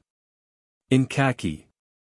The other junior Britling danced in front of the hero, who was walking beside Mrs. Britling and trying not to be too aggressively a soldierly figure. He looked a very man in khaki and more of a boy than ever. Mrs. Teddy came behind, quietly elated. Mr. Britling had a recurrence of that same disagreeable fancy that these young people didn't know exactly what they were going into. He wished he was in khaki himself, then he fancied this compunction wouldn't trouble him quite so much. The afternoon with them deepened his conviction that they really didn't in the slightest degree understand. Life had been so good to them hitherto, that even the idea of Teddy's going off to the war seemed a sort of fun to them. It was just a thing he was doing, a serious, seriously amusing, and very creditable thing. It involved his dressing up in these unusual clothes, and receiving salutes in the street. They discussed every possible aspect of his military outlook with the zest of children, who recount the merits of a new game. They were putting Teddy through his stages at a tremendous pace. In quite a little time he thought he would be given the chance of a commission. "They want subalterns badly. Already they've taken nearly a third of our people," he said, and added with the wistfulness of one who glances at inaccessible delights, "1 or 2 may get out to the front quite soon." He spoke as a young actor might speak of a star part. And with a touch of the quality of one who longs to travel in strange lands. "One must be patient. Things come at last. If I'm killed she gets £80 a year," Teddy explained among many other particulars. He smiled, the smile of a confident immortal at this amusing idea. "He's my little annuity," said Letty, also smiling, "dead or alive." "We'll miss Teddy in all sorts of ways," said Mr. Britling. "It's only for the duration of the war," said Teddy. "And Letty's very intelligent. I've done my best to chasten the evil in her." "If you think you're going to get back your job after the war," said Letty, "you're very much mistaken. I'm going to raise the standard." "You," said Teddy, regarding her coldly, and proceeded ostentatiously to talk of other things. Section 6. "Hugh's going to be in khaki too," the elder junior told Teddy. "He's too young to go out in Kitchener's army, but he's joined the Territorials. He went off on Thursday. I wish Gilbert and me was older." Mr. Britling had known his son's purpose since the evening of Teddy's announcement. Hugh had come to his father's study as he was sitting musing at his writing desk over the important question whether he should continue his examination of war uninterruptedly, or whether he should not put that on one side for a time and set himself to state as clearly as possible the not too generally recognized misfit between the will and strength of Britain on the one hand and her administrative and military organization on the other. He felt that an enormous amount of human enthusiasm and energy was being refused and wasted. That if things went on as they were going there would continue to be a quite disastrous shortage of gear, and that some broadening change was needed immediately if the swift exemplary victory over Germany that his soul demanded was to be ensured. Suppose he were to write some noisy articles at once, an article, for instance, to be called "The War of the Mechanics," or "The War of Gear," and another on "Without Civil Strength There Is No Victory." If he wrote such things, would they be noted, or would they just vanish indistinguishably into the general mental tumult? Would they be audible and helpful shouts, or just waste of shouting? That at least was what he supposed himself to be thinking. It was, at any rate, the main current of his thinking.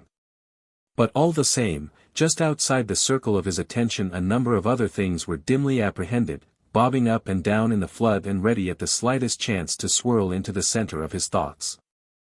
There was, for instance, Captain Carmine in the moonlight lugging up a railway embankment, something horrible, something loose and wet and warm that had very recently been a man. There was Teddy, serious and patriotic, filling a feudal penman with incredulous respect. There was the thin-faced man at the club, and a curious satisfaction he had betrayed in the public disarrangement. And there was Hugh. Particularly there was Hugh, silent but watchful. The boy never babbled. He had his mother's gift of deep dark silences, out of which she was wont to flash, a black princess waving a sword. He wandered for a little while among memories. But Hugh didn't come out like that, though it always seemed possible he might. Perhaps he didn't come out because he was a son. Revelation to his father wasn't his business. What was he thinking of it all? What was he going to do? Mr. Britling was acutely anxious that his son should volunteer. He was almost certain that he would volunteer, but there was just a little shadow of doubt whether some extraordinary subtlety of mind mightn't have carried the boy into a pacifist attitude. No. That was impossible. In the face of Belgium. But as greatly, and far more deeply in the warm flesh of his being, did Mr. Britling desire that no harm, no evil should happen to Hugh. The door opened, and Hugh came in. Mr. Britling glanced over his shoulder with an affectation of indifference. "Hallo," he said. "What do you want?" Hugh walked awkwardly to the hearthrug. "Oh," he said in an offhand tone, "I suppose I've got to go soldiering for a bit. I just thought, I'd rather like to go off with a man I know tomorrow." Mr. Britling's manner remained casual. "It's the only thing to do now, I'm afraid," he said. He turned in his chair and regarded his son. "What do you mean to do?" "OTC.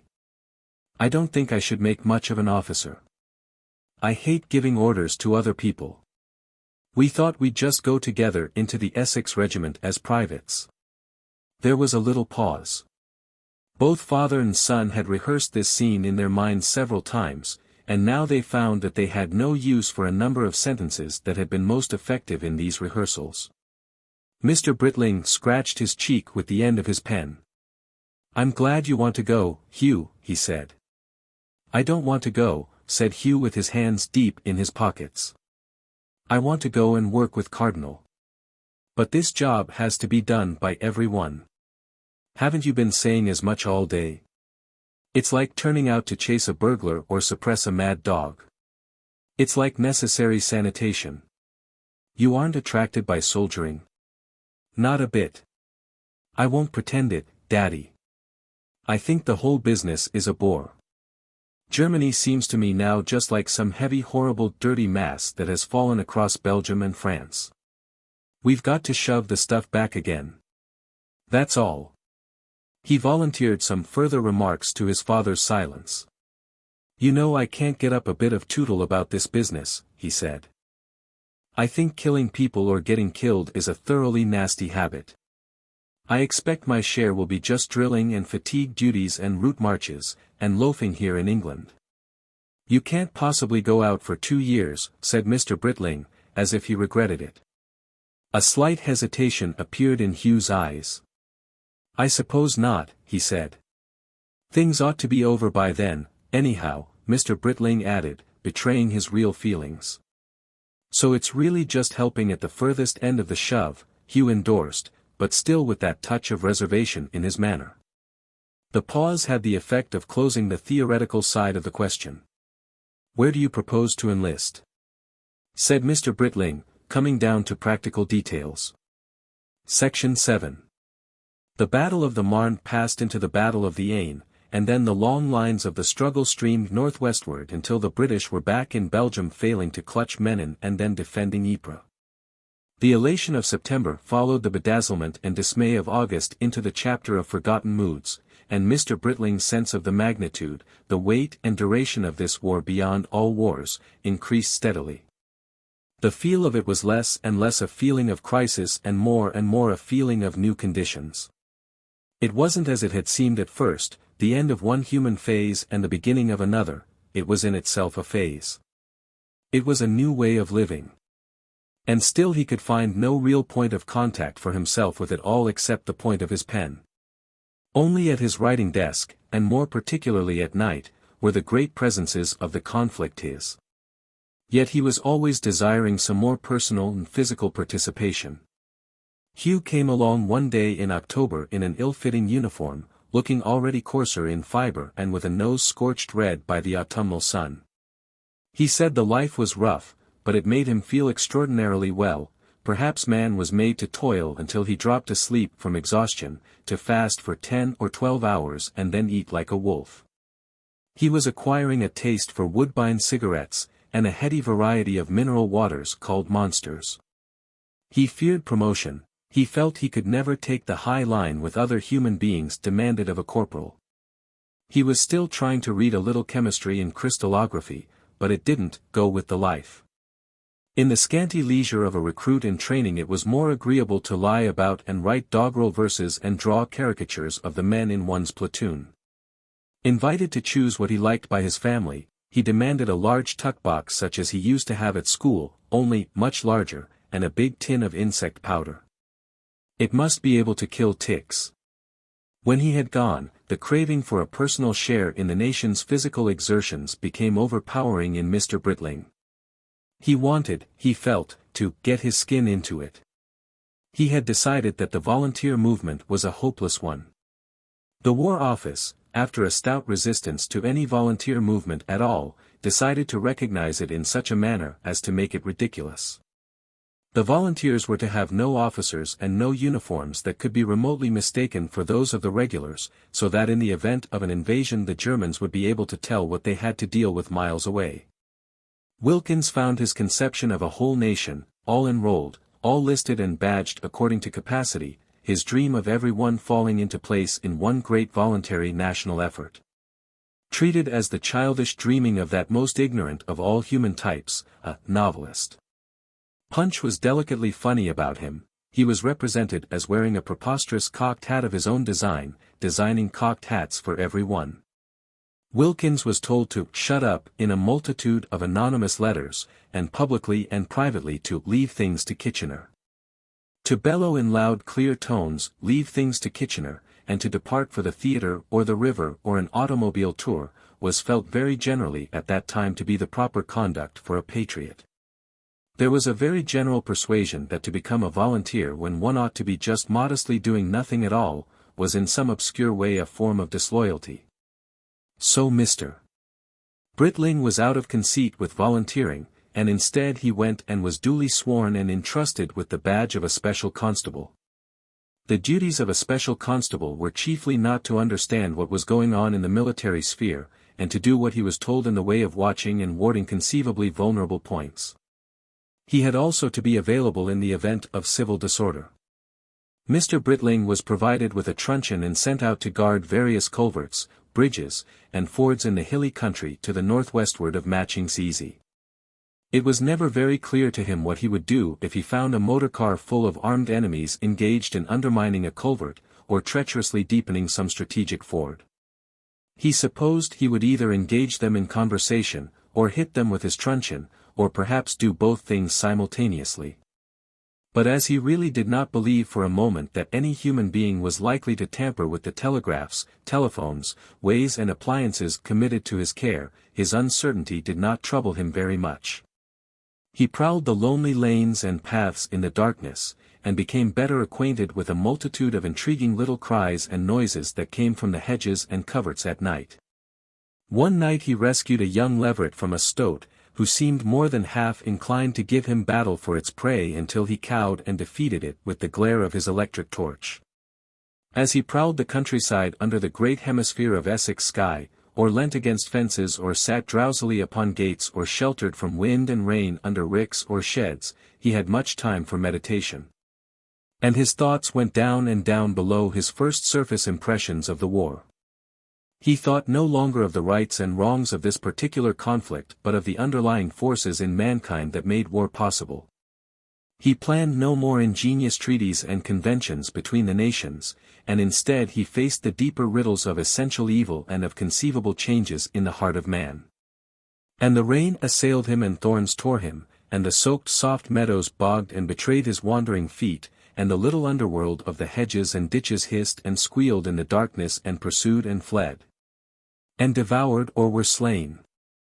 And one night in April he was perplexed by a commotion among the pheasants and a barking of distant dogs.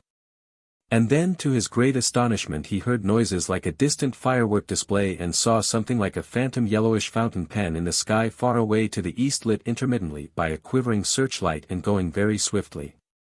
And after he had rubbed his eyes and looked again, he realized that he was looking at a Zeppelin flying London-ward over Essex. And all that night was wonder. Section 8. While Mr. Britling was trying to find his duty in the routine of a special constable, Mrs. Britling set to work with great energy to attend various classes and qualify herself for Red Cross work. And early in October came the great drive of the Germans towards Antwerp and the sea, the great drive that was apparently designed to reach Calais, and which swept before it multitudes of Flemish refugees. There was an exodus of all classes from Antwerp into Holland and England, and then a huge process of depopulation in Flanders and the Pas de Calais. This flood came to the eastern and southern parts of England and particularly to London, and their hastily improvised organizations distributed it to a number of local committees, each of which took a share of the refugees. Hired and furnished unoccupied houses for the use of the penniless, and assisted those who had means into comfortable quarters. The Matchings Easy Committee found itself with accommodation for 60 people, and with a miscellaneous bag of 30 individuals entrusted to its care, who had been part of the load of a little pirate steamboat from Ostend. There were 2 Flemish peasant families, and the rest were more or less middle-class refugees from Antwerp. They were brought from the station to the tithe barn at Claverings, and there distributed, under the personal supervision of Lady Homarton and her agent, among those who were prepared for their entertainment. There was something like competition among the would-be hosts. Everybody was glad of the chance of doing something, and anxious to show these Belgians what England thought of their plucky little country. Mr. Britling was proud to lead off a Mr. Van der Pant, a neat little bearded man in a black tailcoat, a black bowler hat, and a knitted muffler, with a large rucksack and a conspicuously foreign-looking bicycle, to the hospitalities of Dower House. Mr. Van der Pant had escaped from Antwerp at the 11th hour. He had caught a severe cold and, it would seem, lost his wife and family in the process. He had much to tell Mr. Britling, and in his zeal to tell it he did not at once discover that though Mr. Britling knew French quite well he did not know it very rapidly. The dinner that night at the Dower House marked a distinct fresh step in the approach of the Great War to the old habits and securities of Matchings Easy. The war had indeed filled everyone's mind to the exclusion of all other topics since its very beginning. It had carried off Herr Heinrich to Germany, Teddy to London, and Hugh to Colchester. It had put a special brassard round Mr. Britling's arm and carried him out into the night, given Mrs. Britling several certificates, and interrupted the frequent visits and gossip of Mr. Lawrence Carmine.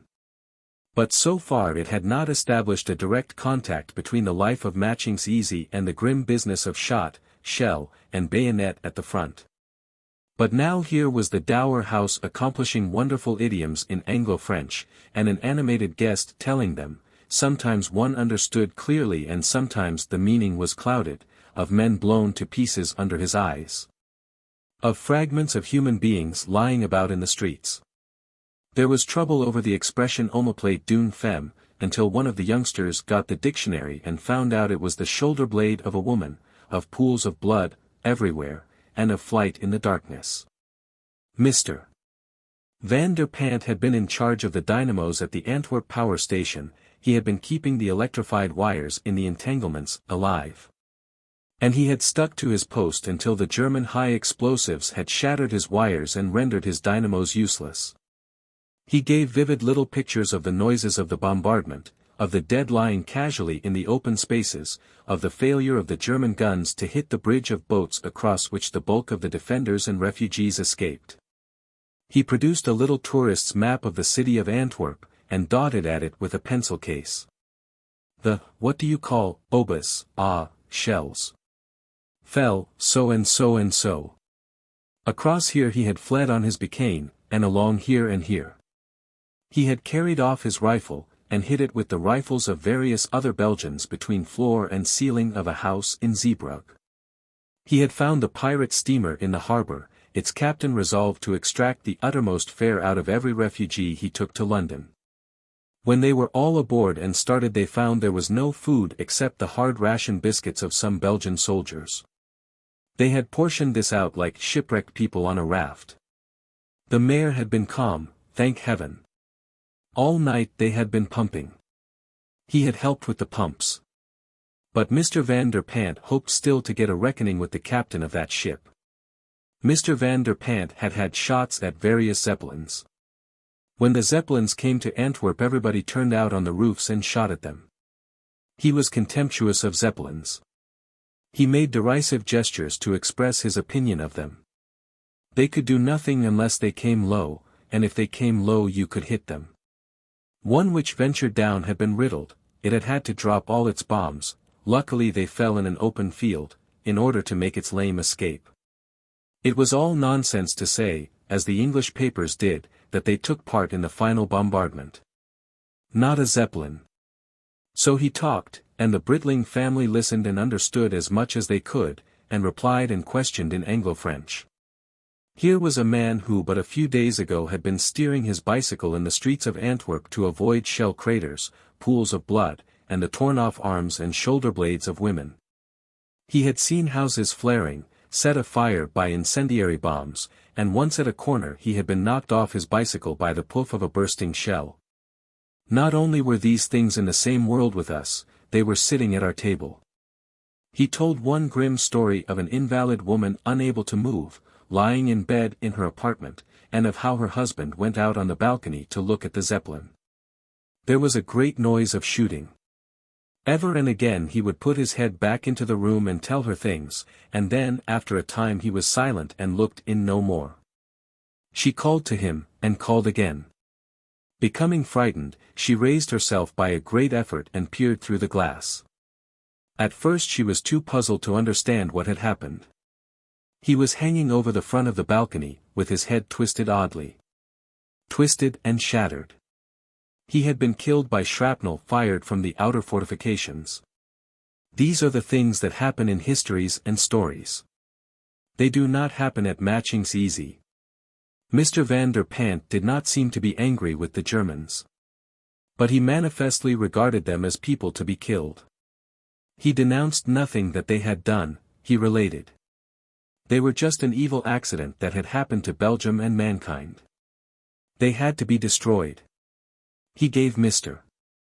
Britling an extraordinary persuasion that knives were being sharpened in every cellar in Brussels and Antwerp against the day of inevitable retreat, of a resolution to exterminate the invader that was far too deep to be vindictive. And the man was most amazingly unconquered. Mr. Britling perceived the label on his habitual dinner wine with a slight embarrassment. "Do you care," he asked, "to drink a German wine? This is Bernkasteler from the Moselle."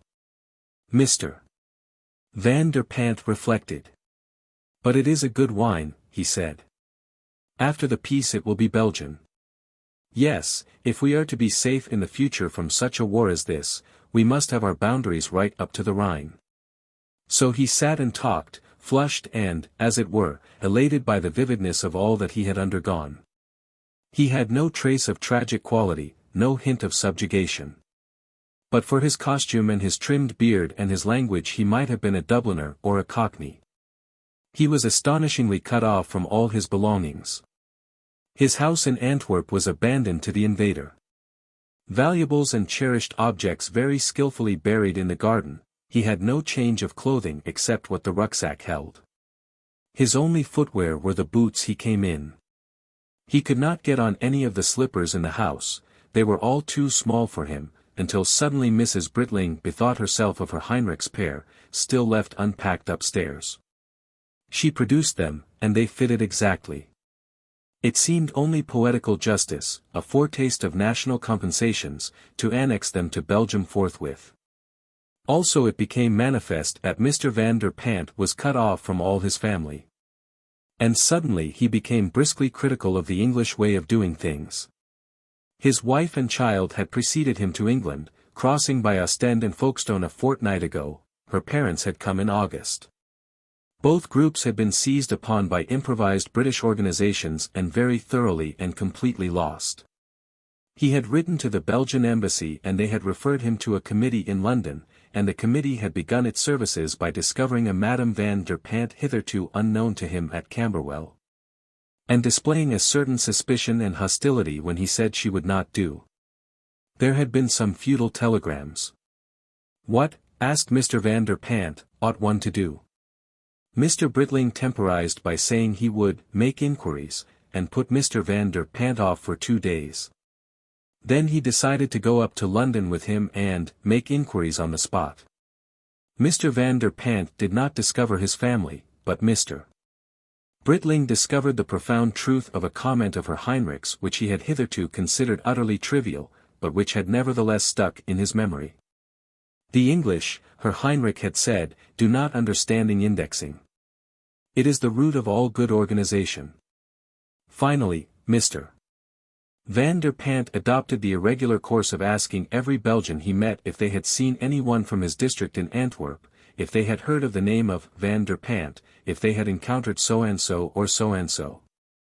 And by obstinacy and good fortune he really got on to the track of Madame van der Pant. She had been carried off into Kent, and a day later the Dower House was the scene of a happy reunion.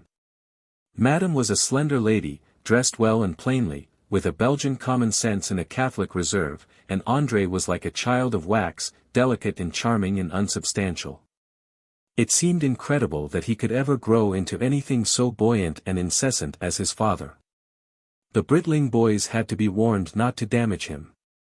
A sitting room was handed over to the Belgians for their private use, and for a time the two families settled into the Dower House side by side.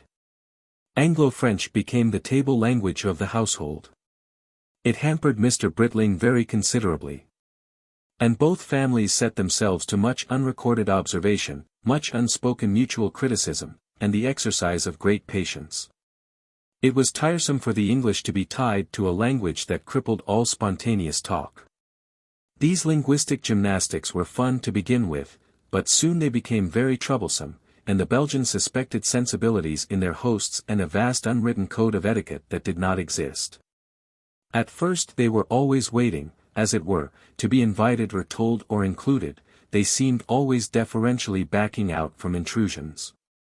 Moreover, they would not at first reveal what food they liked or what they didn't like, or whether they wanted more or less. But these difficulties were soon smoothed away, they anglicized quickly and cleverly. André grew bold and cheerful, and lost his first distrust of his rather older English playmates. Every day at lunch he produced a new, carefully prepared piece of English, though for some time he retained a marked preference for, "Good morning, sir," and "Thank you very much," over all other locutions. And fell back upon them on all possible and many impossible occasions. And he could do some sleight-of-hand tricks with remarkable skill and humor, and fold paper with quite astonishing results. Meanwhile Mr. van der Pant sought temporary employment in England, went for long rides upon his bicycle, exchanged views with Mr. Britling upon a variety of subjects, and became a wonderful player of hockey. He played hockey with an extraordinary zest and nimbleness.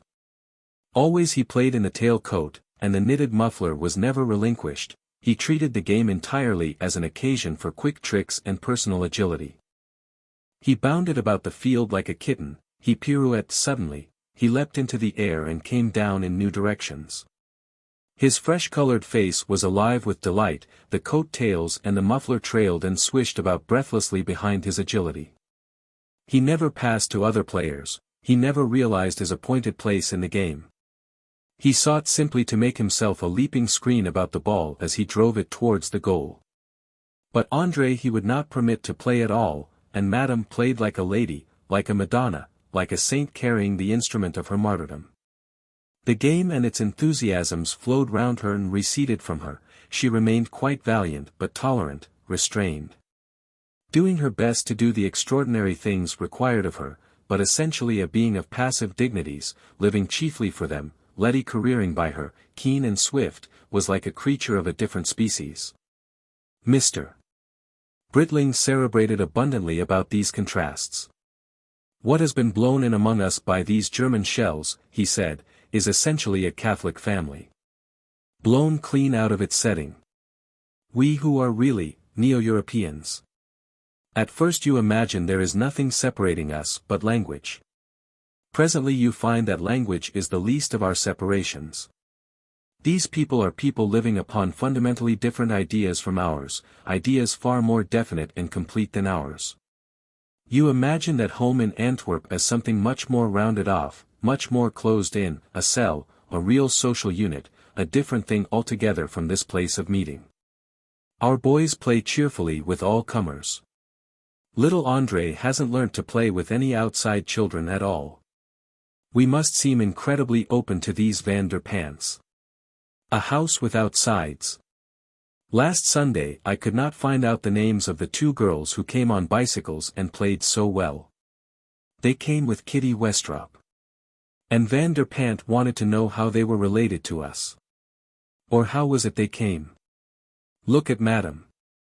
She's built on a fundamentally different plan from any of our womenkind here. Tennis, the bicycle, co-education, the two-step, the higher education of women. Say these things over to yourself, and think of her. It's like talking of a nun in riding breeches. She's a specialized woman, specializing in womanhood, her sphere is the home. Soft, trailing, draping skirts, slow movements, a veiled face, for no oriental veil could be more effectual than her beautiful Catholic quiet. Catholicism invented the invisible purdah. She is far more akin to that sweet little Indian lady with the wonderful robes whom Carmine brought over with her tall husband last summer, than she is to Letty or Cissie. She, too, undertook to play hockey. And played it very much as Madame Van der Pant played it. The more I see of our hockey, said Mr. Britling, the more wonderful it seems to me as a touchstone of character and culture and breeding. Mr. Manning, to whom he was delivering this discourse, switched him on to a new track by asking what he meant by Neo-European. It's a bad phrase, said Mr. Britling. I'll withdraw it. Let me try and state exactly what I have in mind.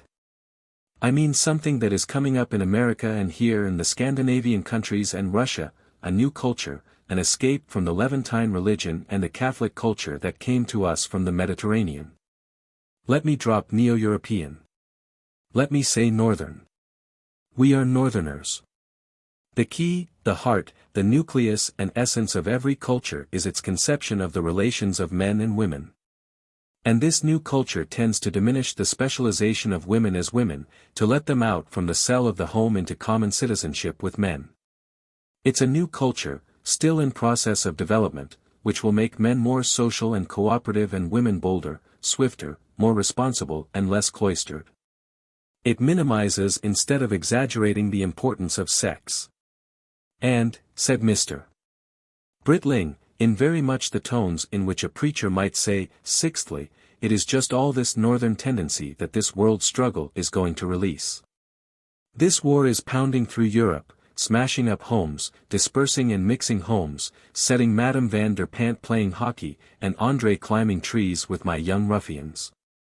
It is killing young men by the million, altering the proportions of the sexes for a generation, bringing women into business and office and industry, destroying the accumulated wealth that kept so many of them in refined idleness. Flooding the world with strange doubts and novel ideas. Section 9. But the conflict of manners and customs that followed the invasion of the English villages by French and Belgian refugees did not always present the immigrants as Catholics and the hosts as Neo-European. In the case of Mr. Dimple it was the other way round. He met Mr. Britling in Clavering's Park and told him his troubles. "Of course," he said, "we have to do our utmost for brave little Belgium. I would be the last to complain of any little inconvenience one may experience in doing that. Still, I must confess I think you and dear Mrs. Britling are fortunate, exceptionally fortunate, in the Belgians you have got. My guests, it's unfortunate, the man is some sort of journalist and quite, oh, much too much, an atheist.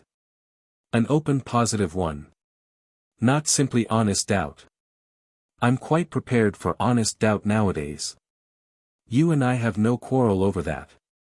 But he is aggressive.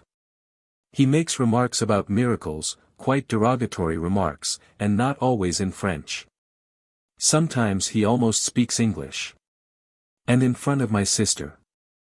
And he goes out, he says, looking for a café. He never finds a café, but he certainly finds every public house within a radius of miles. And he comes back smelling dreadfully of beer. When I drop a little hint, he blames the beer. He says it is not good beer, our good Essex beer. He doesn't understand any of our simple ways. He's sophisticated. The girls about here wear Belgian flags, and air their little bits of French. And he takes it as an encouragement. Only yesterday there was a scene. It seems he tried to kiss the Hickson girl at the inn, Maudie. And his wife, a great big slow woman, in every way she is, ample. It's dreadful even to seem to criticize, but I do so wish she would not see fit to sit down and nourish her baby in my poor old bachelor drawing-room, often at the most unseasonable times. And, so lavishly. Mr. Britling attempted consolations. "But anyhow," said Mr. Dimple, "I'm better off than poor dear Mrs. Bin. She secured 2 milliners. She insisted upon them. And their clothes were certainly beautifully made, even my poor old unworldly eye could tell that. And she thought 2 milliners would be so useful with a large family like hers. They certainly said they were milliners. But it seems, I don't know what we shall do about them. My dear Mr. Britling, those young women are anything but milliners, anything but milliners." A faint gleam of amusement was only too perceptible through the good man's horror. "Sirens, my dear Mr. Britling. Sirens. By profession." Section 10. October passed into November, and day by day Mr. Britling was forced to apprehend new aspects of the war, to think and rethink the war, to have his first conclusions checked and tested, twisted askew, replaced. His thoughts went far and wide and deeper, until all his earlier writing seemed painfully shallow to him, seemed a mere automatic response of obvious comments to the stimulus of the war's surprise. As his ideas became subtler and profounder, they became more difficult to express, he talked less, he became abstracted and irritable at table. To 2 people in particular Mr. Britling found his real ideas inexpressible, to Mr. Direck and to Mr. Van der Pant. Each of these gentlemen brought with him the implication or the intimation of a critical attitude towards England. It was all very well for Mr. Britling himself to be critical of England, that is an Englishman's privilege. To hear Mr. Van der Pant questioning British efficiency or to suspect Mr. Direck of high, thin American superiorities to war, was almost worse than to hear Mrs. Herodian saying hostile things about Edith. It roused an even acuter protective emotion. In the case of Mr. Van der Pant matters were complicated by the difficulty of the language, which made anything but the crudest statement subject to incalculable misconception. Mr. Van der Pant had not the extreme tactfulness of his so typically Catholic wife. He made it only too plain that he thought the British postal and telegraph service slow and slack, and the management of the Great Eastern Branch lines wasteful and inefficient. He said the workmen in the fields and the workmen he saw upon some cottages near the junction worked slowlier and with less interest than he had ever seen any workman display in all his life before. He marveled that Mr. Britling lit his house with acetylene and not electric light. He thought fresh eggs were insanely dear, and his opinion of Matching's easy pig-keeping was uncomplimentary. The roads, he said, were not a means of getting from place to place, they were a detail, He drew derisive maps with his finger on the tablecloth of the lane system about the Dower House. He was astonished that there was no café in Matching's Easy. He declared that the public house, to which he went with considerable expectation, was no public house at all, it was just a sly place for drinking beer. All these were things Mr. Britling might have remarked himself. From a Belgian refugee he found them intolerable. He set himself to explain to Mr. van der Pant firstly that these things did not matter in the slightest degree, the national attention, the national interest ran in other directions. And secondly that they were, as a matter of fact and on the whole, merits slightly disguised. He produced a pleasant theory that England is really not the Englishman's field, it is his breeding place, his resting place, a place not for efficiency but good humour. If Mr. van der Pant were to make inquiries he would find there was scarcely a home in Matching's Easy that had not sent some energetic representative out of England to become one of the English of the world. England was the last place in which English energy was spent. These hedges, these dilatory roads were full of associations. There was a road that turned aside near Market Saffron to avoid Turk's Wood. It had been called Turk's Wood first in the 14th century after a man of that name. He quoted Chesterton's happy verses to justify these winding lanes. The road turned first towards the left, where Perkins' quarry made the cleft. The path turned next towards the right, because the mastiff used to bite. And again. And I should say they wound about, to find the town of Roundabout. The merry town of Roundabout. That makes the world go round. If our easygoing ways hampered a hard efficiency, they did at least develop humor and humanity. Our diplomacy at any rate had not failed us. He did not believe a word of this stuff. His deep irrational love for England made him say these things. For years he had been getting himself into hot water because he had been writing and hinting just such criticisms as Mr. van der Pant expressed so bluntly. But he wasn't going to accept foreign help in dissecting his mother. And another curious effect that Mr. van der Pant had upon Mr. Britling was to produce an obstinate confidence about the war and the nearness of the German collapse. He would promise Mr. van der Pant that he should be back in Antwerp before May, that the Germans would be over the Rhine by July. He knew perfectly well that his ignorance of all the military conditions was unqualified, but still he could not restrain himself from this kind of thing so soon as he began to speak entente cordiale, Anglo-French, that is to say. Something in his relationship to Mr. van der Pant obliged him to be acutely and absurdly the protecting British. At times he felt like a conscious bankrupt talking off the hour of disclosure. But indeed all that Mr. Britling was trying to say against the difficulties of a strange language and an alien temperament, was that the honor of England would never be cleared until Belgium was restored and avenged. While Mr. Britling was patrolling unimportant roads and entertaining Mr. van der Pant with discourses upon the nearness of victory and the subtle estimableness of all that was indolent, wasteful and evasive in English life, the war was passing from its first swift phases into a slower, grimmer struggle. The German retreat ended at the Aisne, and the long outflanking maneuvers of both hosts towards the Channel began. The English attempts to assist Belgium in October came too late for the preservation of Antwerp, and after a long and complicated struggle in Flanders the British failed to outflank the German right, lost Ghent, Menin and the Belgian coast, but held Ypres and beat back every attempt of the enemy to reach Dunkirk and Calais. Meanwhile the smaller German colonies and islands were falling to the navy, the Australian battleship Sydney smashed the Emden at Cocos Island, and the British naval disaster of Coronel was wiped out by the Battle of the Falklands. The Russians were victorious upon their left and took Lemberg, and after some vicissitudes of fortune advanced to Przemysl, occupying the larger part of Galicia. But the disaster of Tannenberg had broken their progress in East Prussia, and the Germans were pressing towards Warsaw. Turkey had joined the war, and suffered enormous losses in the Caucasus. The Dardanelles had been shelled for the first time, and the British were at Basra on the Euphrates. Section 11. The Christmas of 1914 found England, whose landscape had hitherto been almost as peaceful and soldierless as Massachusetts. already far gone along the path of transformation into a country full of soldiers and munition makers and military supplies. The soldiers came first, on the well-known and greatly admired British principle of, first catch your hare, and then build your kitchen.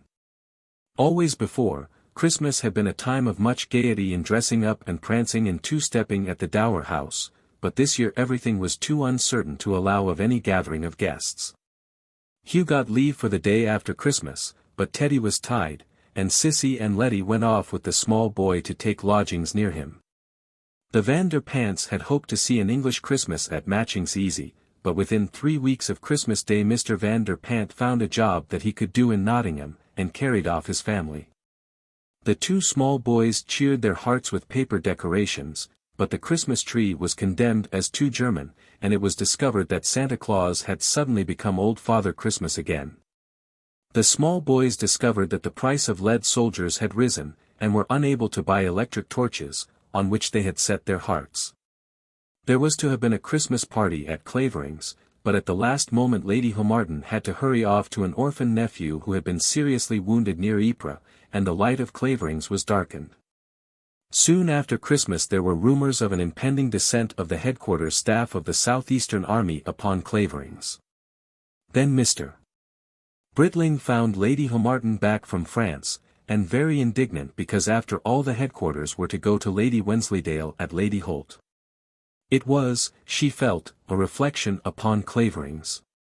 Lady Homarton became still more indignant when presently the new armies, which were gathering now all over England like floods in a low-lying meadow, came pouring into the parishes about Clavering's to the extent of a battalion and a territorial battery.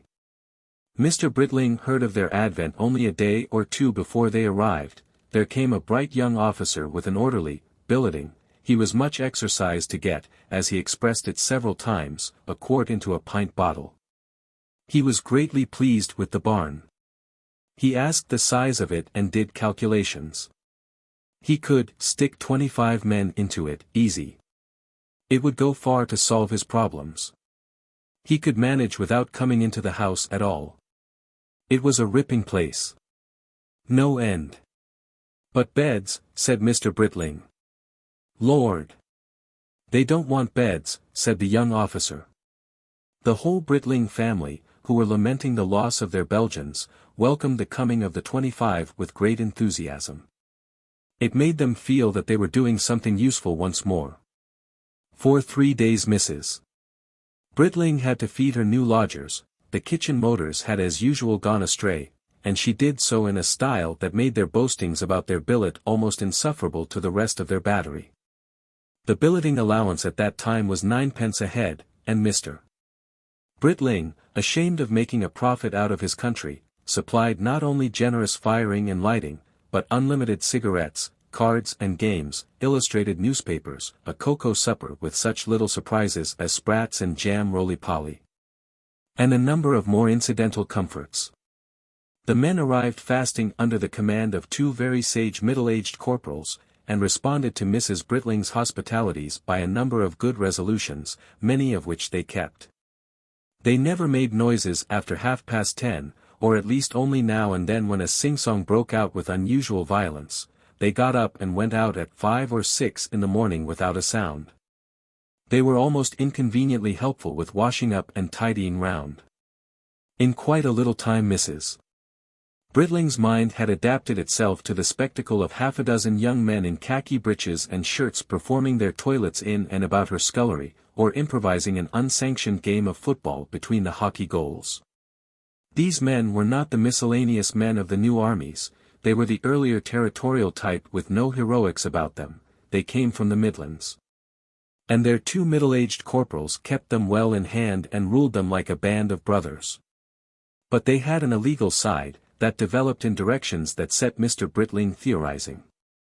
They seemed, for example, to poach by nature, as children play and sing. They possessed a promiscuous white dog. They began to add rabbits to their supper menu, unaccountable rabbits.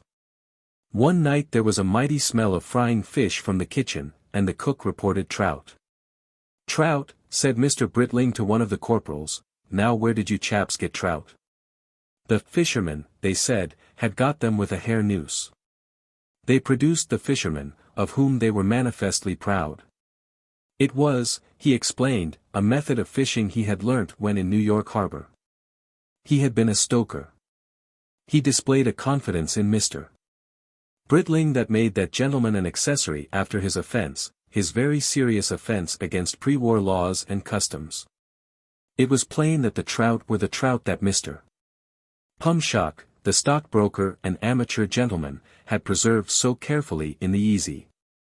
Hitherto the countryside had been forced to regard Mr. Pumshock's trout with an almost superstitious respect. A year ago young Snooker had done a month for one of those very trout. But now things were different. "But I don't really fancy freshwater fish," said the fisherman. "It's just the catchin' of 'em I like." And a few weeks later the trumpeter, an angel-faced freckled child with deep blue eyes, brought in a dozen partridge eggs which he wanted Mary to cook for him. The domesticity of the sacred birds, it was clear, was no longer safe in England. Then again the big guns would go swinging down the road and into Clavering's Park, and perform various exercises with commendable smartness and a profound disregard for Lady Homarton's known objection to any departure from the public footpath. And one afternoon as Mr. Britling took his constitutional walk, a reverie was set going in his mind by the sight of a neglected-looking pheasant with a white collar. The world of Matching's Easy was getting full now of such elderly birds.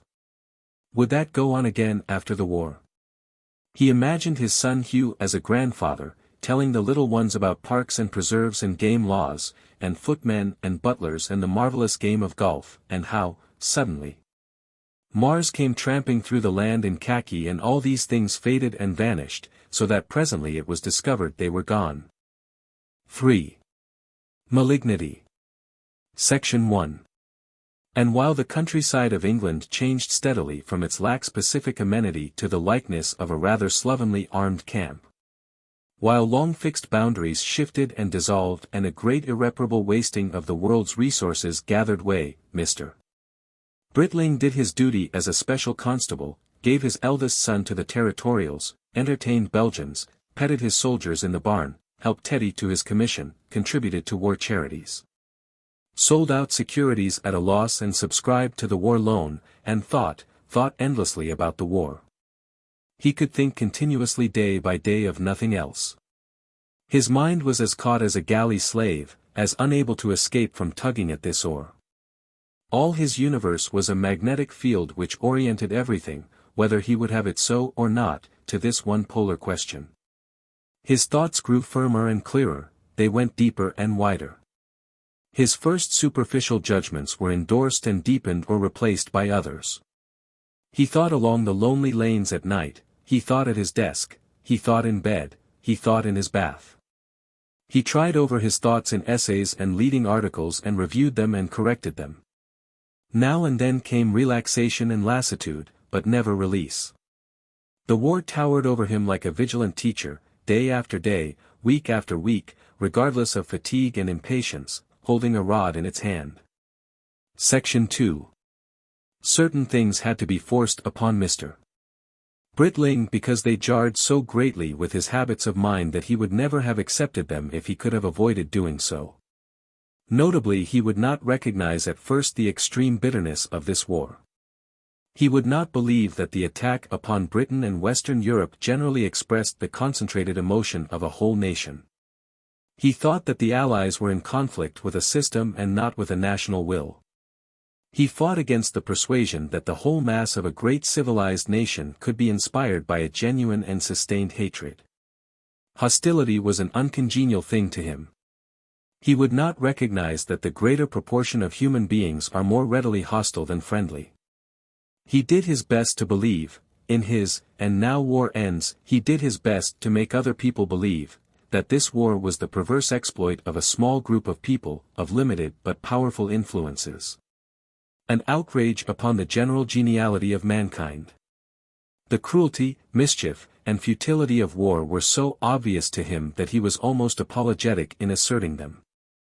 He believed that war had but to begin and demonstrate its quality among the Western nations in order to unify them all against its repetition. They would exclaim, but we can't do things like this to one another. He saw the aggressive imperialism of Germany called to account even by its own people, a struggle, a collapse, a liberal-minded conference of world powers, and a universal resumption of amiability upon a more assured basis of security. He believed, and many people in England believed with him, that a great section of the Germans would welcome triumphant allies as their liberators from intolerable political obsessions. The English, because of their insularity, had been political amateurs for endless generations. It was their supreme vice, it was their supreme virtue, to be easygoing. They had lived in an atmosphere of comedy, and denied in the whole tenor of their lives that life is tragic. Not even the Americans had been more isolated. The Americans had had their Indians, their Negroes, their War of Secession. Until the Great War, the Channel was as broad as the Atlantic for holding off every vital challenge. Even Ireland was away, a 4-hour crossing. And so the English had developed to the fullest extent the virtues and vices of safety and comfort. They had a hatred of science and dramatic behavior, they could see no reason for exactness or intensity, they disliked proceeding to extremes.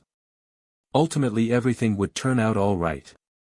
But they knew what it is to be carried into conflicts by energetic minorities and the trick of circumstances, and they were ready to understand the case of any other country which has suffered that fate. All their habits inclined them to fight good-temperedly and comfortably, to quarrel with a government and not with a people. It took Mr. Britling at least a couple of months of warfare to understand that the Germans were fighting in an altogether different spirit. The first intimations of this that struck upon his mind were the news of the behavior of the Kaiser and the Berlin crowd upon the declaration of war, and the violent treatment of the British subjects seeking to return to their homes. Everywhere such people had been insulted and ill-treated. It was the spontaneous expression of a long-gathered bitterness. While the British ambassador was being howled out of Berlin, the German ambassador to England was taking a farewell stroll, quite unmolested, in St. James's Park. One item that struck particularly upon Mr. Britling's imagination was the story of the chorus of young women who assembled on the railway platform of the station through which the British ambassador was passing to sing, to his drawn blinds, Deutschland, Deutschland über alles. Mr. Britling could imagine those young people, probably dressed more or less uniformly in white, with flushed faces and shining eyes, letting their voices go, full-throated, in the modern German way. And then came stories of atrocities, stories of the shooting of old men and the butchery of children by the wayside, stories of wounded men bayonet or burnt alive, of massacres of harmless citizens, of looting and filthy outrages.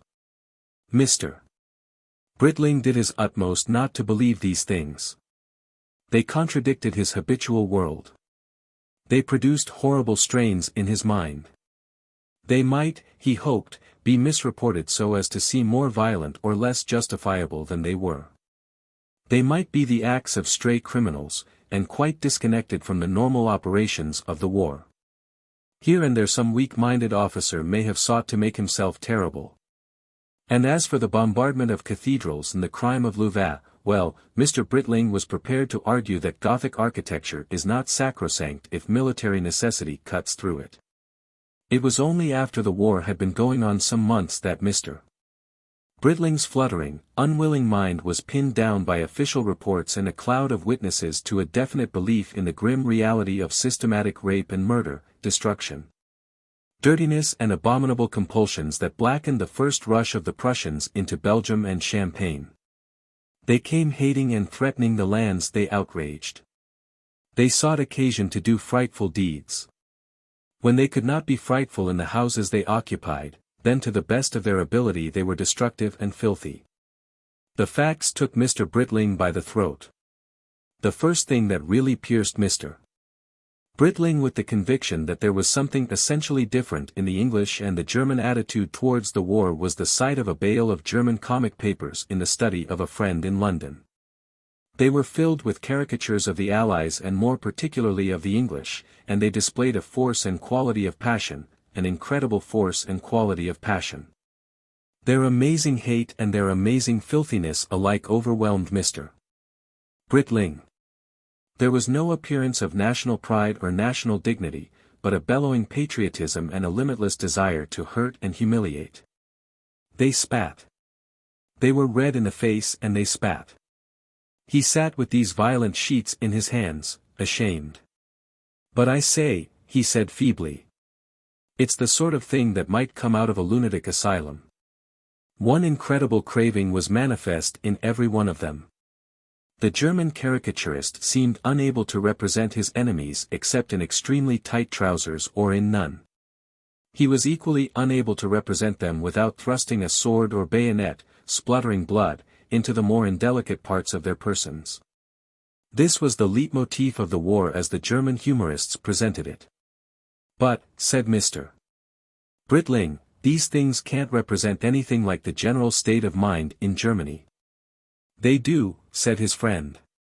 "But it's blind fury, at the dirt-throwing stage." "The whole of Germany is in that blind fury," said his friend. "While we are going about astonished and rather incredulous about this war, and still rather inclined to laugh, that's the state of mind of Germany. There's a sort of deliberation in it. They think it gives them strength. They want to foam at the mouth. They do their utmost to foam more. They write themselves up. Have you heard of the Hymn of Hate?" Mr. Britling had not. There was a translation of it in last week's Spectator. This is the sort of thing we are trying to fight in good temper and without extravagance. Listen, Britling. You will we hate with a lasting hate. We will never forego our hate. Hate by water and hate by land. Hate of the head and hate of the hand. Hate of the hammer and hate of the crown. Hate of 70 millions, choking down. We love as one, we hate as one. We have one foe, and one alone. England. He read on to the end. "Well," he said when he had finished reading, "what do you think of it?" "I want to feel his bumps," said Mr. Britling after a pause. "It's incomprehensible. They're singing that up and down Germany. Lee Sauer, I hear, has been decorated." "It's stark malignity," said Mr. Britling. "What have we done? It's colossal. What is to happen to the world if these people prevail? I can't believe it, even with this evidence before me. No. I want to feel their bumps." Section 3. "You see," said Mr. Britling, trying to get it into focus, "I have known quite decent Germans. There must be some sort of misunderstanding. I wonder what makes them hate us. There seems to me no reason in it." "I think it is just thoroughness," said his friend. "They are at war. To be at war is to hate. That isn't at all my idea. We're not a thorough people. When we think of anything, we also think of its opposite. When we adopt an opinion we also take in a provisional idea that it is probably nearly as wrong as it is right. We are atmospheric. They are concrete. All this filthy, vile, unjust and cruel stuff is honest genuine war. We pretend war does not hurt. They know better. The Germans are a simple honest people.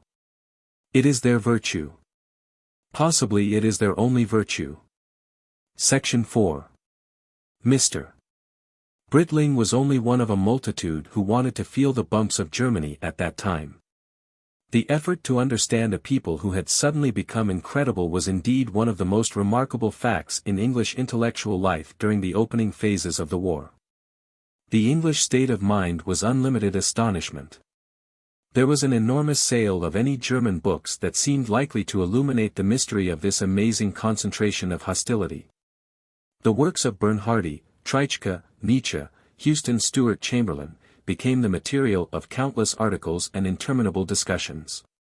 One saw little clerks on the way to the office and workmen going home after their work earnestly reading these remarkable writers. They were asking, just as Mr. Britling was asking, what it was the British Empire had struck against. They were trying to account for this wild storm of hostility that was coming at them out of Central Europe. It was a natural next stage to this, when after all it became manifest that instead of there being a liberal and reluctant Germany at the back of imperialism and junkerdom, there was apparently one solid and enthusiastic people. To suppose that the Germans were in some distinctive way evil, that they were racially more envious, arrogant, and aggressive than the rest of mankind. Upon that supposition a great number of English people settled. They concluded that the Germans had a peculiar devil of their own, and had to be treated accordingly.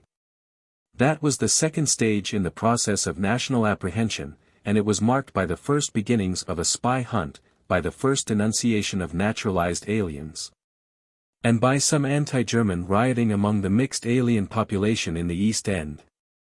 Most of the bakers in the East End of London were Germans, and for some months after the war began they went on with their trade unmolested. Now many of these shops were wrecked. It was only in October that the British gave these first signs of a sense that they were fighting not merely political Germany but the Germans. But the idea of a peculiar malignity in the German quality as a key to the broad issue of the war was even less satisfactory and less permanent in Mr. Britling's mind than his first crude opposition of militarism and a peaceful humanity as embodied respectively in the Central Powers and the Russo-Western Alliance. It led logically to the conclusion that the extermination of the German peoples was the only security for the general amiability of the world, a conclusion that appealed but weakly to his essential kindliness. After all, the Germans he had met and seen were neither cruel nor hate-inspired. He came back to that obstinately. From the harshness and vileness of the printed word and the unclean picture, he fell back upon the flesh and blood, the humanity and sterling worth, of, as a sample, young Heinrich.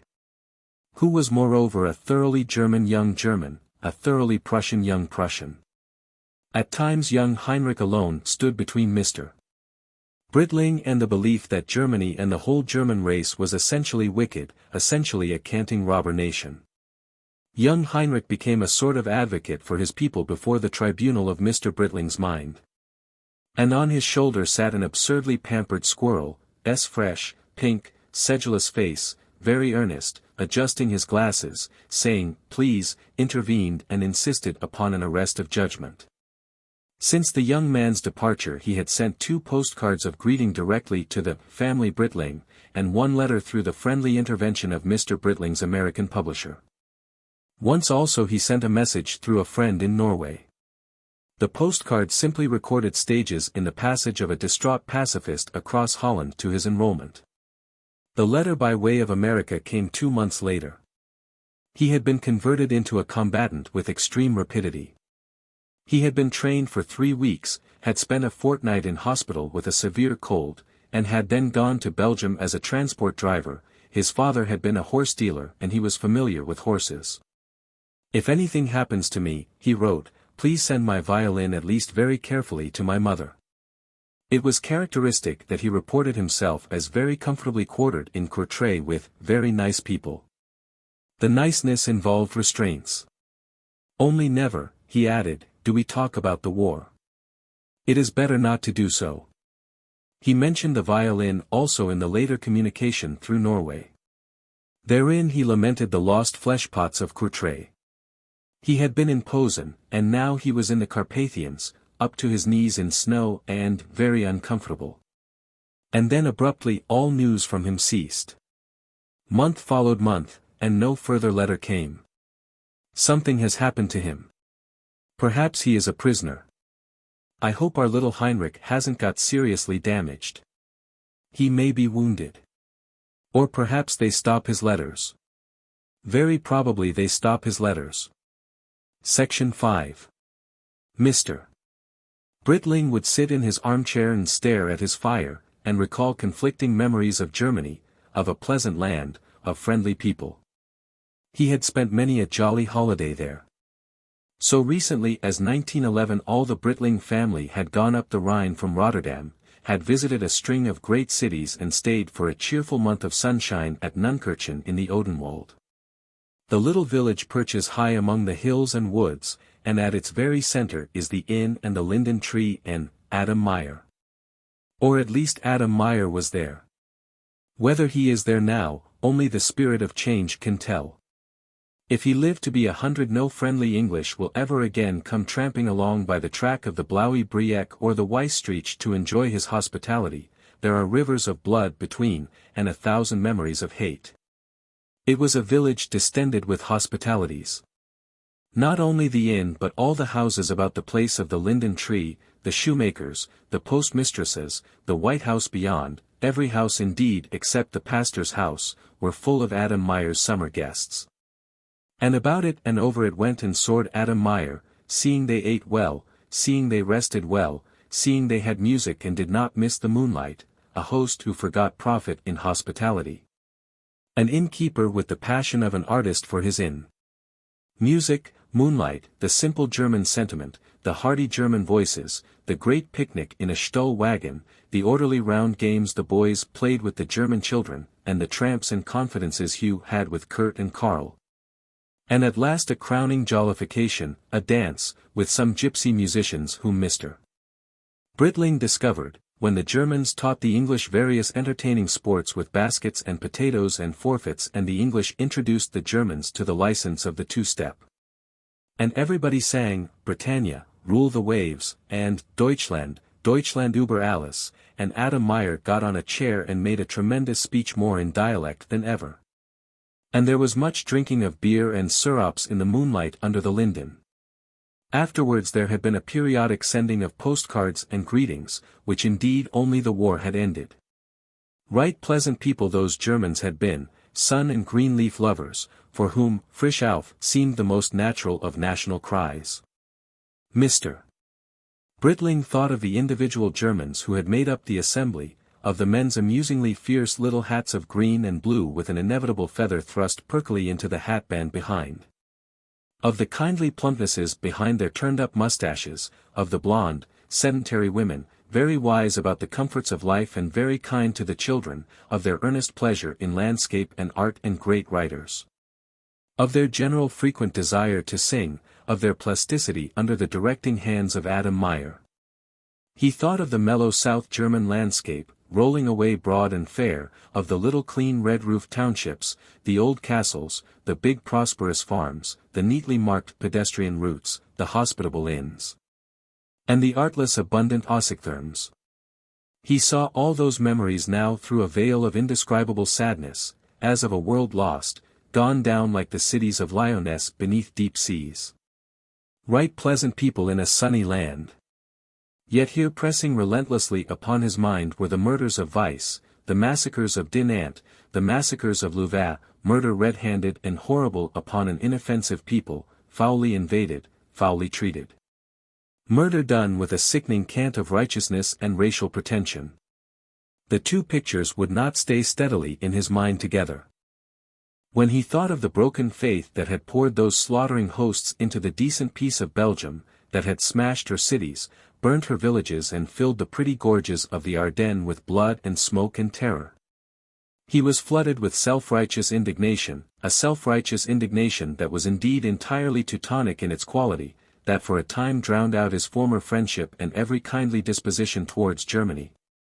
That inspired him with destructive impulses, and obsessed him with a desire to hear of death and more death and yet death in every German town and home.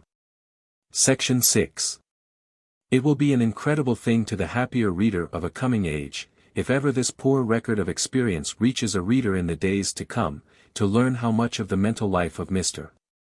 Britling was occupied at this time with the mere horror and atrocity of warfare. It is idle and hopeless to speculate now how that future reader will envisage this war.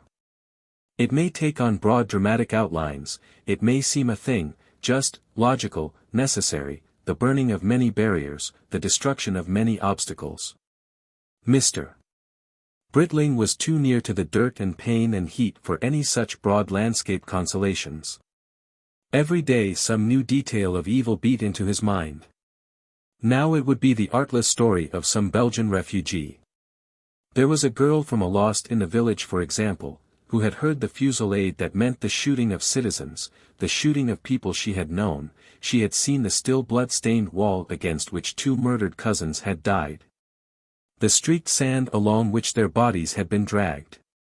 3 German soldiers had been quartered in her house with her and her invalid mother, and had talked freely of the massacres in which they had been employed. One of them was in civil life a young schoolmaster, and he had, he said, to kill a woman and a baby. The girl had been incredulous. Yes, he had done so. Of course he had done so. His officer had made him do it, had stood over him. He could do nothing but obey. But since then he had been unable to sleep, unable to forget. We had to punish the people, he said. They had fired on us. And besides, his officer had been drunk. It had been impossible to argue. His officer had an unrelenting character at all times. Over and over again Mr. Britling would try to imagine that young schoolmaster soldier at a loss. He imagined with a weak staring face and watery blue eyes behind his glasses, and that memory of murder.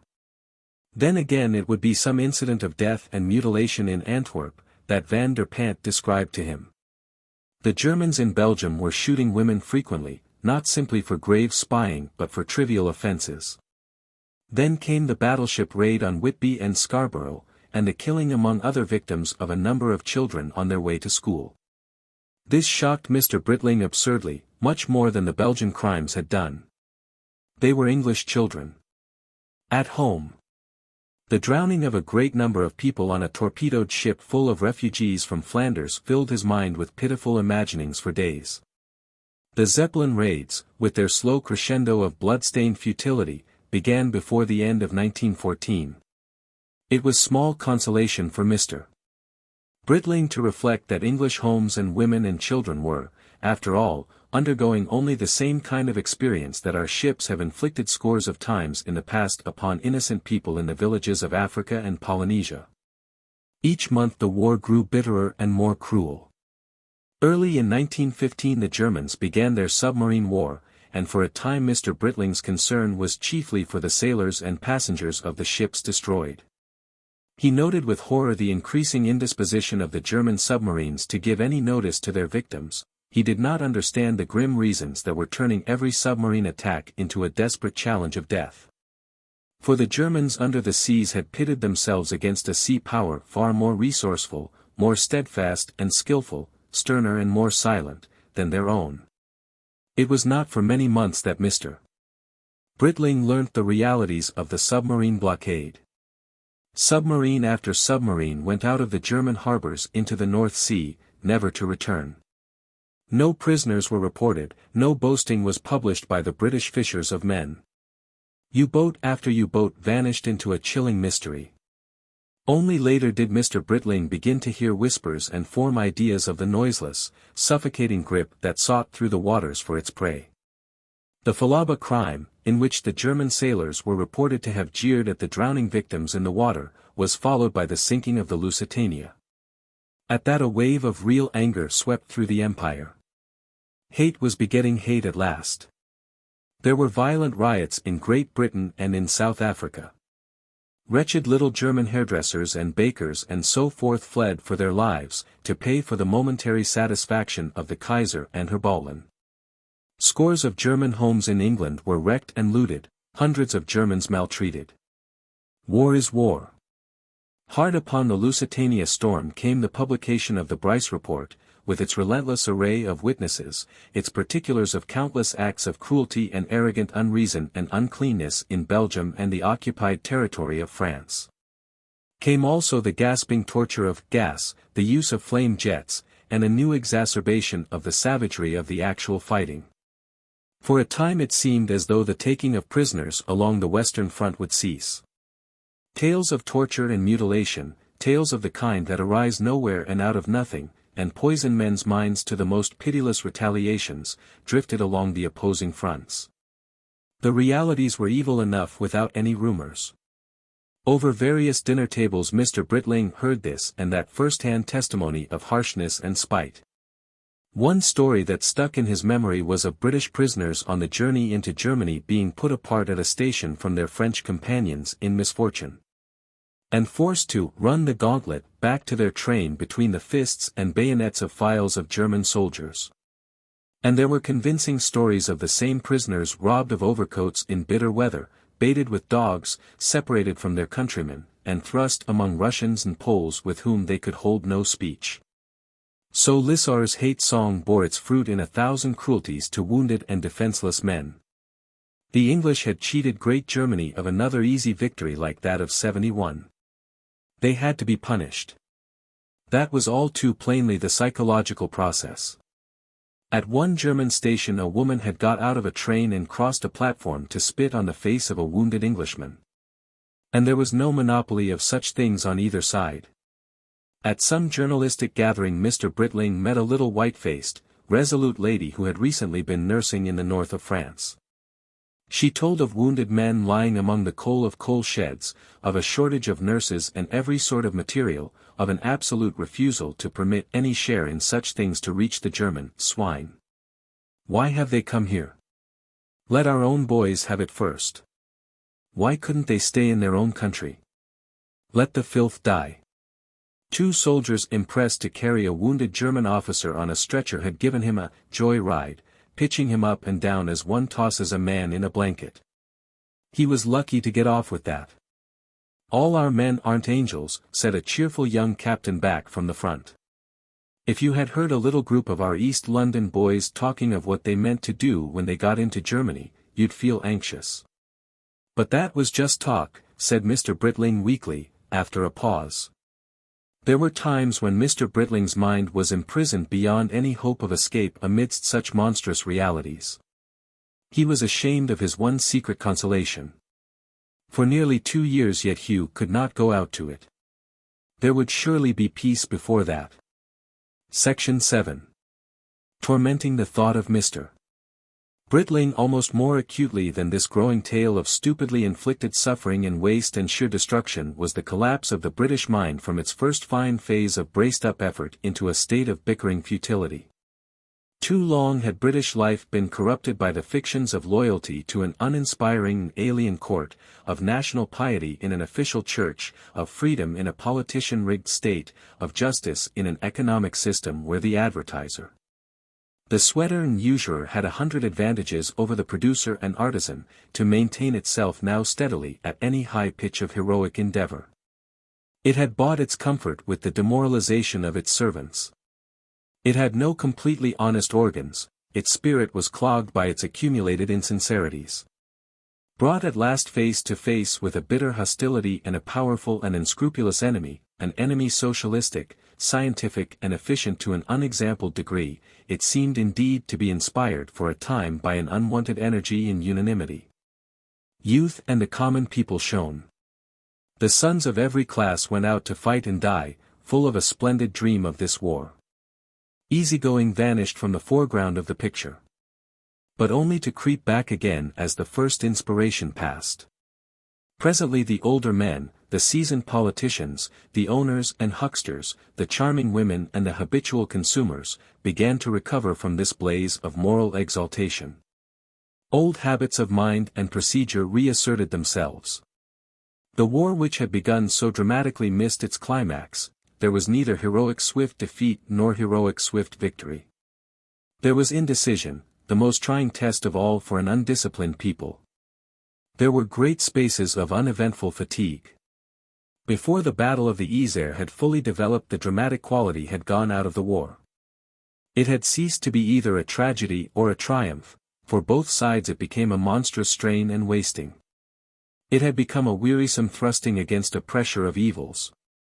Under that strain the dignity of England broke, and revealed a malignity less focused and intense than the German, but perhaps even more distressing. No paternal government had organized the British spirit for patriotic ends. It became now peevish and impatient, like some ill-trained man who is sick. It directed itself no longer against the enemy alone but fitfully against imagined traitors and shirkers. It wasted its energies in a deepening and spreading net of internal squabbles and accusations. Now it was the wily indolence of the Prime Minister, now it was the German culture of the Lord Chancellor, now the imaginative enterprise of the First Lord of the Admiralty that focused a vindictive campaign.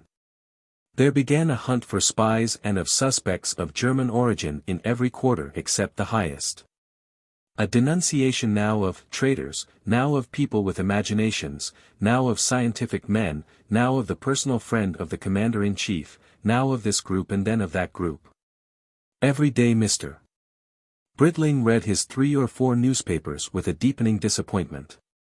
When he turned from the newspaper to his post, he would find the anonymous letter writer had been busy. Perhaps Mr. Britling had remarked that Germans were after all human beings, or that if England had listened to Matthew Arnold in the 80s, our officers by this time might have added efficiency to their courage and good temper. Perhaps he had himself put a touch of irritant acid into his comment. Back flared the hate. Who are you, sir? What are you, sir? What right have you, sir? What claim have you, sir? Section 8. Life had a wrangling birth. On the head of every one of us rests the ancestral curse of 50 million murders. So Mr. Britling's thoughts shaped themselves in words as he prowled one night in March, chill and melancholy, across a rushy meadow under an overcast sky. The death squeal of some little beast caught suddenly in a distant copse had set loose this train of thought. Life struggling under a birth curse, he thought. How nearly I come back at times to the Christian theology. And then, redemption by the shedding of blood. Life, like a rebellious child, struggling out of the control of the hate which made it what it is. But that was Mr. Britling's idea of Gnosticism, not of Orthodox Christianity. He went off for a time into faded reminiscences of theological reading. What had been the Gnostic idea? That the God of the Old Testament was the devil of the New. But that had been the idea of the Manichaeans. Mr. Britling, between the black hedges, came back presently from his attempts to recall his youthful inquiries into man's ancient speculations, to the enduring riddles that have outlasted 1,000 speculations. Has hate been necessary, and is it still necessary, and will it always be necessary? Is all life a war forever? The rabbit is nimble, lives keenly, is prevented from degenerating into a diseased crawling eater of herbs by the incessant ferret. Without the ferret of war, what would life become? War is murder truly, but is not peace decay. It was during these prowling nights in the first winter of the war that Mr. Britling planned a new writing that was to go whole abysses beneath the facile superficiality of "And Now War Ends." It was to be called the Anatomy of Hate. It was to deal very faithfully with the function of hate as a corrective to inefficiency. So long as men were slack, men must be fierce. This conviction pressed upon him. In spite of his detestation of war, Mr. Britling found it impossible to maintain that any sort of peace state was better than a state of war. If wars produced destructions and cruelties, peace could produce indolence, perversity, greedy accumulation and selfish indulgences. War is discipline for evil, but peace may be relaxation from good. The poor man may be as wretched in peacetime as in wartime. The gathering forces of an evil peace, the malignity and waste of war, are but obverse and reverse of the metal of ill-adjusted human relationships. Was there no greater peace possible? Not a mere recuperative pause in killing and destruction, but a phase of noble and creative living, a phase of building, of discovery, of beauty and research. He remembered, as one remembers the dead, dreams he had once dreamt of the great cities, the splendid freedoms, of a coming age, of marvelous enlargements of human faculty, of a coming science that would be light and of art that could be power. But would that former peace have ever risen to that? After all, had such visions ever been more than idle dreams? Had the war done more than unmask reality? He came to a gate and leant over it. The darkness drizzled about him. He turned up his collar and watched the dim shapes of trees and hedges gather out of the night to meet the dismal dawn. He was cold and hungry and weary. He may have drowsed. At least he had a vision, very real and plain, a vision very different from any dream of utopia.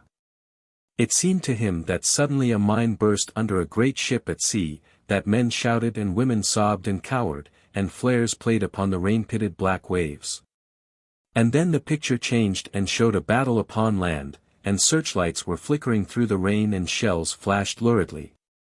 And men darkly seen in silhouette against red flames ran with fixed bayonets and slipped and floundered over the mud, and at last, shouting thinly through the wind, leapt down into the enemy trenches. And then he was alone again, staring over a wet black field towards a dim crest of shapeless trees. Section 9. Abruptly and shockingly, this malignity of warfare, which had been so far only a festering cluster of reports and stories and rumors and suspicions, stretched out its arm into Essex and struck a barb of grotesque cruelty into the very heart of Mr. Britling. Late one afternoon came a telegram from Filmington-on-Sea, where Aunt Wilshire had been recovering her temper in a boarding house after a round of visits in Yorkshire and the moorlands. And she had been very seriously injured by an overnight German air raid. It was a raid that had not been even mentioned in the morning's papers. She had asked to see him.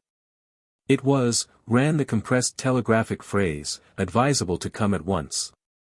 Mrs. Britling helped him pack a bag, and came with him to the station in order to drive the car back to the Dower House. For the gardener's boy who had hitherto attended to these small duties had now gone off as an unskilled labourer to some munition works at Chelmsford. Mr. Britling sat in the slow train that carried him across country to the junction for Filmington, and failed altogether to realize what had happened to the old lady. He had an absurd feeling that it was characteristic of her to intervene in affairs in this manner. She had always been so tough and unbent an old lady that until he saw her he could not imagine her as being really seriously and pitifully hurt. But he found her in the hospital very much hurt indeed. She had been smashed in some complicated manner that left the upper part of her body intact, and lying slantingly upon pillows. Over the horror of bandaged broken limbs and tormented flesh below sheets and a counterpane were drawn. Morphia had been injected, he understood, to save her from pain, but presently it might be necessary for her to suffer. She lay up in her bed with an effect of being enthroned, very white and still. Her strong profile with its big nose and her straggling hair and a certain dignity gave her the appearance of some very important, very old man. Of an aged pope for instance, rather than of an old woman. She had made no remark after they had set her and dressed her and put her to bed except, "Send for Hughie Britling, the Dower House, Matching's easy. He is the best of the bunch." She had repeated the address and this commendation firmly over and over again, in large print as it were, even after they had assured her that a telegram had been dispatched. In the night, they said, she had talked of him. He was not sure at first that she knew of his presence. "Here I am, Aunt Wilshire," he said. She gave no sign. "Your nephew Hugh." "Mean and preposterous," she said very distinctly. But she was not thinking of Mr. Britling. She was talking of something else. She was saying, "It should not have been known I was here. There are spies everywhere. Everywhere. There is a spy now, or a lump very like a spy. They pretend it is a hot water bottle. Pretext. Oh, yes. I admit, absurd. But I have been pursued by spies. Endless spies. Endless, endless spies. Their devices are almost incredible. He has never forgiven me. All this on account of a carpet. A palace carpet. Over which I had no control. I spoke my mind. He knew I knew of it. I never concealed it. So I was hunted. For years he had meditated revenge. Now he has it. But at what a cost. And they called him Emperor. Emperor. His arm is withered, his son, imbecile. He will die, without dignity. Her voice weakened, but it was evident she wanted to say something more. "I'm here," said Mr. Britling. "Your nephew Hughie." She listened. "Can you understand me?" he asked. She became suddenly an earnest, tender human being. "My dear," she said, and seemed to search for something in her mind and failed to find it. "You have always understood me," she tried. "You have always been a good boy to me, Hughie," she said, rather vacantly, and added after some moments of still reflection, "Oh fond."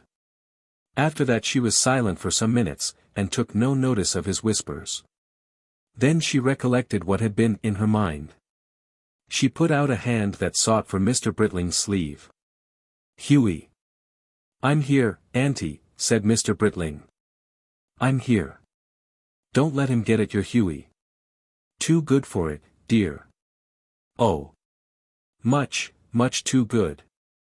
People let these wars and excitements run away with them. They put too much into them. They aren't worth it. Don't let him get at your Hughie. No. You understand me, Hughie? Perfectly, Auntie. Then don't forget it. Ever. She had said what she wanted to say. She had made her testament. She closed her eyes. He was amazed to find this grotesque old creature had suddenly become beautiful, in that silvery vein of beauty one sometimes finds in very old men. She was exalted as great artists will sometimes exalt the portraits of the aged. He was moved to kiss her forehead. There came a little tug at his sleeve. "I think that is enough," said the nurse, who had stood forgotten at his elbow. "But I can come again. Perhaps." She indicated departure by a movement of her hand. Section 10. The next day Aunt Wilshire was unconscious of her visitor. They had altered her position so that she lay now horizontally, staring inflexibly at the ceiling and muttering queer old disconnected things. The Windsor Castle carpet story was still running through her mind, but mixed up with it now were scraps of the current newspaper controversies about the conduct of the war. And she was still thinking of the dynastic aspects of the war. And of spies. She had something upon her mind about the king's more German aunts. "As a precaution," she said, "as a precaution.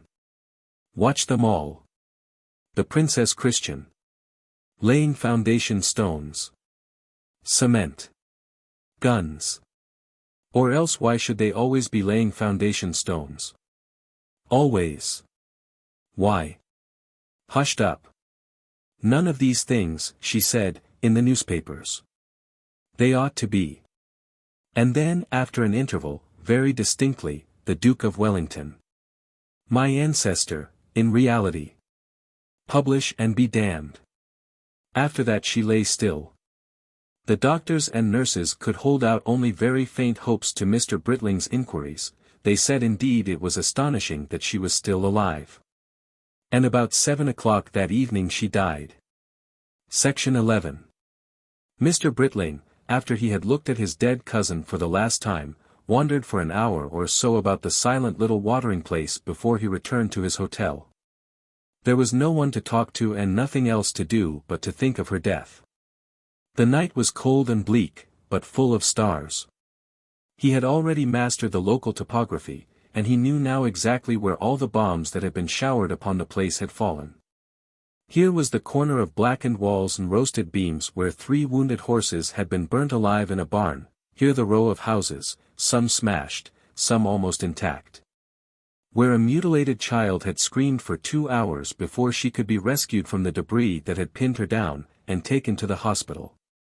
Everywhere by the dim light of the shaded street lamps he could see the black holes and gaps of broken windows, sometimes abundant, sometimes rare and exceptional, among otherwise uninjured dwellings. Many of the victims he had visited in the little cottage hospital where Aunt Wilshire had just died. She was the 11th dead. Altogether 57 people had been killed or injured in this brilliant German action. They were all civilians, and only 12 were men. 2 Zeppelins had come in from over the sea, and had been fired at by an anti-aircraft gun coming on an automobile from Ipswich. The first intimation the people of the town had had of the raid was the report of this gun. Many had run out to see what was happening. It was doubtful if anyone had really seen the Zeppelins, though everyone testified to the sound of their engines. Then suddenly the bombs had come streaming down. Only 6 had made hits upon houses or people. The rest had fallen ruinously and very close together on the local golf links, and at least half had not exploded at all and did not seem to have been released to explode. A third at least of the injured people had been in bed when destruction came upon them. The story was like a page from some fantastic romance of Jules Verne's. The peace of the little old town, the people going to bed, the quiet streets, the quiet starry sky, and then for 10 minutes an uproar of guns and shells, a clatter of breaking glass, and then a fire here, a fire there. A child's voice pitched high by pain and terror, scared people going to and fro with lanterns, and the sky empty again, the raiders gone. 5 minutes before, Aunt Wilshire had been sitting in the boarding-house drawing-room playing a great stern Patience, the Emperor Patience, Napoleon, my dear, not that Potsdam creature, that took hours to do. 5 minutes later she was a thing of elemental terror and agony, bleeding wounds, and shattered bones, plunging about in the darkness amidst a heap of wreckage. And already the German airmen were buzzing away to sea again, proud of themselves, pleased no doubt, like boys who have thrown a stone through a window, beating their way back to thanks and rewards. To iron crosses and the proud embraces of delighted fraus and fräuleins. For the first time it seemed to Mr. Britling he really saw the immediate horror of war, the dense cruel stupidity of the business, plain and close. It was as if he had never perceived anything of the sort before, as if he had been dealing with stories, pictures, shows and representations that he knew to be shams. But that this dear, absurd old creature, this thing of home, this being of familiar humors and familiar irritations, should be torn to pieces, left in torment like a smashed mouse over which an automobile has passed, brought the whole business to a raw and quivering focus. Not a soul among all those who had been rent and torn and tortured in this agony of millions, but was to anyone who understood and had been near to it, in some way lovable, in some way laughable, in some way worthy of respect and care. Poor Aunt Wilshire was but the sample thrust in his face of all this mangled multitude, whose green-white lips had sweated in anguish, whose broken bones had thrust raggedly through red dripping flesh.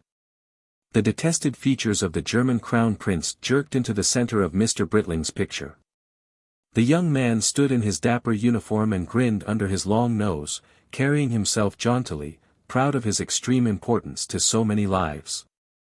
And for a while Mr. Britling could do nothing but rage. Devils they are! He cried to the stars. Devils!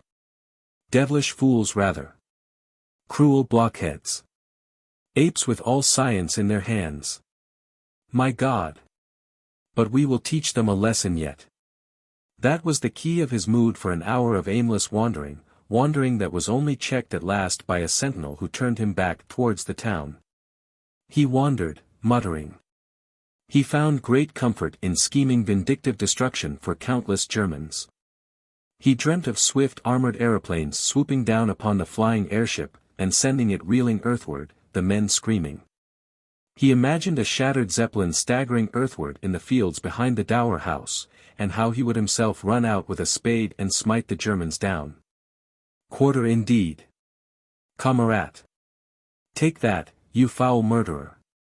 In the dim light the sentinel saw the retreating figure of Mr. Britling make an extravagant gesture, and wondered what it might mean. Signaling. What ought an intelligent sentry to do? Let fly at him. Arrest him. Take no notice. Mr. Britling was at that moment killing Count Zeppelin and beating out his brains. Count Zeppelin was killed that night and the German Emperor was assassinated. A score of lesser victims were offered up to the manes of Aunt Wilshire. There were memorable cruelties before the wrath and bitterness of Mr. Britling was appeased. And then suddenly he had had enough of these thoughts, they were thrust aside, they vanished out of his mind. Section 12. All the while that Mr. Britling had been indulging in these imaginative slaughterings and spending the tears and hate that had gathered in his heart, his reason had been sitting apart and above the storm, like the sun waiting above thunder. Like a wise nurse watching and patient above the wild passions of a child. And all the time his reason had been maintaining silently and firmly, without shouting, without speech, that the men who had made this hour were indeed not devils, were no more devils than Mr.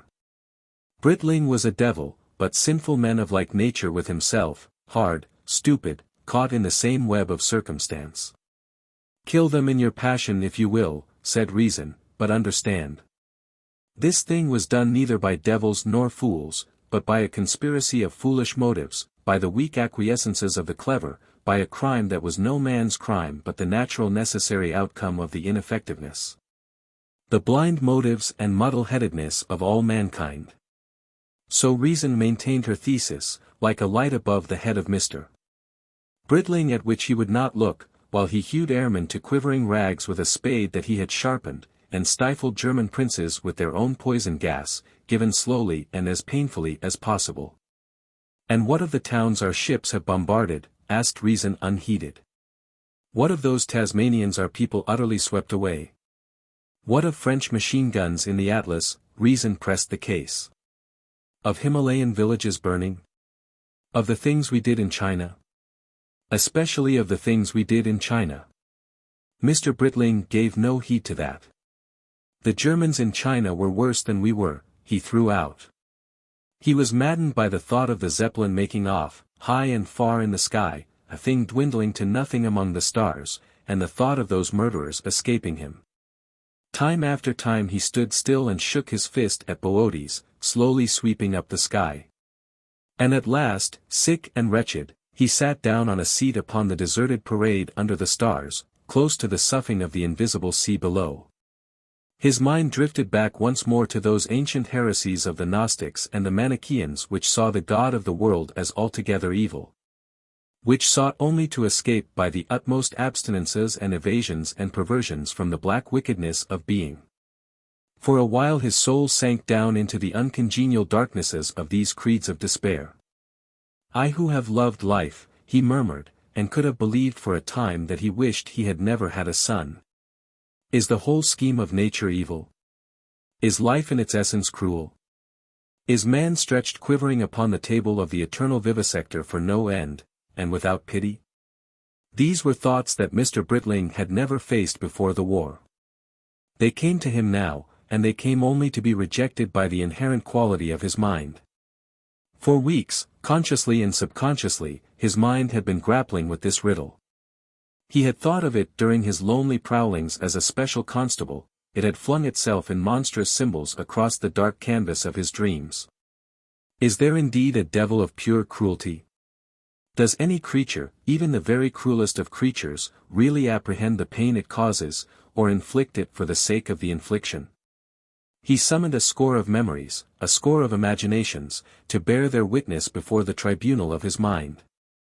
He forgot cold and loneliness in this speculation. He sat, trying all being, on this score, under the cold indifferent stars. He thought of certain instances of boyish cruelty that had horrified him in his own boyhood, and it was clear to him that indeed it was not cruelty, it was curiosity, dense-textured, thick-skinned. So that it could not feel even the anguish of a blinded cat. Those boys who had wrung his childish soul to nigh intolerable misery, had not indeed been tormenting so much as observing torment, testing life as wantonly as one breaks thin ice in the early days of winter. In very much cruelty the real motive is surely no worse than that obtuse curiosity, a mere step of understanding, a mere quickening of the nerves and mind, makes it impossible. But that is not true of all or most cruelty. Most cruelty has something else in it, something more than the clumsy plunging into experience of the hobbledehoy. It is vindictive or indignant, it is never tranquil and sensuous. It draws its incentive, however crippled and monstrous the justification may be, from something punitive in man's instinct, something therefore that implies a sense, however misguided, of righteousness and vindication. That factor is present even in spite, when some vile or atrocious thing is done out of envy or malice, that envy and malice has in it always. Yes, always, a genuine condemnation of the hated thing as an unrighteous thing, as an unjust usurpation, as an inexcusable privilege, as a sinful overconfidence. Those men in the airship, he was coming to that. He found himself asking himself whether it was possible for a human being to do any cruel act without an excuse, or, at least, without the feeling of excusability. And in the case of these Germans and the outrages they had committed and the retaliations they had provoked, he perceived that always there was the element of a perceptible if inadequate justification. Just as there would be if presently he were to maltreat a fallen German airman. There was anger in their vileness. These Germans were an unsubtle people, a people in the worst and best sense of the words, plain and honest. They were prone to moral indignation, and moral indignation is the mother of most of the cruelty in the world. They perceived the indolence of the English and Russians, they perceived their disregard of science and system, they could not perceive the longer reach of these greater races. And it seemed to them that the mission of Germany was to chastise and correct this laxity. Surely, they had argued, God was not on the side of those who kept an untilled field. So they had butchered these old ladies and slaughtered these children just to show us the consequences. All along of dirtiness, all along of mess. All along of doing things rather more or less. The very justification our English poet has found for 1,000 overbearing actions in the East. Forget not order and the real, that was the underlying message of bomb and gas and submarine. After all, what right had we English not to have a gun or an aeroplane fit to bring down that Zeppelin ignominiously and conclusively? Had we not undertaken empire? Were we not the leaders of great nations? Had we indeed much right to complain if our imperial pose was flouted? There, at least, said Mr. Britling's reason, is one of the lines of thought that brought that unseen cruelty out of the night high over the houses of Filmington-on-Sea. That, in a sense, is the cause of this killing. Cruel it is and abominable, yes, but is it altogether cruel? Hasn't it, after all, a sort of stupid rightness? Isn't it a stupid reaction to an indolence at least equally stupid? What was this rightness that lurked below cruelty? What was the inspiration of this pressure of spite, this anger that was aroused by ineffective gentleness and kindliness? Was it indeed an altogether evil thing? Was it not rather an impulse, blind as yet, but in its ultimate quality as good as mercy, greater perhaps in its ultimate values than mercy? This idea had been gathering in Mr. Britling's mind for many weeks. It had been growing and taking shape as he wrote, making experimental beginnings for his essay, The Anatomy of Hate. Is there not, he now asked himself plainly, a creative and corrective impulse behind all hate? Is not this malignity indeed only the ape-like precursor of the great disciplines of a creative state? The invincible hopefulness of his sanguine temperament had now got Mr. Britling well out of the pessimistic pit again. Already he had been on the verge of his phrase while wandering across the rushy fields towards Market Saffron, now it came to him again like a legitimate monarch returning from exile. When hate shall have become creative energy. Hate which passes into creative power, gentleness which is indolence and the herald of euthanasia. Pity is but a passing grace, for mankind will not always be pitiful. But meanwhile, how long were men so to mingle wrong with right, to be energetic without mercy and kindly without energy? For a time Mr. Britling sat on the lonely parade under the stars and in the sound of the sea, brooding upon these ideas. His mind could make no further steps. It had worked for its spell. His rage had ebbed away now altogether. His despair was no longer infinite. But the world was dark and dreadful still. It seemed none the less dark because at the end there was a gleam of light. It was a gleam of light far beyond the limits of his own life, far beyond the life of his son. It had no balm for these sufferings. Between it and himself stretched the weary generations still to come, generations of bickering and accusation, greed and faint-heartedness, and half-truth and the hasty blow. And all those years would be full of pitiful things, such pitiful things as the blackened ruins in the town behind, the little grey-faced corpses, the lives torn and wasted, the hopes extinguished and the gladness gone. He was no longer thinking of the Germans as diabolical. They were human, they had a case. It was a stupid case, but our case, too, was a stupid case. How stupid were all our cases! What was it we missed? Something, he felt, very close to us, and very elusive. Something that would resolve 100 tangled oppositions. His mind hung at that. Back upon his consciousness came crowding the horrors and desolations that had been his daily food now for 3/4 of a year. He groaned aloud. He struggled against that renewed envelopment of his spirit. Oh, blood-stained fools!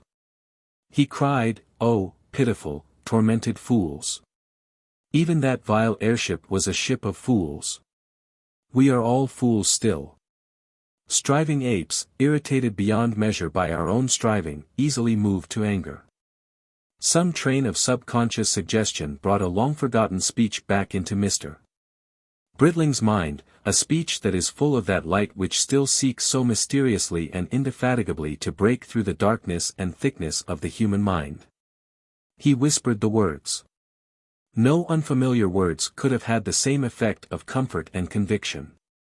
He whispered it of those men whom he still imagined flying far away there eastward, through the clear freezing air beneath the stars, those muffled sailors and engineers who had caused so much pain and agony in this little town.